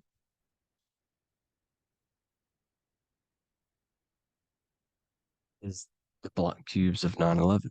2 black cubes. This was a ritual for Saturn. It's all ritualistic. And look at the Star of David, the Star of Saturn. It's not the Star of David. Creates IXXI, the sigil of Saturn. IXXI means 9/11 in Roman numerals. 9/11.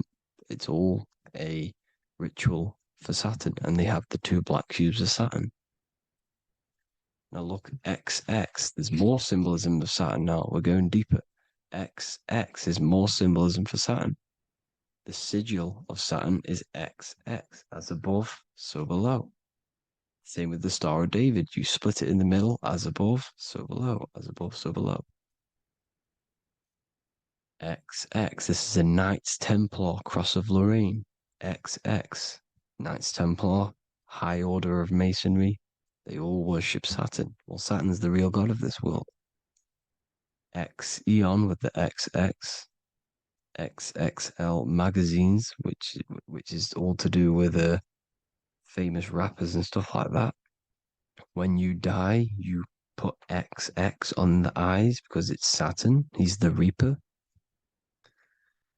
Is Jesus with the XX crown with the thorns around his heart, around his soul, with the cube on the top, the cross cube. Lil Uzi Vert with the XX Cross of Lorraine. Jay-Z with his alcohol brand, XX Cross of Lorraine. The X Factor with the rings of Saturn. All Saturn worship. The seal of Melchizedek is also Saturn.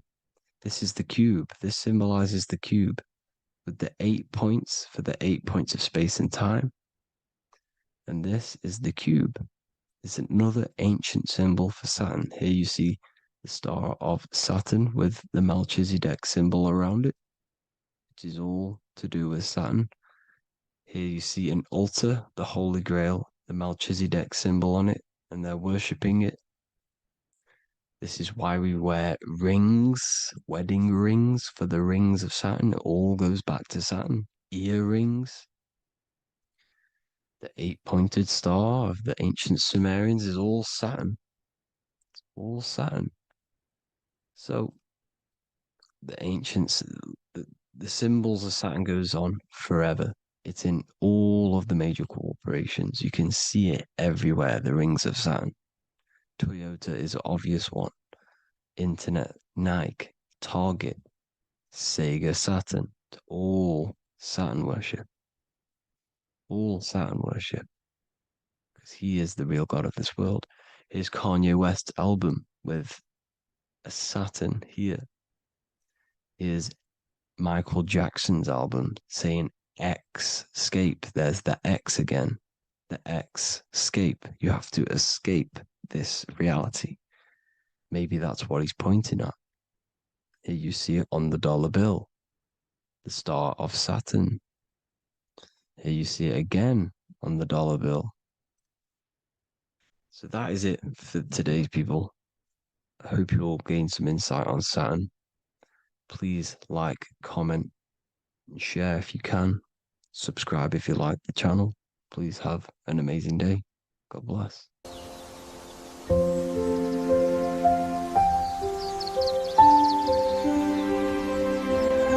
bookofwisdom.com. Visit today.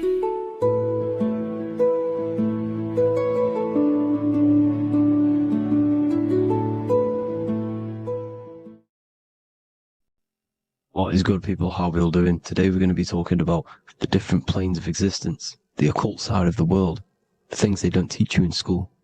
And of course, you can only find that on this channel, so welcome. So you need to understand is that your consciousness moves through these different planes of existence, these different states of consciousness, which make up all of you. Okay? They are all interlocked planes. They are all interpenetrated into each other. They are all one. They melt into the plane above and below. You see, each plane is a product of each plane. As above, so below.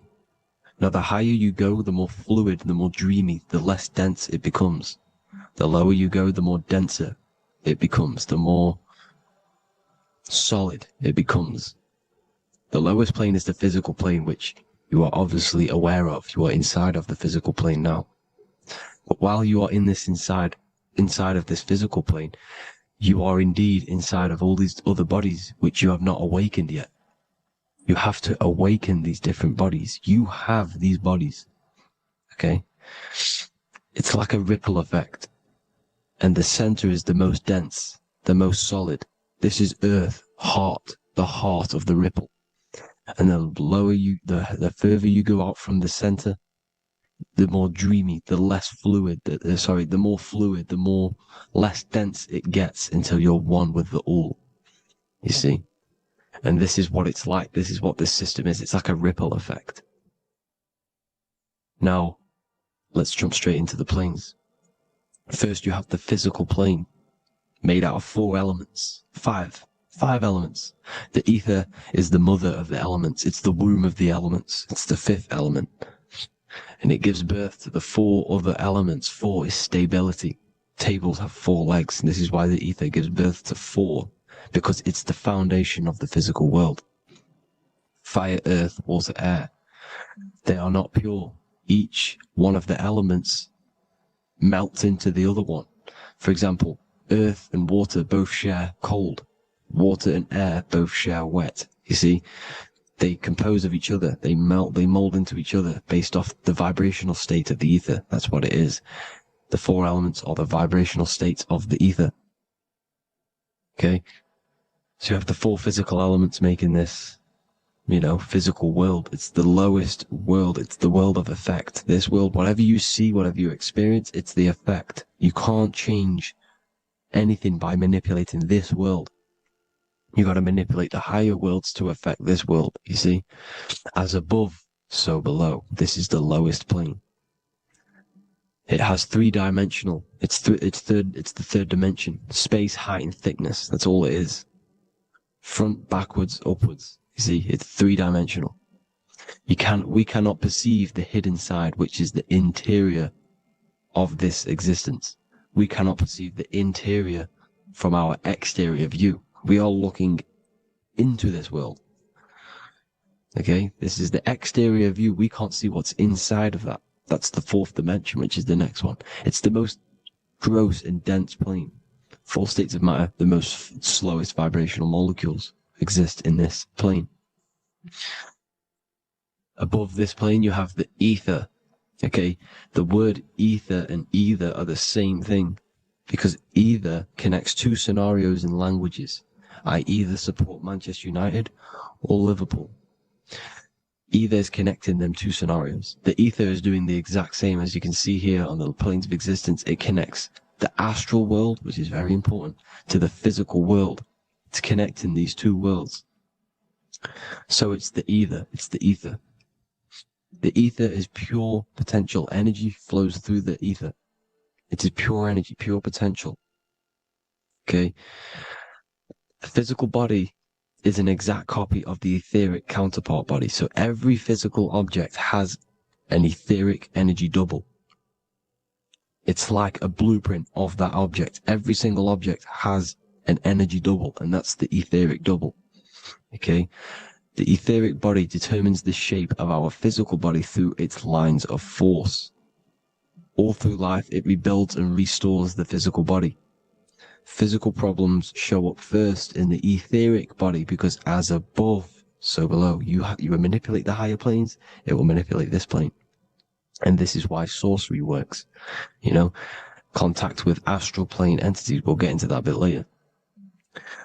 So the reason why we can't see this plane, this energy world, which is all around us, which we are inside of right now as we speak, is that the molecules that compose it are further apart than those of the physical plane, making it invisible to the two eyes. That we can't perceive it. Our eyes cannot physically suck in that sort of information, and our brain cannot decode it. This is why, they brainwash us with all these programs to keep us asleep, to keep these other bodies we have asleep, so we don't find out about these other bodies, and it's to make you believe that everything's just a material. Only the material world exists. They don't want you to know is that everything that you see is a result of something you cannot see. As above, so below. There are realities within this reality. This is what I'm breaking down now, these different planes, on how this reality works. So your etheric double is your energy body. You can see here the physical, etheric, astral. Astral is your spirit. The ether is a part of the physical plane. It's like just above the physical plane, but it's still part. But then the astral plane is completely separate. It's another plane, but they're all interlocked. Don't think they're apart. They're all interlocked. They're all one. They all melt into each other. The chakras that we have are inside of our etheric body. They are our sense of organs which tune us to the fourth dimension. These 7 chakras connect us to the astral world, the fourth dimension. Okay? They are points for the flow of energy from the universe / 7 planets, because the 7 chakras are your 7 planets, and the 7 planets are connected to the astral world. They are feeding these 7 senses in our body. They connect us to the universe, to our etheric counterpart, and then to us, supplying the physical body. Because the energy comes from above. As above, so below. These 7 senses, these 7 etheric chakras, are being supplied with energy from the universe, the 7 planets, the solar system. Then it supplies the physical body. You see? So, the ether is very important. And this is, that the ancients understood the science of the ether, and they could, harness free electricity from it, because it's all around us. The ether is all around us. And this is what they were doing. They were harnessing free energy using the ether. The astral plane, the fourth dimension, very important plane. Very, very important. We've all been there. Every single one of you has been there. Okay? The fourth dimension is unseen of what we see. It's the interior of the exterior that we see. We see the third dimension, but we cannot see beyond what's making this third dimension. This is the fourth dimension. Okay? It's the dream world. This is where you go when you dream. Okay? This is where you go when you dream. It's the place of disembodied spirits or ghosts, entities, whatever you want to call them. When you hear ringing in your ears, that is not tinnitus. That is an entity around you. Okay? That is an entity around you. The fourth dimension is where thought forms exist. Mental images. Thought forms as in what you see in your mind when you think of an image, because the mind is the highest plane of existence. Mind is the highest plane of existence. And it manipulates all of the planes below. So it goes the mental plane, then the astral plane. So the thought is in the mind, the mental plane. That just the thought alone, no image, but then the form depiction, the thought form exists. It manifests in the astral plane as a sort of image, an entity, a living conscious being. So this is why thoughts are things. You see, thought forms exist within the fourth dimension. So when you imagine something, when you are, for example, right now, look into your hand and imagine there's an apple in your hand. If you can see that, you are seeing into this fourth dimension. You can only see into this fourth dimension using the mind's eye, not the 2 eyes, the mind's eye. When you shut off the 2 eyes into darkness, the third eye opens. The mind's eye is open. And you can see, this is astral travel. You got to work on astral travel. And you will see this astral plane, this fourth dimension. And there are 3 different sections to this astral plane. Higher, middle, or lower.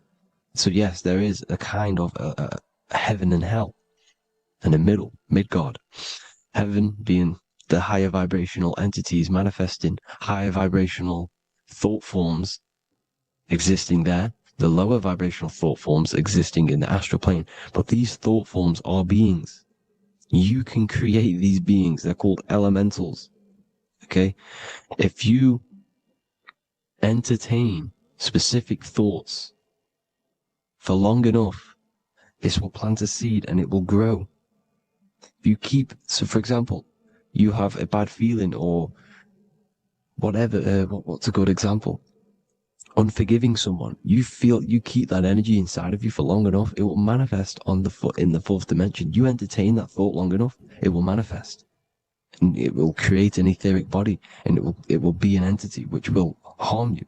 It will feed off you, this low vibrational energy. Your mind is so powerful.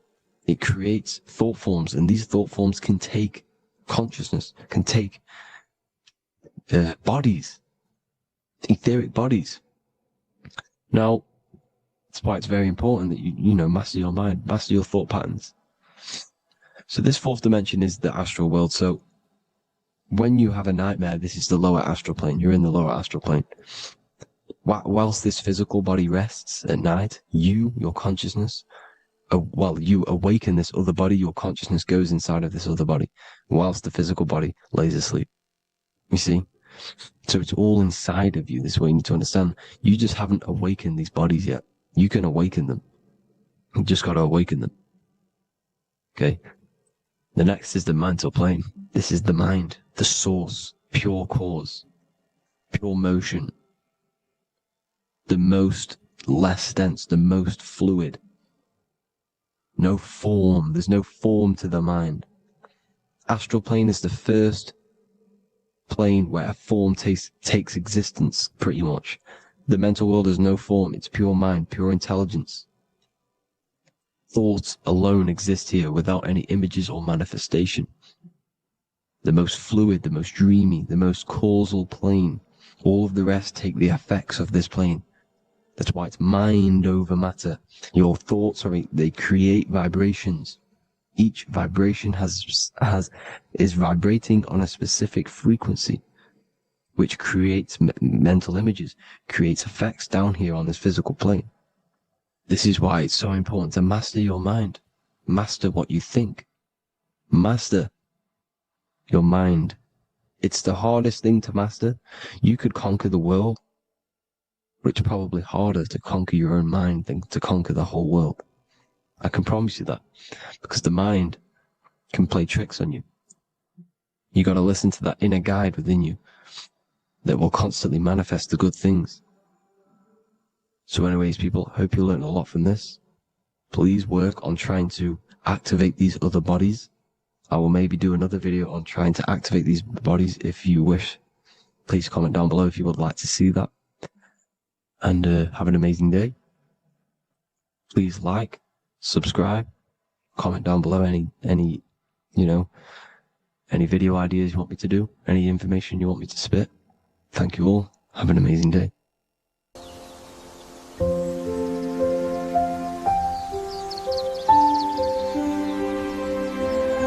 bookofwisdom.com. Visit today.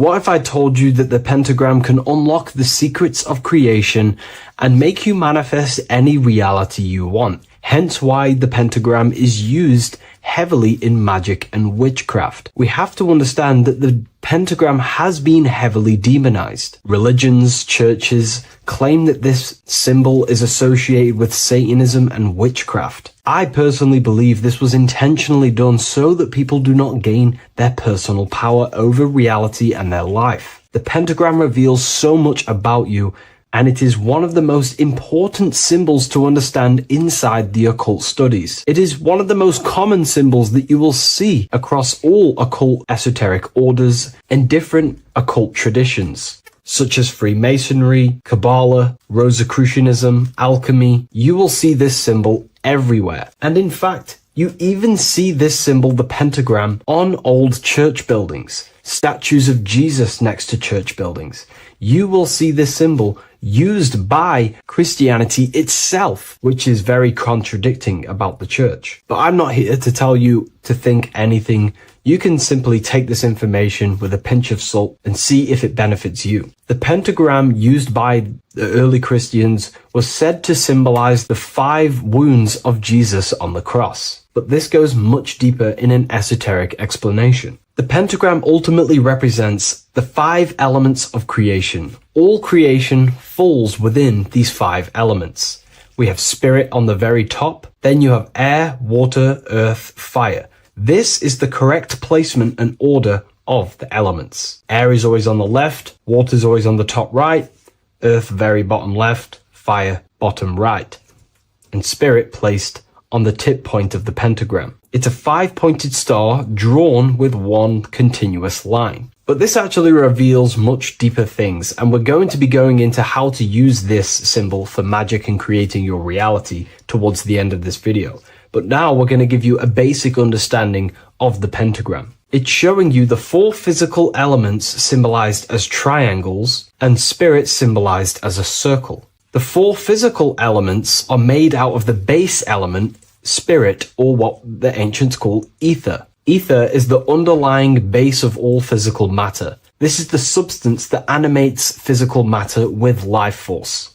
All physical matter has its origin in the etheric substance, or spirit, what we want to call it. It is simply the life force that animates the physical thing.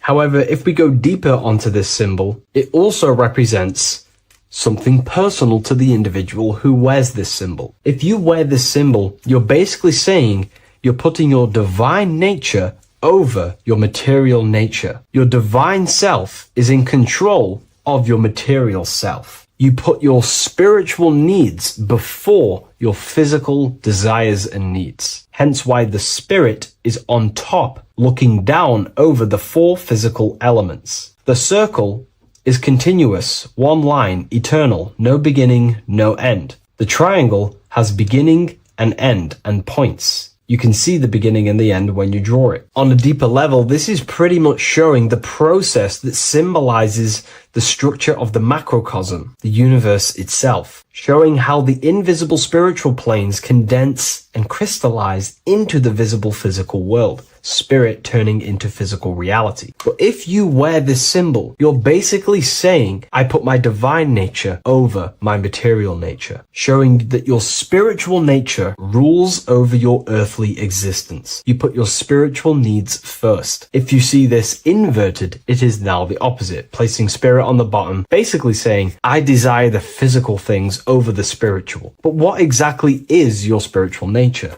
Well, your spiritual nature is simply your internal self. You chase things that are immaterial, such as knowledge, love, experience, expansion, gnosis. These are the qualities of spiritual things that the spiritual person likes to chase and desire, instead of desiring the things that are temporary in the material world and never actually lead to fulfillment. True fulfillment is by chasing spiritual things. God, the nature of creation, the self, gnosis, knowledge. But if we go even deeper, this symbol ultimately represents how reality is created. Hence why this symbol is heavily used in Kabbalistic magic and so-called witchcraft. We are all magicians. Each one of us are creating reality. There are just certain ways you can actually create reality by becoming conscious of them. By becoming conscious of the elements and the qualities of the self that actually create your experience in your life in the present moment. If we look at the pentagram, we see that when you draw a pentagram, it is one continuous line. It is one expressed in 5. The order of the elements are very important. Spirit at the bottom, fire at the bottom right, and so on and so on. Because this is showing you the descent of the spiritual into the material, the invisible crystallizing into a material reality. As you can see when you start to draw the pentagram, you see spirit at the very top. You're descending down to fire. Fire is the closest element to spirit. Hence why in magic and witchcraft, people like to use candles. So you're descending first into fire, then into air, then into water, then into earth, then back into spirit. Because of course, the cycle of creation unfolds itself. When you die, you return back to spirit, and then you reincarnate yourself back into physical reality if you wish and desire to. Everything is under this process of matter spiritual. In the daytime you wake up, you're in your material body. When you go to sleep, you enter your astral spiritual body. Everything's in this continual process, renewing itself in spiritual, then material. But the reason why this is associated with magic so heavily is because each one of these elements corresponds to a different body of consciousness, a different vehicle of consciousness. Consciousness has many different vehicles it uses to create the tangible self, the physical reality. For example, consciousness has a spiritual nature. The spirit element in this case symbolizes the emanation, the descent of the one power, the one force that we are all using. Each one of us is using this one power, the power of the source consciousness, unfolding its creation in the present moment. This represents the source, the emanation, the descent of this continuous flow of energy through us that we are tapped into, like a live stream in the present moment. This descends first, the force descends into fire. Fire symbolizes the willpower, will. In this aspect or vehicle of consciousness, the will is the being that directs intention, initiates action, shapes reality through focus, determination. It sets direction, holds intention, projects a desire into form, and aligns your inner world with the outer creation. The will comes out of the force, spirit. Then the will goes with intention to air. Air symbolizes the mental vehicle of consciousness, the mind, the psychic man. The psychic aspects of your consciousness is thinking, imagination, mental images, logic, using the thought or the mental vehicle body of consciousness. Then that thought has an emotion, which is then water. So it goes from the force to the will to the intellect to the water, the emotional body of consciousness. The emotional vehicle of consciousness amplifies the thought into an emotional desire that you want to take action on. No one takes random actions, and if we do, we say we're very bored and we don't care. The water is the energy, the emotion you have to fulfill something. And that emotion then descends into earth, which is the physical body to take the physical action in the present moment, to fulfill that desire, to fulfill that will, that thought, that desire. And that is how reality is created all the time. Now, there is much more that you can go into with the pentagram, because true magic is about changing consciousness at will, not casting random spells. It's the ability to change the direction of consciousness using the power of the will to direct these forces to create change in the internal world so it can project outwardly in the external world. Because consciousness creates the external reality. What happens within us, we see change outside of us. So true magic is about manipulating the forces and the vehicles of consciousness that exist within our own mind to produce a change in the material world. There are other ways you can use magic, by purifying each body of consciousness or banishing each body of consciousness. Other forms of magic, you can dissect each body of consciousness and work with that specific body. If you think you're using your mind too much, you can start using banishing rituals to banish the power of the mind, to stop overthinking, for example. Or if you have lack of emotional connection with your emotional vehicle of consciousness, we can dissect this body, tap into this body, and invoke this body and strengthen it. We're dissecting each body and vehicle of consciousness so we can work with it to create a specific change inside ourselves, then to be mirrored outside of us. So pretty much this pentagram represents the descent of the spiritual turning into a material reality. Hence why sometimes we see a human figure standing in the point of a pentagram, because it ultimately represents the microcosm. You are the microcosm. You represent the entire process of spirit into matter, the invisible into the visible, the formless into form. The pentagram, drawn in one unbroken motion, captures this divine act of creation, showing how consciousness flows downward through the elements or the vehicles of consciousness to bring forth the material reality. The Book of Symbolism will teach you all about this. It was released November 17th. A lot of people have taken advantage of this. You also gain a free ebook with this copy. Every order comes with a free ebook. And if you wish to get your copy of the brand new Book of Symbolism, you can find it in the description or revivalofwisdom.com. Thank you, everyone. I'll see you in the next video.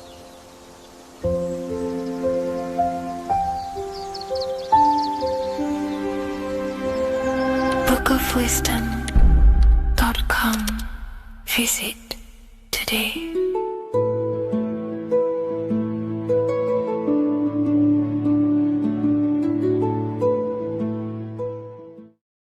Creation demands destruction. Every time you release your sexual fluids, you're destroying a part of yourself to create an extension of yourself. For example, if you want to create a business, you have to destroy your time, attention, and energy in order to create the effect of the business. All creation demands some sort of sacrifice or destruction. This falls under the law of polarity in the universe. It's the same with your sexual fluids. Your sexual fluids, especially as a man, contains minerals, all the minerals in your body. It contains your vitality. It contains your DNA. It contains the blueprint of you, and it can create a whole new human being. You are literally playing with the power of creation if you are releasing your sexual fluids too much. Sexual fluids also extend beyond the physical plane. They contain astral forces because all physical creation is a mental creation. We live in a mental universe. Everything begins as a thought in the mind, then the thought takes the form and the body of imagination, which is an astral force. Imagination turns into etheric emotional energy. Then the etheric emotional energy turns into the physical action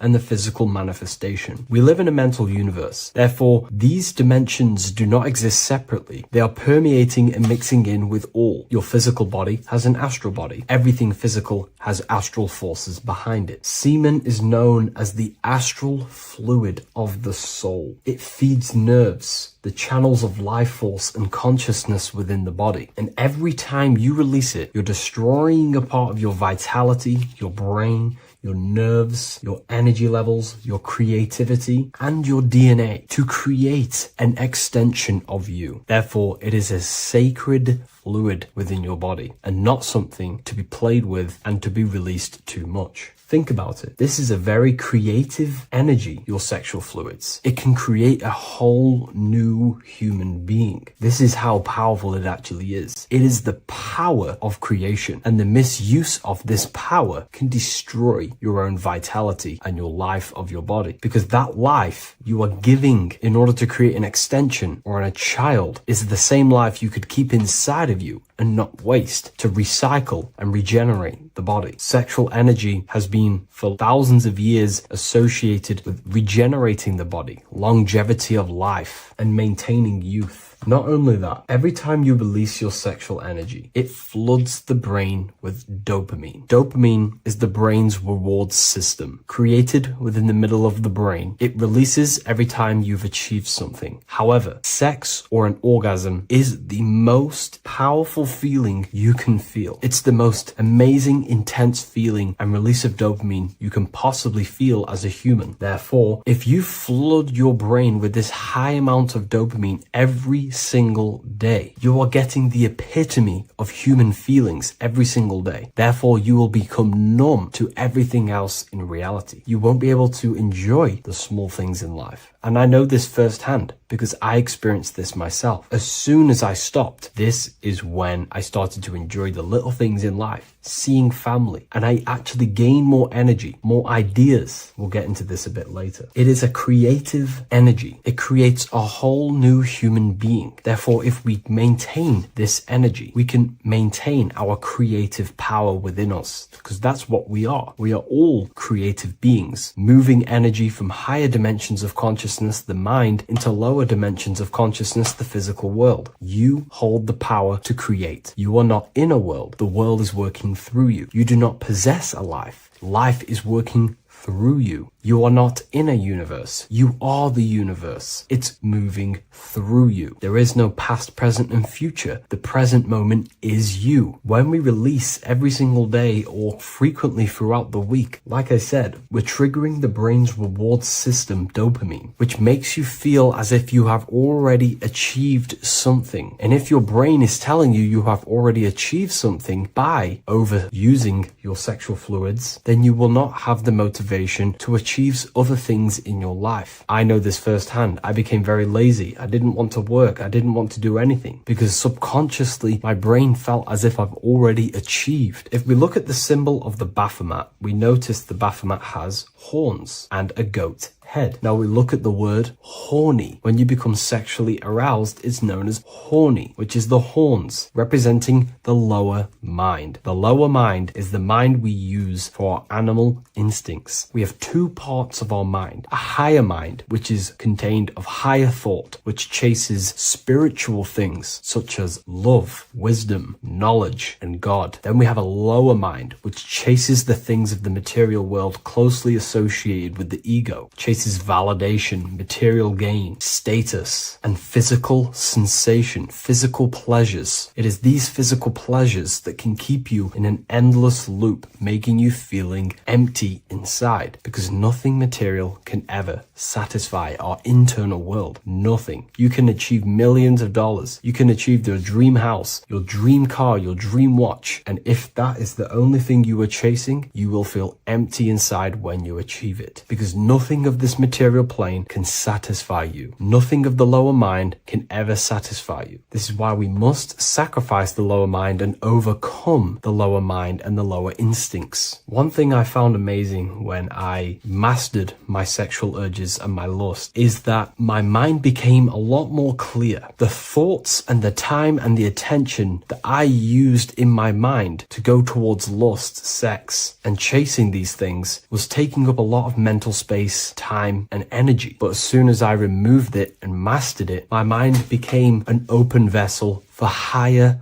thoughts to be received from the higher mind. The mind is like a radio antenna. Whatever we attune it with, that's what we receive. If we're constantly thinking about lust and low-level pleasures, we're going to just receive low-level thoughts. But once we remove all of the lower mind and we conquer our physical body and physical urges, our mind becomes an open channel for divine thoughts and spiritual thoughts. This is what most people call today as downloads. You receive wisdom from your higher self. Not only do you receive more wisdom, you just receive more power to create. The male and the female come together to create a child. That's how you were created. Now, the law of correspondence teaches as above, so below. It refers to everything in the universe. Therefore, in order for you to create a reality, to give birth to something, you have to bring together the masculine and the feminine. Your masculine forces are willpower and actions. Your feminine forces are emotions and imagination. When you combine the willpower, action, emotions, and imagination and combine them together, you can give birth to reality. But it's important to only give birth to things that are spiritual, that are good,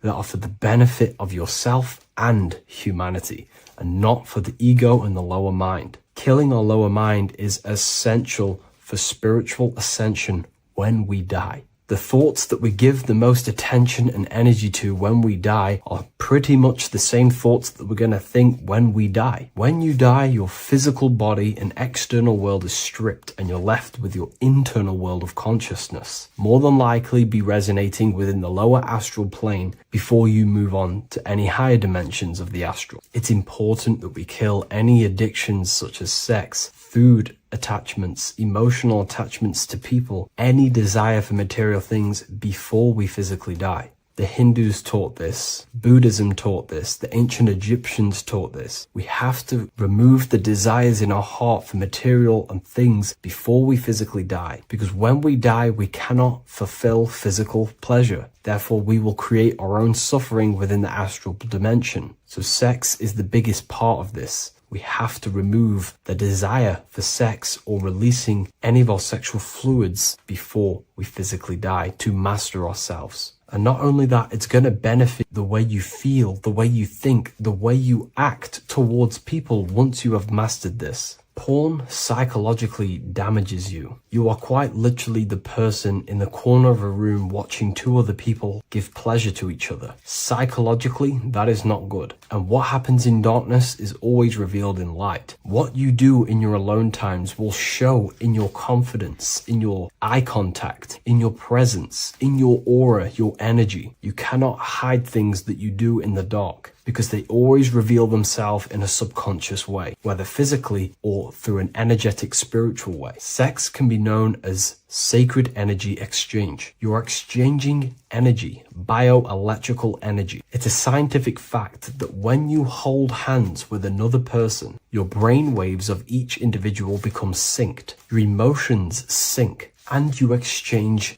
electromagnetic energy because you are an electromagnetic being. When you have sex with someone, you are literally exchanging emotional energy. Your aura is not just an electromagnetic field. It is literally a manifestation of your internal consciousness. Your consciousness contains your thoughts, your beliefs, your traumas, your emotional state. And this manifests externally through the vortex of your heart into an energy presence around your body. This is why you can feel sad when someone else is sad next to you, because their energy is merging with yours. When you have sex with someone, you are quite literally exchanging consciousness, beliefs, traumas, emotions, feelings, vibrations, and your consciousness merges with their consciousness. So be careful with just having casual sex. Now, I'm not here trying to say never release, never have sex with your partner. I'm not saying that. I'm saying take caution with these things. Take my teachings with a pinch of salt. If it benefits you, that's great. I'm not here to tell you how to live. I'm simply giving you my research and the things that have helped me in my life on my esoteric research, awakening, or spiritual path. I don't like calling it a spiritual path, because it's not spiritual. It's simply just life, the knowledge of consciousness and the self. So I hope this video helps. If you'd love to read this book, I'll leave a link in the description. This book I wrote myself called The Book of Wisdom, Volume 2.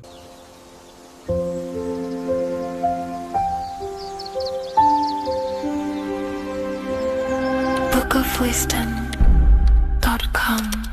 Visit today.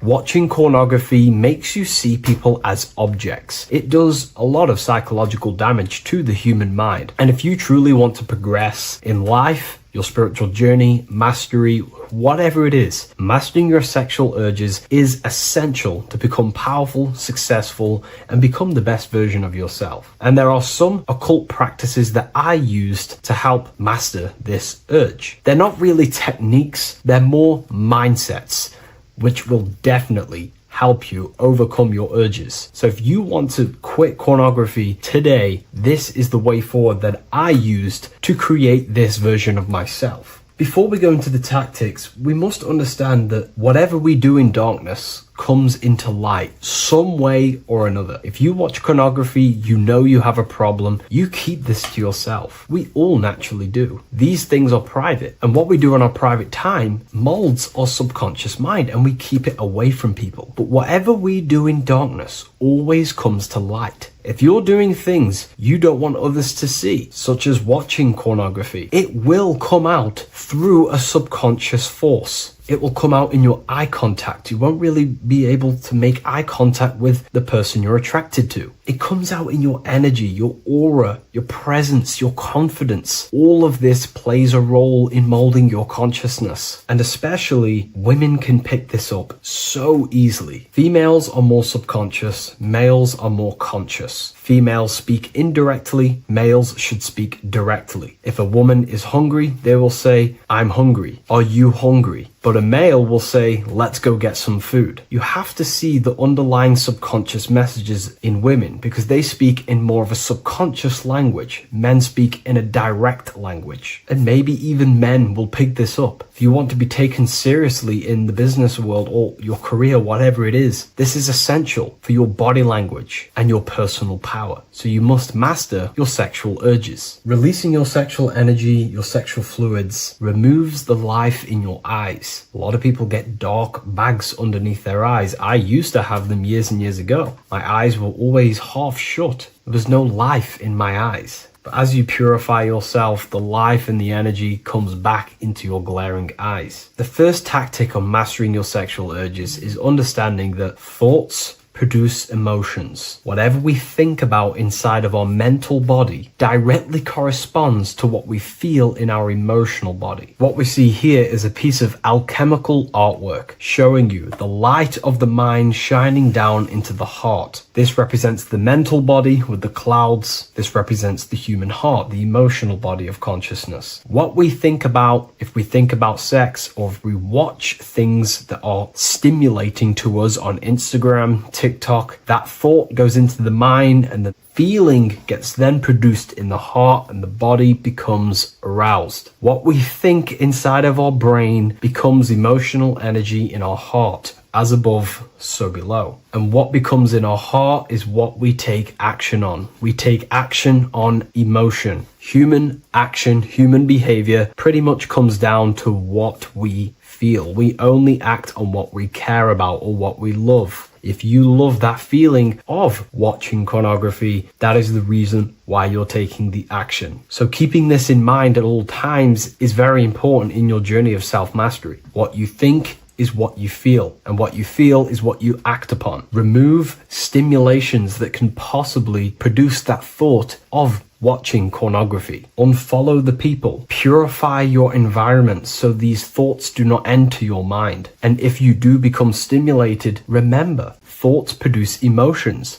Change your thoughts. Think about something else instantly. The more you think about it, the more you feel, and the easier it is to take action upon it. And the second tactic that I say to myself is that it's all mental. World, the universe, life is all mental. For example, unfortunately, my brother passed away recently. I've never gone through something like this in my life. It's tough. It's horrible. It's not nice losing a loved one. However, if I sit around and focus just on the negative side of that, yes, of course, I'm going to have my moments. But if I just sit there and focus on the negative, it will destroy my life. It will pull me down. The only thing that I can do to benefit from this situation is to become a better family person out of this. Become more loving. Spend more time with the people who mean a lot to you. You can always change and transmute the mindset of every situation in your reality. There's a famous saying I like to say, if you can change it, change it. But if you cannot change it, change the mental attitude towards it. Never just sit there focusing on the negative side of reality. This helped me with mastering myself watching pornography. It's all mental. You hold the power over the mind. And the next tactic is probably the best one ever. And I still use this today in everything in my life. Before I make any decision in life, I always say to myself, what is the effect of this cause? Is that effect going to push me towards who I want to be? Or is that effect going to pull me away of who I want to be and become and where I want to go in life? If the effect is not pushing me towards who I want to be, I will not take the action which is the cause. Consciousness cannot escape the law of cause and effect. It is an immutable,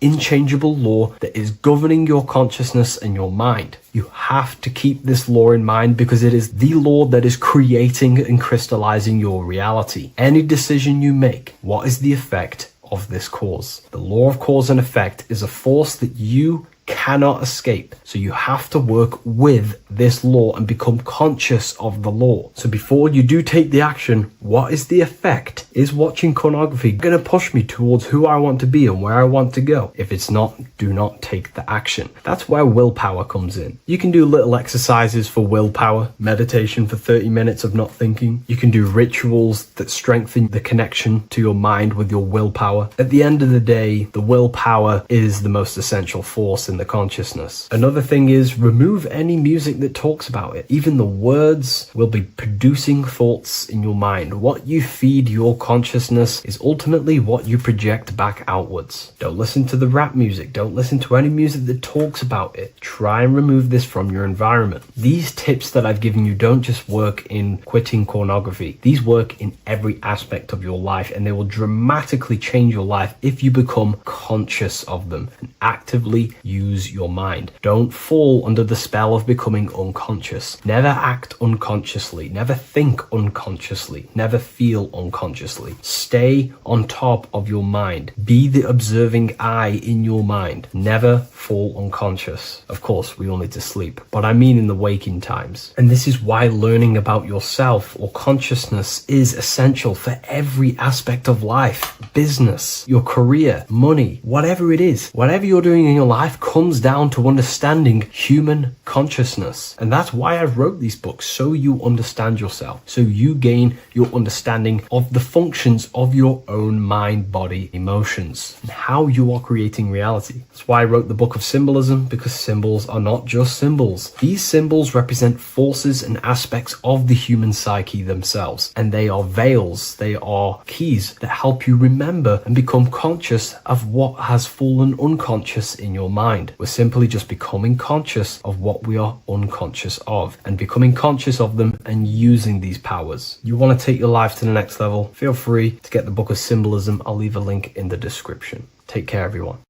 Creation demands destruction. Every time you release your sexual fluids, you're destroying a part of yourself to create an extension of yourself. For example, if you want to create a business, you have to destroy your time, attention, and energy in order to create the effect of the business. All creation demands some sort of sacrifice or destruction. This falls under the law of polarity in the universe. It's the same with your sexual fluids. Your sexual fluids, especially as a man, contains minerals, all the minerals in your body. It contains your vitality. It contains your DNA. It contains the blueprint of you, and it can create a whole new human being. You are literally playing with the power of creation if you are releasing your sexual fluids too much. Sexual fluids also extend beyond the physical plane. They contain astral forces, because all physical creation is a mental creation. We live in a mental universe. Everything begins as a thought in the mind, then the thought takes the form and the body of imagination, which is an astral force. Imagination turns into etheric emotional energy. Then the etheric emotional energy turns into the physical action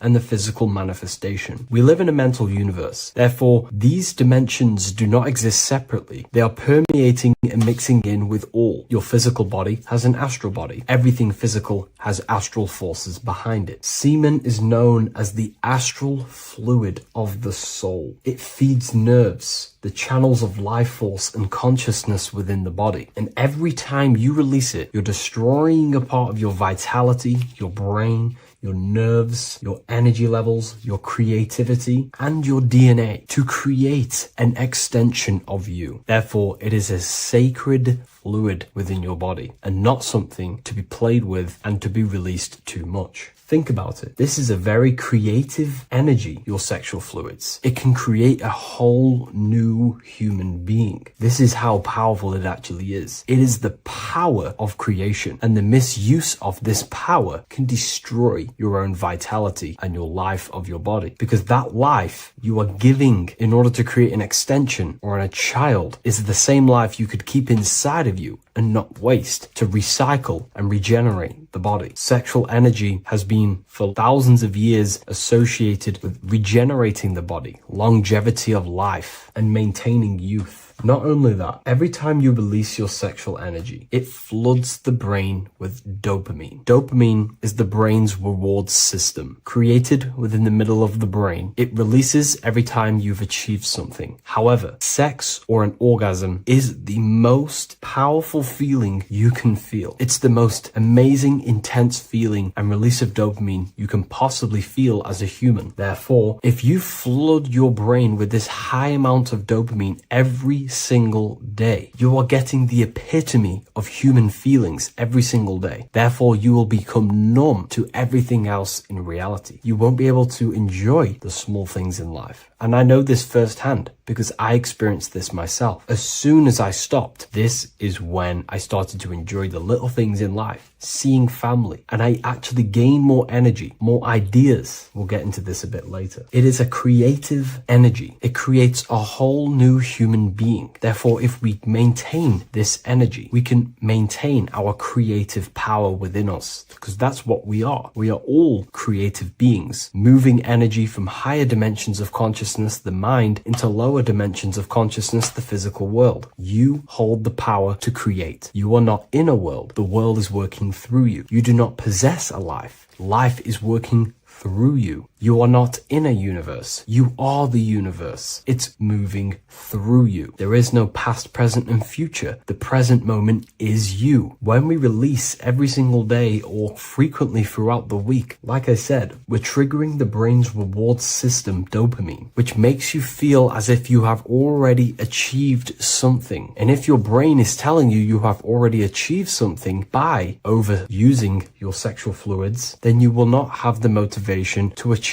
other things in your life. I know this firsthand. I became very lazy. I didn't want to work. I didn't want to do anything because subconsciously my brain felt as if I've already achieved. If we look at the symbol of the Baphomet, we notice the Baphomet has horns and a goat head. Now we look at the word horny. When you become sexually aroused, it's known as horny, which is the horns, representing the lower mind. The lower mind is the mind we use for our animal instincts. We have two parts of our mind. A higher mind, which is contained of higher thought, which chases spiritual things such as love, wisdom, knowledge, and God. Then we have a lower mind, which chases the things of the material world closely associated with the ego, chases validation, material gain, status, and physical sensation, physical pleasures. It is these physical pleasures that can keep you in an endless loop, making you feeling empty inside, because nothing material can ever satisfy our internal world. Nothing. You can achieve millions of dollars. You can achieve your dream house, your dream car, your dream watch. And if that is the only thing you are chasing, you will feel empty inside when you achieve it, because nothing of this material plane can satisfy you. Nothing of the lower mind can ever satisfy you. This is why we must sacrifice the lower mind and overcome the lower mind and the lower instincts. One thing I found amazing when I mastered my sexual urges and my lust is that my mind became a lot more clear. The thoughts and the time and the attention that I used in my mind to go towards lust, sex, and chasing these things was taking up a lot of mental space, time, and energy. But as soon as I removed it and mastered it, my mind became an open vessel for higher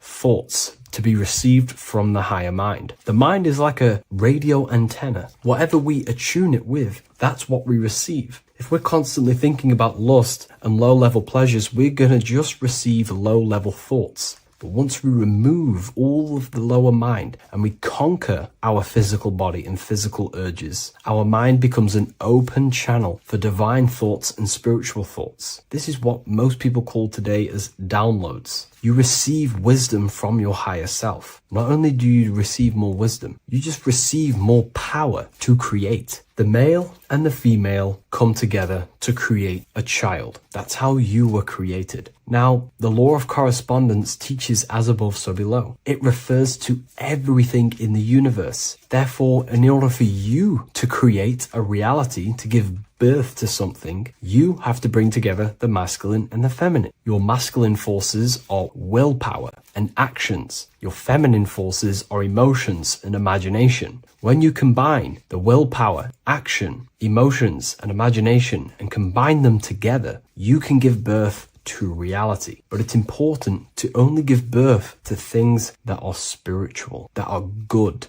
that are for the benefit of yourself and humanity, and not for the ego and the lower mind. Killing our lower mind is essential for spiritual ascension when we die. The thoughts that we give the most attention and energy to when we die are pretty much the same thoughts that we're going to think when we die. When you die, your physical body and external world is stripped and you're left with your internal world of consciousness, more than likely be resonating within the lower astral plane before you move on to any higher dimensions of the astral. It's important that we kill any addictions such as sex, food attachments, emotional attachments to people, any desire for material things before we physically die. The Hindus taught this, Buddhism taught this, the ancient Egyptians taught this. We have to remove the desires in our heart for material and things before we physically die, because when we die, we cannot fulfill physical pleasure. Therefore, we will create our own suffering within the astral dimension. So sex is the biggest part of this. We have to remove the desire for sex or releasing any of our sexual fluids before we physically die to master ourselves. And not only that, it's going to benefit the way you feel, the way you think, the way you act towards people once you have mastered this. Porn psychologically damages you. You are quite literally the person in the corner of a room watching two other people give pleasure to each other. Psychologically, that is not good. And what happens in darkness is always revealed in light. What you do in your alone times will show in your confidence, in your eye contact, in your presence, in your aura, your energy. You cannot hide things that you do in the dark, because they always reveal themselves in a subconscious way, whether physically or through an energetic spiritual way. Sex can be known as sacred energy exchange. You are exchanging energy, bioelectrical energy. It's a scientific fact that when you hold hands with another person, your brain waves of each individual become synced. Your emotions sync.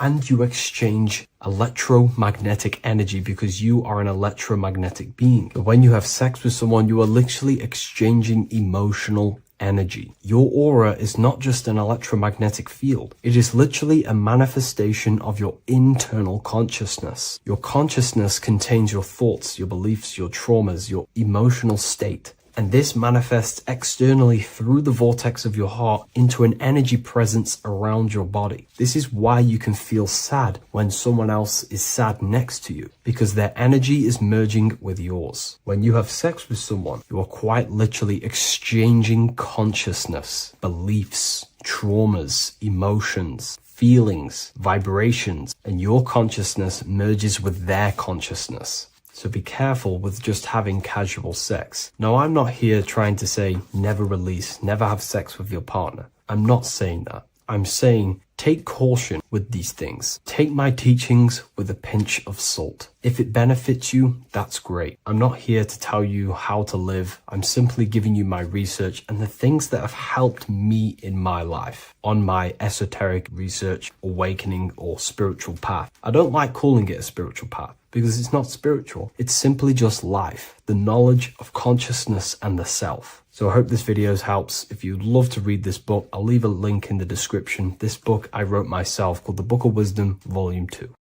What if the word Yahweh is proof that God is embedded in our very own being? Stay with me, because what I'm about to show you might change the way you see yourself forever.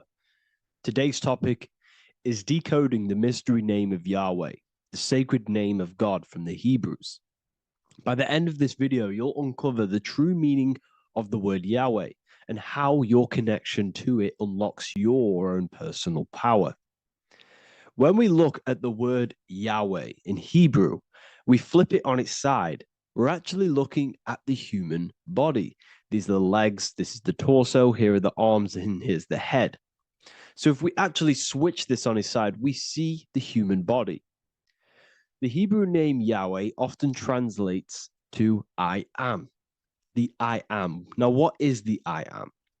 The I am, when you say I, you're referring to your highest self. Everything with the letter I in the beginning, most of them words are referring to our inner self, inside, intelligence, internal, in. The I represents the inside self, the invisible self. You cannot see the I am, because this is the spirit, this is our consciousness.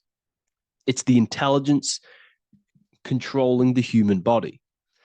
When you say I, you're not referring to your name, your job, your reputation, your ego, or your thoughts. You're referring to the observer who is beyond the thoughts, the one who's observing the thoughts. That's the soul. Look at the word Yahweh, Yahweh, the sacred name of God. Yahweh can be observed in the natural rhythm of the human breath. When inhaling, we subtly hear Yah. When exhaling, we hear Way. Do this yourself. Breathe in through your nose, you'll hear Yah. Breathe out, you'll hear Way.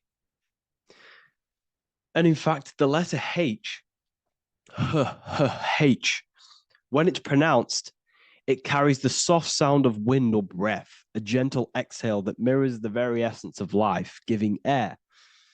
Breath is the spirit of life. It's what connects us with consciousness. If we stop breathing, we lose consciousness. The body shuts down. We're breathing the spirit of breath. We're breathing in the spirit of life. It's the very essence that gives us physical existence, and we're constantly staying connected to this breath at all times. Now let's look at Yahweh. 1, 2, 3, 4. There are 4 letters.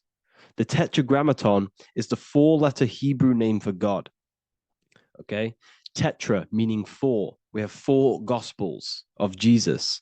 Jesus is depicted with a cross with 4 sections. Jesus has the 4 sacred animals around the side of him, always depicted with these 4. A bull or an ox, an eagle, a man, and a lion. These are the 4 fixed signs of the zodiac. Aquarius, the man; Scorpio, the eagle; Leo, the lion; Taurus, the bull or the ox, which are related to the elements. Leo is a fire sign. Aquarius is an air sign. Taurus is an earth sign. Scorpio is a water sign. These are the 4 elements. And the 4 elements correspond to the 4 bodies of consciousness, as we see here. This is fire. This is air. This is water. This is earth. So we are made out of the 4 elements, which represent the 4 bodies of consciousness: mind, emotion, spirit, and body. The soul is incarnated into 4 sections. Hence why Jesus has 4 gospels. Hence why Yahweh is a 4-named word, because we are tetraform. We have 4 bodies of consciousness. There are 4 pillars to reality: the mind, emotion, spirit, and the body. So what we're actually looking at here is the name of the very essence of the self. Yahweh represents the universal consciousness that we're all tapped into, because the body is like a radio. The body is basically a radio antenna, which is picking up the stream of consciousness, and we're all the same consciousness, just experiencing it in a different body. And Yahweh is the name for this intelligence that we're all acting out, that we're all manifestations of. So now let's look at the word Yahweh, where we read it this way in Hebrew, which is 10565. 10565 in the Hebrew letters and the numerical values. And the DNA is made up of 4 bases. These 4 things which create the DNA. This basis is the genetic code for all living things. Each DNA strand is held together by sulfur bridges that appear in a repeating pattern of 10565. This pattern matches the numerical value of the Hebrew letters of Yahweh, Yod, He, Vah, He, which are 10565. This means the structure of DNA, the code of life, follows the same number sequence as the sacred name of God, Yahweh. This is a factual observation. So we're looking at 10565. So let's look over this one more time. Yahweh represents the breath, Yahweh, inhale, exhale. It translates to I am. It's written in our DNA. The word Yahweh on its side looks like the human body. Now, this is where things get a little bit deeper. 10565 adds up to 26. The number God, the word God adds up to 26.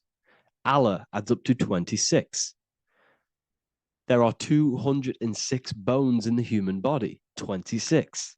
26 adds up to 8. 8 is the number of infinity. We are all the infinite consciousness. Consciousness will never die. It's immortal. It's infinite. We are all infinite. We are not these skeletal structures. We are Yahweh, the universal consciousness. The creator of all things is our essence. We're all God with individual identities, but the highest versions of ourselves is God. The ego is our own personal experience of God. Does this make sense? So in conclusion, Yahweh is not the name of a separate God from us, but rather the reflection of the divine consciousness manifesting through the human form. The human body is like a receiver acting as an antenna that tunes into the infinite intelligence and life force we call consciousness or God. This means that rather than being external, the divine presence is within us, expressed through our very existence. It's very interesting when we look into this, and what religion has done has flipped all of this knowledge. All of this sacred knowledge has been externalized. They've externalized God so that we worship God and we view God as something separate from the human experience. They do this so that we don't find the God within us, so that we don't find that we have the power of creation. The mind is the creative force of God. The body is the will to act out that thought. They don't want us to figure out that we are creators and we're all creating our own earthly experience. We're all projecting this reality. And they don't want us connecting with the divine intelligence within us because they want to be the creators. They want to keep this knowledge. They don't want the masses to wake up to this powerful knowledge.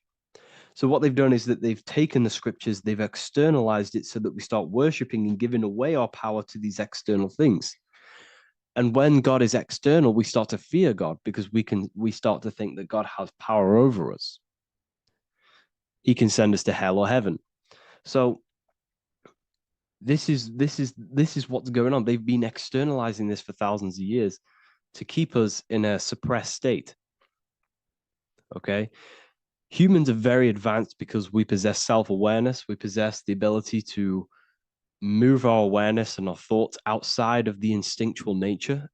For example, a cat or a dog. These things can only live in their instinct. They live based on instinct. They smell, they eat. That's pretty much what they do.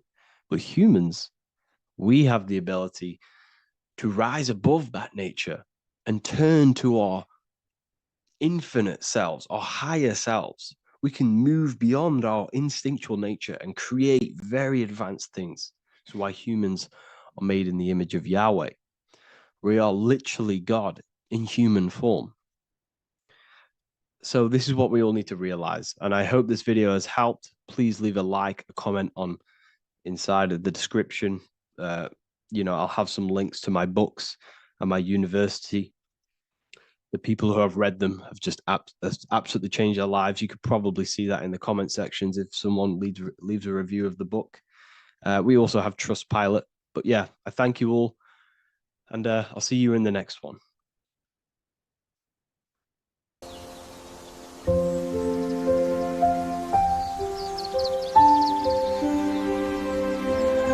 bookofwisdom.com. Visit today.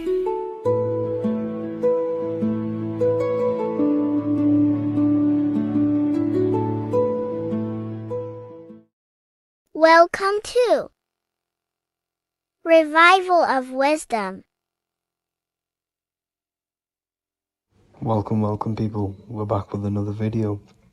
Please make sure to hit the like, the subscribe button, and turn on notifications to never miss a video.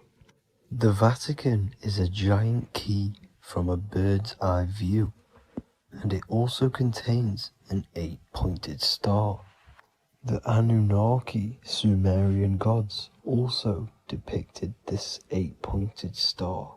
The sky god Anu from the Anunnaki also uses the 8-pointed star for his symbol. And even Freemasons depict an 8-pointed luminary with a ladder and a key. This is symbolizing the key to ascension up to the 8-pointed star, which is Polaris. Polaris is always depicted as an 8-pointed star. Polaris is the standstill star at the very center of our realm, which is perfectly aligned with the North Pole. The Earth is a giant torus field, and at the center is where the most electromagnetic energy is stored. This is why all compasses point to the north. Hence why a compass is an 8-pointed star, because it points you to Polaris, which is the North Pole, the center of this realm. The 8 points of the 8-pointed star symbolize the 8 points in space and time. So yes, Polaris is the portal which you ascend through if you outgrow this consciousness by aligning your chakras. Our earthly realm is a macrocosmic reflection of us, and we as humans are the micro reflection, with the earth containing its 7 chakras as well as us. The North Pole is the 7th chakra, which is the crown chakra. So the key to ascension is held by the Vatican, hence why it's a giant key, because they mislead the masses through their religions, which teaches the masses to look outside of themselves. As stated in the 20,000-year-old emerald tablets, written by the Egyptian god Thoth. On Earth, man is in bondage, bound by space and time to the Earth plane. Encircling each planet, a wave of vibration binds him to his plane of unfoldment. Yet within man is the key to releasement. Within man may freedom be found. So the 7 planets are associated with each 7 chakras. The lowest chakra being the root chakra, which is associated with Saturn. This is why the elites love Saturn and reflect it in all of their symbols, because the chakras are an ascension of spiritual principles, starting from the material and ascending up to the spiritual, the crown chakra. However, evil love bondage, and they are trapping souls in the physical realm by stopping and provoking the ascension process. They do this by abusing the energy of Saturn, and Saturn is associated with the lowest chakra. The lower 3 chakras are associated with survival mode, which keeps the consciousness in a constant state of fear and only aware of its surroundings. Once you start to ascend up your chakras, you become more consciously aware of spiritual deeds. And this is the process of returning back to your true spiritual form. Going back to Polaris and its connection to ascension, Kanye West symbolizes this on his music video 24. As you see him rise up into the sky, you see an 8-pointed shape around him, which symbolizes the 8-pointed star, as you see the beam of light.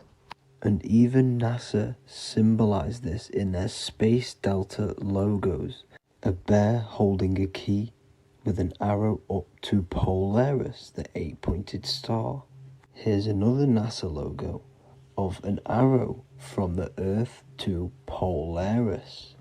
The series Lock and Key on Netflix is all about portals and doorways, and they have the Kundalini energy as one of their keys. Kundalini energy is the energy which rises up the spine, the 33 vertebrae, and activates the third eye.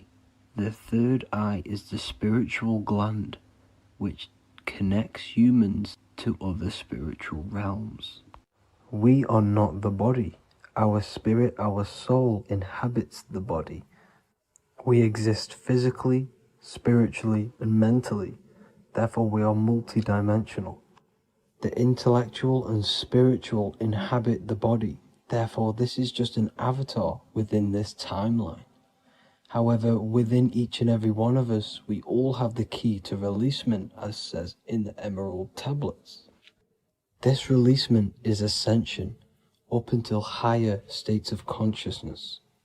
As stated in the Emerald Tablets, man is in process of changing to forms that are not of this world.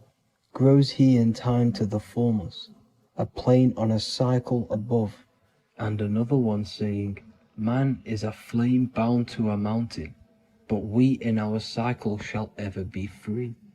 Know ye, O man, that when ye have progressed into the cycle that lengthen above, life itself will pass to the darkness, and only the essence of the soul shall remain.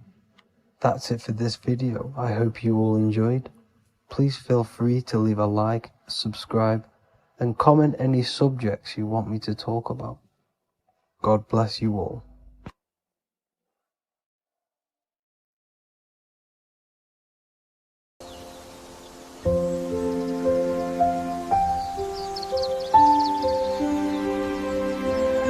bookofwisdom.com.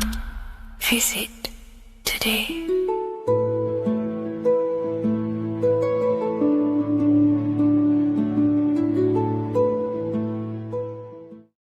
Hello, Seeker. Welcome to Revival of Symbolism, a channel devoted to the language of esoteric symbolism, guiding you to discover yourself and expand your consciousness into deeper realms of thought.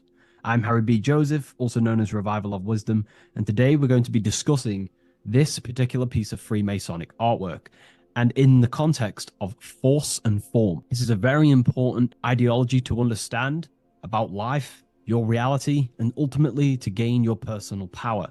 So if you want to gain your personal power, you have to understand force and form, which is one of the most basic understandings and teachings within the occult schools of thought. So if we look at this piece of artwork that we have here on this Freemasonic drawing or painting, whichever it is, we see in this context force and form. Now, there is a lot going on in this piece of symbolism. There's so much more than just force and form. However, in this video, we're just going to be breaking down the force and form aspects so you can gain an understanding. Here at the very top, we have light rays. This represents force. Here below, you have the physical manifested plane, form, force and form. All creation is force and form. It is the interplay of force and form. Force is the invisible energy that moves, and form is the pattern that contains and directs that movement. Force without form is chaos. Form without force is lifeless.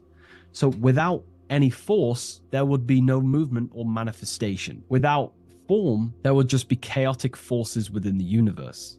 So force and form are the opposites in duality, force and form, okay? So without any force, which is your spiritual life force, your consciousness, which is force, your body wouldn't even exist, because your body is the formation of the spiritual forces.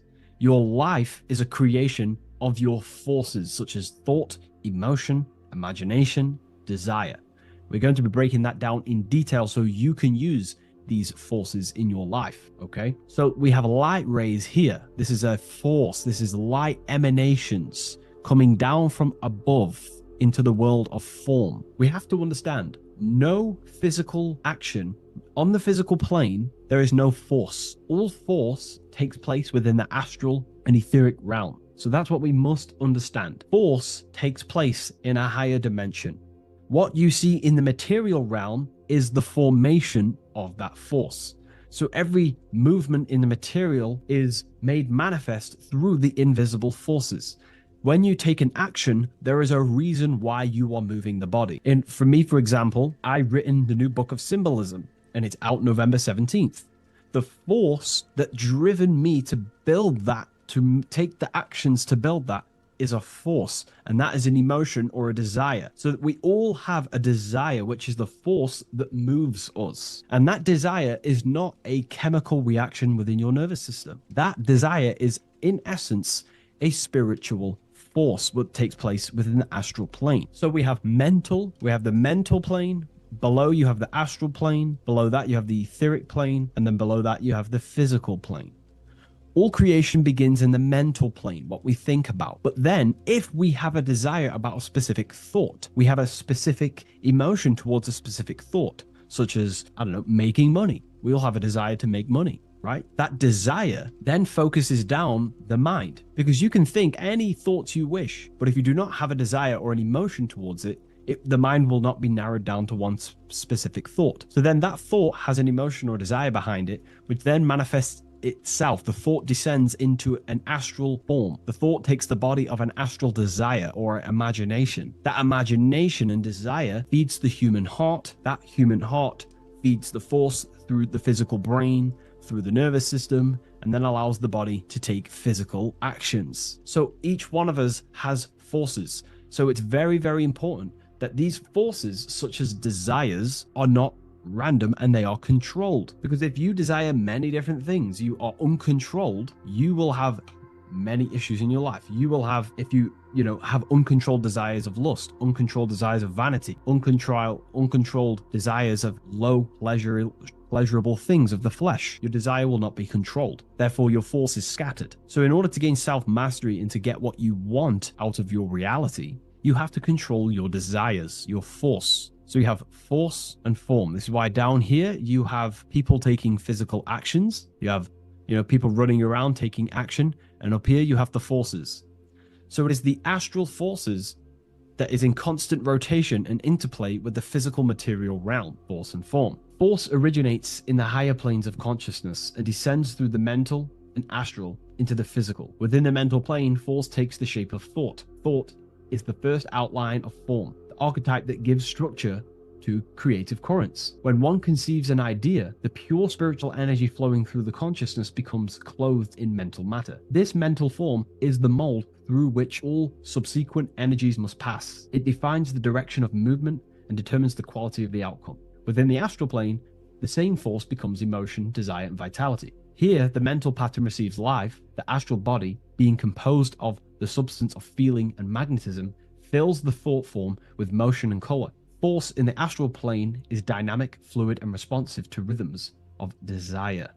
If desire is pure and unified, it directs energy faithfully into the form conceived by the mind. If desire is scattered or conflicted, the astral force distorts the form, producing confused results in the physical world, confused actions, chaotic actions, if you do not have your desires and your heart under control and your emotions under control. Thus, the quality of one's emotional life determines how effectively forces passes through the pattern of thought. So the emotional quality of life, of your life, is determining your actions, because we all take action on what we care about, on the force that is driving us.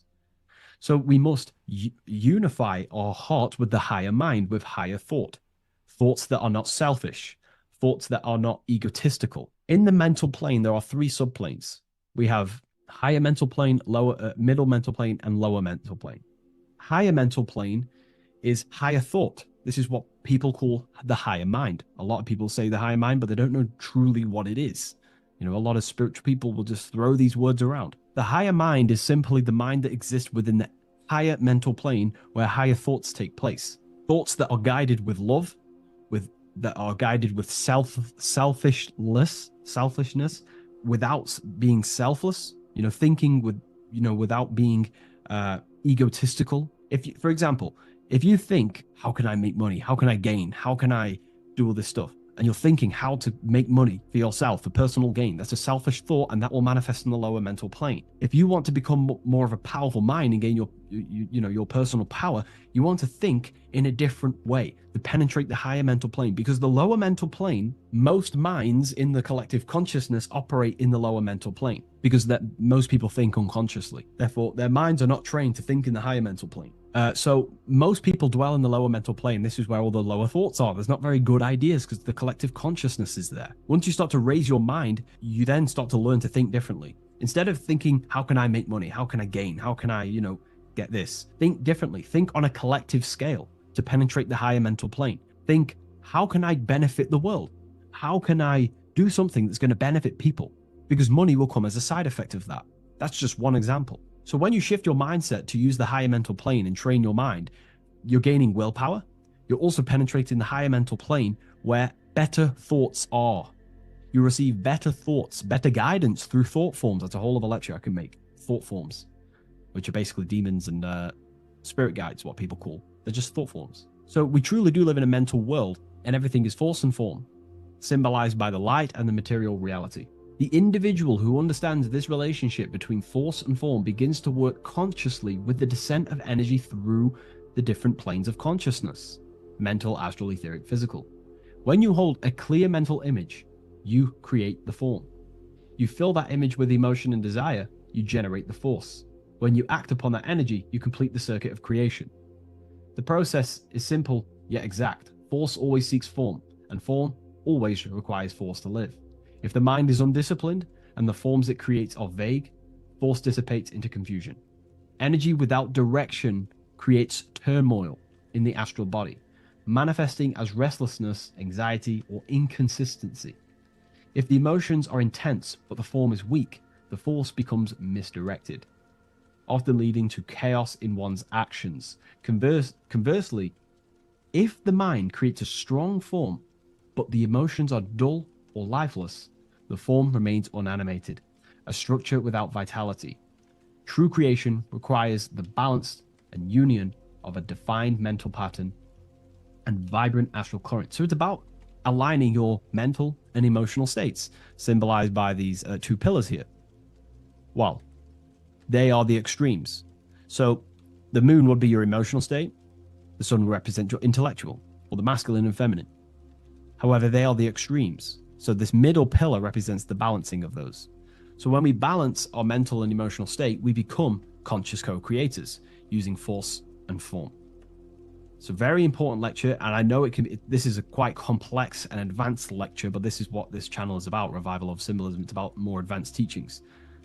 But hopefully you can get your head around this. There's a few books out there you can definitely read. I can't think off the top of my mind, but you can read this stuff up. It's great information. It will definitely help you in your life. Force and form. And if you haven't already, join the waiting list. I'll leave a link in the description for the Book of Symbolism, November 17th on revivalofwisdom.com. If you wish to be notified, I'll send you an email. I just want to say thank you for your support. Please like, comment, and subscribe, and share to a friend. I'll see you in the next one. Absolutely. Let's refine that into your signature deep and esoteric.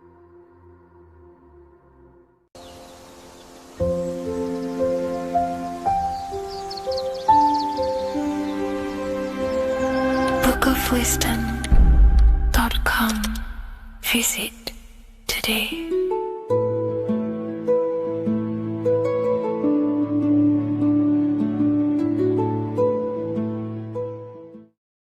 Hello, Seeker. Welcome to Revival of Symbolism, a channel devoted to the language of esoteric symbolism, helping you discover yourself and expand your consciousness into new realms of thought. I'm Harry B. Joseph, also known as Revival of Wisdom, and in this video, we're going to be discussing the symbol of the double-headed eagle, also known as the emblem to represent the 33rd degree Freemason. So let's jump straight into this. We have a piece of Masonic artwork here, which is what we call a complex symbol. A complex symbol is not just one symbol, but many different symbols in one piece of artwork coming together, forming a greater meaning. So we have many different symbols to break down here. And we're going to start off with a little bit of context so we can understand this symbol. This symbol represents the 33rd degree Freemason. Once you reach the 33rd degree of the York Scottish Rite Mason system. So once you reach this level, this symbolism corresponds to that individual. So therefore, this piece of artwork is representing the consciousness, the mindset, the ways of thinking, the ways of viewing the world of the 33rd degree Mason. It represents the consciousness of the 33rd degree Mason. And this is what esoteric symbolism is about. Esoteric symbolism is symbols and emblems representing states of consciousness and teachings within the forces of consciousness. So let's jump straight into this. The first thing that I see when I look at this piece of symbolism is the double-headed eagle, okay? The double three-headed eagle. What is this eagle doing? So the thing with symbolism is that symbolism trains the mind to think in a subconscious way. Now, what do I mean? To the person who thinks in linear thought, straight line thought, A to B thought, they see an eagle. They see a piece of artwork. They just see a piece of artwork with no meaning. But to the person who is trained in the occult, these symbols are representing thought vibrations. One example would be in occult symbolism, what we're meant to do. These symbols represent thought forms in the mental plane, within the mind of the individual. Instead of me just giving you the answers, in the occult, they give you symbols. And what you're meant to do is look at these symbols, stare at these symbols, and see what kind of thought arises in your mind, and follow the chain of thought. This is how you unlock deeper levels of symbolism. This is what we call the chain of thought. Now, what do I mean by the chain of thought? If I look at the eagle, I see an eagle on a basic level thought. But then that thought leads to another connection, because this is how thought works. Whatever the character of the thought we think is, or whatever the vibration of that thought, for example, the character of the thought right now would be an eagle, then that leads to another thought. For example, flying. Then flying is connected like a chain to another thought, higher perspective. So we follow the chain of thoughts until we unlock the deeper levels of the meaning of the symbol. And this is what the occult seeks to do. Symbols make and force the individual to go inward. You look at the symbol, it's not a direct meaning, but you have to go inward and start to think and follow the chain of thought that this symbol is connected to until you find its deeper meaning that relates to the individual, to you, to a teaching or a force of consciousness or a state of consciousness. Okay? It's very difficult to explain in words because symbols transcend the barrier of words. Okay? So what we're looking at here is a eagle. And what does the eagle do? Well, the eagle has the ability to fly above the earth. It looks down upon the earth. In allegory and metaphor, this represents a higher perspective of reality, a higher perspective of the world, of the self. So this is representing the consciousness of the 33rd degree Mason. They have a higher perspective of themselves. Why? Because they studied the mysteries. They studied the Kabbalah. They understand consciousness. They understand the human psyche. They understand the origins of consciousness, the forces of consciousness. They understand how the material world is created through the forces of consciousness. So the eagle represents higher perspective because it can fly above the earth. And here you have the earth, this circle here, this sphere. So it's flying above, symbolizing a higher perspective of reality, a higher perspective of the physical world, the physical body, and the self. Because ultimately this is what it's about. Freemasonry is about, of course, self-mastery, building a better self. That's what the craft is, but it's ultimately trying to figure out the mysteries of consciousness itself and the origins of reality. We gain this insight through Kabbalah, the study of the Kabbalah tree. So let's not get off track here. So the eagle ultimately represents a higher perspective of reality because it can fly. On a deeper level, it also represents the astral body because the astral body can fly above the material plane. It has no connection, no limitation to the physical plane. It does have a connection to the physical plane because all of the dimensions, the mental, the astral, the etheric, the physical, are all interwoven to each other. However, it also represents the activation of the light body, hence why we see this light rays around it. But that's a bit too deep for now. Let's go a little bit deeper into about the basics of this symbol. If you look at this eagle here, this eagle's looking backwards, and this eagle's looking forward. So this is forward and backwards.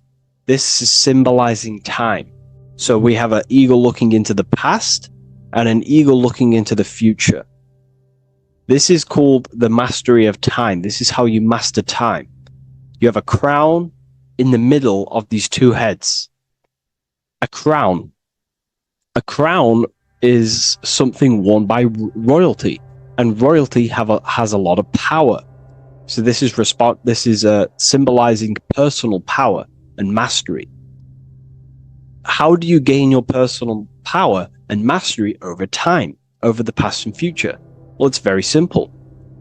In order to master time and master your future and master your past, you have to look at the forces in your past that have led you to this very moment. Here we have a triangle which represents the number 3.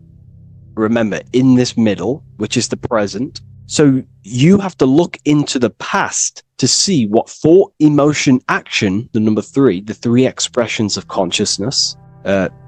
Consciousness expresses itself through thinking, feeling, and acting. That's how consciousness manifests itself in 3 different ways. You have to look into your past to see what thought, emotion, and action has led you to this very point in your life in the present moment. And what you can do now, which is your power, the present moment is your power, you can ultimately change your thought, emotions, and actions now to create a better future. You observe the past to see what thought, emotions, and actions created your present moment. You notice the mistakes and you change the now through thought, emotion, and action to generate a better future. This is how you master time. Now, keep in mind, this is always in the mind of a 33rd degree Mason. Someone who is highly, mastered, they keep this in mind. Just like they keep in mind what thoughts they are paying attention to. 33rd degree Mason has a lot of self-mastery power, and they hold conscious thought. Most people think unconsciously and without power. A 33rd degree Mason is trained, their mind is trained.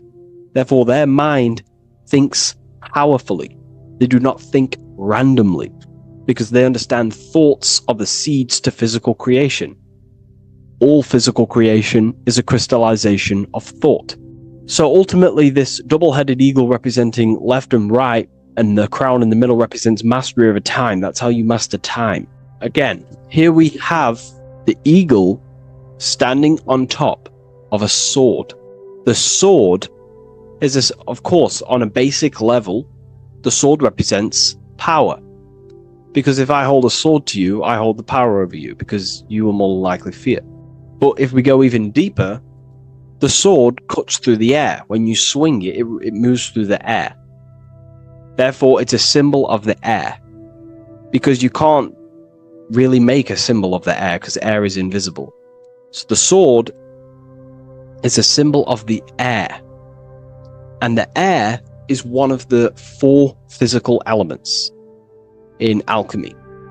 We have water symbolizing emotion. We have fire representing the spirit. We have earth symbolizing the physical body. Then we have air symbolizing the mental body. The mental body. So the mental body is symbolized by this sword. A sword has to be continually sharpened. If you don't sharpen the sword over a long period of time after using it, it will become dull and it won't be very effective. This is an allegory symbolizing the human mind, because the human mind is like a sword. If you do not sharpen your mind, you will lose control of your mind.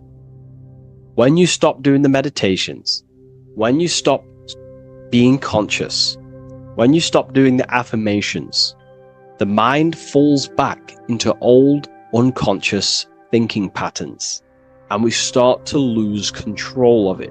The mind is seen as a sword within the occult, because this is pretty much your tool. Your mind is your tool. This, just like the sword is a tool. Your mind is a tool to create reality. So we need to make sure this tool is always sharpened, that we stay on top of the mind. hence why the eagle is on top of the sword, symbolizing control over the sword, mastery over thought. This also goes into thought forms. In the occult, there's something called thought forms. Thought forms are basically taught to the individual and understood by the individual, who understands that the mind is not just in the brain. The mind is a part of a mental field. All around you, there is not just a field of energy. There's also a field of mind surrounding you. It's a mental universe. And this field of mind is what we call the mental plane. The field of mind is where all of the possible thoughts in the universe infinitely express itself. So each area has different thought forms. Each postcode, each place you go has different thought forms. This is why if you walk into a cathedral, for example, an ancient, amazing structure, your mind instantly becomes, you're amazed. You feel different when you walk into these areas because all around you is a mental field. And there's something called thought forms. Thought forms are basically what religion call spirit guides or angels, helpers. This is what thought forms are. Thought forms are basically, if you dwell on the thought that you are going to lose your girlfriend, for example, let's use a negative example here, because a lot of people can relate to this, or your boyfriend. Let's keep it simple. Everyone can relate to this at some point in their life, hopefully, or if not, it's okay, no worries. It's just an example that most people can relate to. If you constantly dwell on the thought that you are going to lose your partner, what we have to understand is that the mental plane, what we have to understand is that the forces within consciousness, within what we call the universe, is always trying to give you what you want to create. That's your right. The universe or mind or consciousness, whatever you want to call it, is always trying to unfold what you want to create. It doesn't know the difference between something you don't want to create or do want to create. Whatever you think about is ultimately what this power of consciousness or the universe will try and manifest. This is why we have to gain mastery over our thought, because thought are basically the seeds that we impress into the dimensions. So we have a mental dimension, we have a higher, middle, lower subplanes of the mental dimension or the mental plane. Then that's just thought. The mental plane is just thought. Below the mental plane, thought takes the body of imagination, which is what we call the astral plane. And the astral plane also has higher, middle, and lower subplanes. Then we have the etheric plane. The etheric plane is basically an energetic copy of the physical plane. So you have an etheric brain, you have an etheric body. It's just basically an energetic, exact copy of everything that is physical. So if we think something within our mental body and we dwell on that thought, the more attention you give, the more you feel that anxiety about losing your partner, you're literally forcing energy and direction and attention into this thought idea, which manifests itself within your own aura. Your aura is basically, it's not just your electromagnetic field. Your aura has many different levels. It has a physical level, it has an etheric level, an astral level, and a mental level, layer. So it has a layer for each one of these bodies. If you dwell on this thought and you keep giving attention, power, you start to imagine this because you're worrying about it. You literally create a elemental or energetic substance that clouds your aura.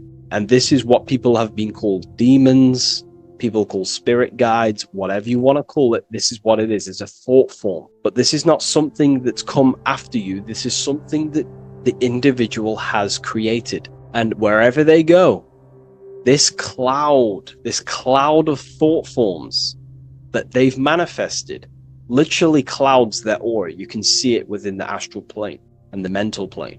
you can see how it's affecting them.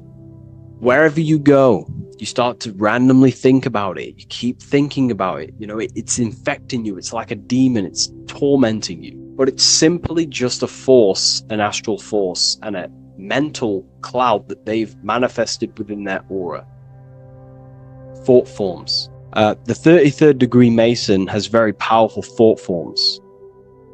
And this is, you know, if you're a Mason yourself, and you're not aware of this, this is why it's great to be around a 33rd degree Mason within your lodge, because they have very powerful thought forms, and you being in the present of them, you're also taking on his thought forms, and they can assist you. We're all affecting each other through thought transference through the mental field or the mental plane. Okay. Now I'm not going to go too deep into that because, you know, people can use that knowledge for really bad. But ultimately it represents thought forms also, symbolized by these clouds. Clouds are a symbol of thought forms, because they manifest themselves as basically like a cloud form energy within the aura of an individual. So this represents the mastery over the intellectual side of consciousness, of thought, sharpening the mind, gaining mastery. Then we have 33 in a triangle. A triangle in alchemy symbolizes, well, the upwards triangle, the upright facing triangle symbolizes the element of fire. The downright facing triangle represents the element of water. So an upright triangle represents fire. Fire is very transformative. If you place, I don't know, a pencil into fire, the fire will burn it down into its raw material. And this is ultimately what this triangle represents. It represents the consciousness of the 33rd degree Mason, who has basically transformed themselves from ego consciousness, only dwelling within the limits of their ego, their old belief systems of thinking they were the body, only reacting to five sense thinking, linear thinking, low base consciousness, not knowing right from wrong. It's basically transforming themselves. They have burnt themselves down to their raw soul form, and they understand that they are a soul, and they've experienced this, by casting off all the attachments to consciousness. This is why there is the number 33 within this triangle, because 33 is the age that Jesus dies. It's also the number of the Kabbalah tree, because the Kabbalah tree has 10 Sephiroths, 22 pathways, and one hidden sphere called Dart, which all adds up to 33. And the Kabbalistic tree of life, just to give you a bit of context, basically is a blueprint of how God manifested the world, and you are an expression of God. So it's also representing how your soul fell into matter, how consciousness creates matter. And it's also a diagram of how reality is not fixed, but it's ever unfolding creation through these forces of consciousness. So the Kabbalah teaches a way back to source consciousness if you go from the bottom of the tree to the top. And in order to go to source consciousness, you have to die symbolically. It's the death of the self, the death of the ego, the death of the old self, the old belief systems that you had. That has to die. The old person has to die to give room to be spiritually reborn, so you can actually figure out who you actually are.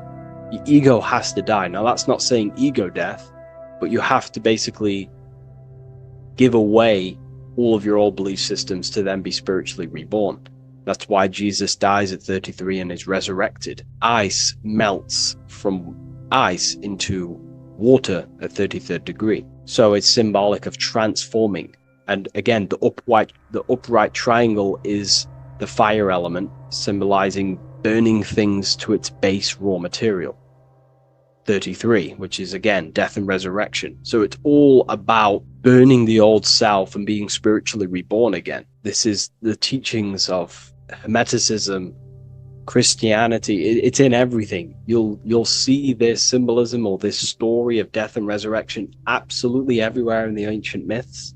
because it's all talking about the same thing. You have to symbolically die. You have to kill off the old self to be spiritually reborn, to be initiated into a mystery school. So the 33rd degree Masons basically saying, well, they have resurrected. They have resurrected the connection to their soul, because as we grow older in this life, we lose connection with our true authentic self as the ego develops as we get older. And if we don't stop developing the ego, we never actually connect with who we truly are, which is a divine, immortal, formless being who has the infinite power of creation. This is what you actually are. Okay, so it's also symbolizing the union of opposites, hence why we have a double-headed eagle here. It has opposites. Obviously, this is massive within the occult. You see this everywhere, union of opposites.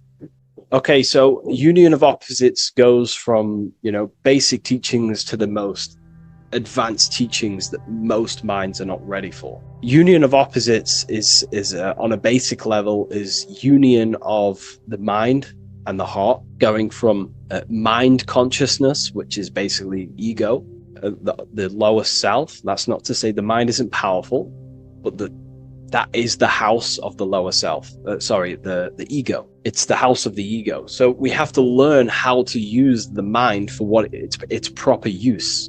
The mind's proper use is for the soul to create. However, we're not taught this in school, so we've basically developed a false personality within our minds, and our minds have become a vessel for a false identity. So what we need to do is integrate the heart, which is the soul self, the true self, with the true powers of the mind. And the mind is basically a powerhouse of creation, infinite possibility. And that's the mind's true usage is for creation, not a false identity. So it's about integrating the mind and heart. It's also symbolizing a balanced mind, and we do this by aligning the left and right hemispheres of the brain, which help you perceive reality for what it truly is. Because the two double-headed eagles, they're joined together, so it's union of opposites. So it's about reintegrating the female and male aspects of self, such as the left and right hemispheres of the brain, the mind and the heart, all working as one system. When we align the left and right brain, we see reality for what it truly is. Now, what do I mean? Most 90% of people, I'm not putting anyone down. If you relate with this, it's fine. We're all here to work on ourselves. I'm not putting anyone down. People with a left hemisphere dominated view on reality see things as a very logical. They see reality logically, basically. Now, what do I mean? They see things as this is science, that's mathematics, that's religion, that's metaphysics. They're all separate and divided because that's what the left hemisphere does. The left hemisphere basically dissects everything down. The way the brain works is truly magical. The right hemisphere of the brain allows us to basically see a bigger perception on reality. It sees the bigger picture. The bigger picture, for example, the woods. It sees the woods as a whole unified woods. But then the left hemisphere of the brain takes that view and perception of the woods, dissects it down and analyzes it into individual branches, trees, leaves, animals, insects. But in reality, it's all one, because all is manifested from the one God, the one source, the unmanifested consciousness, the unmanifested force. So it's union of this. We have to view the world as in, yes, everything is one, but I'm also living in my personal consciousness. Yes, there is a collective consciousness. We're all one consciousness, but I also have my personal consciousness. I need to think about both, making sure that my thought, emotion, and action is contributing towards the evolution of myself and the evolution of humanity. A person who is only left hemisphered only thinks about themselves mainly, 90% of the time. They only, they're trapped in ego, and the individual can't see pattern recognition, really. Pattern recognition is more the right hemisphere because it sees the whole. So it's about aligning the brain hemisphere so we can actually see reality for what it is, so we can, without distortion or illusion, and be neutral. Okay, we have light rays. Light rays are very symbolic within the occult, especially Freemasonry. Light rays are symbolic of force.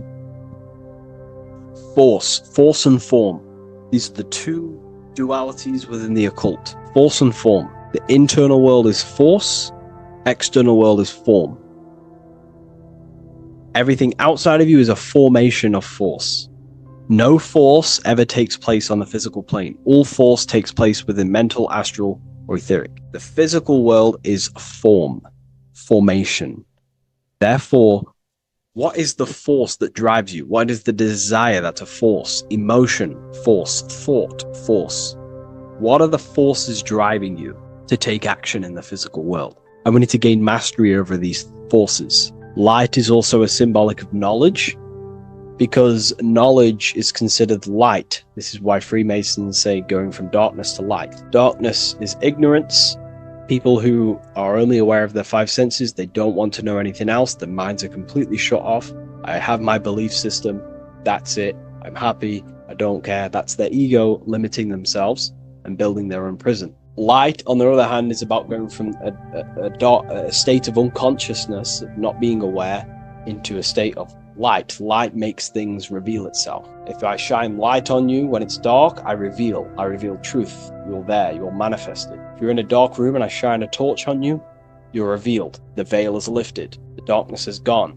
So this is symbolic of light revealing higher truths to yourself as you walk the path of self-realization and gnosis.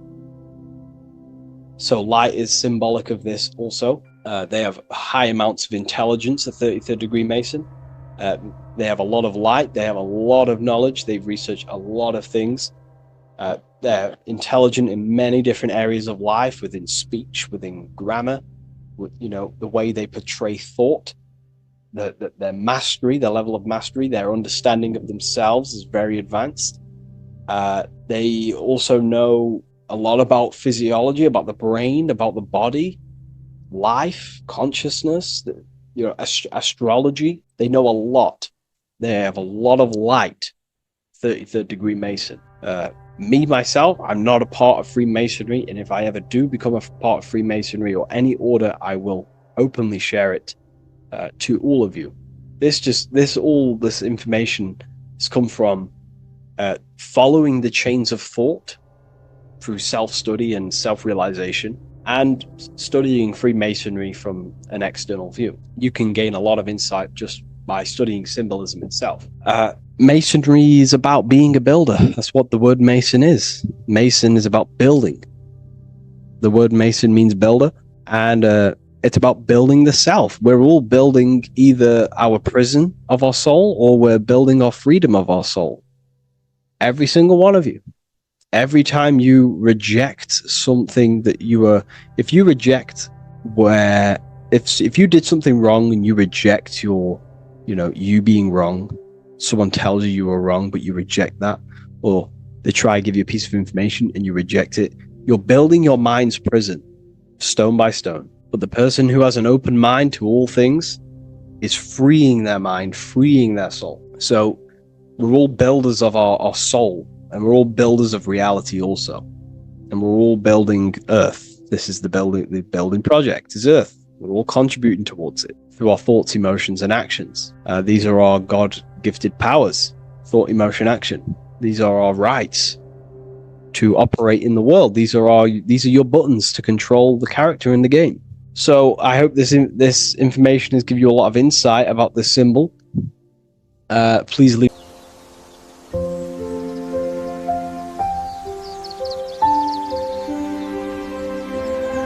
bookofwisdom.com. Visit today.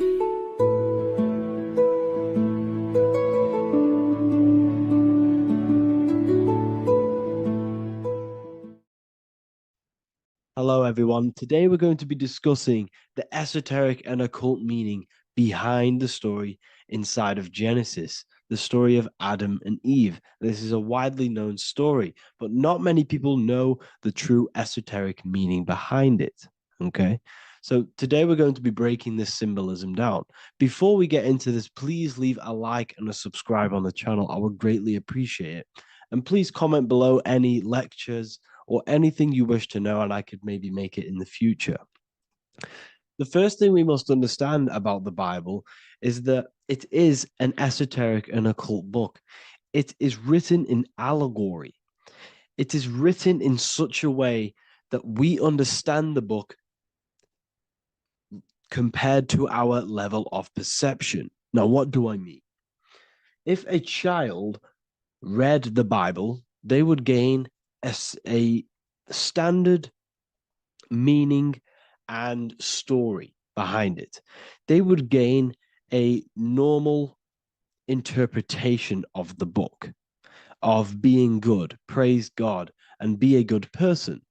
However, me, who have studied the occult and esoteric and symbolism for a very long time, when I read the Bible, I see a deeper meaning. I can read between the lines of the allegories, which means the Bible is written in such a genius way that it speaks to your level of intelligence.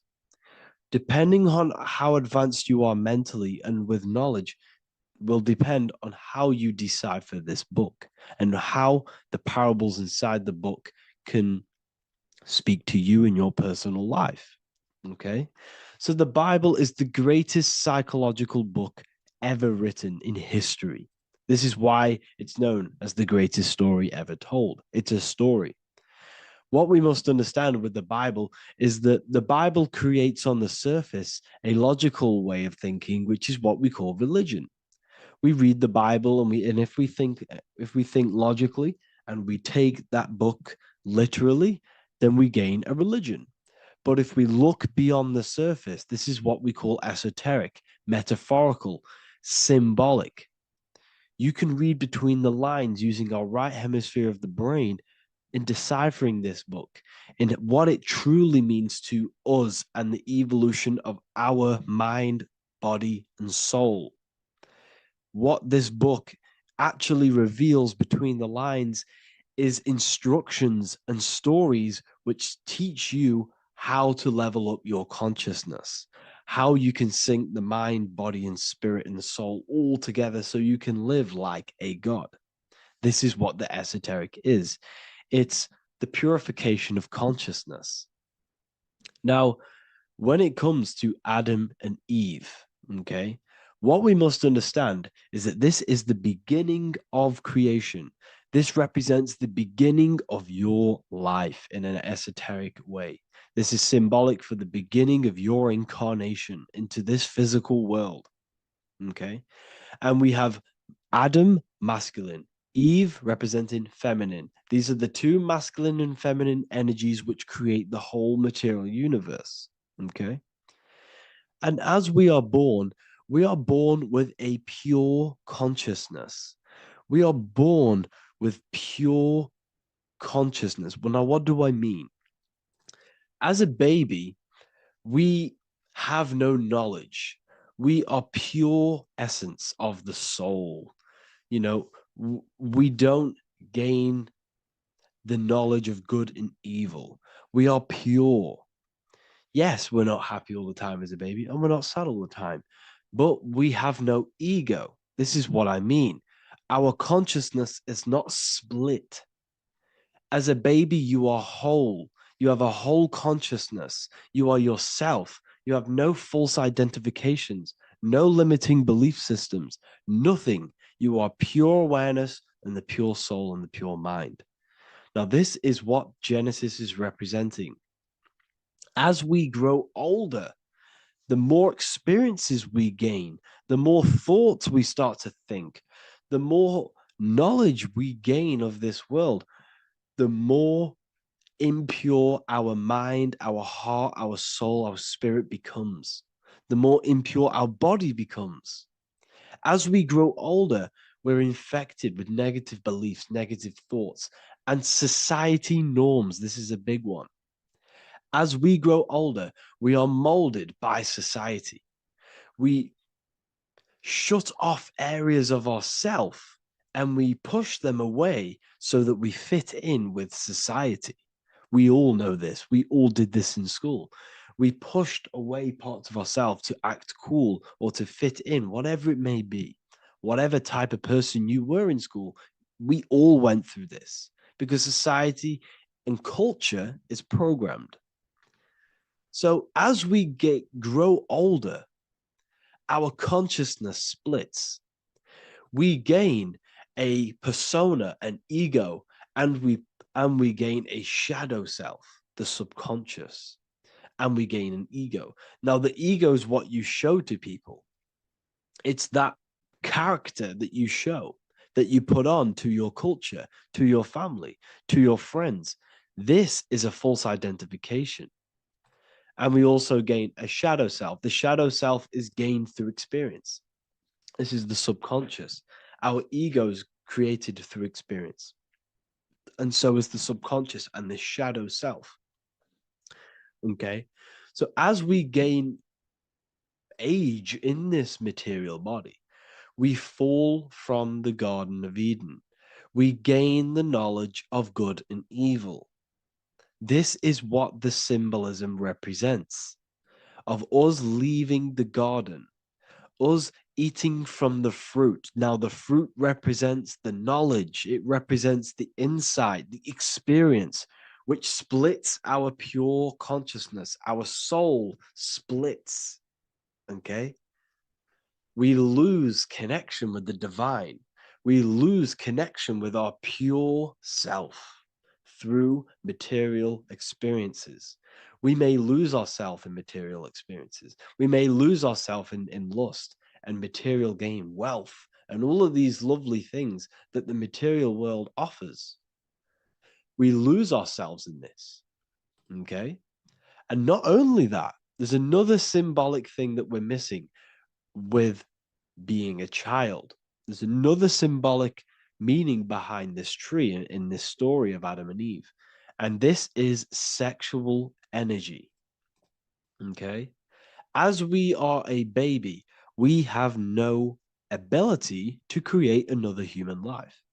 We have no sexual urges. We have no desire for the material things as a baby. Nothing.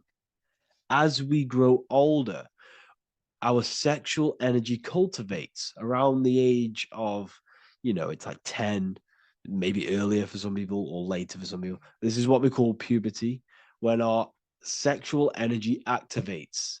This is when the masculine and feminine energies are present within the body. And we are now given the ability to create human life. We're now given the ability to bring in a soul into the material world. Now, this is what we believe and know in the esoteric world. That is what sex is. You're bringing a soul from the astral into the physical. Okay?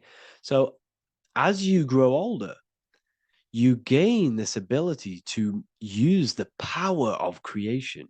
You gain this force within you that allows you to open a portal in the astral and bring in a soul to the material.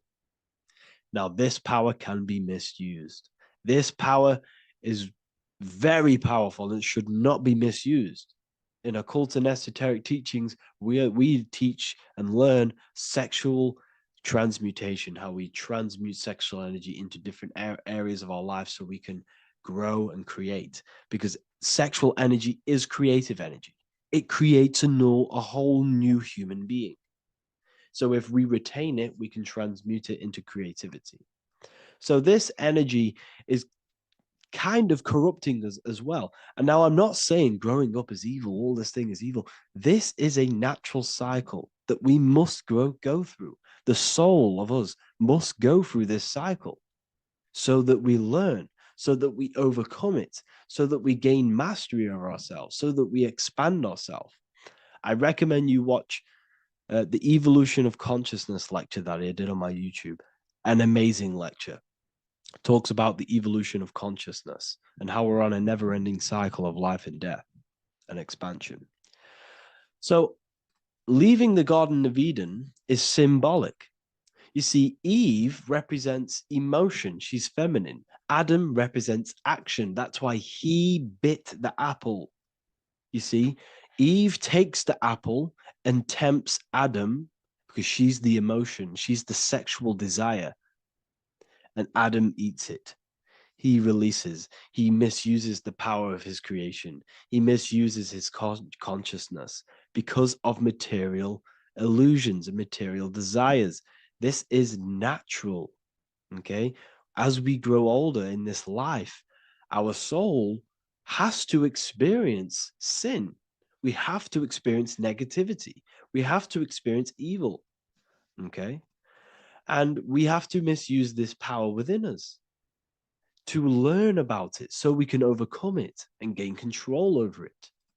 Now, this is why the Bible says in Genesis 3:6, "For God doth know that in the day ye eat thereof, then your eyes shall be opened. Ye shall be as gods, knowing good and evil." This is very, very, very symbolic. We come into this world to experience a dualistic way of reality. We come into this world to challenge ourselves so the soul can grow, because the soul comes from pure love from God. But we come into this world so the soul may know what it's like to be evil. You see, we are like a seed. Our soul's like a seed. And when that seed grows, okay, and it's planted, them roots must grow to hell in order for the top of the tree and the roots to grow to heaven. In order for the soul to reach the highest states, it must descend down into the lowest states. Good and evil. This is the story of good and evil, okay? And this is the story, a psychological story of how the human mind has functioned in this life. This is what this story is representing, of how our soul and mind is functioning, how our consciousness is splitting and growing up and evoluting, okay? Like I said, snakes represent sexual energy. They represent, snake, when you've been snaked. This is why we say you've been snaked, because it represents a temptation of sexual energy. This is why the Kundalini is symbolized as a snake. This is the serpent within us that we can rise to activate dormant brain cells in our brain. Now that's called the Kundalini awakening. I'm not going to get into that into this video, but this is what it symbolizes, the tree and the knowledge of good and evil, because our body is the tree. Our central nervous system is the tree. The snake is our sexual urges and this false temptation that tempts us to interact with sin, the material world, okay, and go against our higher divine self. This is what it represents. Now, it's very, very symbolic. Not everyone is going to agree with this, but this is my interpretation of Genesis based on my research of occultism, symbolism, metaphors, and me studying the Bible. This is my interpretation, and I hope it resonates with you. It might not resonate with you, but this is what makes sense to me, and this is what has made sense to many other occult researchers who are in this space as well. Okay, so please leave a like, leave a comment, leave a subscribe. I'd greatly appreciate if you could, just give me some support on this channel. We're nearly at 100,000 subscribers, which is insane. I just want to say thank you all. And yeah, I will see you inside the university. If you join, I'll look forward to mentoring you, connecting with you on the live calls. There's a new symbolism course, which is going to be available very, very soon. And yeah, if you join the university, you also get a 30% discount on all of my products, astrology readings, one-on-one calls, all of my books. Yeah, so I hope you gain some insight on this video, and I'll see you in the next video, and I'll see you inside the university. Have an amazing day.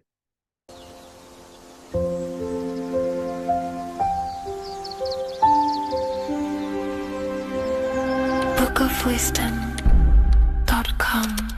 Visit today.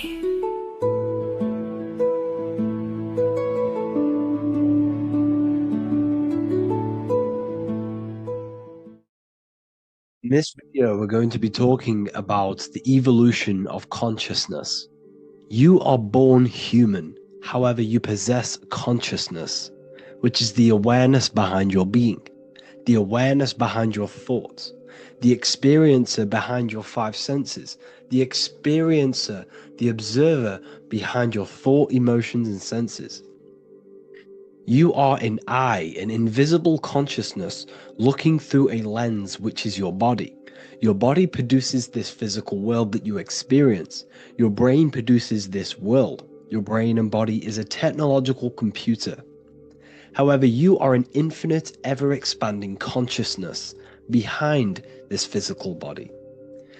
And there is an evolution of consciousness, a cosmic journey of expansion. And this is why we see so much pyramid symbolism in the occult and esoteric world, and especially within Freemasonry. Because the pyramid represents climbing, an evolution, a raising state of consciousness, a journey. Steps symbolize a journey upwards. This is the raising and the evolution of consciousness, our inner world. The transmutation of our inner selves, of our souls and consciousness and our minds. So when we see this pyramid, we're seeing a evolution, a way up to source consciousness. And the eye in the pyramid represents your source consciousness. It represents illumination. It represents divine guidance through this evolution of consciousness. This is why we see the ladder. Consciousness is ever expanding on an infinite journey of evolution. Each individual is a part of this cosmic process, contributing towards the ongoing expansion of both mind and awareness. As we evolve, we collectively explore deeper levels of existence, expanding the boundaries of thought and consciousness. The mind has the ability to expand infinitely into new realms of thought, into new dimensions of mind. The mind cannot be filled up. It is not a physical substance. The body can be filled up because it is a physical thing, but you cannot fill the mind. Therefore, the mind is constantly expanding, ever expanding into new fields of thought. So what we see in Freemasonry, the ladder, is again a journey, an elevation of consciousness. When we are born with an infant consciousness, and as we gain older, we gain an adult consciousness. Our inner world, our inner mind, and our emotional intellect changes and evolves. We are significantly different from when we were very young as an infant. It's because our consciousness evolutes, it changes, it alters like water. So, just like this evolution of your own consciousness as growing up, there is consciousness of beings existing in cycles beyond our own. And their consciousness is unimaginably different from ours. They operate on a higher level of understanding and knowing, experiencing reality in ways that transcend our current comprehension. Our minds right now cannot comprehend the highest states of consciousness. There are entities, there are beings beyond our own, existing in higher dimensions of consciousness that we cannot comprehend because they have expanded. They are on a further way up the ladder of consciousness. However, we are all on the same journey. None of us can take the same journey. There is one ultimate goal, reaching source consciousness. However, this is always ever expanding. However, we are all on a different journey. There is one truth, one source, one goal. However, there are billions in different ways of reaching it, and we are all on these different paths to source consciousness, to this ladder, this evolution of universal evolution. Okay? Their awareness is attuned to new dimensions of existence, reflecting a more advanced stage in the cosmic journey of consciousness evolution. So when you take DMT, you are shot into these higher realms of consciousness where you meet these beings who look similar to these images. They are not speaking to you physically. They don't speak to you three-dimensionally through vibration and words. They speak to you mentally. If you have done DMT, then you know this. And if you have met these beings, then you know this. You might have even met some of these types of beings on mushrooms or any psychedelic drugs. Because ultimately, when you take these mind-altering substances, it's altering your consciousness. It's merging your consciousness with the spirit of that substance. And you are essentially attuning your mind to higher dimensions of consciousness. That's why we say we're getting high when we take these substances. Therefore, when you meet these beings on DMT, you are essentially meeting beings who are attuned to higher dimensions of consciousness, and they speak to you mentally. They speak to you telepathically through thought, because the universe is mental. Everything exists within the mind. The way you are now, your physical existence, is a state of mind. Mind, thought creates matter. Spirit and matter are two opposing ways of thinking. If we have a very spiritual mind, we have an expanded mind, we are a spiritual person through the mind. However, if we have a very low state of consciousness where we think about food, sex, lust, and all physical things, then we have a physical consciousness. Matter and spirit are two opposing forces, two ways of thinking. The mind attunes itself to different levels of understanding in different dimensions. So, essentially, this is what we're looking at. The body is a vessel for the fluidic, formless consciousness, a temple that houses the essence of our awareness. While the five senses are limited to perceiving only the physical plane, the mind transcends these limitations, capable of perceiving the full scope of reality. It is through the mind that we access deeper truths beyond the material, tapping into boundless nature of existence. Physical existence is a thin band, a thin layer of reality. It's like 0.001% of reality. And your five senses are only tuned into this layer of reality. But the five senses are, by design, only allowed to perceive physicality. But the mind has the power to expand beyond this physical five sense state. The mind has the power to expand and evolute. It is a conscious decision whether you want to take this path or not. You can stay in a three-dimensional way of thinking, or you can expand your consciousness from within. It's not an external journey. There is no God going to save you. You must save yourself. Therefore, behind every single one of these eyes is the same source consciousness. However, we are all different cells in a different journey. The organs in your body, the cells in your body are all alive. They all possess same consciousness, universal consciousness. However, we are all on a different journey of evolution.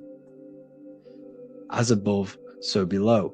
As the baby is in the mother's womb, when the baby becomes conscious, there is a world outside of its mother. What does it do? It presses and seeks a way out to be born in the other world outside of its mother. It is the same with your consciousness, your mind. When your mind becomes aware that there is realities beyond the immediate surroundings, it seeks a way out. And this is exactly what I'm doing to you now. I am now expanding your mind and telling you there is other ways of reality. There is other dimensions of consciousness which you can access through inner transmutation, through different ways of thinking, spiritualism, and meditating and connecting with yourself and detaching from external things. We can upgrade our consciousness. Your body is a womb. Why Jesus says you must be born again to see the kingdom of God, because you are born physically and then you must be born again spiritually, awakening your inner consciousness. So like I said, as the baby is in the womb, it's the same principle, as above, so below. You were a baby, you were in your mother's womb, and you figured out there is a world outside of your mother, so you seek to weigh out your mother to be born in another world. It's the same now. You must do this now. This is your spiritual evolution. This is the evolution of consciousness. It's ever expanding. When you die, this is a transition. You must learn to not fear death. This is another part of your spiritual journey. You must master death. Therefore, like I said before, the mind has limitless capacity to expand into new realms of thought, continuously exploring uncharted ideas and concepts without boundaries. The mind can ever expand. It can never be filled. It can never ever know everything. There is infinite fields of knowledge, infinite fields of thought. Your current state is just one stage on an infinite pathway. You won't remain human forever. The human experience is a crucial phase where we learn to balance polarities, master the fundamental laws of the cosmos. It is a period of growth and transformation, preparing us for the next stages in our cosmic evolution. The goal is to strive for perfection, yet the true perfection is unattainable. It's like a tunnel, and there is a light at the end of the tunnel. And as you walk through this tunnel, the light is ever moving backwards. You should forever seek to meet that light, but you will never meet that light because consciousness is ever expanding. You should strive for perfection, yet knowing that perfection is forever unattainable. The journey is endless, with each step revealing deeper layers of understanding and experience. The pursuit of growth and expansion is itself the essence of our evolution. You can find all of this knowledge in the amazing book that I have read for years. I have read this book, The Emerald Tablets of Thoth, the Atlantean, by M. Dorial, translated by M. Dorial. I'm telling you now, this book, now that I've told you this, you have some context on the book. The whole book is about evolution of consciousness. He's talking about higher dimensions beings. He's talking about how you can transcend this physical plane. It is truly the most amazing book you will probably read. One of the best spiritual texts you'll see. It's hard to understand, so you must read it over and over again. And the more your mind progresses, like for me, I read this every couple months. And the more I learn about consciousness, the more I expand my own consciousness. And every time I read this book, I pick out something new that just completely blows my mind. Because you can only understand this book to your level of consciousness, to your level of understanding. So now that I've told you all this information, go and read this book and it will absolutely blow your mind. And so will the Book of Wisdom Volume 2, which is now available. I released it the other day. I'm just going to read a page out now. This page is called Spirit and Matter. The Earth is not merely a dense, lifeless rock drifting through space. It possesses spirit, a living essence that animates its form. But what do we mean by spirit? Spirit in esoteric terms refers to the energy, the life force, animating the principles infused in matter. So essentially, what this page is talking about is how everything has spirit, consciousness within it. You are the middle, you are spirit and matter. You have the ability to expand your mind to the God self and raise above our animal instinct, our material self, and know the divine and expand. Animals cannot do this.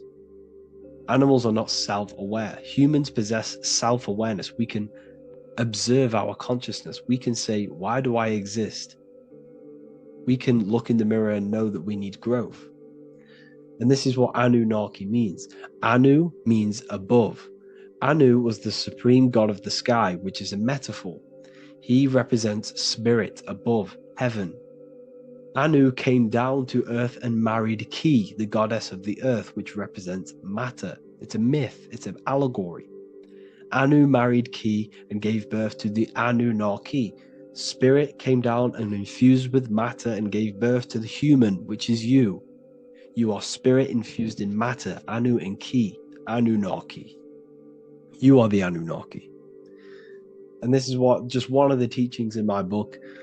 Honestly, this book is absolutely amazing.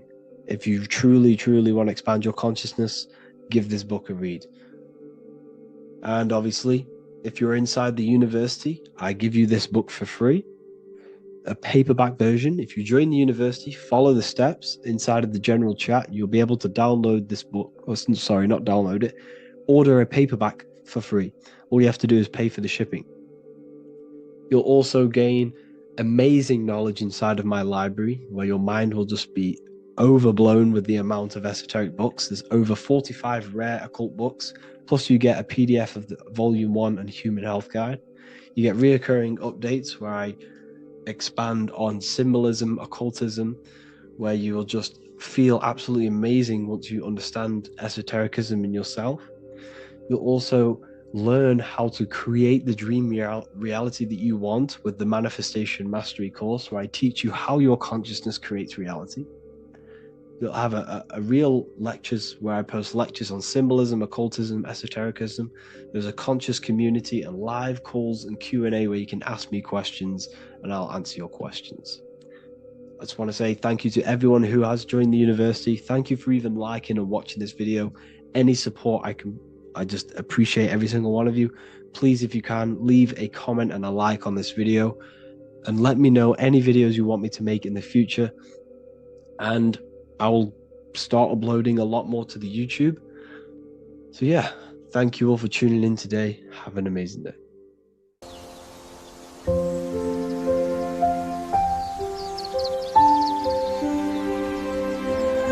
bookofwisdom.com. Visit today.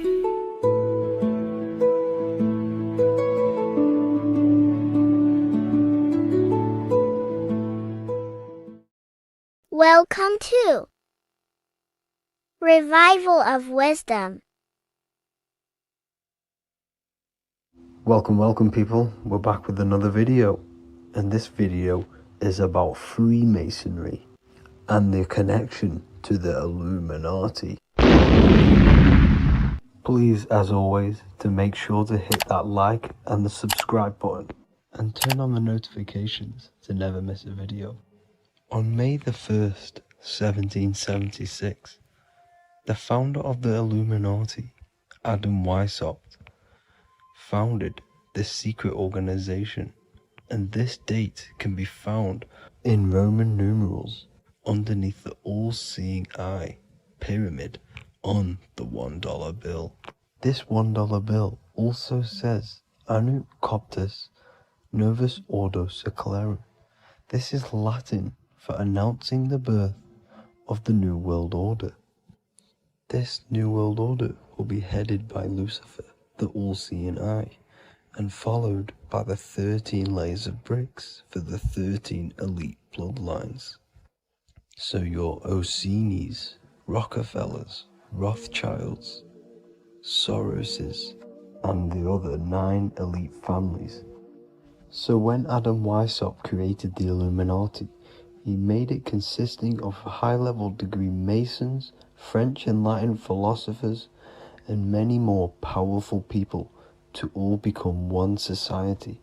So this is why you see Masons using the same symbol of the all-seeing eye inside the pyramid. But not all Freemasons are part of this Illuminati secret society. As the 33rd degree Freemason Manly P. Hall said in his book The Secret Teachings of All Ages, Freemasonry is a fraternity within a fraternity, an outer organization concealing an inner brotherhood of the elect. So what he's saying here is that Freemasons have to go up the degrees of Freemasonry, and once they hit the top, they either get elected or not into these secret societies like the Illuminati, Skull and Bones, and Knights Templar. So when you see celebrities doing this one-eye symbolism, either covering one eye doing the triangle, or doing 666 over one eye. This is showing and reflecting the symbolism of Freemasonry. They have taken the oath to never speak on anything they learn about Freemasonry. Duncan's Ritual of Freemasonry book states the oath they have to take. Quote, I ... of my own free will and accord, that I will hail, ever conceal, or never reveal any of the secrets, arts, points of Master Mason's degree to any person whomsoever. All this most solemnly, sincerely promise and swear. Now, this is what happens when they break the oath, stated in this book, quote, myself severed in two, my bowels taken from thence, and burnt to ashes. So this states that Freemasonry comes first, before any law of the land. It has the right to kill you if you break your oath. This is the hand gesture they have to do every time they enter the ritual room inside the Masonic Lodge. This is the cutthroat symbol, showing you and reminding you of the oath and what will happen if you break it. Now in this book, Richardson's Monitor of Freemasonry, it states, if you break your oath, binding myself under no less penalty than to have my throat cut across, my tongue torn out by the roots, and my body buried in the rough sands of the sea. If they do not decide to kill you, this book states this by pointing him out to the world as an unworthy vagabond, by opposing his interest, by dearranging his business. In other words, they have the power to frame you and destroy your reputation to the world and destroy your business if you break this oath. So yes, they do kill to keep this truth hidden, because this truth of this reality is what keeps them in power. They have the ability to manipulate people because people do not know what manipulates them.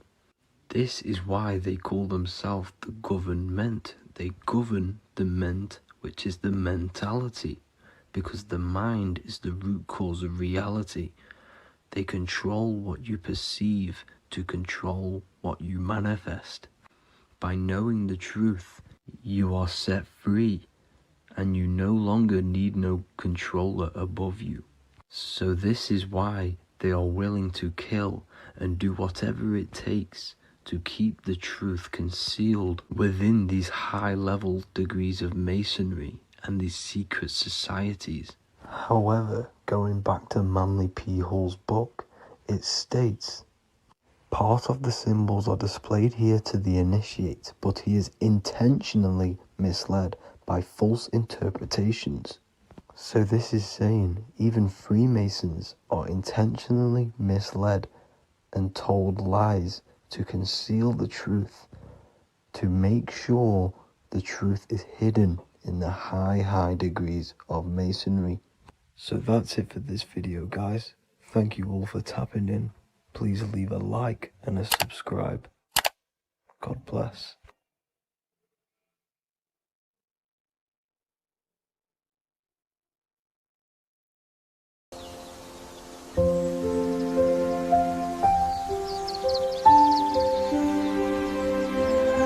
bookofwisdom.com. Visit today.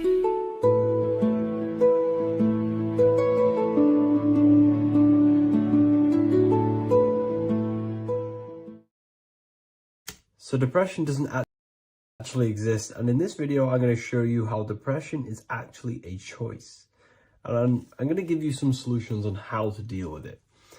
And this is probably going to change your life forever just by doing this alone. Okay, so the first thing you need to understand about depression is that it exists in your conscious mind. It exists in your thinking mind. So what is inside your thinking mind? You have your body, your name, your reputation, your trauma, your memories, your family, your worries, your interests, your bills, your passion, dislikes, goals, right? Most people identify their lives with this. They identify their lives with their thinking mind. They think they're their name, their job, their reputation, their memories. But this is not who you actually are. Who you actually are is the observer of that. What happens if you stop thinking? What is left? You're left with unconditioned consciousness. You're left with the self, which is what we refer to as I. We are the consciousness, not the thinking consciousness. You are not these labels. You are not your thoughts. You are not your job, your name, your reputation. Okay?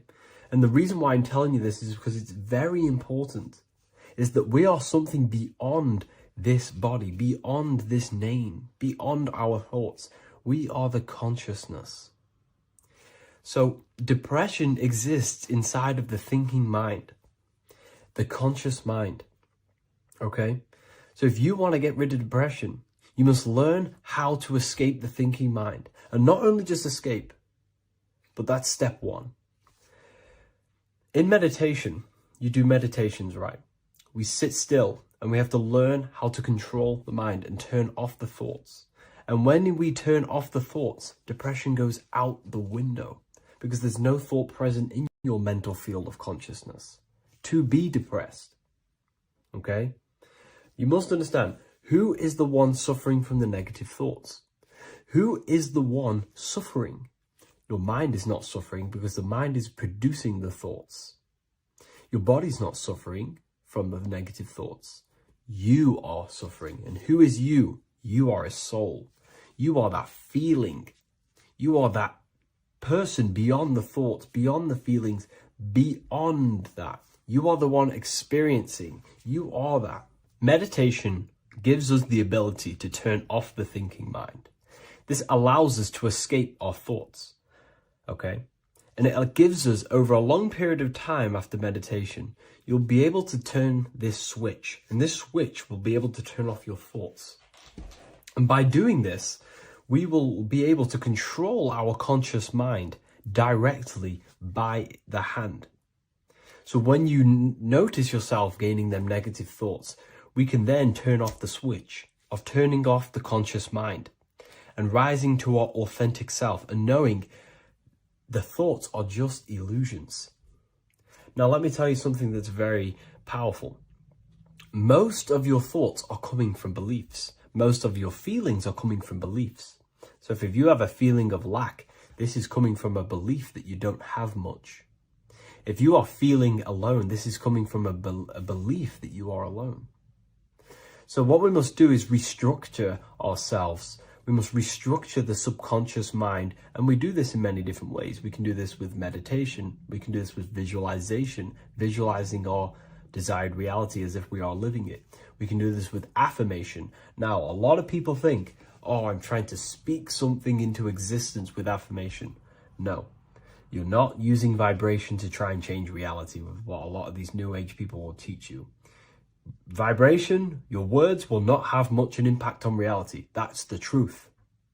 But what they do have an impact on is reprogramming and recrafting and refining your mind.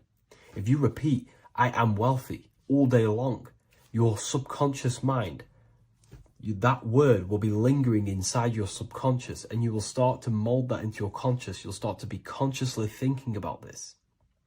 Most of your thoughts are coming from your subconscious. So if you want to get rid of depression, you got to figure out the trigger. What are you depressed about? What are you feeling? What are the beliefs that are making you feeling and thinking this way?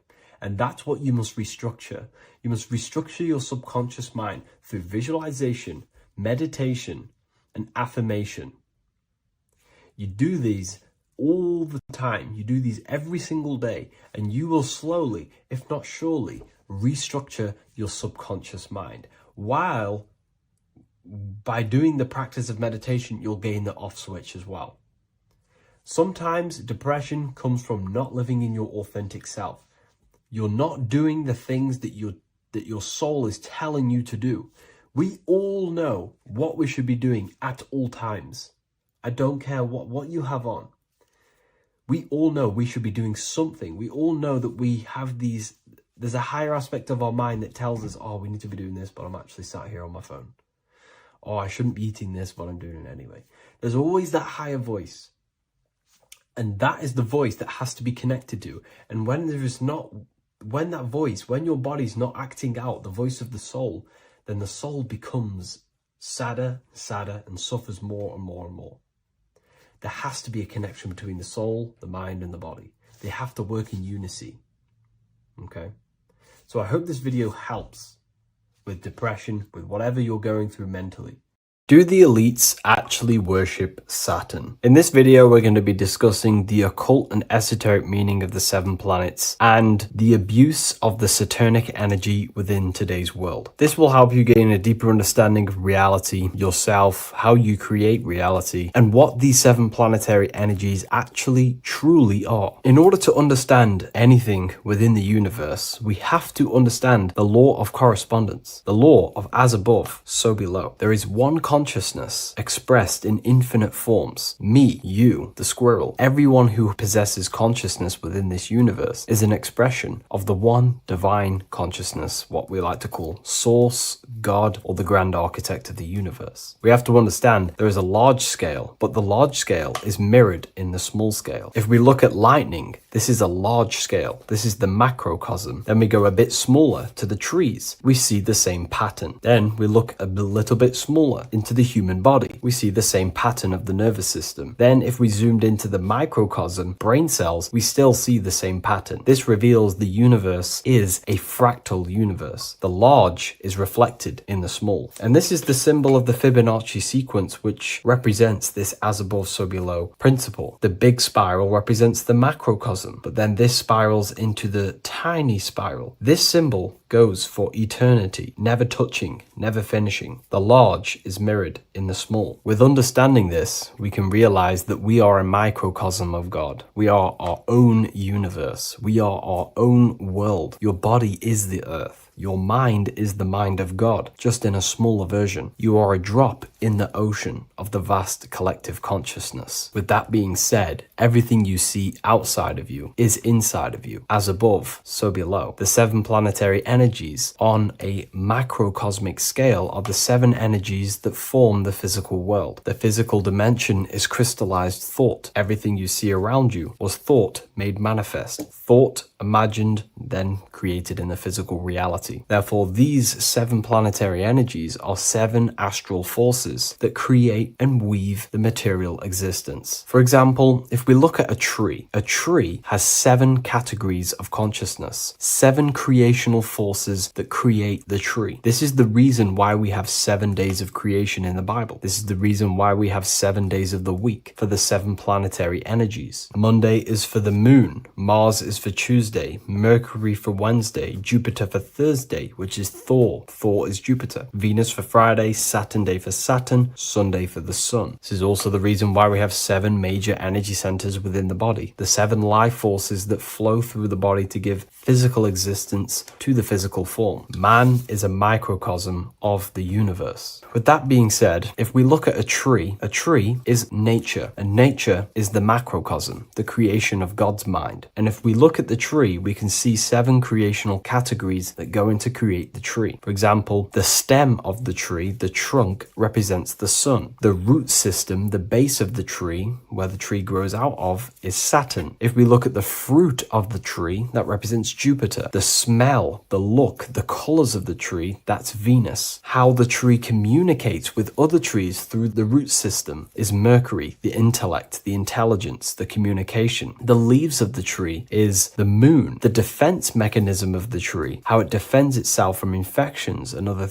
territories, is Mars. So we can see all physical matter, all physical creation demands these 7 categories of consciousness, these 7 planetary forces. But again, that is the macrocosmic scale. The macrocosm is reflected in the microcosm, which means you have access to these forces, these 7 planetary energies, and you use them to create anything in reality. You've been using them maybe unconsciously your whole life. For example, this book that I've created, the Book of Wisdom Volume 2, you can find it in the bio if you're interested in reading it. It has the 7 planetary forces that go into this tree, into this book. I used the sun, which is my passion and my drive to take actions. I used Mercury, which is my intellect, my thinking, my communication. I used Venus, the layout, the look of the book. I use Mars, my defense of my work, my trademark, my copyright. I use Saturn. Saturn is my time, my discipline, my attention. I use Jupiter, which is the why, the reason why I created it. I used the moon, which is my care. My care is the generative force. Whatever you create in your reality is because you care. You care about keeping a house above your head. Therefore, you go to work and earn money. Care is the driving force to create anything in reality. What you see right now watching this video is because you care about watching this video. If you lose care about watching the video, you will turn it off and continue to do something else. All creation demands these 7 forces, hence why we have here a midsection. Sometimes we see the symbol of the earth, which is a circle and a cross in the middle, because these 7 forces create earth. But again, this video is specifically aimed to Saturn. We're going to be discussing Saturn's Saturnic energy because there is a lot of misunderstanding in today's world. And I'm going to give my perspective and my research on the energy of Saturn and how we use it and how it's being abused in today's world. Saturn externally, because remember, we have an external world, an internal world, a macro and a micro. Saturn externally in the material plane governs the foundational and enduring aspects of existence, such as the roots of plants, the bones of our body, even the insects that dwell beneath the ground. It represents the dull, hard, unyielding forces of life, symbolizing structure, limitation, and conditioning. Under Saturn's influence, things become rigid, bound by the god of time, bound by restriction and boundaries. In Roman mythology, Saturn is revered as the god of time, ruling over the cycles, beginnings, and endings. This connection with this emphasizes Saturn's role in marking the passages of life, aging, and inevitable constraints we all face. Internally, inside yourself, the microcosm. Internally, Saturn embodies the conditioning within our own consciousness. When Saturnian aspects of consciousness dominates, we become overly rigid, fixated, restricted in our thinking and actions. For example, Saturn's influence is strongly felt in today's world, where many people's minds are confined to societal norms and conditioned responses. The pervasive control Saturnian energy can lead to the sense of limitation, as people become trapped within structure imposed by society and power structures. However, we have to remember that limitation, there is dark and light. Limitation is not bad. This is why Saturn is connected to the god Satan. They are the same being. It's something that restricts, holds back, and keeps you limited, conditions and limits consciousness to its lower power. Saturn is a great teacher, guiding us through difficult life lessons that ultimately lead to growth and expansion and power. Although Saturn's energy is harsh and often challenging, it helps us to develop resilience, discipline, and wisdom. Yet in modern age, this energy has overpowered the minds of the masses, fostering excessive rigidity and limitation. Instead of being ruled by Saturn's constraints, we should seek to embrace more freedom, love, joy, balancing Saturn's lessons with openness and fluidity in our life. So like I said, Saturn rules law. Anything that is limiting or holding back, something that is a restriction or a wall. This is why we see judges wear black robes. The color black is associated with Saturn because Saturn rules over the nighttime and the winter time. Capricorn, they wear black robes. A graduate also wears a black robe with a black square cap on its head because black is associated with Saturn, restriction, limitation. University graduates wear this. Personally, not to offend anyone, these educational systems that we have in today's world are not here to give you power, to find you the power of consciousness or yourself. They are simply to restrict you, to keep the mind limited in a certain belief system. That's not to say the things in university are completely useless, but what I'm saying is it is a conditioning by the educational system. And if we actually look at the top of the hat, it's a square over a circle. And in Freemasonry, we see the compass on top of the square. In Freemasonry, we see the square underneath the compass on top of the square. The square creates squares and the compass creates circles. So this is symbolizing the square, which is matter, the circle, which is spirit, matter over spirit when it needs to be spirit over matter. This is a symbol of conditioning, limiting the mind into being locked in the 5 senses and base consciousness. Saturn's energy is keeping keeping people restricted. This is why there is so much Saturn symbolism in today's world, because Saturn is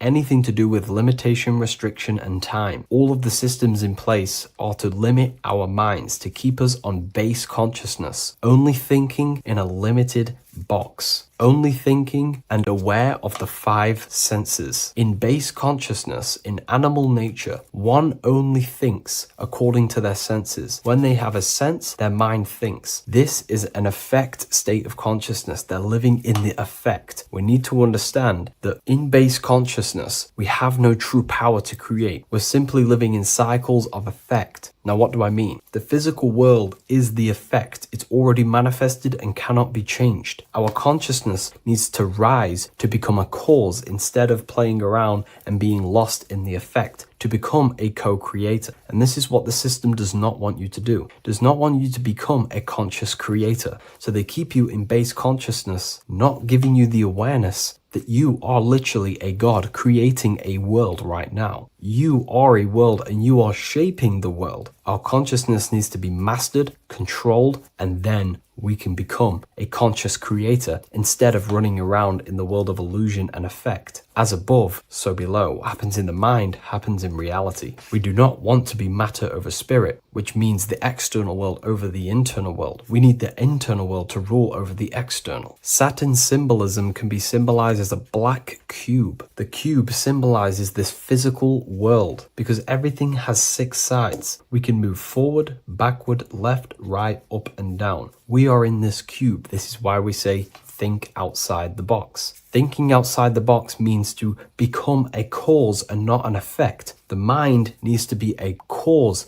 an instruction center, and not just thoughts that are reinforcing the effect and lost in the effects of the material world. Instead of reacting, we need to become a commander. This is a symbol of conditioning and the physical plane. Black is dull, lifeless. The physical world is lifeless. It has no power to create. It has no power to do anything. It is simply a projection and an effect. You, the mind, consciousness, are the cause. You can create the effect. In today's system, Saturn's energy is heavily relied on, which is just simply man-made laws, restrictions, time wasting, and keeping people in base consciousness, only aware of the physical 5 senses. Let's get something straight about the elites. They do not worship Saturn. There is nothing to worship. They simply use the energy of Saturn to keep people limited. They're not using the planet Saturn, but they're limiting people in their belief systems and physically where they can go, restricting boundaries, countries, restricting people's minds through mass media, which is all symbolism of limitation and restriction of Saturn. They're not worshipping it, they're using it and abusing it. Saturn could be anything in your mind that keeps you limited. If you have a limited thought that does not allow you to take action on something, that is a Saturnic energy within your own mind. Anything that is indoctrination, anything that is boundaries on you, that is a Saturnic energy. Some people say that the Saturn and the moon are working together to trap our soul. This is highly symbolic. Saturn and the moon are not forming a matrix to trap your soul and keep you reincarnated. Again, this is symbolic, and in the esoteric version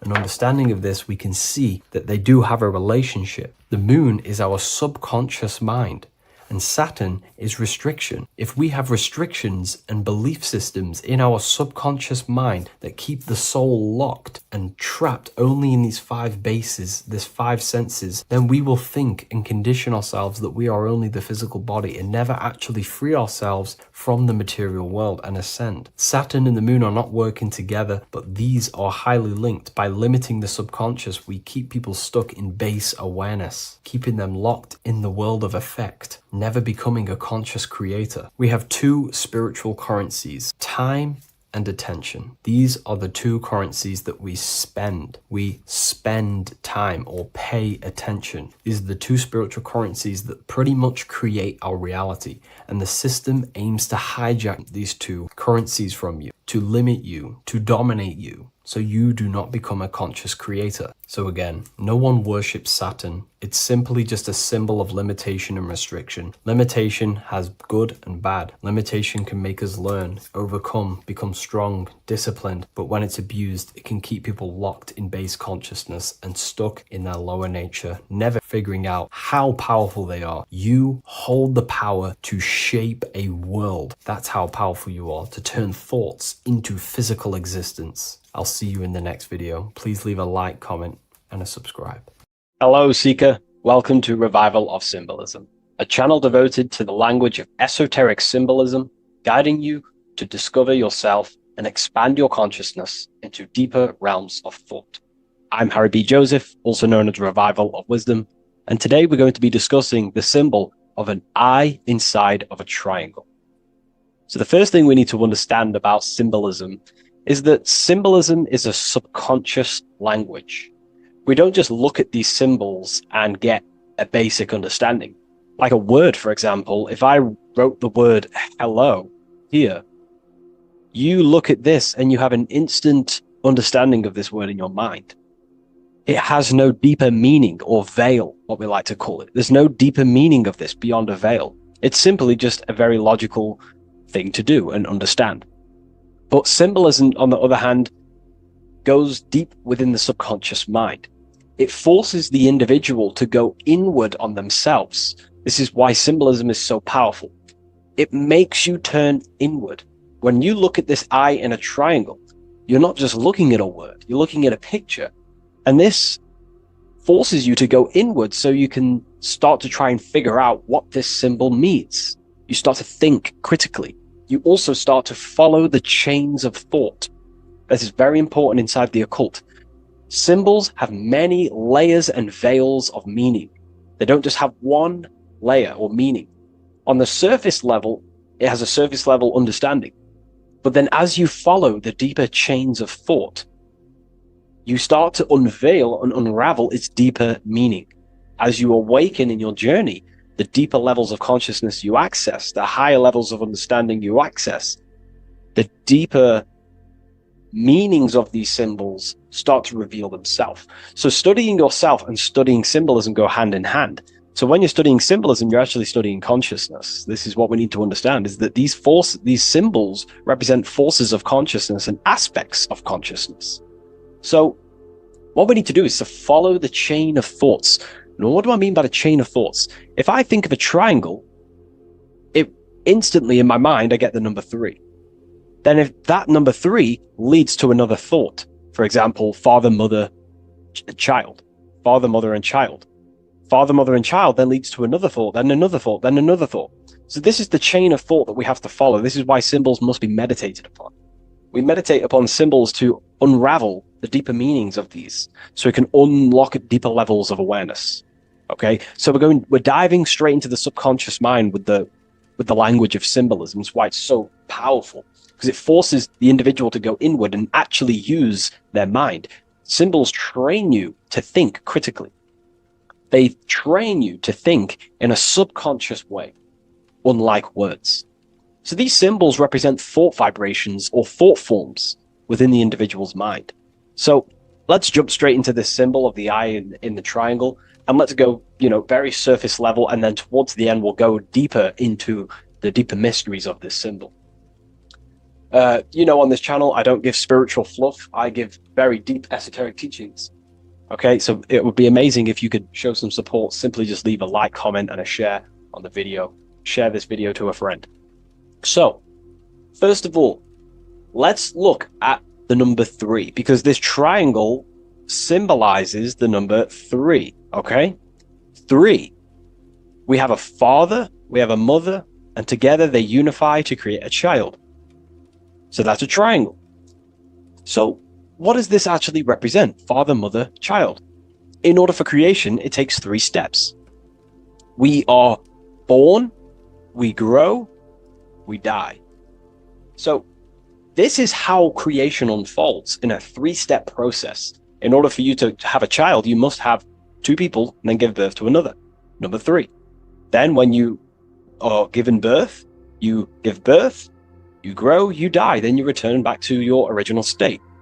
So the number 3 symbolizes this transformation or creation itself, how creation is a threefold. We see this in Brahma, Vishnu, and Shiva. Brahma, the creator, you have the creator god, the preserver god, and the destroyer god. This is symbolizing the number 3. And inside the Christian tradition, we have Father, Son, and Holy Spirit. We're going to dive deep into that as well. But it simply just represents the threefold of creation, of how creation is a threefold process. Okay? So let's go a little bit deeper now. That's more exoteric. That's an external teaching. I've just taught you something that's very external. But what does this represent to the internal, to the esoteric?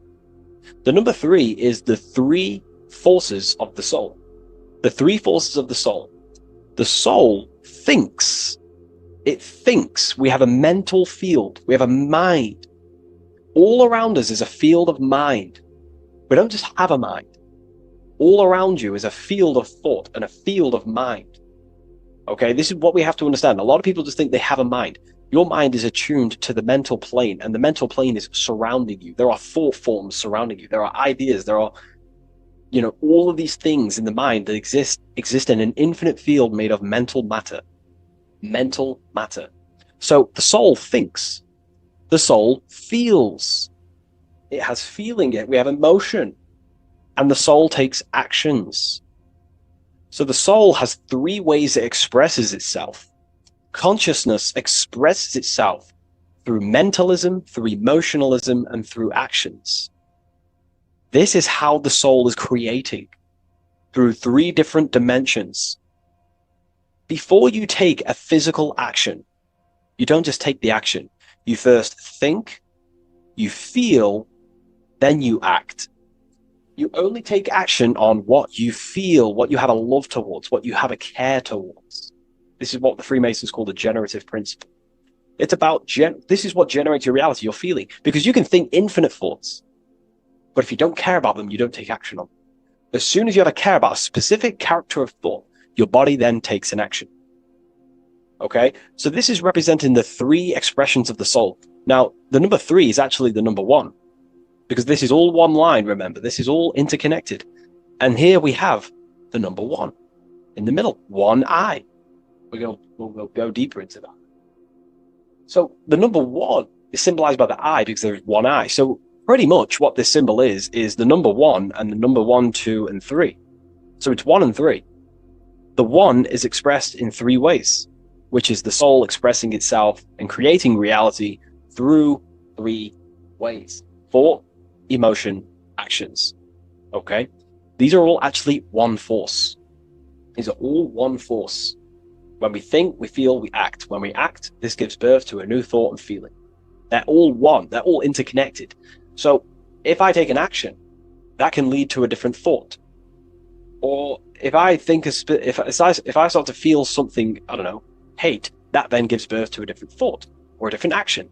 So you can see how each body of consciousness is actually affecting each of them.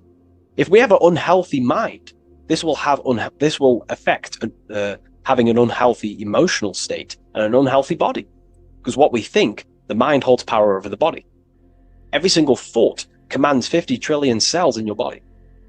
Think of that for a second. You are governing 50 trillion cells, and these cells religiously obey every single command you give. You are governing a whole universe. 50 trillion living conscious cells. Okay? Think of that for a second. 50 trillion cells, and you are commanding them, and they religiously obey you. This is what we mean by you are a microcosm of God. Your body is literally a whole universe. There is living beings in your body that you are commanding and controlling, and they religiously obey you. Very, very powerful. This is how powerful you are. So each thought you command to the body is either destroying the life of the body or uplifting the life of the body, good and evil. So you're either creating more life or destroying your life of the body, of the health, of the body, of the cells. It's a whole civilization inside of your body, and you're governing it. You're the government. You are the master. This is why in the occult they say you are the master. Everyone is a master of their own being, their own microcosmic universe that they govern. You govern a whole reality, don't forget that. But we've lost this knowingness and understanding, and we're now giving our power to the external government, man-made government. Okay? So that's what the word government means. Government, govern mind control. But you are the government. You control your own being. You control your own universe. You control your reality. So, you are the creator of your reality. This is the context behind the symbol here. You are the creator. What is an eye? An eye sees things. What does that symbolize? So an eye on a basic level shows looking at something. But this is referring to the internal eye, the internal observer. You're observing something when you look at something.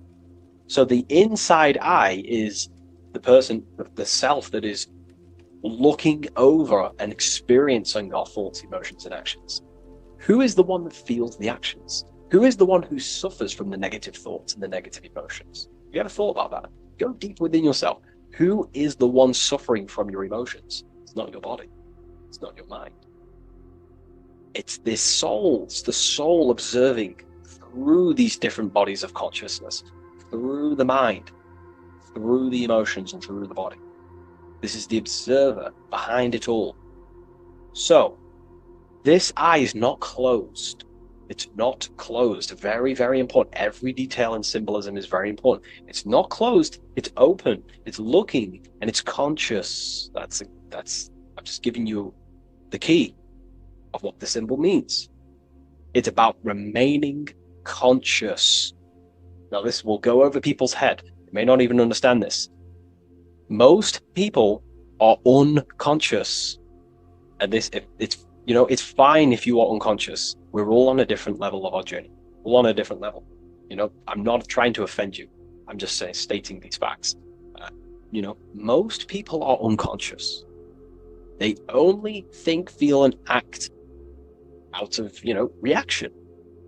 They're not even aware they exist because they're so caught up in the external world. They have no idea they exist. They've never deeped how they exist, why they exist, what life is, what this piece of technology they're inside of is. So I'm giving you a bit of an insight of a person with a higher consciousness. A person with a higher consciousness is always looking. This is what the symbol means. Always looking, not with the eyes, but with the internal self, because they understand these three powers, the triangle, is creating their reality. Thought, emotion, action. Person with a higher consciousness who knows mastered themselves is someone who is always looking and observing their thoughts and emotions and the actions they take in the world. I'll give you a bit of a key here. I'll give you a key. In my life, I like to govern myself, be my own master, through this way. Every action or decision I am about to make, every decision, I always say to myself internally, I remind myself of this symbol. This is what symbols are. You're meant to remember these things. There are tools to help you in life and gain control of yourself so you can ultimately live a better life and create your own reality. I remind myself, if I take this action, what is the effect that's going to come from this action? Is this action going to benefit me, or is it going to pull me away of what I'm supposed to do? And through that, I live through this law of polarity, law of cause and effect. We cannot escape that law. You have to deeply understand this. You cannot escape the laws of cause and effect. They are always infinitely creating your reality. Cause and effect. Every thought is producing an effect. Every emotion is producing an effect. Every action is producing an effect. Therefore, you must keep this in mind and stay looking. This is what the symbol means. It means stay conscious. Always look over your thought, emotions, and actions. Always look over them. Because if you are not looking at your thoughts, emotions, and actions, and you're living, you're thinking, you're feeling, and acting unconsciously, subconsciously, without conscious awareness, you're unknowingly creating your reality. You can reach a level of mastery.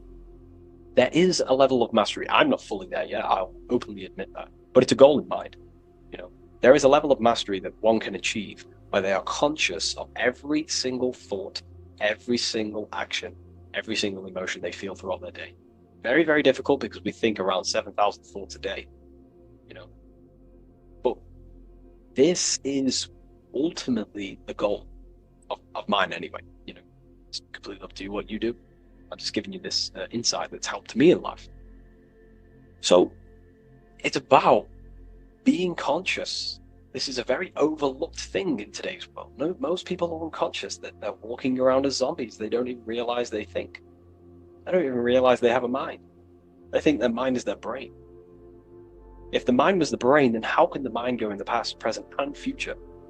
Which means it exists outside of time, but the body remains in the present moment.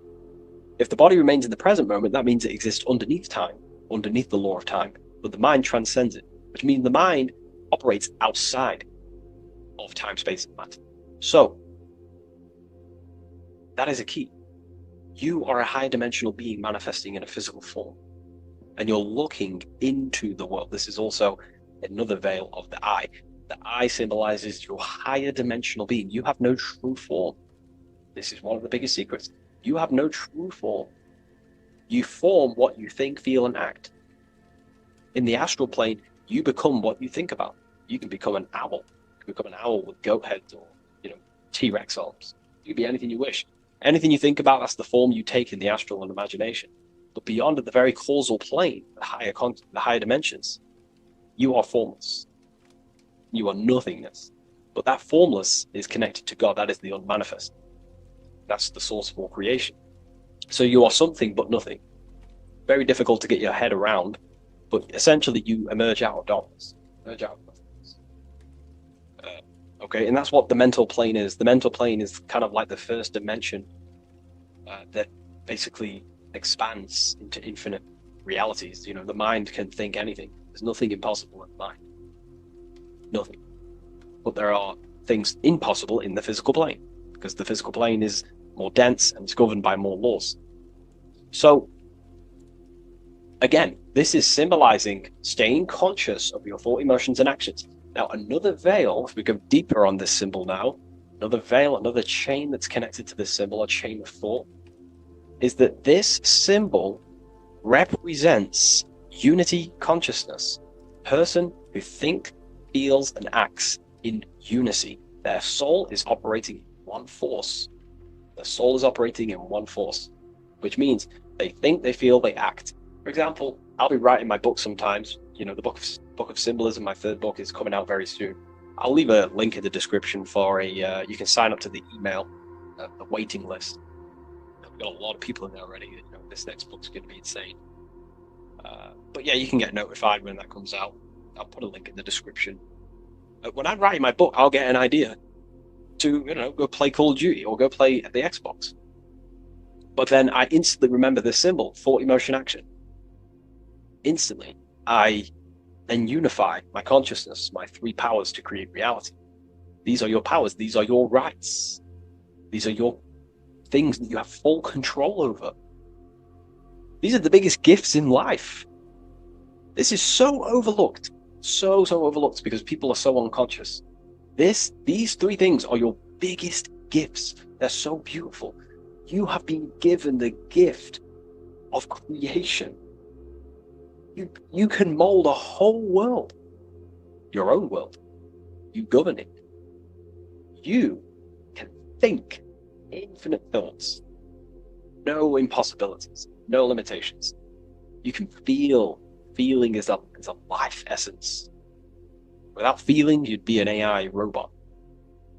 And you can act. These are your three gifts. These are your three creational powers. You hold the power of creation. You hold the power to kill another life, or you hold the power to spread love in the world, to spread the light. So this is why you see the light emerging out of this eye. This is the light of the soul. That's what consciousness is. It's light. And this is creation unfolding from this through these three powers. Light emerging and crystallizing your reality through thought, emotion, and action. So, again, this is unity consciousness, acting in one force, thinking, feeling, and acting, all directed towards one goal, and that's how you manifest things quickly. Speed. If your thought is, if you think about, playing the Xbox and then you feel like eating and then you take action scrolling on TikTok, that's divided consciousness. You're wasting time, energy, and you're scattering your creative powers throughout these three forms. But once you unify them, which is the I, the number one, you unify thought, emotion, and action, you direct your thought, emotion, and action all towards one goal. You quickly create these goals. So this ties in with time and attention. These are your two spiritual currencies. You spend time and you pay attention. These are your two spiritual currencies that pretty much create your reality, your experience. Thought, emotion, action. And this is what the Holy Trinity is on the deepest level. This may trigger some people, but if you believe in religion, then maybe this account, this YouTube isn't for you. But religion is esoteric. It's esoteric. It's not meant to be taken literally. The Bible is an encrypted allegorical text talking about human consciousness. Jesus is a person and a master of consciousness that we should achieve within ourselves. We should aim to become like Jesus, not worship Jesus, because we are all God. We're all governing the microcosm. So, also, this symbol represents the movement of the spirit, the movement of the soul. The soul goes through this triangular process, and the soul always remains, returns back to its original state. The soul is given birth into physical reality. We live, and then, we grow, then we die. Then it moves in this three triad form. The soul, wakes up in the morning. It grows throughout its day. Then it dies at nighttime to return back to its original state, to its spiritual state. And everything goes through this process. Birth, growth, decay. Birth, growth, and death. And everything returns back to its original state. So, ultimately, this is what this symbol represents. Okay? If you want to go deeper on this, we have an amazing community. We have hundreds of hours of lectures, practical lectures, where you can gain mastery of yourself. The occult goes deeper than you could possibly imagine. So I hope you gained some insight from this video. Please leave a like, comment, and subscribe to the channel if you're new. And let me know any symbols you want me to break down in the comments section, and I'll hopefully get them broken down for you so you can understand them, deeper, on a deeper level, and you can understand yourself on a deeper level. So yeah, all the links in the description for everything that I mentioned, the community, and the Book of Symbolism waiting list. And I'll see you in the next video. Take care of yourself, everyone.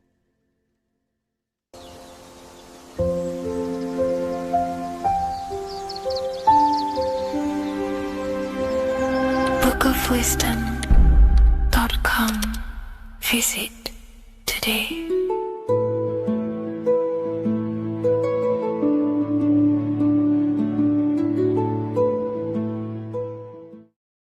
There is a secret meaning behind the number 666.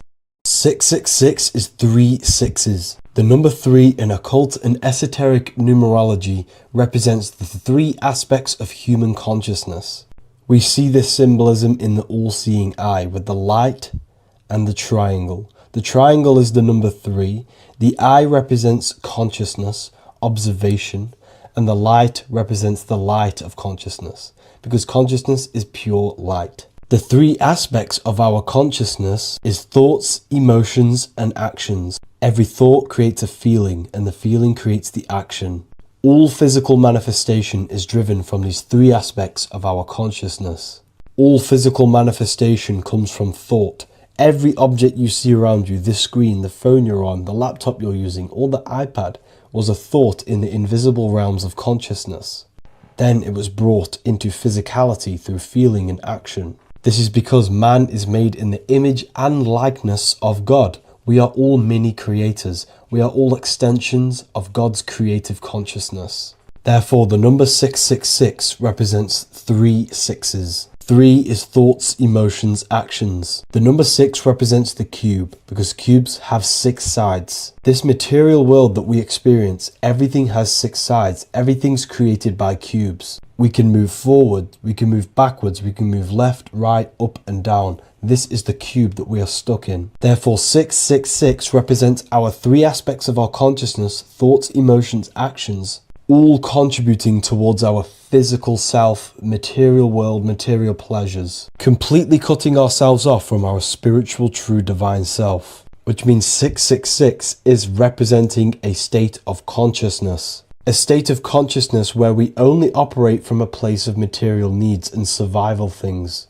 As humans, we possess a physical material body in the physical material external world, but we also possess an invisible inner world, which is what we call spirit. When we disconnect ourselves from our inner worlds, we become lost in this materialistic way of thinking and acting, which can lead to no life purpose, a feeling of emptiness and voidness in our hearts. Humans possess the ability to transcend our animal instinctual natures and turn to the divine mind, to the spiritual inner world.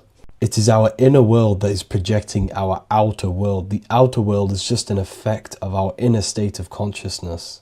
It's important as we go through this human life to not lose ourselves and look for our validations outside of ourselves. The external world is simply just a mirror, mirroring with mathematical precision what happens inside our consciousness.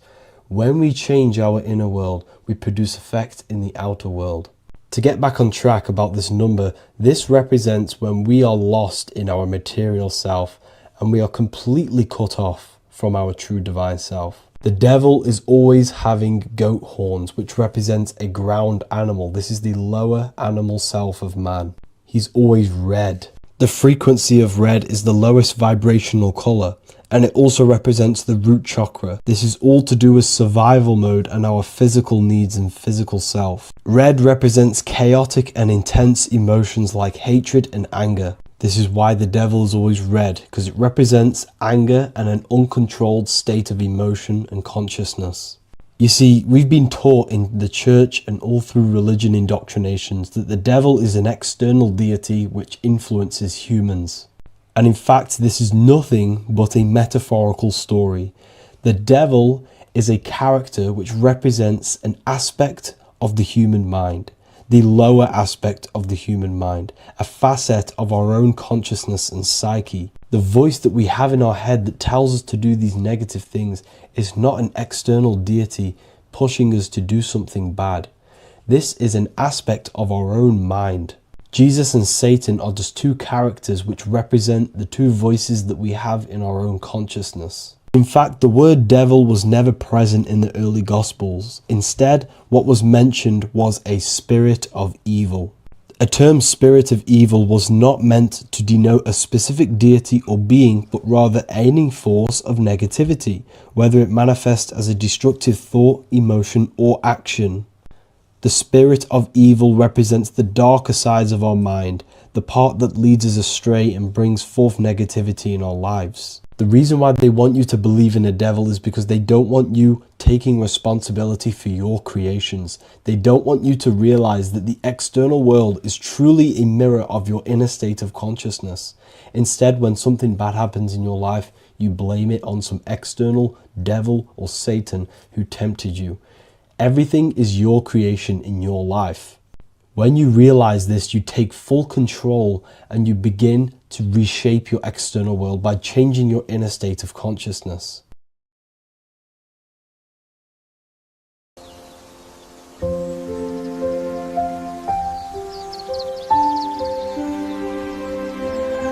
bookofwisdom.com. Visit today.